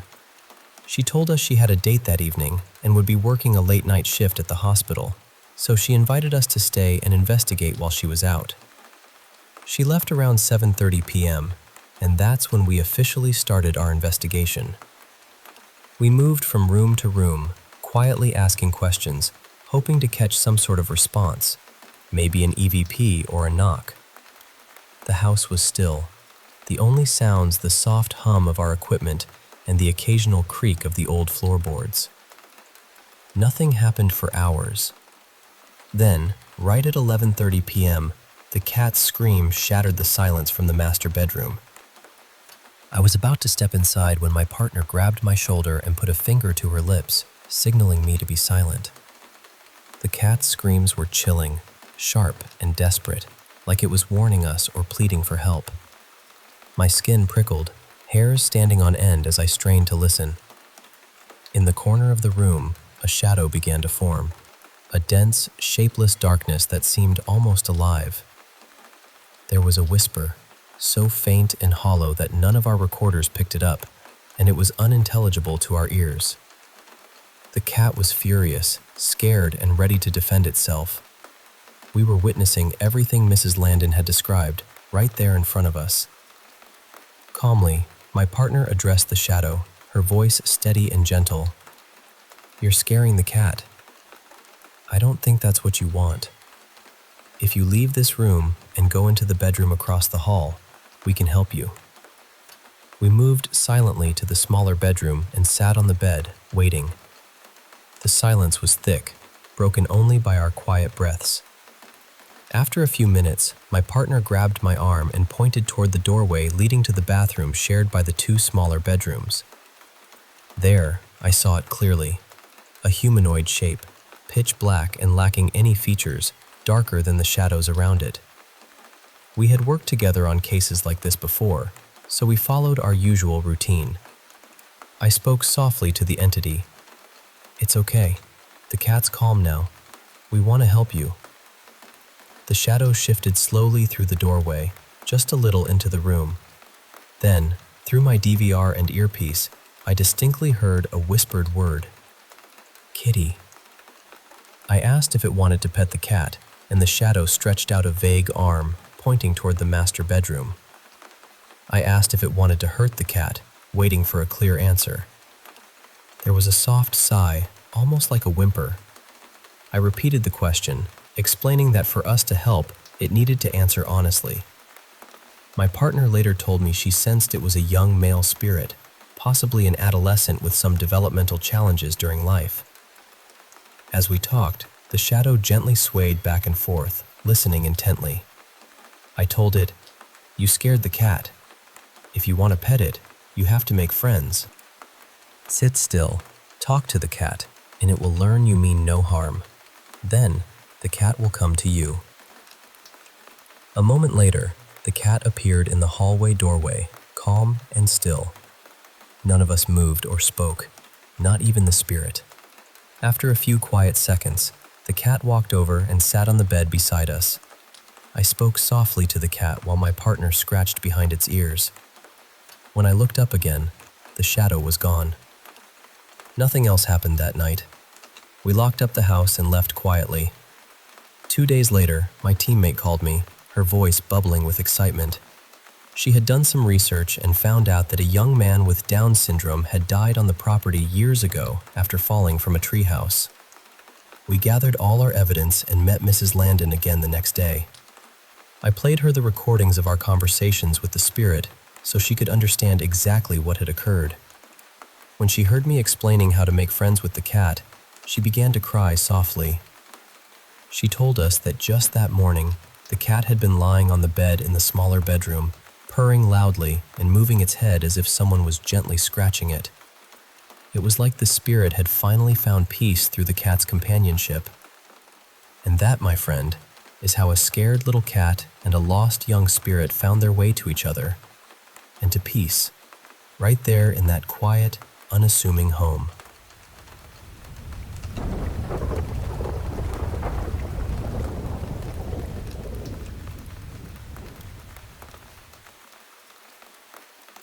Hey there. I want to share a few stories that have been swirling in my mind. Stories from nights filled with shadows and unexpected moments that made our hearts race or wonder. So, sit back and let me take you through these little journeys, okay? First, there was that summer when my cousins came over to spend the break with my family. You know how a house feels with 4 kids and 2 adults all bustling around? It was lively, noisy, and full of that restless energy only kids can have. One evening, around 8, my cousin, let's call her Cassie, just a bit different from the name you might expect, and I found ourselves in my room playing with a plastic Ouija board. It was one of those cheap, colorful ones. Nothing serious, just kids being curious. The room was dim, shadows stretching across the walls, and I tossed playful little insults into the dark, teasing the silence. Cassie laughed, the sound light and carefree, and eventually we left the board alone, thinking nothing more would come of it. I actually thought I didn't have to say goodbye to whatever might have been lurking there because, well, nothing had happened. But maybe I was wrong. Later that night, around 10, the youngest cousins, little ones full of energy and innocence, asked us to play hide and seek. I thought, why not? It was all fun and games. We played a few rounds, laughter echoing through the house, shadows dancing as we darted around, and still, nothing seemed out of the ordinary. But then came midnight. Oh, I remember that moment like it was etched into my mind. I was hiding in my closet, the air thick and a little musty in the cramped space. My youngest cousin was squeezed beside me, wide-eyed and unsure where else to hide. Cassie, the oldest cousin, had tucked herself under the covers on my bed, pillows heaped on top to keep her hidden. She was getting a bit tired of not being found first, so she chose that spot to jump out and scare my sister, who was seeking. Now, here's where the house itself felt different. We were upstairs, quiet except for the soft creaks that carpeted stairs sometimes make. Downstairs, the adults were keeping to themselves. The garage door opened, and we knew that was where my sister was counting. "Ready or not, here I come," she called out, her voice carrying lightly up the stairs. It was a bit of a walk from the garage to the stairway, so we waited in tense silence. Suddenly, no creak on the stairs, but footsteps, soft, pacing back and forth, right outside my bedroom door. My cousin, thinking it was my sister, leapt out with a fake scream. Then came a scream that wasn't hers, a blood-curdling, chilling scream that froze the air around us. I burst out of the closet, heart pounding wildly, and caught a glimpse of a dark, distorted figure gliding past the doorway to the left. Being the oldest, I didn't hesitate. I ran out the door, my breath ragged and loud in the stillness. To the left was the bathroom. I searched every corner, every shadow, but the figure was gone. Later, Cassie whispered that maybe we had forgotten to say goodbye to whatever we had stirred up that night. I just nodded, the words heavy on my tongue. I know. Now, let me tell you about a night in the woods, a place called Pleasant Grove, not far from where I live in southwestern Ontario. My friends and I, all in our 20s, love those late-night trail walks, the kind where the woods are alive with silence and the occasional rustle of leaves underfoot. This area is steeped in history, underground railroads, indigenous stories, even echoes from the War of 1812, given how close it is to the lake. We stepped into the woods at around 2 a.m., the air cool and heavy. Right away, an unsettling feeling washed over me. It was like the trees themselves were watching, their branches whispering secrets just out of reach. The deeper we walked, the heavier that feeling became, until we reached 2 bent trees crossing over the path like a giant X. One of my buddies pointed out that it was bad luck to walk under them, a kind of bad juju we should respect. We all agreed, feeling eyes on us, the kind that make your skin crawl. We turned to head back, and suddenly, the forest seemed to hold its breath, every sound muffled, every creature silent. Then, from behind us, came a loud, clear whistle. It wasn't musical or friendly. It was sharp, like someone calling a dog. But there was no one out there. No houses nearby, no late-night wanderers. We all took off running, heartbeats pounding like drums in our chests. For guys like us, big and comfortable in the woods, that's saying something. As we left, a faint smell of rotten eggs hung in the air, something that hadn't been there when we came in. It was unsettling. like the woods themselves were warning us away. Then there's the story of me and two close friends trying out a game called hide and seek alone. We'd played before, nothing strange ever happened, so we thought it was just a silly game. We prepared the doll, placed a strand of hair inside, and started. We hid behind a thick curtain on a windowsill, legs stretched out over a radiator, the room dim and quiet. I was skeptical, strong-minded, not believing in anything paranormal. But almost immediately, I heard soft little footsteps, like tiny feet filled with rice, moving from the bathroom to my room. My friends looked at me, eyes wide, sharing that they were hearing strange noises too, the kind of bumps and thumps that furniture makes when no one's near. We didn't want to mess around, so we rushed to the bathroom to sprinkle salt water on the doll. Even as I passed my room, the soft pattering followed. The doll hadn't moved. Nothing had. We ended the ritual, decided to throw the plushie away, and I burned the hairs we had left inside, hoping to end whatever had started. But then, the weird stuff began. That very morning, at 6, I was smoking a cigarette with one of my friends when a cigarette butt suddenly jumped from the ashtray and rolled across the table. We saw it, both of us frozen in disbelief. Days later, I was home alone with my boyfriend when I found an old, dusty lamp in my mom's room turned on, though no one had touched it. Then came the stranger who showed up at my door, late at night, ringing the intercom. He claimed to be looking for me, and he had a knife. I was terrified and filed a police report, but when security cameras were checked, no one had rung the intercom that night. It was as if the calls were happening without a caller. A month later, my two friends stayed over again. That night was the strangest. They usually sleep on the couch, and I went to bed around 3 a.m. One friend, let's call her Anna, felt uneasy all night, constantly waking and glancing down the hallway as if expecting something. Around 3:30, the other friend, Beth, felt fingers tapping her shoulder. 3 taps, twice.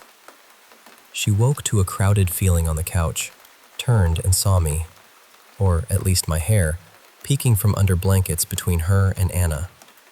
She went back to sleep. Later, a strange light flickered on from an unused electrical box behind the TV, waking Beth in the pitch-black room. She threw a shirt over the light, sipped water, and when she turned on her flashlight, she saw my hair again, this time hugging Anna from behind. Beth whispered, "Good night, OP. Good night, Anna." Anna responded, "I don't." In the morning, I was nowhere to be found on the couch. They asked if I had slept with them, but I'd been in my room all night. I have never sleepwalked in my life, and I'm a heavy sleeper. Once I'm out, I don't move until fully rested. I sighed and took some sage, closed all windows and doors, and lit it on the couch. The air turned cold, especially on my right side, like icy fingers brushing my skin. Then, just yesterday, the large water bowl we keep for my pets in the bathroom was found empty, though the bathroom floor was dry with no sign of spillage. We couldn't explain where the water had gone. Today, I woke up late, walked my dog, showered, ate, and went back to sleep while Anna napped on the couch. I've had sleep paralysis before, so I wasn't scared, just uncomfortable. But this time was different. I dreamed I saw my room, got up, and walked to the living room, where Anna had been sleeping. Instead of her, there was a disfigured figure wearing the robe she had at my place, staring deep into my soul. I locked myself in my room, laid in bed, and began experiencing sleep paralysis. I was terrified, though I don't know why. Anna woke and opened my door, but I couldn't signal her. She let me be, not knowing I was in terrible pain. I struggled for what felt like 40 minutes, trying to rise from the bed, but an invisible force kept pushing me down, suffocating me. I felt a presence beside me, on the right, barely able to move or hold my phone. Then, just as Anna came to wake me, the force vanished, and I sat up, crying out her name. The timing was exact. Anna texted me when she woke, and I checked the clock the moment she opened the door. I thought I might die that night. I have never been so scared. Am I crazy? What is happening? It sounds unbelievable, but it's real, and it's terrifying. I wrote this because I can't sleep. What do you think I should do? Finally, there's a sweeter story, one that's filled with warmth and a touch of mystery. It's about my childhood dog, and how his spirit might still be with us. When he passed away, we took him to a pet cremation specialist who made lovely memorial keepsakes, like paw prints. My mom asked him what drew him to this line of work, and he shared a story about his first dog. After she died, he placed a garden light near the spot where she used to rest. That light kept turning on and off by itself, even after it broke, like she was still there, watching over him. I thought it was just a comforting tale, maybe a little kooky, but something to help with grief. But then this Christmas, while at my mom's house, a decorative Christmas tree light on the mantle where our dog's urn sits started turning on and off all by itself. At first I thought Mom was flicking it on and off, but then she asked who was doing it, and none of us admitted to it. We're not pranksters. We'd never keep up a joke that long without laughing. One morning the light was off, so Mom checked the battery and flipped the switch. It stayed off for a moment, then flicked back on, all by itself. It seemed to come alive whenever people were nearby and go dark when we left. It felt like our dog was visiting, just like old times. Our other dogs even started hanging out near the tree more than usual. Funny thing, our current dog's name is Ghost. It feels like a sign, doesn't it? Maybe it's just faulty wiring, or maybe it's something more. I don't know what to believe, but my heart wants to think it's him, coming back to say hello. And that's a comforting thought in the quiet moments. So these are my stories, moments where the veil seemed thin, where the ordinary brushed up against the extraordinary. Thanks for listening. It helps just to share these whispers from the night.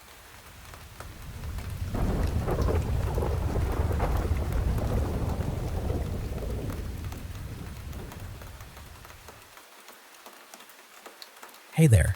I want to share something that's been on my mind for a long time. Something that has fascinated me deeply, and maybe even unsettled me a little. It's about shadow people. You know, those dark, fleeting figures some folks say they've seen out of the corner of their eye, or when they're alone in the night. I've noticed so many people, on Reddit, across the internet, and even in conversations in real life, talk about them, asking what they really are, what they want, and why they show up. So I thought, why not share what I've discovered? Because after tons of research, the explanation I've landed on feels like the closest thing to the truth that I can confidently give you. Now, I want to be clear right up front.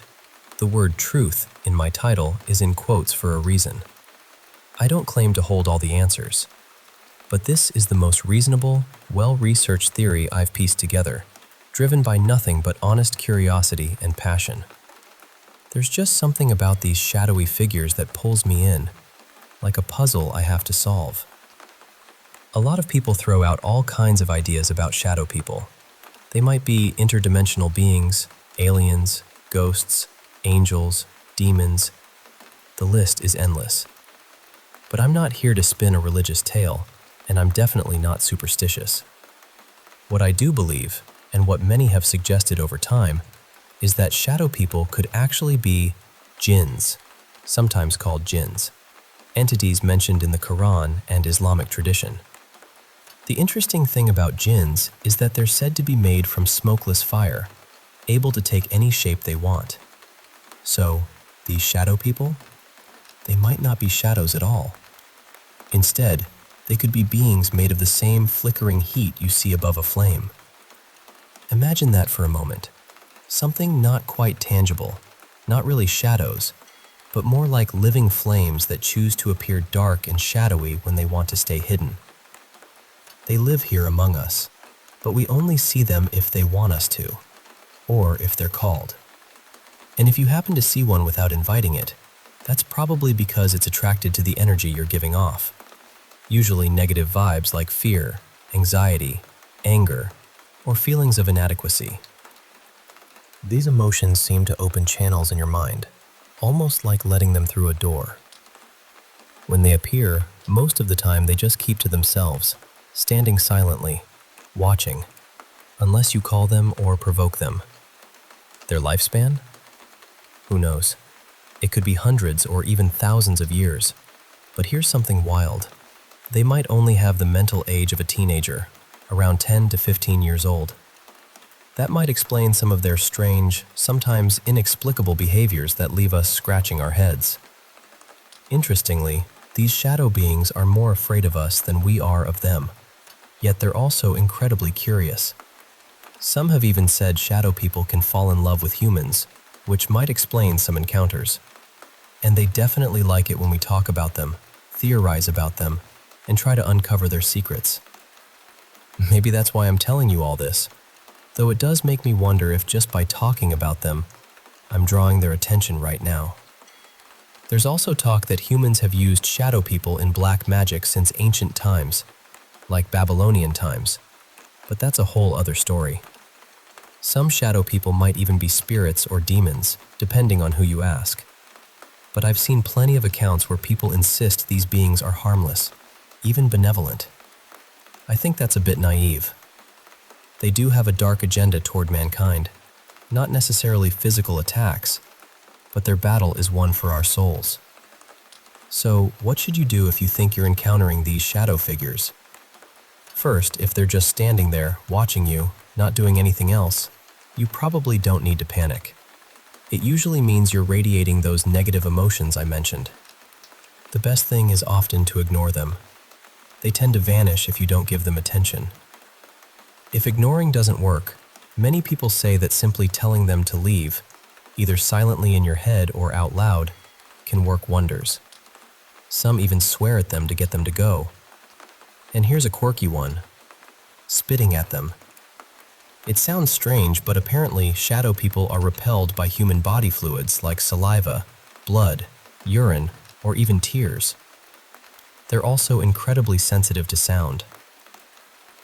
It's said that shadow people can hear even the quietest whispers of your conscious and subconscious thoughts, like they're tuned into every memory and feeling inside your mind. You can think of it like a really intense form of misophonia, a condition where certain sounds trigger negative reactions. Because of this sensitivity, some people have successfully banished them by yelling or even singing loudly when they see them.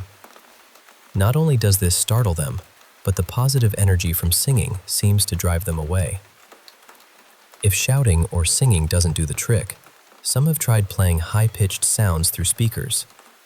Most shadow beings can't handle those frequencies and take off. But beware, some of these entities are stronger than others, so you might need to get more aggressive, depending on the situation. There's also prayer, which I understand to be one of the most powerful methods to banish them. While I've never tried it myself, I've heard that reciting specific religious verses in their original languages can cause them to burn, as if sending them straight to hell. This is supposed to be the ultimate way to expel them from your presence or your home. Now, I have to tell you about one shadow figure that's especially notorious: the Hat Man. You might have heard of him.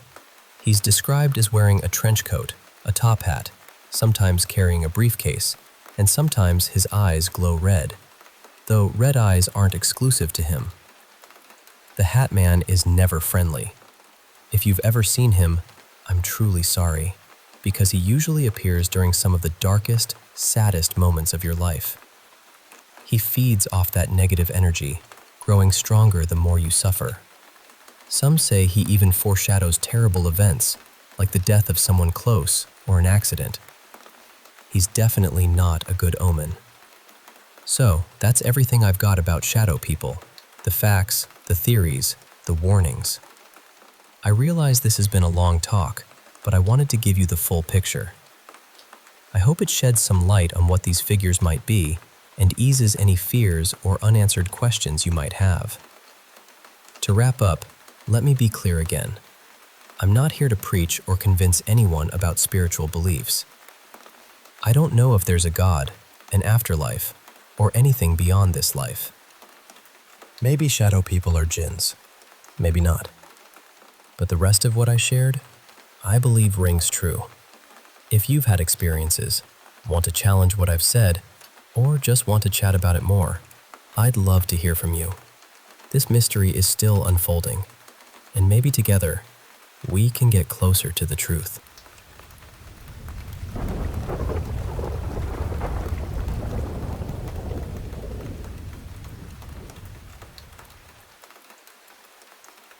You know, it wasn't until fairly recently that I realized what I consider the strongest evidence that I might actually be communicating with a spirit through the Ouija board. It's not the strange information that comes through. It's not the details I later look up and discover are accurate. It's something much simpler. Sometimes she doesn't come. Skeptics often say that the planchette is being moved by the subconscious minds of the people touching it. According to that explanation, we're unknowingly creating the conversation ourselves, shaping it around our beliefs and expectations. And I understand that argument, I really do. But for nearly 9 years, I've been speaking with what appears to be the same presence. The first time we made contact, I asked for her name. The planchette slowly spelled out, Marie. I didn't want to lose the connection, assuming there really was one. So I asked whether I could call for her during future sessions. She answered yes. After that, I began every session the same way. Marie, are you here? Most of the time, the planchette would begin moving almost immediately. Over the years, Marie told me that she was a guide. She never called herself a spirit guide, exactly. She simply used the word guide. She explained that she watched over a number of people, whom she called her charges. According to her, part of her role was to help them cross into what she described as a higher realm. She called that place peace. She also spoke about attending something like a life review, where a person's experiences could be observed and understood from a wider perspective. Marie said I was one of about 40 people under her care. Now, perhaps 98% of the time, when I call her, she responds. But every so often, nothing happens. The board stays still. My partner and I wait, ask again, and eventually end the session.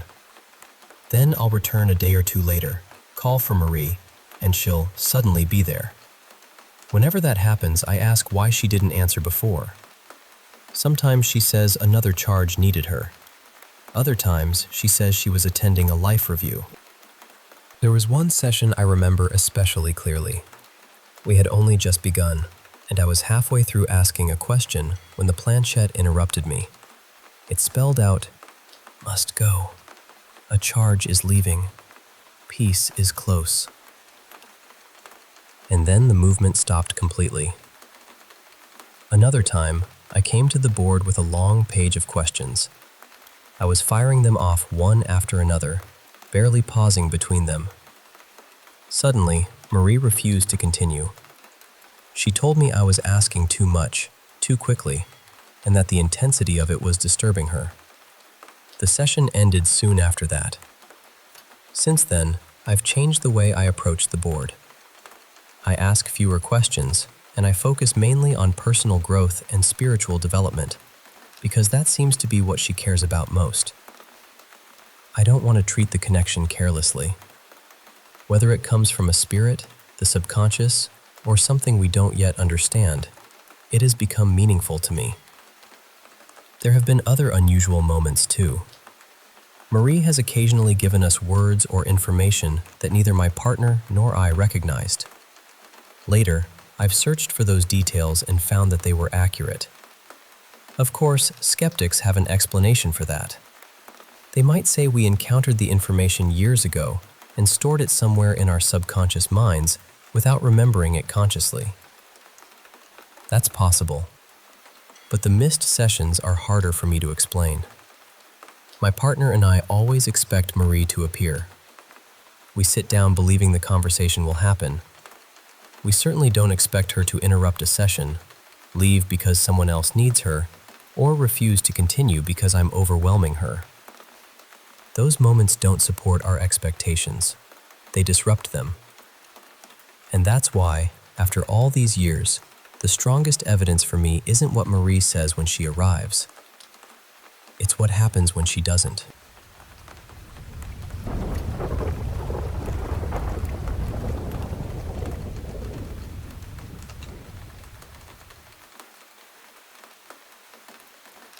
A few years ago, my best friend and I were driving through northern Utah when we decided to spend the night at a group of hot springs I'd visited several times before. I'd always felt comfortable there. It was a peaceful place where travelers camped overnight, soaked in the water, and usually kept a respectful distance from one another. There were 3 pools spread across the area: a steaming hot spring, a warm one, and a cooler pool near a small wooden platform. You could see each pool from the others, but they were far enough apart to give everyone some privacy. We left later than planned and didn't arrive until almost midnight. A few other campers were nearby, which made us feel safer, especially since it was just the 2 of us. We parked between the warm and cool springs, folded down the back seats, and made a little sleeping area inside the car. We left our sandals beside the door and cracked the windows to let some air in. Sometime during the night, my friend woke up because she heard strange noises outside. She said they sounded like birds moving around near the car, so she didn't think much of it and eventually fell back asleep. The next morning, at around 7:30, I woke up and noticed an old maroon pickup parked surprisingly close to us. A man was standing beside it. He was barefoot, with a shaved head, and he was behaving in a way that immediately made me uncomfortable.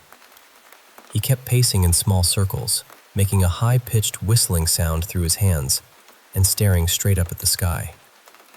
My friend noticed him too, and we didn't even need to discuss it. We quietly agreed to skip our morning swim and leave as quickly as possible. I climbed into the driver's seat and started gathering our things. Then I glanced over at the man. He suddenly stopped moving. He straightened his entire body and turned toward our car in this stiff, unnatural motion. It didn't look like the way a person normally turns. It was slow, deliberate, almost mechanical. Then he started coming toward us. He wasn't exactly running, but he was moving quickly, taking these sharp, hurried steps while his body swayed strangely from side to side. At that point, I was terrified. My friend was still in the back, trying to get everything together, and I remember sitting there thinking, what is about to happen? I was too frightened to keep watching him, so I looked down and tried to focus on finding the keys. A moment later, he was right beside my window. He was standing so close that I could only see his legs and the lower half of his body. I completely froze. My friend and I were whispering to each other, trying to decide whether we should lock the doors, start the car, or yell for help. Then he bent down. Without warning, he started screaming, "Help! Help! Help!" He was shouting at the top of his lungs while pounding both hands against my window. The sound was so loud and sudden that I couldn't even process what was happening. It felt as though my mind had simply stopped working. He continued for what felt like forever, though it was probably only 15 or 20 seconds. Then, just as suddenly as he had started, he stopped. He stood upright. He turned around, and then he walked back toward his truck. Each movement was separate and strangely precise, almost as though someone were controlling him one motion at a time.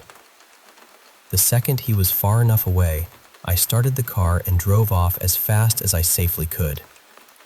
We didn't even stop to grab the sandals we had left outside. To this day, I still don't know what happened. Maybe he was confused, intoxicated, or having some kind of medical or psychological episode. Part of me has also wondered whether there was something else going on, something I can't explain.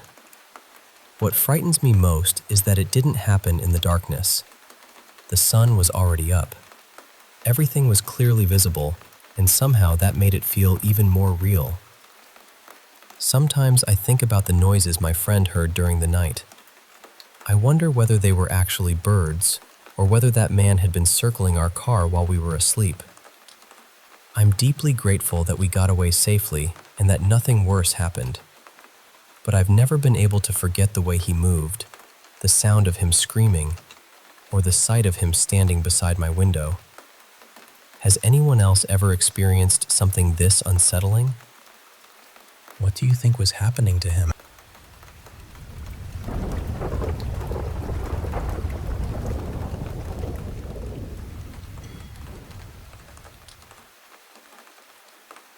We've lived in this two-story house since early 2022. When we first moved in, I was still married. Then, a couple of years later, my husband left, and suddenly it was just me and the children trying to adjust to a completely different life. Even before the separation, I sometimes felt as though someone was watching me while I was lying in bed at night. It was always strongest near one particular corner of the bedroom. Back then, having my husband beside me made it easier to dismiss. I could tell myself I was imagining things, turn over, and eventually fall asleep. But after he moved out, that feeling became much more intense. Some nights, I would lie completely still, certain that something was standing in the corner and staring at me. I would grab my phone, switch on the flashlight, and shine it across the room. There was never anything there, just the wall, a chair, and the shadows from the curtains. My father passed away in 2019, so part of me wondered whether it could somehow be him. For years, I would occasionally smell the familiar scent of his old home in our downstairs hallway. It usually happened late at night when I got up for a glass of water or to use the bathroom. The smell was so specific that it would stop me in my tracks. Strangely, that began not long after we moved into this house, while I was still married. I've always struggled with anxiety surrounding things I can't see or explain. Those fears began when I was a child, although they had mostly faded as I got older. When they returned, I assumed stress had brought them back. There is also a history of mental illness on my father's side of the family, so I worried that perhaps my mind was creating something that wasn't really there. Not long after my ex-husband left, my youngest child developed an intense fear of monsters and ghosts. It became so severe that I eventually moved his mattress into my bedroom so he could sleep near me. He still gets nervous at bedtime. I sit beside him, remind him that he's safe and that I'm only a few steps away, and usually that helps him settle down. At first, I blamed the separation. I thought he was reacting to his father no longer living with us. He had also discovered frightening videos on a streaming app and would sometimes watch them while I was busy cooking or cleaning. I removed the app from the television, but his fears never completely disappeared. Then, about a week ago, something changed. The presence in my bedroom was suddenly gone. For the first time in months, I didn't feel watched. The room felt lighter and peaceful again. I honestly believed I had finally overcome my fear. I felt relieved, and even a little embarrassed that I had allowed my imagination to frighten me for so long. But last night, my oldest daughter came to speak to me. She told me that, during the past week, she had begun feeling as though something was watching her in her bedroom at night. She said the sensation was so strong that she had started dreading bedtime. Then she told me something that made my stomach drop. A few evenings earlier, she had been sitting at her desk painting her nails when she felt warm breath against the back of her neck. She turned around immediately, but no one was there. She said whatever she feels seems enormous, almost as though it is towering above her. She also described it as dark and deeply threatening. That was exactly how the presence had always felt to me. And now, I can't stop thinking about the timing. The same week I stopped feeling it in my room, she began feeling it in hers. It almost seems as though it didn't disappear. It simply moved down the hall. We have 2 cats, and neither of them behave strangely. They wander upstairs without hesitation, sleep in the bedrooms, and never stare at empty corners or react as though something is nearby. That gives me some comfort. As far as I know, no one has ever died in this house either. So, if this is something real, I worry that it may not be connected to the building at all. Maybe it is connected to our family. My mind still goes back to my father because of the familiar scent I used to notice downstairs. But my father loved us. I can't understand why his presence would feel so frightening, or why he would ever want to terrify his grandchildren.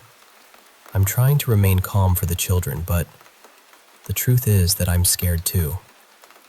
I don't know whether we are dealing with grief, anxiety, shared fears, or something that none of us can explain. We live in the Netherlands, and I would be deeply grateful for any thoughtful advice about what steps I should take next. Thank you for listening.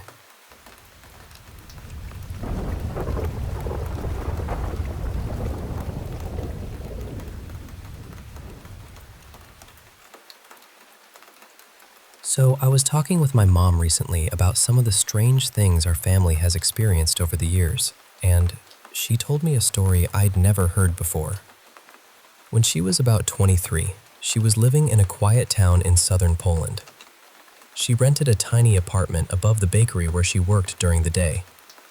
It was one of those places where everyone knew each other, and people rarely bothered locking their doors. One night, she woke up suddenly and noticed someone standing in her bedroom doorway. At first, she thought it was her landlady's nephew, Marek, who occasionally stayed in the apartment next door. She called his name, but the figure didn't answer. As her eyes adjusted to the darkness, she realized it didn't look quite human. It was extremely tall, probably close to 7 feet, and completely black, with no visible face or features. It seemed to be wearing a long coat and a wide-brimmed hat. Then it slowly moved toward her bed. It was unlike anything she had ever felt. It wasn't normal fear. It felt heavy, almost as though it had filled the entire room. She pulled the blankets over her head and started praying quietly. After a while, the fear faded, and somehow she fell asleep again. She never looked out from under the covers to see whether the figure was still there. The next morning, everything looked normal. She spoke with her landlady, who confirmed that Marek hadn't visited and no one else had entered the building. The outside doors had remained shut all night. Years later, when my older brother was around 16, he woke up after a nightmare and saw a tall shadow figure standing beside his bed. He described the same long coat, the same wide-brimmed hat, and the same blank darkness where its face should have been. He screamed for my mom. She rushed into the room, but by then, the figure had disappeared. What unsettled her most was that she had never told him about her own experience. There was no reason he should have been able to describe the figure so perfectly. Then, a few years ago, it happened to me. I woke up during the night, rolled over, and noticed something standing near the foot of my bed. It was the same figure. Tall, completely dark, wearing what looked like a long coat and a wide hat. But strangely, I wasn't afraid. I actually said, "Hello? Who are you?" It didn't respond. It wasn't facing me directly either. It stood slightly turned to the side, completely motionless. I blinked several times and rubbed my eyes because I assumed I was half asleep and imagining it. But every time I looked again, it was still there. Eventually, since it wasn't moving or giving me a bad feeling, I closed my eyes and went back to sleep. Sometime later, I woke up again. It was still dark outside, and the figure was still standing in exactly the same place. I spoke to it again, but nothing happened. It didn't move. It didn't turn toward me. It didn't disappear. It simply stood there. I fell asleep again, and by the time I woke up in the morning, it was gone. I've experienced plenty of unusual things throughout my life. Some of them gave me an immediate sense that something was wrong, but this figure didn't. It felt strange, of course, but not threatening. That's the part I still don't understand. Why did my mom and brother feel such overwhelming fear while I felt almost completely calm? Was it some kind of spirit connected to our family? Something that has followed us across generations? Or were we all experiencing similar sleep-related hallucinations without realizing it? Maybe it really was just the family sleep paralysis visitor making another appearance. Still, 3 people in the same family seeing almost exactly the same figure years apart feels difficult to dismiss. So I'm curious, has anyone else experienced something like this? And what do you think it might have been?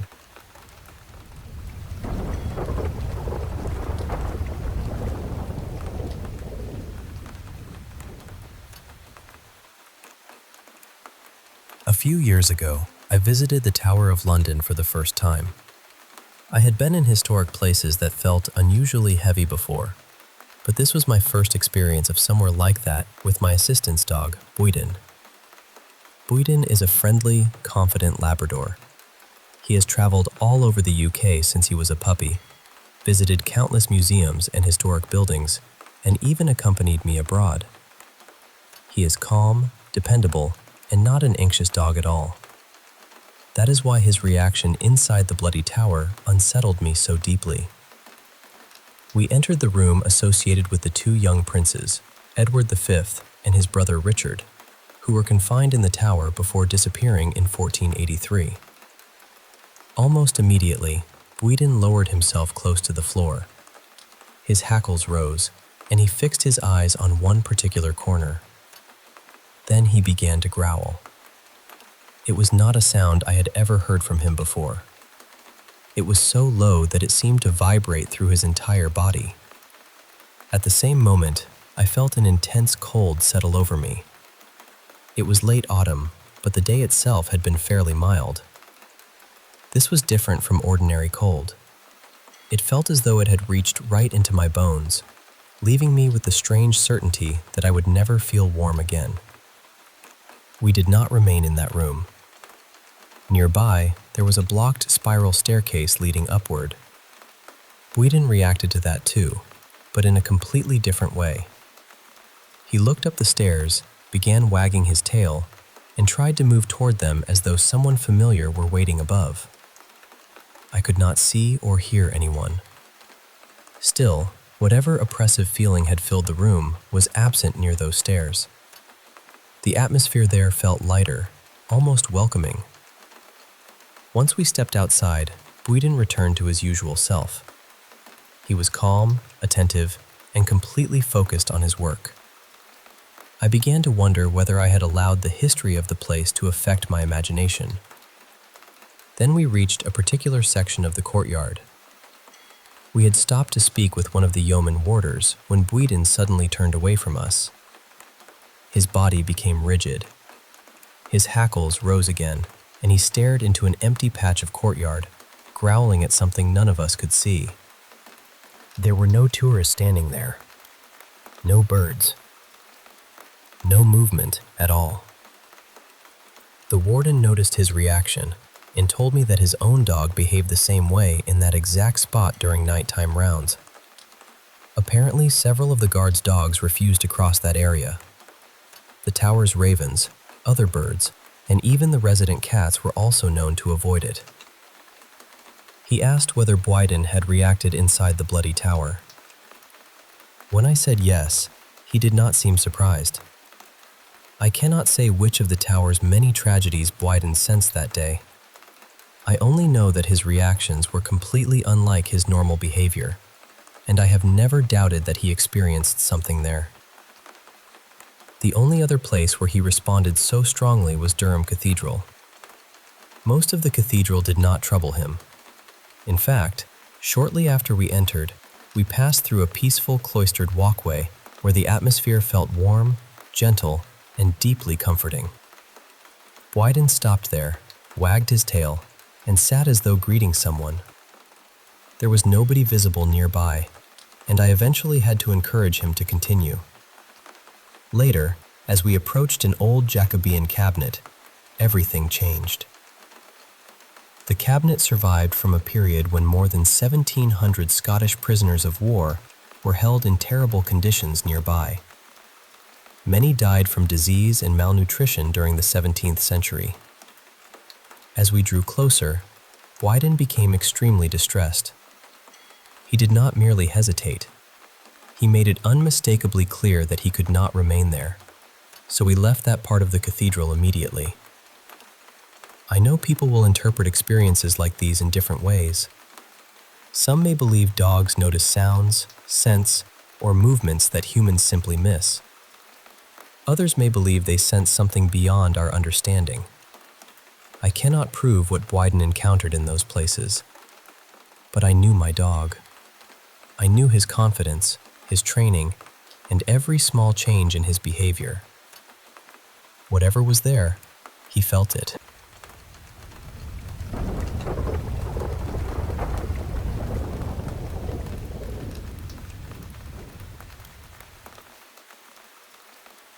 I still think about this story sometimes, especially late at night when everything is quiet. It happened a few summers ago when I was 15. My family owned a tiny cottage outside the city. Calling it a cottage might be generous. It was really an old wooden cabin with no heating, unfinished walls, and a permanent smell of dust, pine boards, and damp earth. My dad bought it so we could escape the city on weekends, cook outside, and spend time together. Everyone else saw it as a cramped little place in the countryside, but I loved it. Mostly because of the attic. The attic was barely a room. There was an old mattress, a few boxes, some rusty tools, and a single electrical outlet beside the wall. But to me, it felt like my own private universe. I would lie up there for hours, listening to music, scrolling through my phone, or staring at the wooden ceiling while my thoughts wandered. The first time I saw him, the cabin was packed with people. My father had gone back to the city for work, but my mother, younger sister, aunt, cousin, and one of my friends were staying overnight. There was hardly enough room for everyone. Blankets covered the floor, bags were piled against the walls, and people were sleeping wherever they could find space. I had managed to claim a narrow bed in the corner. It was sometime after 3 in the morning. The room was hot and completely dark. Everyone else was asleep, but I was still awake with my headphones on. My phone battery was almost dead, so I took off my headphones and reached toward the charger. That was when I saw him. There was a figure standing near the front door. He was impossibly tall, perhaps 7.5 feet, and his entire body was pale white. Not white like clothing or skin. He looked as though he had been formed from fog illuminated by moonlight. Our ceiling was low, so his neck was bent at an awkward angle. His head leaned toward one shoulder, and he was staring directly at my little sister. For a few seconds, I honestly thought my tired eyes were playing a trick on me. I grabbed my phone, switched on the flashlight, and pointed it at him. He remained exactly where he was. The light passed across his body, but he did not disappear. His outline was clear, yet parts of him seemed to shimmer and pulse, almost like smoke trying to hold the shape of a person. I was terrified. My hands were shaking, and every instinct told me to wake everyone and hide under the blanket. But I had always been fascinated by strange stories and unexplained things. Part of me had spent years wondering what I would do if I ever saw something supernatural. Now something was standing only a few steps away. So, for reasons I still cannot fully explain, I got out of bed and walked toward him. Each step felt heavier than the last. My knees were weak, and my heartbeat was so loud that I thought it might wake the others. When I came close, I heard breathing. It was quiet and uneven, a thin, rattling breath that sounded painful, as though every inhale required enormous effort. A chill ran through my whole body. Then the figure dissolved. There was no flash, no sudden movement, and no sound. One moment he was standing in front of me, and the next he simply faded into the darkness. I even went outside to search for him. I know how ridiculous that sounds, but my thinking was strangely calm. He had looked transparent, So I convinced myself he probably could not physically hurt me. I checked the yard, the trees, the fence, and the small garden behind the cabin. There was nothing there. Only the wind moving through the leaves and the steady sound of insects in the grass. The next morning, I told no one. I kept replaying the encounter in my mind, wondering whether I had dreamed it. Later, I quietly told my friend. He listened, but I could tell he did not believe me. That evening, while everyone was eating, I suddenly said, "There was a huge white man standing by the door last night." The entire table went silent. I described what I had seen, including the way he had been watching my sister. My mother nearly dropped her cup. My sister turned pale and started crying. That night, she refused to sleep alone. For the next several evenings, I walked around the property searching for the figure.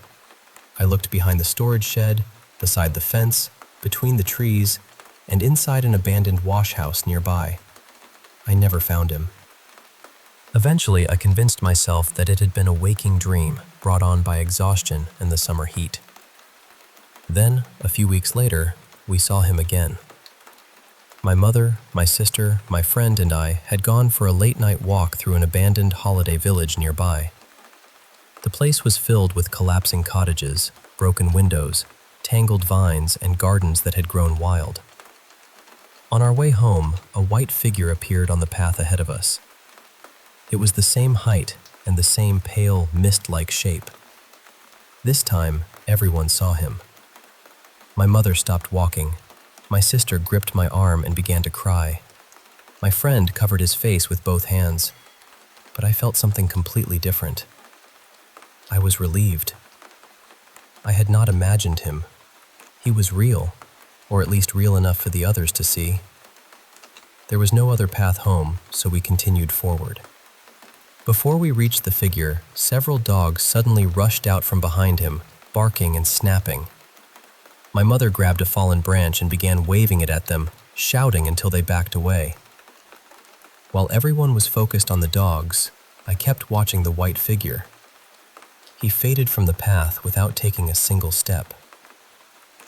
That night, after we returned to the cabin, I heard the breathing again.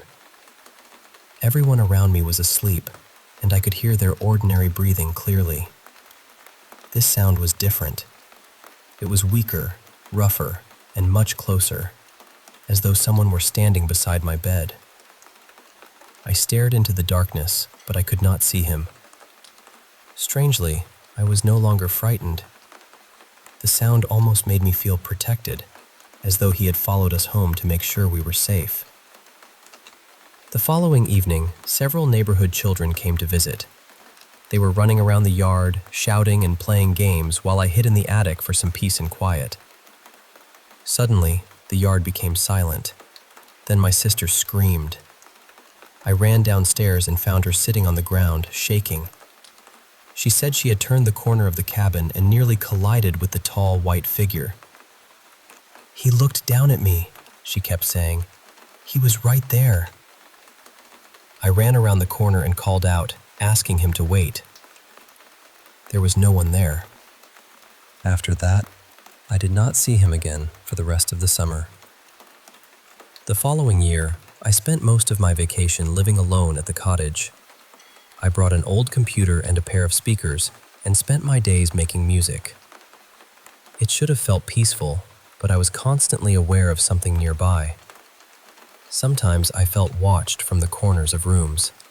Other times, I thought I heard someone walking behind me. I would turn around and find nothing there. Then, one night, I stepped outside to use the little wooden bathroom behind the cabin. As I crossed the yard, I happened to glance up at the attic window. The light inside was glowing a dull amber. And there he was. The tall white figure stood behind the glass, looking down at me. Then he slowly raised one hand and waved. It was not threatening. He was not warning me or asking me to come closer. It looked like the simple wave of someone greeting an old friend. My heart jumped, and I hurried back into the cabin. I climbed the attic stairs and called out, "I'm here! I saw you!" but the attic was empty.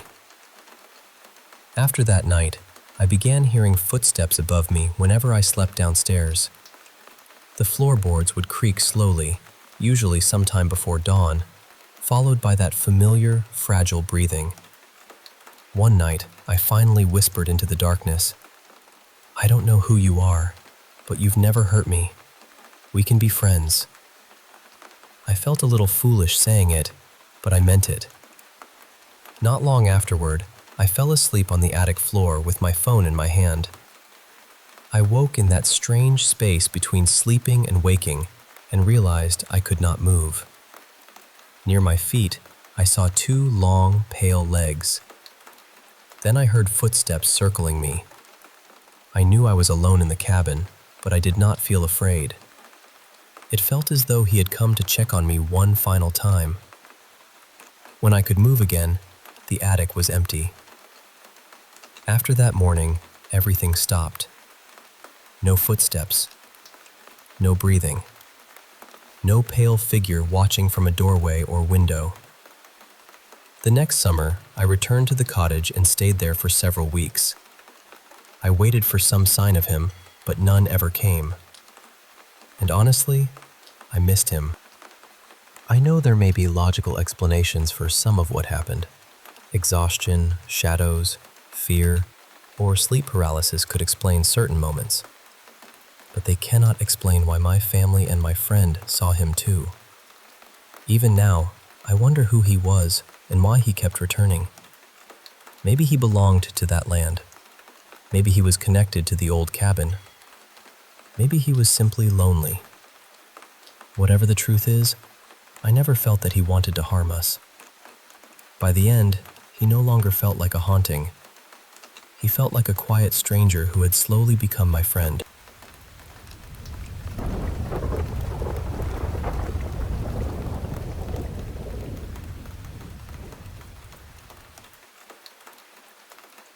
Hi. So, there's someone in my family, or perhaps something, that I've been trying to understand for years. We call him Oscar. He's been connected to my mom's side of the family for generations. I'm not certain whether the stories began with my grandfather's family or my grandmother's, but my mom remembers hearing older relatives talk about him. For all I know, he may have been around long before any of them. Whenever something goes missing in our family, we ask Oscar to help us find it. Sometimes, of course, we've simply misplaced the thing ourselves. But other times, it feels as though Oscar has deliberately hidden it for a bit of fun. He seems especially fond of small, important objects, keys, spectacles, pens, jewelry, that sort of thing. There's a particular way you have to ask him for help. You must be polite, explain clearly what you're looking for, and then stop searching. That last part matters. Once you've genuinely given up, the missing object will often appear somewhere absurdly obvious, perhaps in the center of an empty table. Other times, it turns up somewhere that makes absolutely no sense, like inside a cupboard, beside the washing powder, or even in the refrigerator. On rare occasions, things have reappeared many miles from where they were lost. Now, it would be easy to blame all of this on forgetfulness. Quite a few people in my family have ADHD, myself included, so we're perfectly capable of losing things without any supernatural assistance. But there have been incidents that other people witnessed, and none of us have ever been able to explain. Once, I left my glasses at home and later found them inside a locker at college. My mom lost a spare car key while staying in a rented cottage in North Wales. Before she had even returned home, the key appeared on the mantelpiece at her parents' house in Lincolnshire. One of my uncles once lost a single boot in his own home. It eventually turned up in the greenhouse, 2 gardens away. The most memorable experience I've had with Oscar happened one Christmas. I traveled about 150 miles to stay with relatives for several weeks. As well as spending Christmas with everyone, I had arranged my assistant's dog's yearly training and assessment, so I had packed for quite a long visit. I brought all the family presents with me and wrapped them in the spare bedroom. The day before Christmas, my cousins and I counted every gift to make sure nobody had been forgotten. They were already wrapped, but the numbers matched perfectly. Then Christmas morning arrived, and the present for my cousin's wife had vanished. It was definitely there the previous day. My cousin had seen it himself. We searched the spare room, the living room, and the hallway, but there was no sign of it. Eventually, we decided it must have disappeared somewhere in the general chaos of Christmas and would probably turn up once the decorations came down. A few days later, I drove home. I was exhausted when I arrived, so I left my bag sitting unopened in the kitchen. Then I walked into the living room and looked beneath my own Christmas tree. There was one item under it: the missing present. The same present I had wrapped at my relative's house, 150 miles away. I stood there staring at it for a long moment. Then I thanked Oscar very politely and called my family to tell them where it had appeared. More recently, I lost my glasses after taking an afternoon nap. I'm extremely short-sighted, so without them, I can barely function. I always leave them on the desk beside my bed. I do have a cat, so occasionally they get knocked onto the floor, but I checked everywhere. The desk, the carpet, under the bed, behind the bedside cabinet, around the cat tree. Nothing. I even video called a friend and asked them to help me search by directing the camera around the room. Listen, nothing. Eventually, I asked Oscar for help. I praised his talent, promised I would be grateful, and then stopped looking. For the next couple of hours, I lay on the bed watching videos with my phone held only a few centimeters from my face. When I finally searched again, I suddenly felt the urge to check the top of my sewing machine. Sitting there was a pair of dress shoes. My glasses were tucked neatly inside the toes. They were nowhere near the bed or the desk, and there was no sensible way they could have fallen into the shoes. Naturally, I thanked Oscar. You always thank him. According to our family tradition, failing to do so means exactly 3 more objects will disappear. Always 3. And those items may not be returned, no matter how politely you ask. That's why I keep wondering what Oscar actually is. He seems attached to the family rather than to a particular house. Months may pass without anything happening, and then someone will call to say he has suddenly become very active around them. He doesn't seem cruel. He can be helpful, and sometimes his strange interventions feel almost lucky. But he is playful, proud, and easily offended when people mock or disrespect him. My mother's family is scattered across northern England and Wales. There are old stories of Irish ancestry, mining communities, and even a distant foundling who may have come from a traveling family centuries ago. Whether any of that has something to do with Oscar, I honestly don't know. All I know is that he has followed our family for generations. And whenever something disappears, we ask him nicely. Then we stop looking.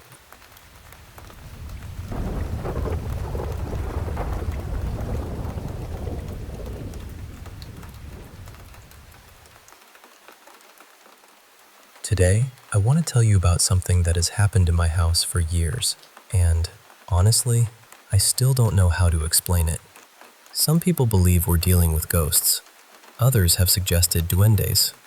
I'm not completely convinced by either explanation, but after everything my family and I have experienced, I can't pretend it's all normal. Our house is fairly new. My family was the first to live here, so there aren't any stories about previous owners or anything like that. Still, strange things began happening not long after we moved in. My dad noticed them first. Late at night, he would hear something fall downstairs, almost like a heavy object had been knocked off a table. But when he checked in the morning, nothing was on the floor. Everything would be exactly where we had left it. A few months later, I began hearing noises too. Mine were different. I would hear slow footsteps moving across the roof directly above my bedroom. Because we live in central Mexico, my first thought was that someone had climbed onto the house. I would lie completely still, listening carefully, trying to figure out where the footsteps were going. But whenever we checked outside, there was never anyone there. The strange part was that I never heard the sounds my dad described, and he never seemed to hear the footsteps above my room. However, our security cameras occasionally recorded loud knocks and scraping noises when everyone was asleep.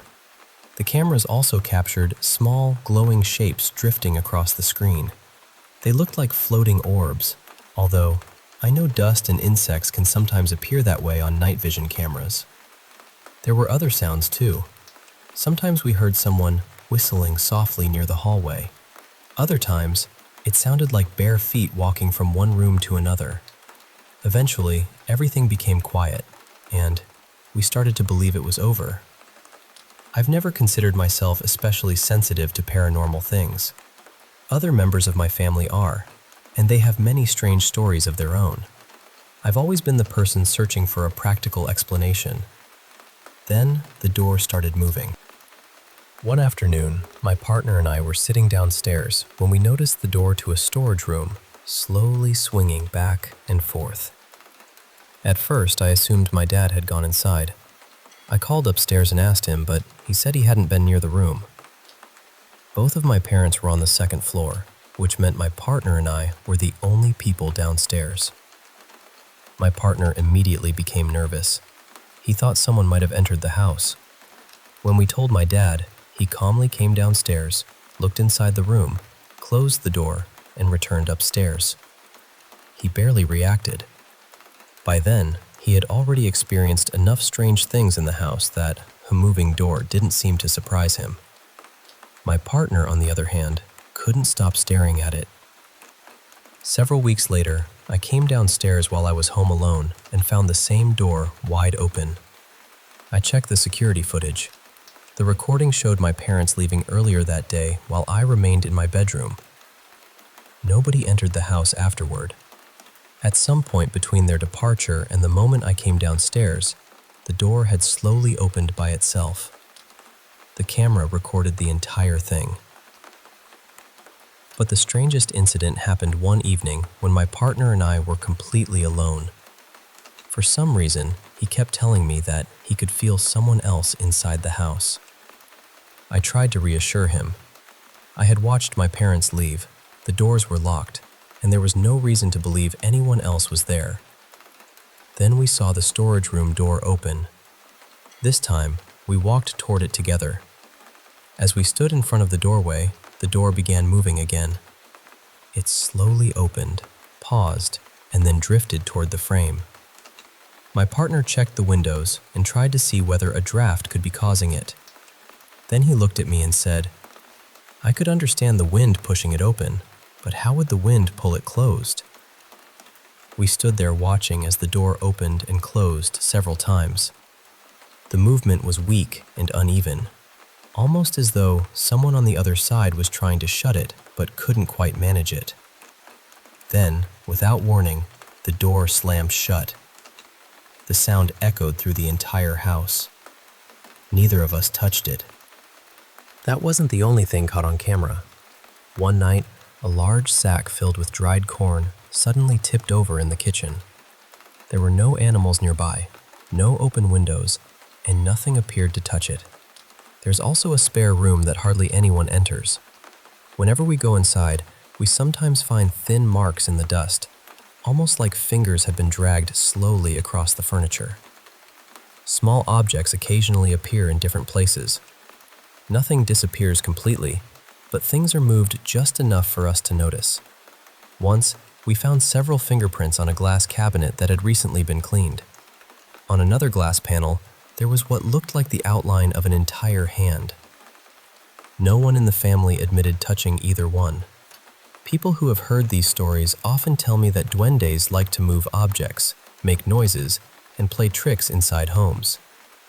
Others believe the house may have some kind of spiritual presence. I honestly don't know what to believe. Maybe every incident has a reasonable explanation that we simply haven't discovered yet.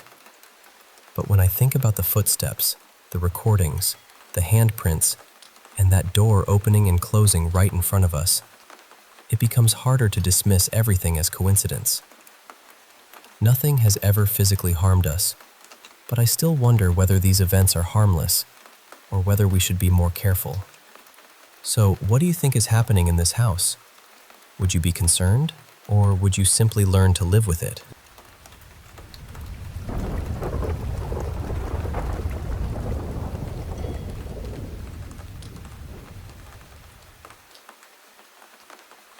I still find myself wondering whether the tiny house my husband and I lived in carried some kind of negative energy, because during the months we were there, our relationship changed in ways I still can't fully explain.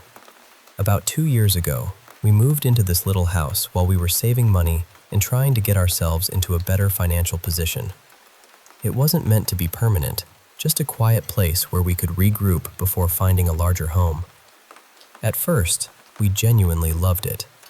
The house was small, but it felt warm and comfortable. We made the space our own, and for the first few months, we were really happy there.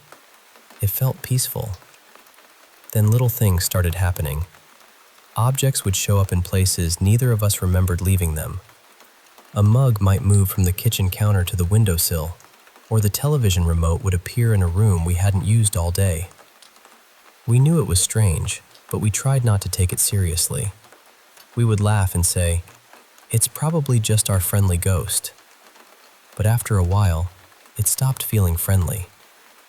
We both began noticing shadows moving at the edges of our vision. I would see something pass through a doorway, turn to look, and find nothing there. My husband started experiencing the same thing, although neither of us wanted to admit how uncomfortable it made us. One morning, we woke up and found every kitchen cabinet standing wide open. I immediately blamed my husband because I thought he was trying to scare me. He kept insisting that he hadn't touched them. At the time, I honestly didn't believe him. Not long after that, the arguments began. We would be having a completely normal evening, and then, suddenly one of us would become irritated. Most of the time, it was me starting the fight. And when I think back on those arguments now, I can barely understand why they happened. The smallest things would set me off. A dish left in the sink. A light left on. The tone of his voice when he answered a question. Things that normally wouldn't have mattered suddenly felt enormous. It became a pattern. Almost every week, we had another exhausting argument. We were both constantly tense, tired, and emotionally drained. At one point, we even talked seriously about separating. Thankfully, we decided not to give up on each other. One night, after another pointless fight, I stayed in the living room while my husband went into the bedroom. It was late, and the house was completely dark except for the flickering light from the television. I was sitting on the couch when I suddenly felt someone standing beside me. The feeling was so strong that I assumed my husband had come back into the room. I turned to speak to him, but instead, I saw a tall, dark figure standing just a few feet away. It didn't have a face. It was simply this solid black shape, almost as tall as the doorway, standing perfectly still and watching me. I jumped, and in the instant it took me to blink, it disappeared. I ran into the bedroom and told my husband what I had seen. Before I could describe it properly, he looked at me and asked, "Was it tall? Like a black shadow shaped like a person?" My stomach dropped. He told me he had seen the exact same figure near the hallway several weeks earlier. He hadn't mentioned it because he didn't want to frighten me or make the situation feel more real. We moved out the following spring. Since moving into our current home, everything has been different. The atmosphere feels lighter, and my husband and I hardly ever argue. Of course, we still disagree sometimes, but it feels normal and manageable. Nothing like the constant anger and tension we experienced in that tiny house. Honestly, I can't remember the last time we had a serious fight. I still experience sleep paralysis occasionally, and sometimes I see unsettling things during those episodes, but that has happened to me for years. Outside of that, our new home has been completely peaceful. I don't know whether something in the tiny house was affecting us, or whether the stress of our situation simply brought out the worst in both of us. But there is one detail that still bothers me. The couple who moved into the house after us separated less than a year later. From what we heard, their relationship ended badly, and they no longer speak to each other. Maybe it was only a coincidence. Still, whenever I think about that house, I remember how quickly we changed after moving in, and how quickly we became ourselves again after leaving. And part of me will always wonder whether we were really alone in there.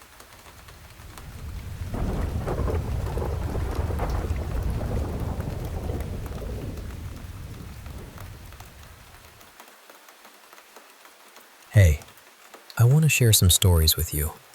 Stories about things that happened to me and others. Things that don't quite fit into everyday explanations. So pull up a chair, get comfortable, and I'll tell you what I experienced, saw, or felt. These aren't just ghost stories, they're real moments that stuck with me. Moments where the line between this world and something else just blurred. Let's start with a story from when I was about 7 or 8 years old. Back then, my mom and I were living in a women's shelter, a place meant to be safe, but sometimes safety feels fragile, you know? There was this locked door and an office area with cameras monitoring the spaces, including the kitchen. Being a curious kid, I often found myself watching these monitors, fascinated by the little screens showing parts of the shelter. One night, as I was glancing at the monitors, something caught my eye. A woman standing right in front of the kitchen camera, blocking the entire view. She wasn't like any person I'd seen. She had no eyes, just empty sockets, and her hair was pulled back tightly. I couldn't make out much else, but the feeling she gave me was pure terror. It was like she knew I was watching. I told my mom, but she couldn't see anything, just the empty kitchen. She said maybe it was a trick of the light or my imagination. I wanted to believe her, so I tried to forget about it. But then, just before the shelter door unlocked to let us in, that kitchen camera went static, full fuzz, no image at all. When it cleared, the woman was gone, and the kitchen was empty. The camera was mounted high, showing the whole room. No one else saw her. 7 cameras, but only I saw this figure. It made my mom worried, and honestly, it still makes me wonder, why me? I was just a kid, nothing special. Why would something like that want to scare me? Fast forward a few years. Almost 2 years ago, my partner and I moved into our first apartment. It's a cozy spot, quiet, away from the hustle and bustle, with neighbors we hardly ever hear. The walls are thick concrete, so the silence is almost complete. But every couple of months, something strange happens. Little oddities that we can't explain. One night, my friend was staying over while my partner was working a long EMS shift. She woke me up the next morning, telling me she was startled by a deep growling noise in the middle of the night. She felt something heavy pressing on her chest and was sweating like crazy. I tried to brush it off. We'd eaten junk food and had some wine, but she was serious about it. She never stayed over again. We set up security cameras, hoping to catch anything weird. One early morning, a card from a shelf suddenly fell. If you turn the volume up on the footage, you can actually hear the card hit the shelf and then fall to the floor. We tried to recreate it countless times, but nothing. Another night, the living room nightlight went off at 4:45 a.m. Could be coincidence, but it felt odd. Then one morning, my gym bag just flipped over by itself. It hadn't been touched for a week. We even burned sage to cleanse the space, which seemed to calm things down a bit. But strange noises still happen. Knocking, things falling with no explanation, lights flickering. Once, as my friend and I came back from a walk, a notepad fell off the fridge. The camera showed a pillow fall on the couch first, then the notepad. 2 odd events happening close together.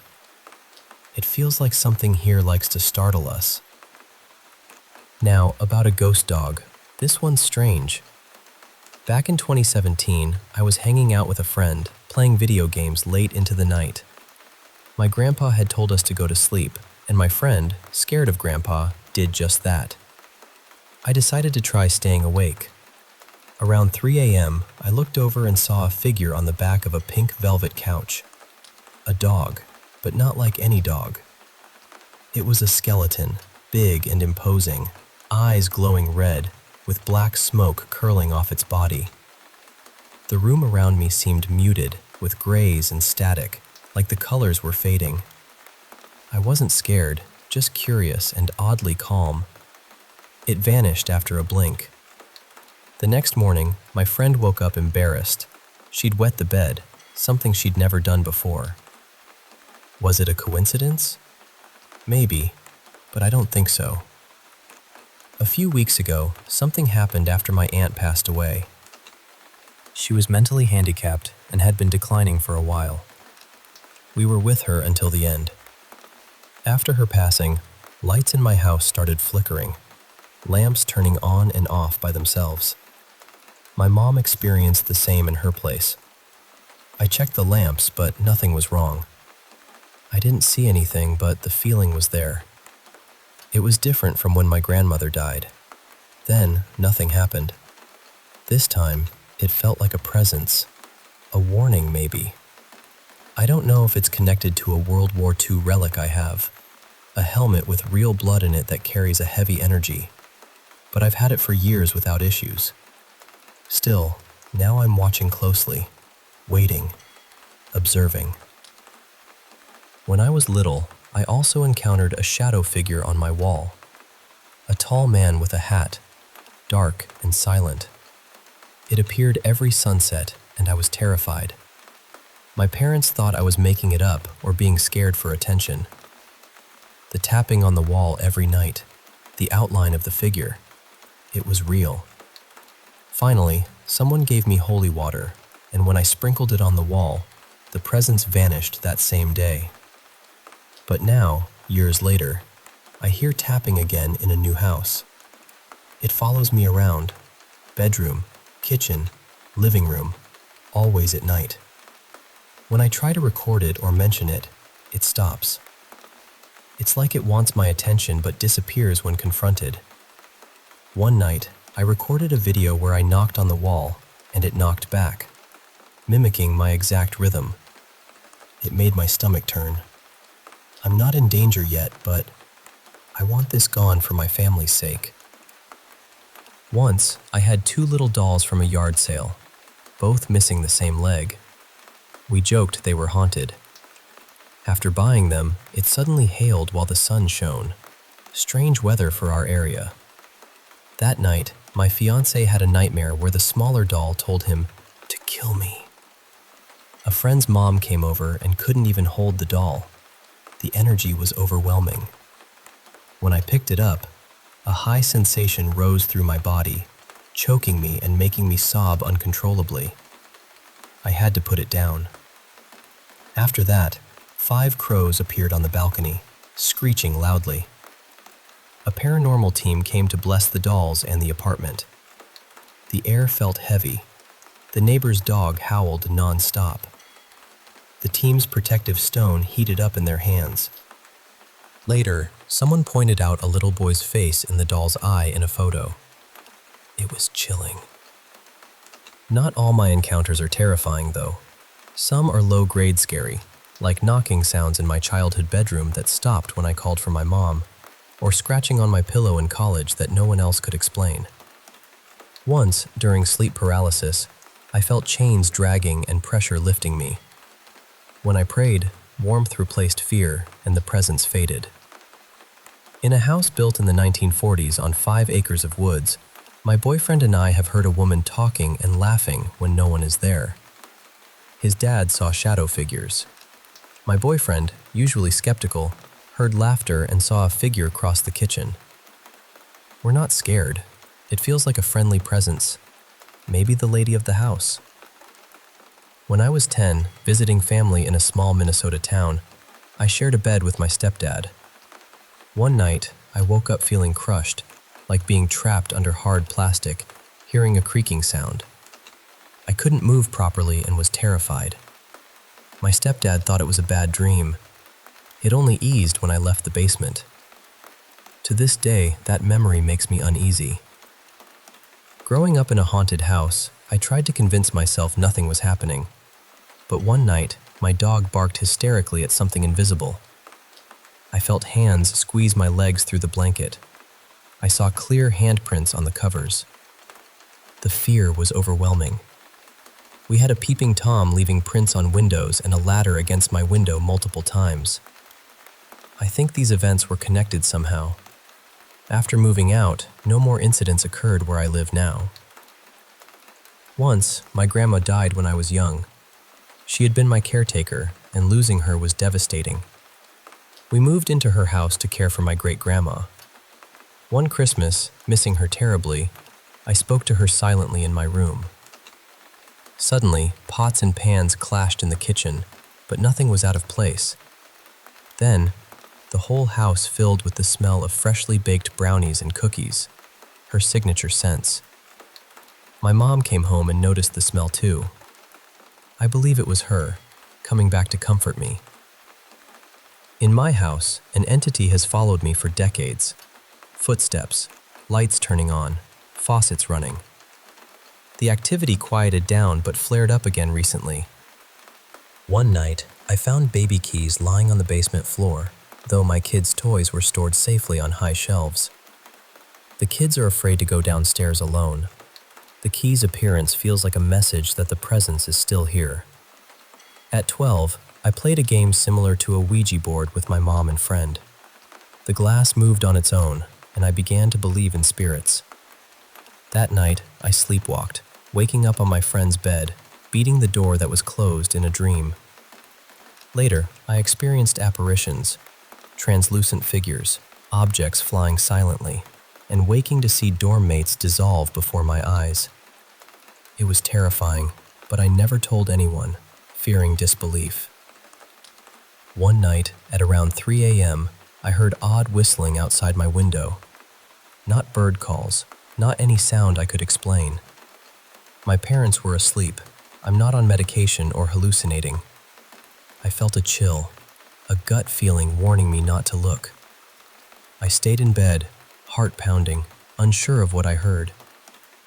It was eerie, and I'm still trying to understand it. Living with my family in a small apartment, my siblings share a divided room. One day, I saw a large silhouette of a woman looking through my sister's window into my brother's room. The figure disappeared when I noticed it.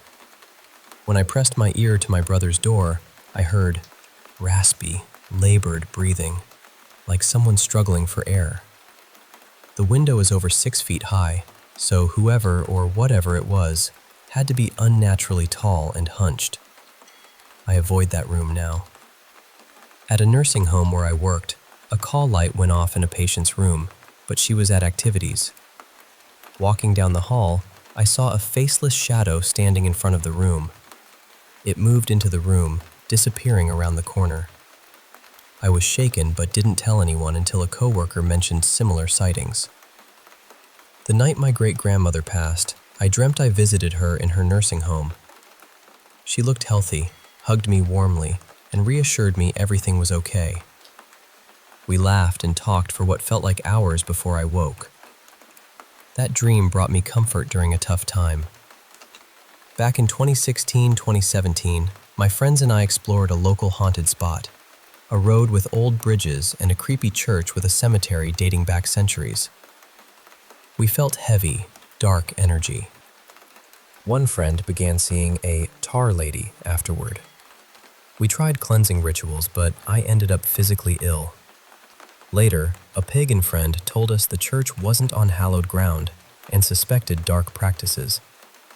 My friend made a pact with a demon lord for protection, and his behavior changed, speaking in a different voice, knowing secrets no one else did. It was terrifying. Finally, a story from long ago from my family. An old lady left cookbooks to a cousin named Alma, but she took some books meant for others. Strange things began. Knocks in the walls, silverware moving, voices saying, "Cook, cook, cook." Alma suffered hair pulling and disturbances. My baby room, where I slept, was a sanctuary. The entity never entered. Eventually, the stolen books were returned, and the activity stopped. My mom tried recipes from the stolen books before knowing they were taken. The food always turned out wrong, like pickles becoming jelly-like. So these are some of the moments, some scary, some comforting, but all real to me. They remind me that there's more to this world than meets the eye, and sometimes the past reaches out to the present in whispers and shadows. Thanks for listening.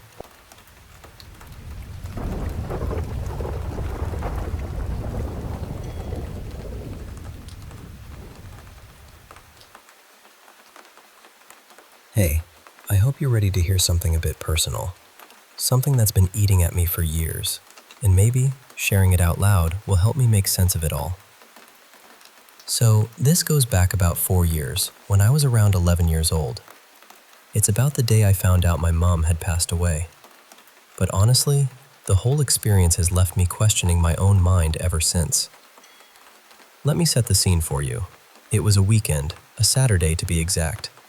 My older sister, let's call her Anna, who was about 28 then, and I went to visit my mom as we usually did. Nothing unusual there. It was part of our routine. We'd spend some time with Mom and then head back to Anna's place for the night. That was normal because after we moved about 9 years ago, half an hour away from Mom, I'd visit every weekend. I'd always hang out with Mom, Anna, and my nieces and nephews. So that day felt like any other. But from the moment I stepped into Mom's house after coming from the hospital, a strange feeling hit me.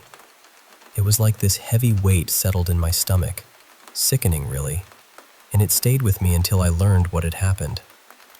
I didn't know exactly when Mom died.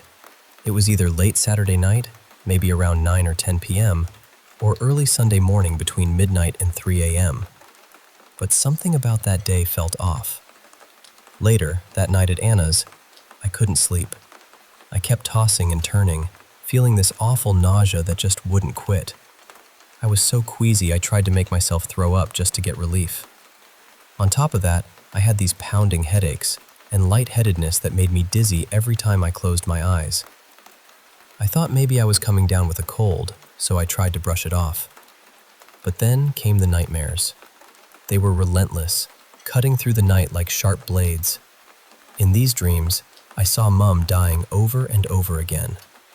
Each time, she'd try to say something to me, words I couldn't quite catch, and then I'd jolt awake, heart hammering, only to fall back into the nightmare again.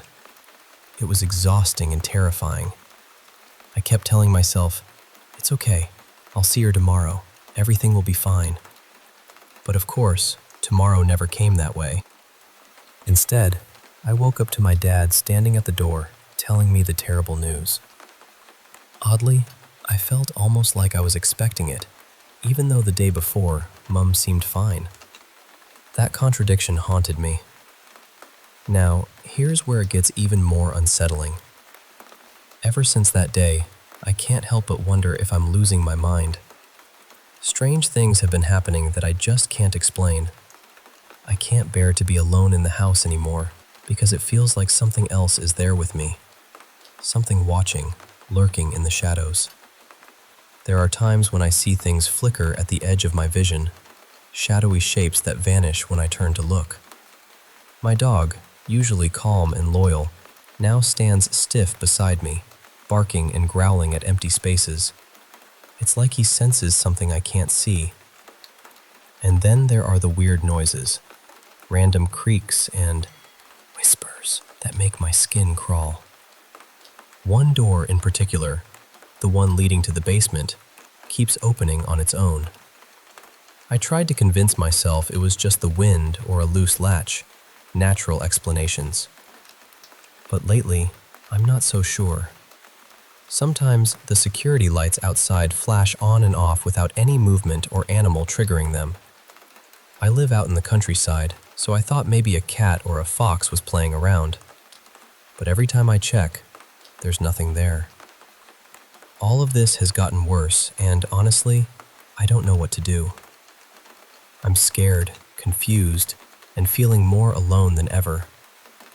I've never told anyone this before because I'm afraid they'll think I'm losing it, that I'm going crazy.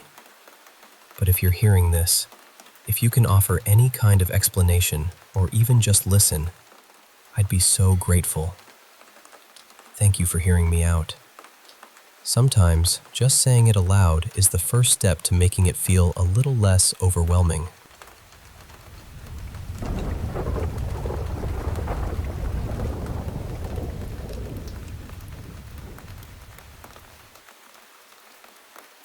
Hey, I'm Andres.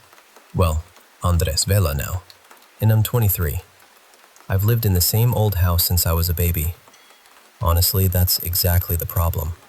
This house, or better said, the things living here with us, have haunted my life in ways I can barely explain. I've had these memories, strange and unsettling, since I was a kid. You know, the usual haunted house cliches. Chairs mysteriously sliding across the floor, these weird, creepy noises whispering from the walls late at night. When I was little, I was scared out of my wits. My whole family knew something was off, but they pretended everything was fine just so I wouldn't be terrified all the time. But time doesn't heal all wounds, and it certainly didn't make this house any less eerie. As I got older, it was clear my parents couldn't keep the secret anymore. When I was around 15, they finally told me the truth. The former owner, a woman named Monica J., had taken her own life in a tiny apartment just a few blocks away from our home. The police called it a suicide, but there were so many unanswered questions, weird circumstances, things that just didn't add up. My parents thought maybe that's why this house was haunted. I believed it too. My parents are devout Catholics. Actually, they're deeply involved in a religious group called Opus Sancta. One day, they brought a priest over to bless the house and even arranged a mass for Monica's soul. After that, they said the haunting was over, that it was best not to talk about it anymore. But you know what? That didn't help one bit, because the spirits here aren't like the usual ghost stories you hear. People imagine ghosts playing peekaboo, hiding and appearing when they want. But here, it's different. When one of these things moves past you, your vision blurs, like the world itself is warping. At night, you see shadows slithering along the walls, crawling through the darkness like they own the place. Over the years, I've seen a woman, maybe that was Monica, and a little boy dressed in a tuxedo, just floating around. We have this big statue of the Virgin Mary in our inner courtyard, about 4 feet tall, and one night, I swore I saw her cry. The tears were so real, carved with such detail, I thought it was just the craftsmanship playing tricks on me. But when I touched the statue, the tears were wet. I nearly felt my soul leave my body right then and there. After all these years, my family and I sort of got used to the eerie things happening around us. We all know something's wrong, but it's like we learned to live with it. For the most part, these spirits don't scare me anymore. Except for one. There's one entity that terrifies me beyond anything I've ever faced, and it's the real reason I'm telling you all this now. This entity mainly stalks my older sister, Mara Vela. It started about 8 years ago. Mara told us how, night after night, she felt this tall, shadowy figure watching her while she slept. She'd wake up in the middle of the night, heart pounding, only to see that dark presence looming over her bed. She was so scared that she started sleeping with our dog, a boxer named Luna, who was usually super alert and protective. But Mara told us that this thing could make Luna sleep like she was in a coma. She'd poke and prod Luna, and the dog wouldn't budge. It was like the entity could control even the dog's senses. Things got worse. Mara would wake up with deep bruises and an overwhelming sense of dread crushing her chest. She was desperate for help, so our parents called the priest again. The priest told us the evil haunting her might be something inhuman, a demon. He gave us holy water and blessed salt to sprinkle around Mara's room, and suggested putting statues of saints there for protection. But the entity smashed those statues to bits and ignored every attempt to keep it away. The priest came back and said Mara was suffering from an infestation, that only faith could save her. I'm not Catholic myself, and honestly, I'm skeptical that faith alone will do the trick. But we tried everything. I'm telling you all this because recently, that same terrifying thing came for me again.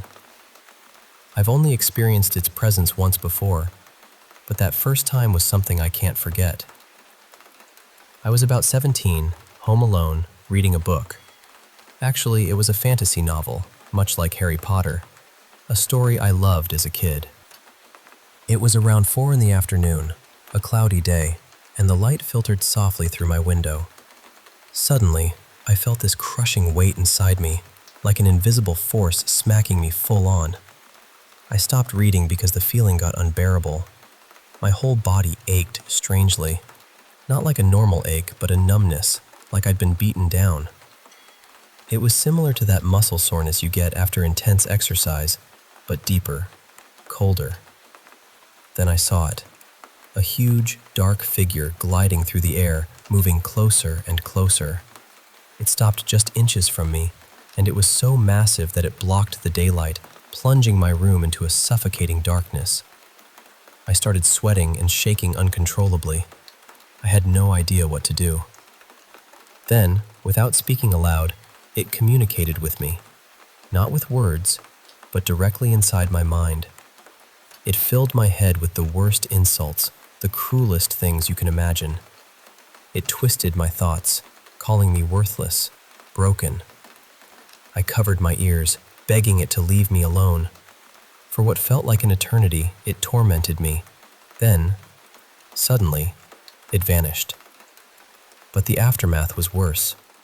I could barely breathe, drenched in sweat, my body still numb. But the worst feeling was this awful sense of violation, like something had invaded my very soul. It's hard to explain, but it felt like the helplessness some people endure after traumatic abuse. I broke down crying, overwhelmed by despair. An hour later, my mom came home. I told her everything and begged her to take me to a doctor, thinking I might be losing my mind. The tests came back normal, physically and mentally, which only confirmed to me that what I experienced was real. Now, this horrible presence has come back again, and I don't know how much longer I can bear it. I'm reaching out because no priests have been able to help us. I'm desperate. If anyone out there has faced this kind of terror or knows how to banish such an entity, please, please, I need your help. I can't stand living with this shadow any longer.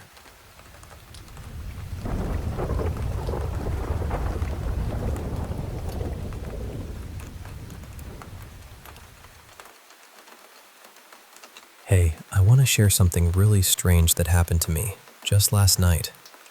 Now, I'm not sure if this was something paranormal, or maybe just sleep paralysis, or some weird mix of both, but I feel like I have to tell someone about it. Maybe you'll know if there's a deeper meaning here. So, it started with me just not being able to sleep. I was lying there, wide awake, scrolling through TikTok. You know how sometimes you just get stuck in a loop? Well, a tarot reading video popped up, and it honestly felt like it was speaking directly to me. So I ended up watching a longer version of the reading, hoping maybe it would help me find some peace or insight. But then, out of nowhere, this sudden wave of unease just washed over me. Like my skin prickled and my heart started racing. I decided, okay, enough of this. I'm going to try and sleep now. As soon as the clock struck 3 a.m., and I mean exactly 3 o'clock, this lightning bolt of terror shot through my entire body, from the tips of my toes all the way up to the crown of my head. It felt like something invisible had slipped inside me, creeping slowly from my feet upwards. Right after that, my whole room seemed to creak. Not like a ghostly creak, but the kind you hear when a house settles late at night. That slow, groaning noise that makes you suddenly very aware of the silence around you. And then, just when I thought I was imagining things, I heard small knocks. They weren't loud, but enough to make me pause. Taps that sounded like footsteps, maybe, right there in my room. To calm myself down, I grabbed my phone again and started playing some ASMR sounds. You know, those soft whispers and gentle tapping noises that are supposed to soothe you. For a while, it helped, but then the room's temperature dropped so noticeably that I went from sweating to shivering in what felt like seconds. I tried to lay still and drift off again. I was lying on my stomach, and my thoughts started to wander. And then this name kept repeating in my head. Adam, Adam, Adam, over and over. And then suddenly, the name switched to Eve. As soon as Eve entered my mind, it felt like an invisible force was pressing my head down into the pillow, pushing my entire body closer to the mattress. It wasn't just pressure. It was like a magnetic pull holding me down, making it impossible to move. At the back of my head, I felt this pulsing sensation, and with each pulse, I heard the sound of metal banging against metal. Clang, clang, clang, echoing in my mind. Then, a voice whispered inside me, repeating over and over, Eve, Eve, Eve. And this, my name, is healing. It was eerie, but somehow felt both terrifying and strangely comforting at the same time. I tried to open my eyes, but I couldn't. I realized I might be experiencing sleep paralysis, so I focused all my energy on wiggling my toes and fingers, hoping to snap out of it. When I finally managed to move, I tried to sit up, but it was like I was jolted back into that same paralyzed state, hearing the banging and feeling that push down again. Eventually, I broke free completely. But after that, I couldn't sleep at all. The sensation of being pulled down was like a magnet holding me to the ground, and it left me shaken. I honestly don't know what happened. Maybe it was nothing, just my mind playing tricks after that tarot video.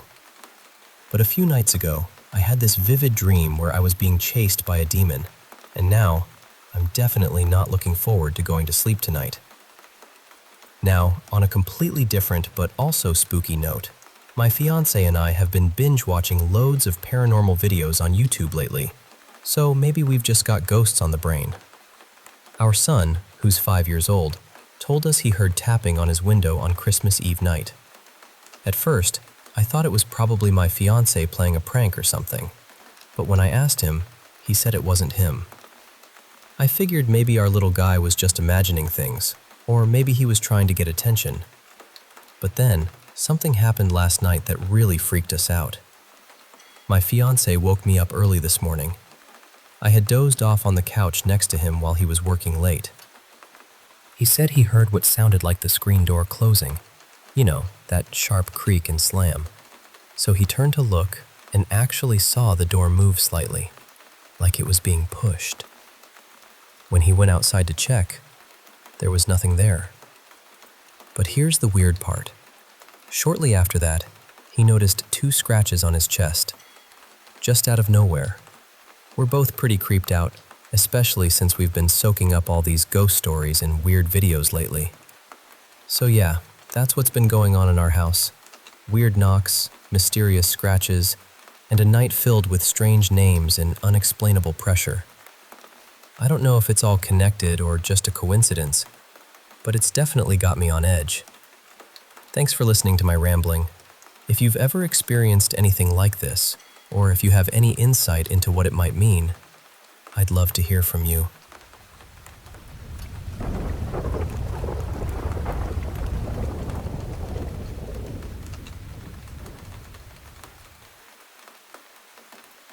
Hey, I want to share with you the scariest thing that ever happened to me when I was a kid.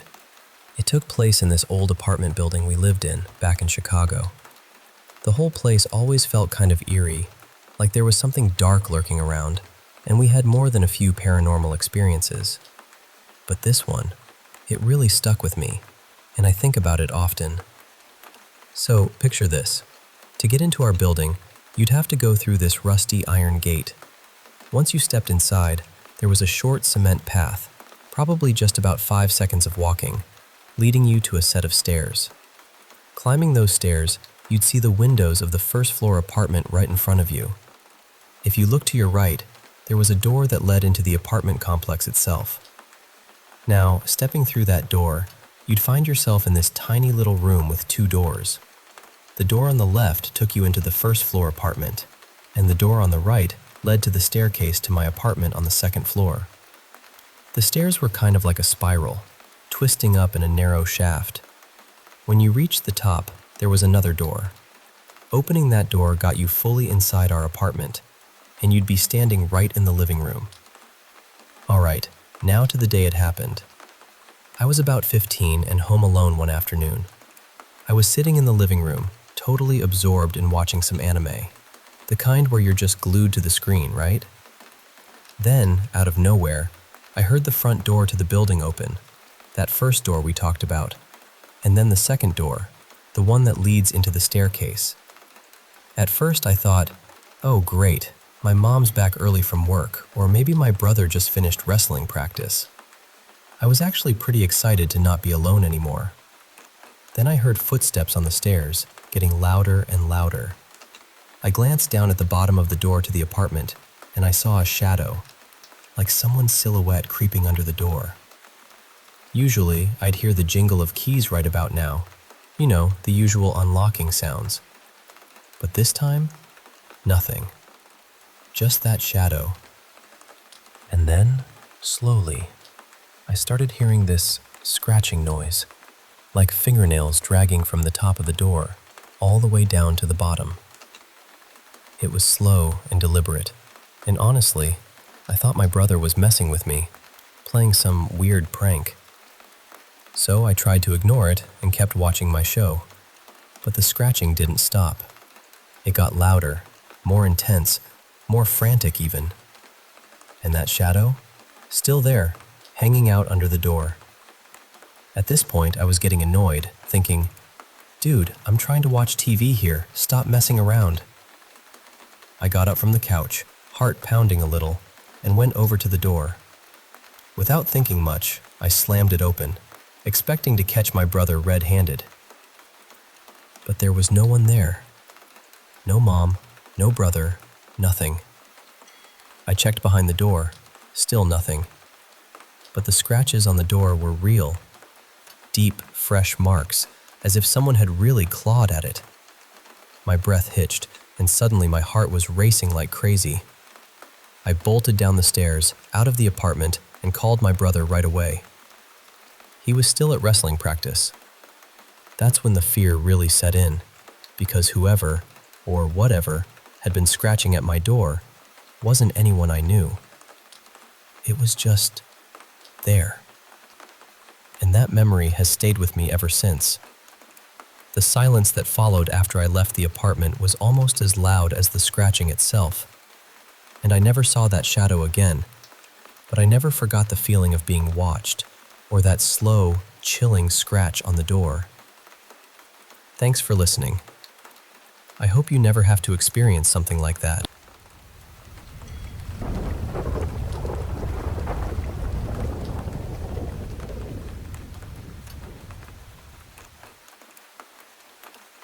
Hey, I want to share something really strange that happened to me a few years ago. Something so physical and odd that I still can't quite wrap my head around it. It's one of those stories that sticks with you because it feels impossible. But I promise you, every word is true. So, hang tight and let me take you through it. Back when I was in college, during one summer break at home, I was getting ready to head back to school. Now, I'd been dating my boyfriend, let's call him Liam, for about 2 years at that point. The previous November, for our anniversary, he'd surprised me with a ring. But it wasn't just any ring. It was one I'd actually picked out myself from Pandora. It was a limited edition piece, something I hadn't seen anywhere else before I asked him for it. The ring was delicate but special, a simple red heart right in the center with a scalloped band. If you can picture it, the band had these little rounded edges that made it look almost like waves or petals. Nothing flashy, but to me, it was perfect.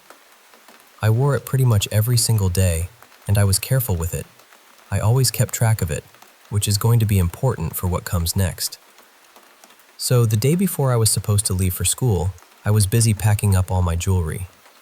In my rush, I accidentally packed away my everyday jewelry, including the ring from Liam. No big deal, I figured.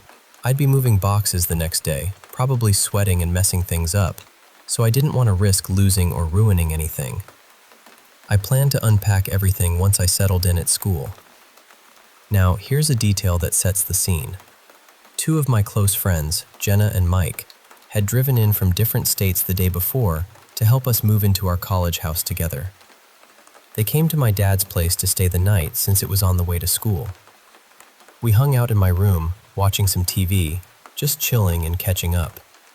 Eventually, we all turned in for the night because the next day was going to be a marathon of moving and unpacking. The next morning, when I woke up, something caught my eye right away. There, just to the right of my bed on this tiny ledge built into the wall, like 1.5 inches thick, barely enough space to rest anything, was a ring. I blinked a few times, rubbed my eyes, and reached over to pick it up. And here's where it gets weird. It looked exactly like the ring Liam had given me. Same scalloped band, same size. But instead of a red heart in the center, this one had a clear heart, like glass or crystal. I just stood there, holding it, feeling a weird mix of confusion and curiosity. How did it get there? I never noticed it on the ledge before. I grabbed the ring and walked back into the room where Jenna and Mike were still waking up.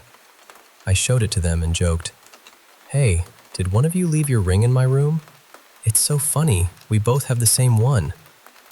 But honestly, I'd known these two for years, and if either of them had a ring like this, I would have noticed long before.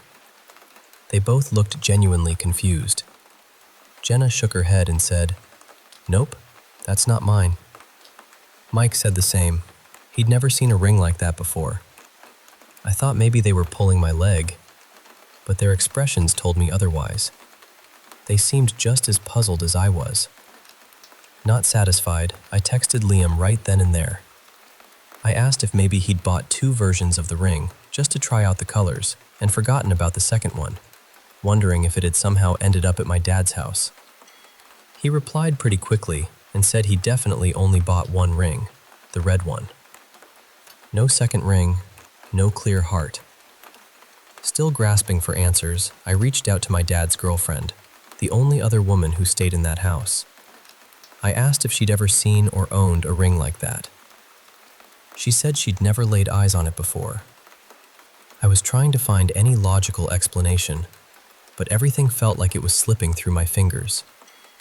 Now, I know what you're probably thinking.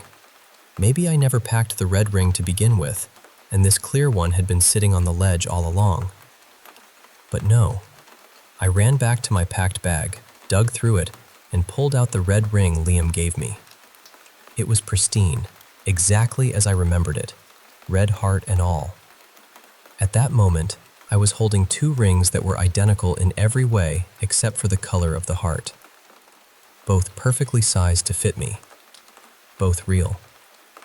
Both absolutely inexplicable. I even checked Pandora's website later to see if the clear heart version was some kind of new release or something I'd missed. But the ring wasn't even listed anymore. No trace of it anywhere online. And here's the kicker. My dad's house is a historic farmhouse built back in the 1700s. It's the original homestead of the town he lives in. So, yeah, not exactly a place short on ghost stories or paranormal possibilities. I like to think maybe that house still holds some secrets. To this day, I honestly have no idea where that second ring came from or why it appeared on that ledge in my room. It's one of those little mysteries that just hangs in the back of your mind, and makes you question everything. So, what do you think? Am I losing it? Did I accidentally misplace the ring? Or was it something else? Something that can't be explained? I'd love to hear your thoughts because, honestly, I'm still dying to understand what happened that summer morning.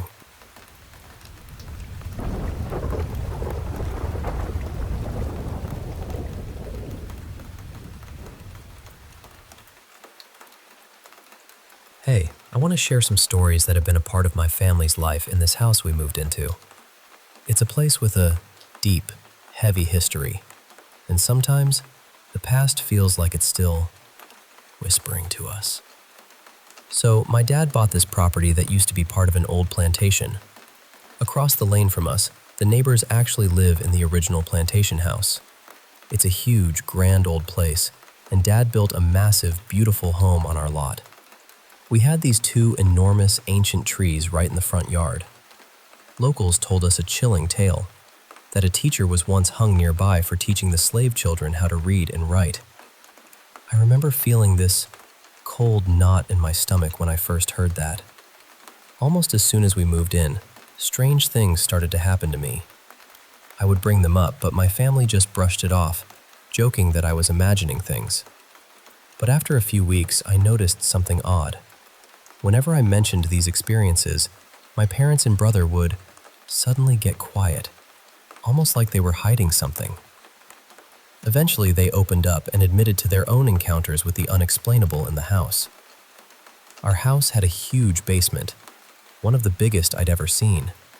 Most of it was finished, but there were some unfinished parts behind doors leading out from the basement's living room area.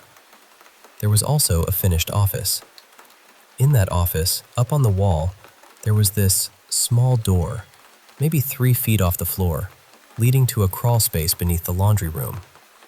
One day, Dad asked my brother Jake to crawl in there to spread some gravel in a far corner. We'd been living there for years by then, and both Jake and I were in high school. Suddenly, Jake burst into my room, which, mind you, was 3 whole stories away from that crawl space, looking furious. He asked me if I was messing with him, playing a prank. I was shocked and told him no, then asked what was wrong. He said that every time he reached the far back corner of the crawl space, he'd hear this woman giggling from the office above. She'd slip her hand in, flick the light switch, still giggling, and then slam the little door shut, leaving him trapped in total darkness. Jake would have to army crawl through the dirt and gravel in pitch black, just to find the door and get out. And this had happened 3 or 4 times already. When he saw the stunned look on my face, he realized it couldn't have been me. So, I decided to go down there with him the next time. I sat right by the crawl space door with a flashlight, guarding the light switch and the door while he finished spreading the gravel. The whole basement felt colder, and the silence was thick, broken only by the sound of gravel scraping and our breathing. I kept my flashlight beam sharp, waiting, but that giggle never came while I was there.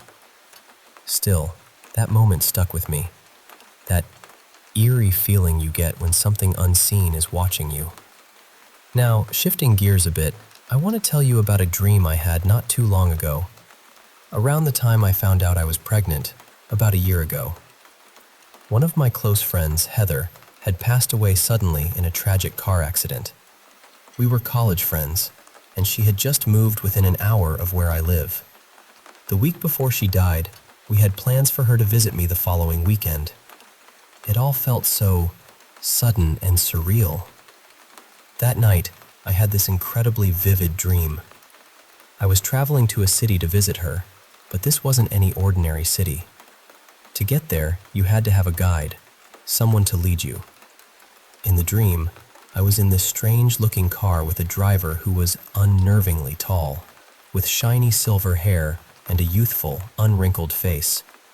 He didn't speak a word, he just drove, silently navigating through tidal waves that crashed over the road, hiding it from view. When we finally arrived, he dropped me off in this city that looked magical, but also surprisingly familiar, like any regular city you might see. I met Heather at a restaurant, and we talked just like old times. She kept telling me how happy she was. Losing her hit me hard, not only because I'd miss her terribly, but also because she had finally found someone special, a solid relationship, and she was dreaming of marriage and children. She just landed her dream job before she died too. We ate and talked, and she told me I was going to be so in love with my child that we would grow to be best friends as they grew up. While she spoke, I could see her running and playing in a sunlit field with a child. I couldn't tell if it was a boy or a girl. My husband and I had decided to wait until birth to find out the gender. I asked her if she knew my baby. She smiled warmly and said yes, that they played together all the time. When I asked about the gender, she laughed and said, "I know your husband wants to be surprised, so I won't spoil it." After dinner, we walked out into the bustling streets filled with shops and happy people, the whole place buzzing with a joyful energy, almost like a city at Christmas. I asked her why she didn't come back with me. She smiled softly and said she couldn't, that she was very happy where she was. I felt a wave of sadness and asked if I could stay and shop with her a bit. She laughed gently, saying, "You know you can't stay." We hugged goodbye, and I climbed back into the strange car with my silent guide. That dream felt so real, so vivid. I truly believe it was her way of giving me peace, a sign that she was okay, even though she wasn't here with us anymore. And lastly, I want to tell you a story about my little brother, Max. When he was about 4 years old, I was 6. Mom told me this story later when I was old enough to understand. Max was like any typical little boy, obsessed with trucks, swords, and monsters. But one night, while Mom was tucking him in, he suddenly told her something strange. He said he remembered jumping out of a plane. He said he was the last one to jump, and that he had stuff strapped to his chest. Probably a parachute, or maybe bombs. What really shook Mom was how he described everything in perfect detail. The World War II U.S. military uniform, the look of the plane, the color and guide of his boots. He talked about how he and other men had to jump to save something. Then, just like that, he went to sleep. Now, Max had no way of knowing about wars or military uniforms. We didn't even have phones or internet back then, and no one teaches preschoolers about World War II. It really freaked Mom out. Looking back, it's pretty eerie. Max doesn't remember any of it now. Grandma, our Mimi, has always said that Max and I might have some kind of psychic abilities passed down from her. And honestly, sometimes I wonder if she's right. So yeah, these are some of the stories from my life. A house with a heavy past, a dream that brought comfort from beyond, and a little brother who glimpsed into a past life. They've all left me with this feeling that the world we live in is much bigger and stranger than we realize.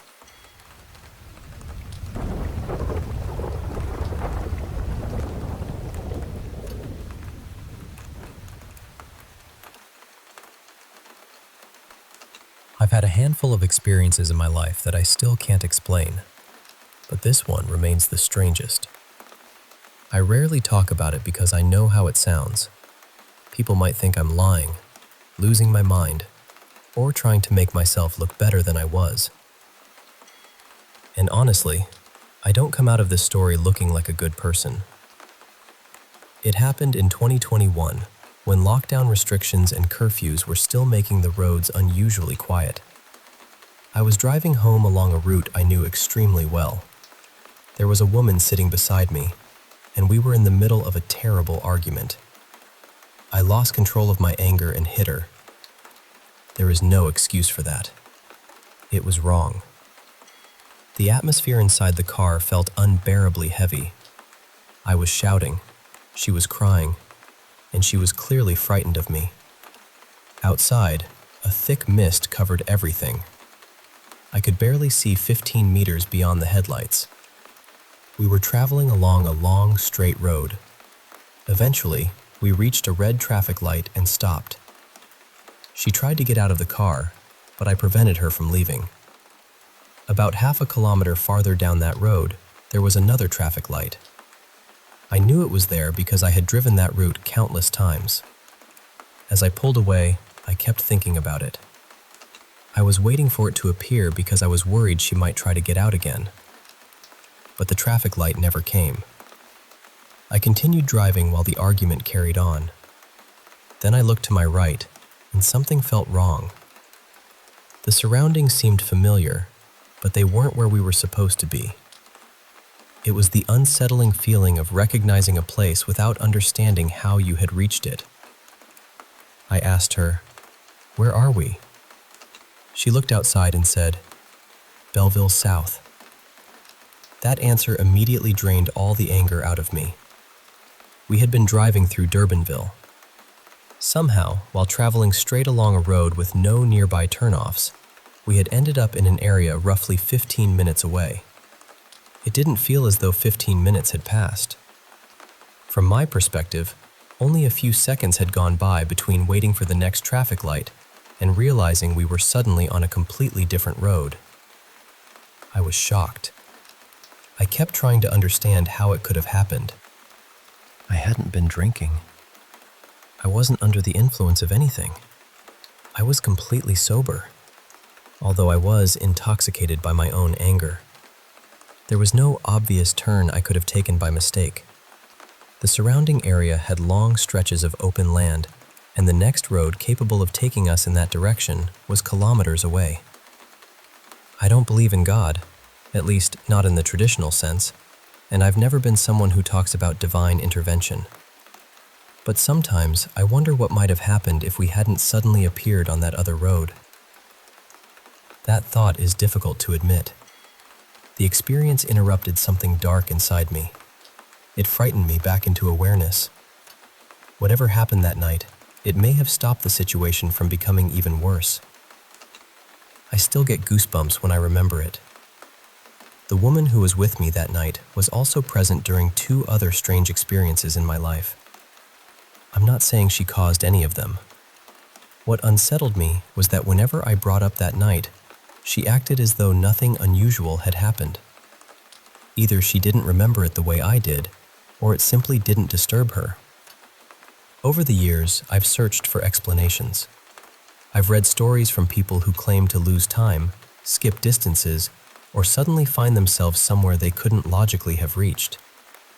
One detail appears surprisingly often in those stories: thick mist. And the mist that night was incredibly dense. Was it the weather? The emotional energy inside the car? A moment of confusion caused by rage and fear? Something connected to her? Or something stranger that I don't have the language to describe? I honestly don't know. I consider myself a logical person. I want events to have clear causes and sensible explanations. But no matter how many times I replay that night, logic has never been able to tell me how a straight road carried us somewhere it shouldn't have.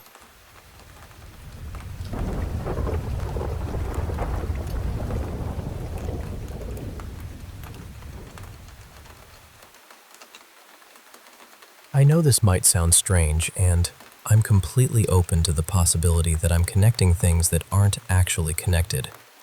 But when I look back at everything that happened in that house, especially everything involving the kitchen, the pattern feels too unsettling to ignore. I really need to hear what other people think. There are a few details that might matter. My grandmother practiced what she called white witchcraft. She used cleansing rituals, burned sage regularly, and apparently experimented with a spirit board when she was younger. Something frightening supposedly happened during one of those sessions, but nobody in the family would ever tell me exactly what it was. Then there was the house itself. Before my family lived there, an elderly man had died in the kitchen. I don't know much about him or the circumstances surrounding his death, but that room eventually became the center of everything. My mom wanted to spend all her time there. She slept there, obsessed over renovating it, and seemed emotionally attached to it in a way I couldn't understand. My parents bought the house around 2013. At first, everything seemed fairly normal, although I was still young and probably didn't understand everything happening between them. Over time, their relationship became chaotic. They argued constantly, and some of the fights were deeply unhealthy. They separated several years later, but before that happened, things became almost impossible to follow. They changed the locks on each other, tried to keep each other out, and dragged each other through one conflict after another. My mom's behavior during that period could be extremely unpredictable. Once, she openly humiliated my dad in our home and seemed to find the whole situation funny. Eventually, she was awarded the house during the separation. For a while, my dad stayed there with his new partner and her child. Both of them later said they experienced unsettling things in the house too. They never described everything in detail, but hearing that made me wonder whether the atmosphere affected more than just my mom. Around the time my parents separated, my mom, my sister, and I temporarily moved in with my grandmother. While we were there, my mom seemed much more like herself. She wasn't talking or laughing to herself, and the strange behavior seemed to settle down. During that period, my mom and grandmother became interested in crystals, protective objects, and spiritual cleansing. When we eventually left my grandmother's house, most of those things disappeared from our everyday lives. Years later, after my boyfriend started visiting, I found one of the old crystals and placed it out again. I can't explain why, but part of me wondered whether I was trying to bring something calmer into the house. That's when I started thinking more seriously about the change in my mom. For years, she criticized my dad for drinking. It was one of the biggest issues in their relationship. But after they separated, she began drinking heavily herself. Not occasionally. It became frequent and intense. During arguments, it sometimes felt as though something in her expression shifted. She would close her eyes, her eyelids would twitch, and when she opened them again, she seemed colder. When I challenged her behavior, she would insult me and call me names no mother should call her daughter. Once, during an outburst, she destroyed her own phone with a cricket bat. She also began talking to herself. She would swear toward empty parts of the room, laugh when nobody had said anything, or appear to be answering someone who wasn't there.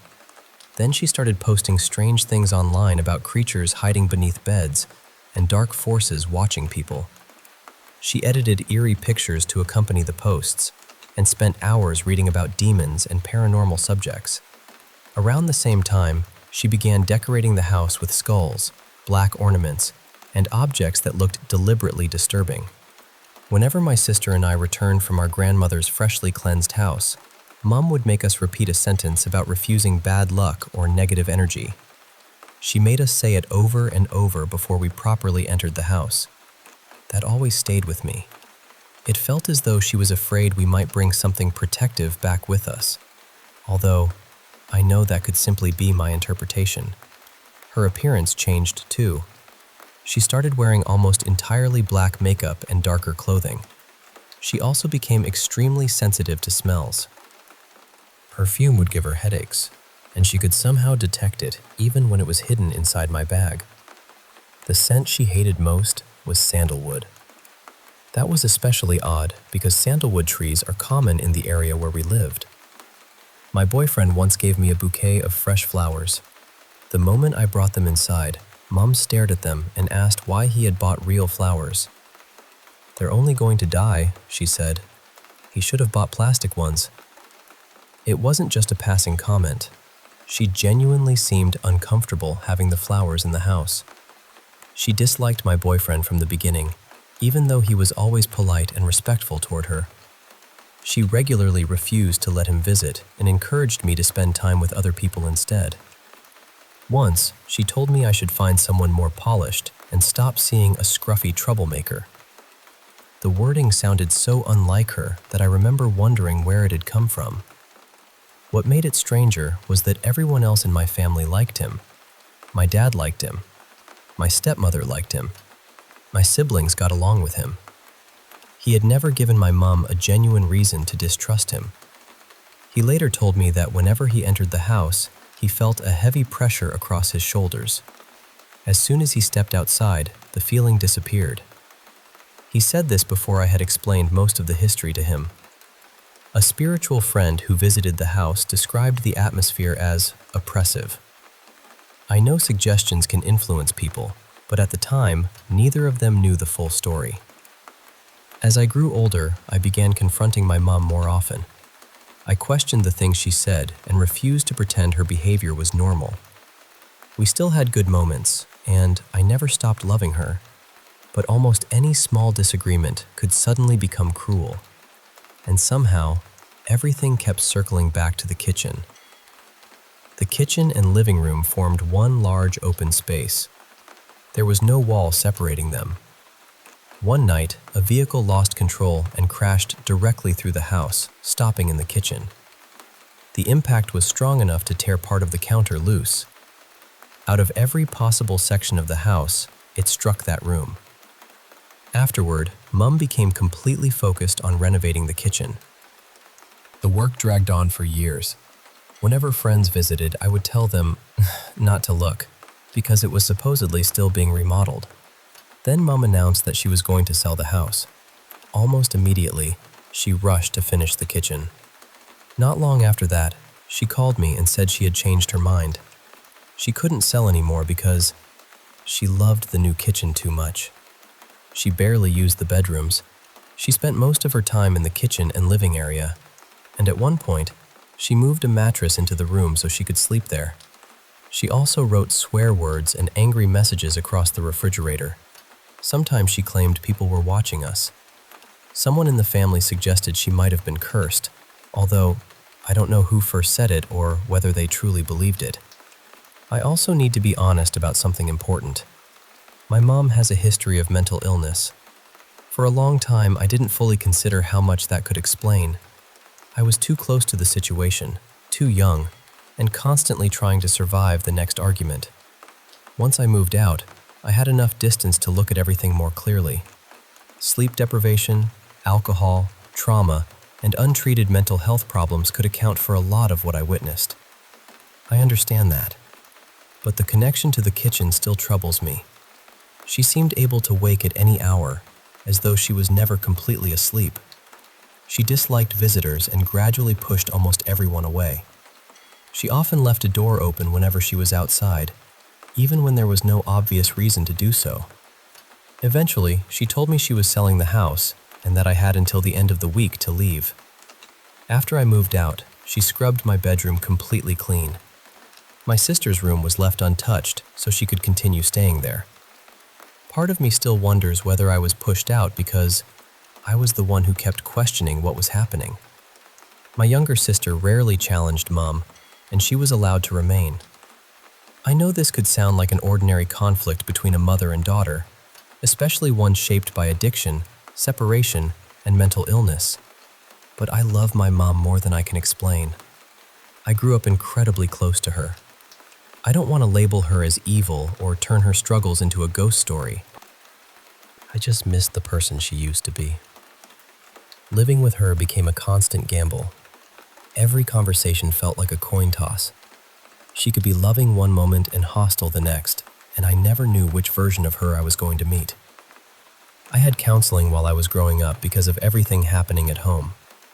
Over time, I learned to accept that I might never receive a simple explanation. This isn't a sudden crisis for me. Something has felt wrong for many years. Maybe the house had nothing to do with it. Maybe the kitchen became important to her because it represented control, comfort, trauma, or a place she could retreat to when everything else in her life was falling apart. Maybe the drinking and mental illness changed her behavior more than I understood. Or maybe there was something about that house that none of us could explain. I'm not claiming to know the answer. I'm only trying to understand what I lived through without losing sight of reality. Do you think all of this could be explained by mental illness, trauma, and alcohol? Or do you think there might have been something else influencing the atmosphere in that house? I just need to know whether anyone else can see the pattern I keep seeing, because sometimes I'm afraid I'm the only one.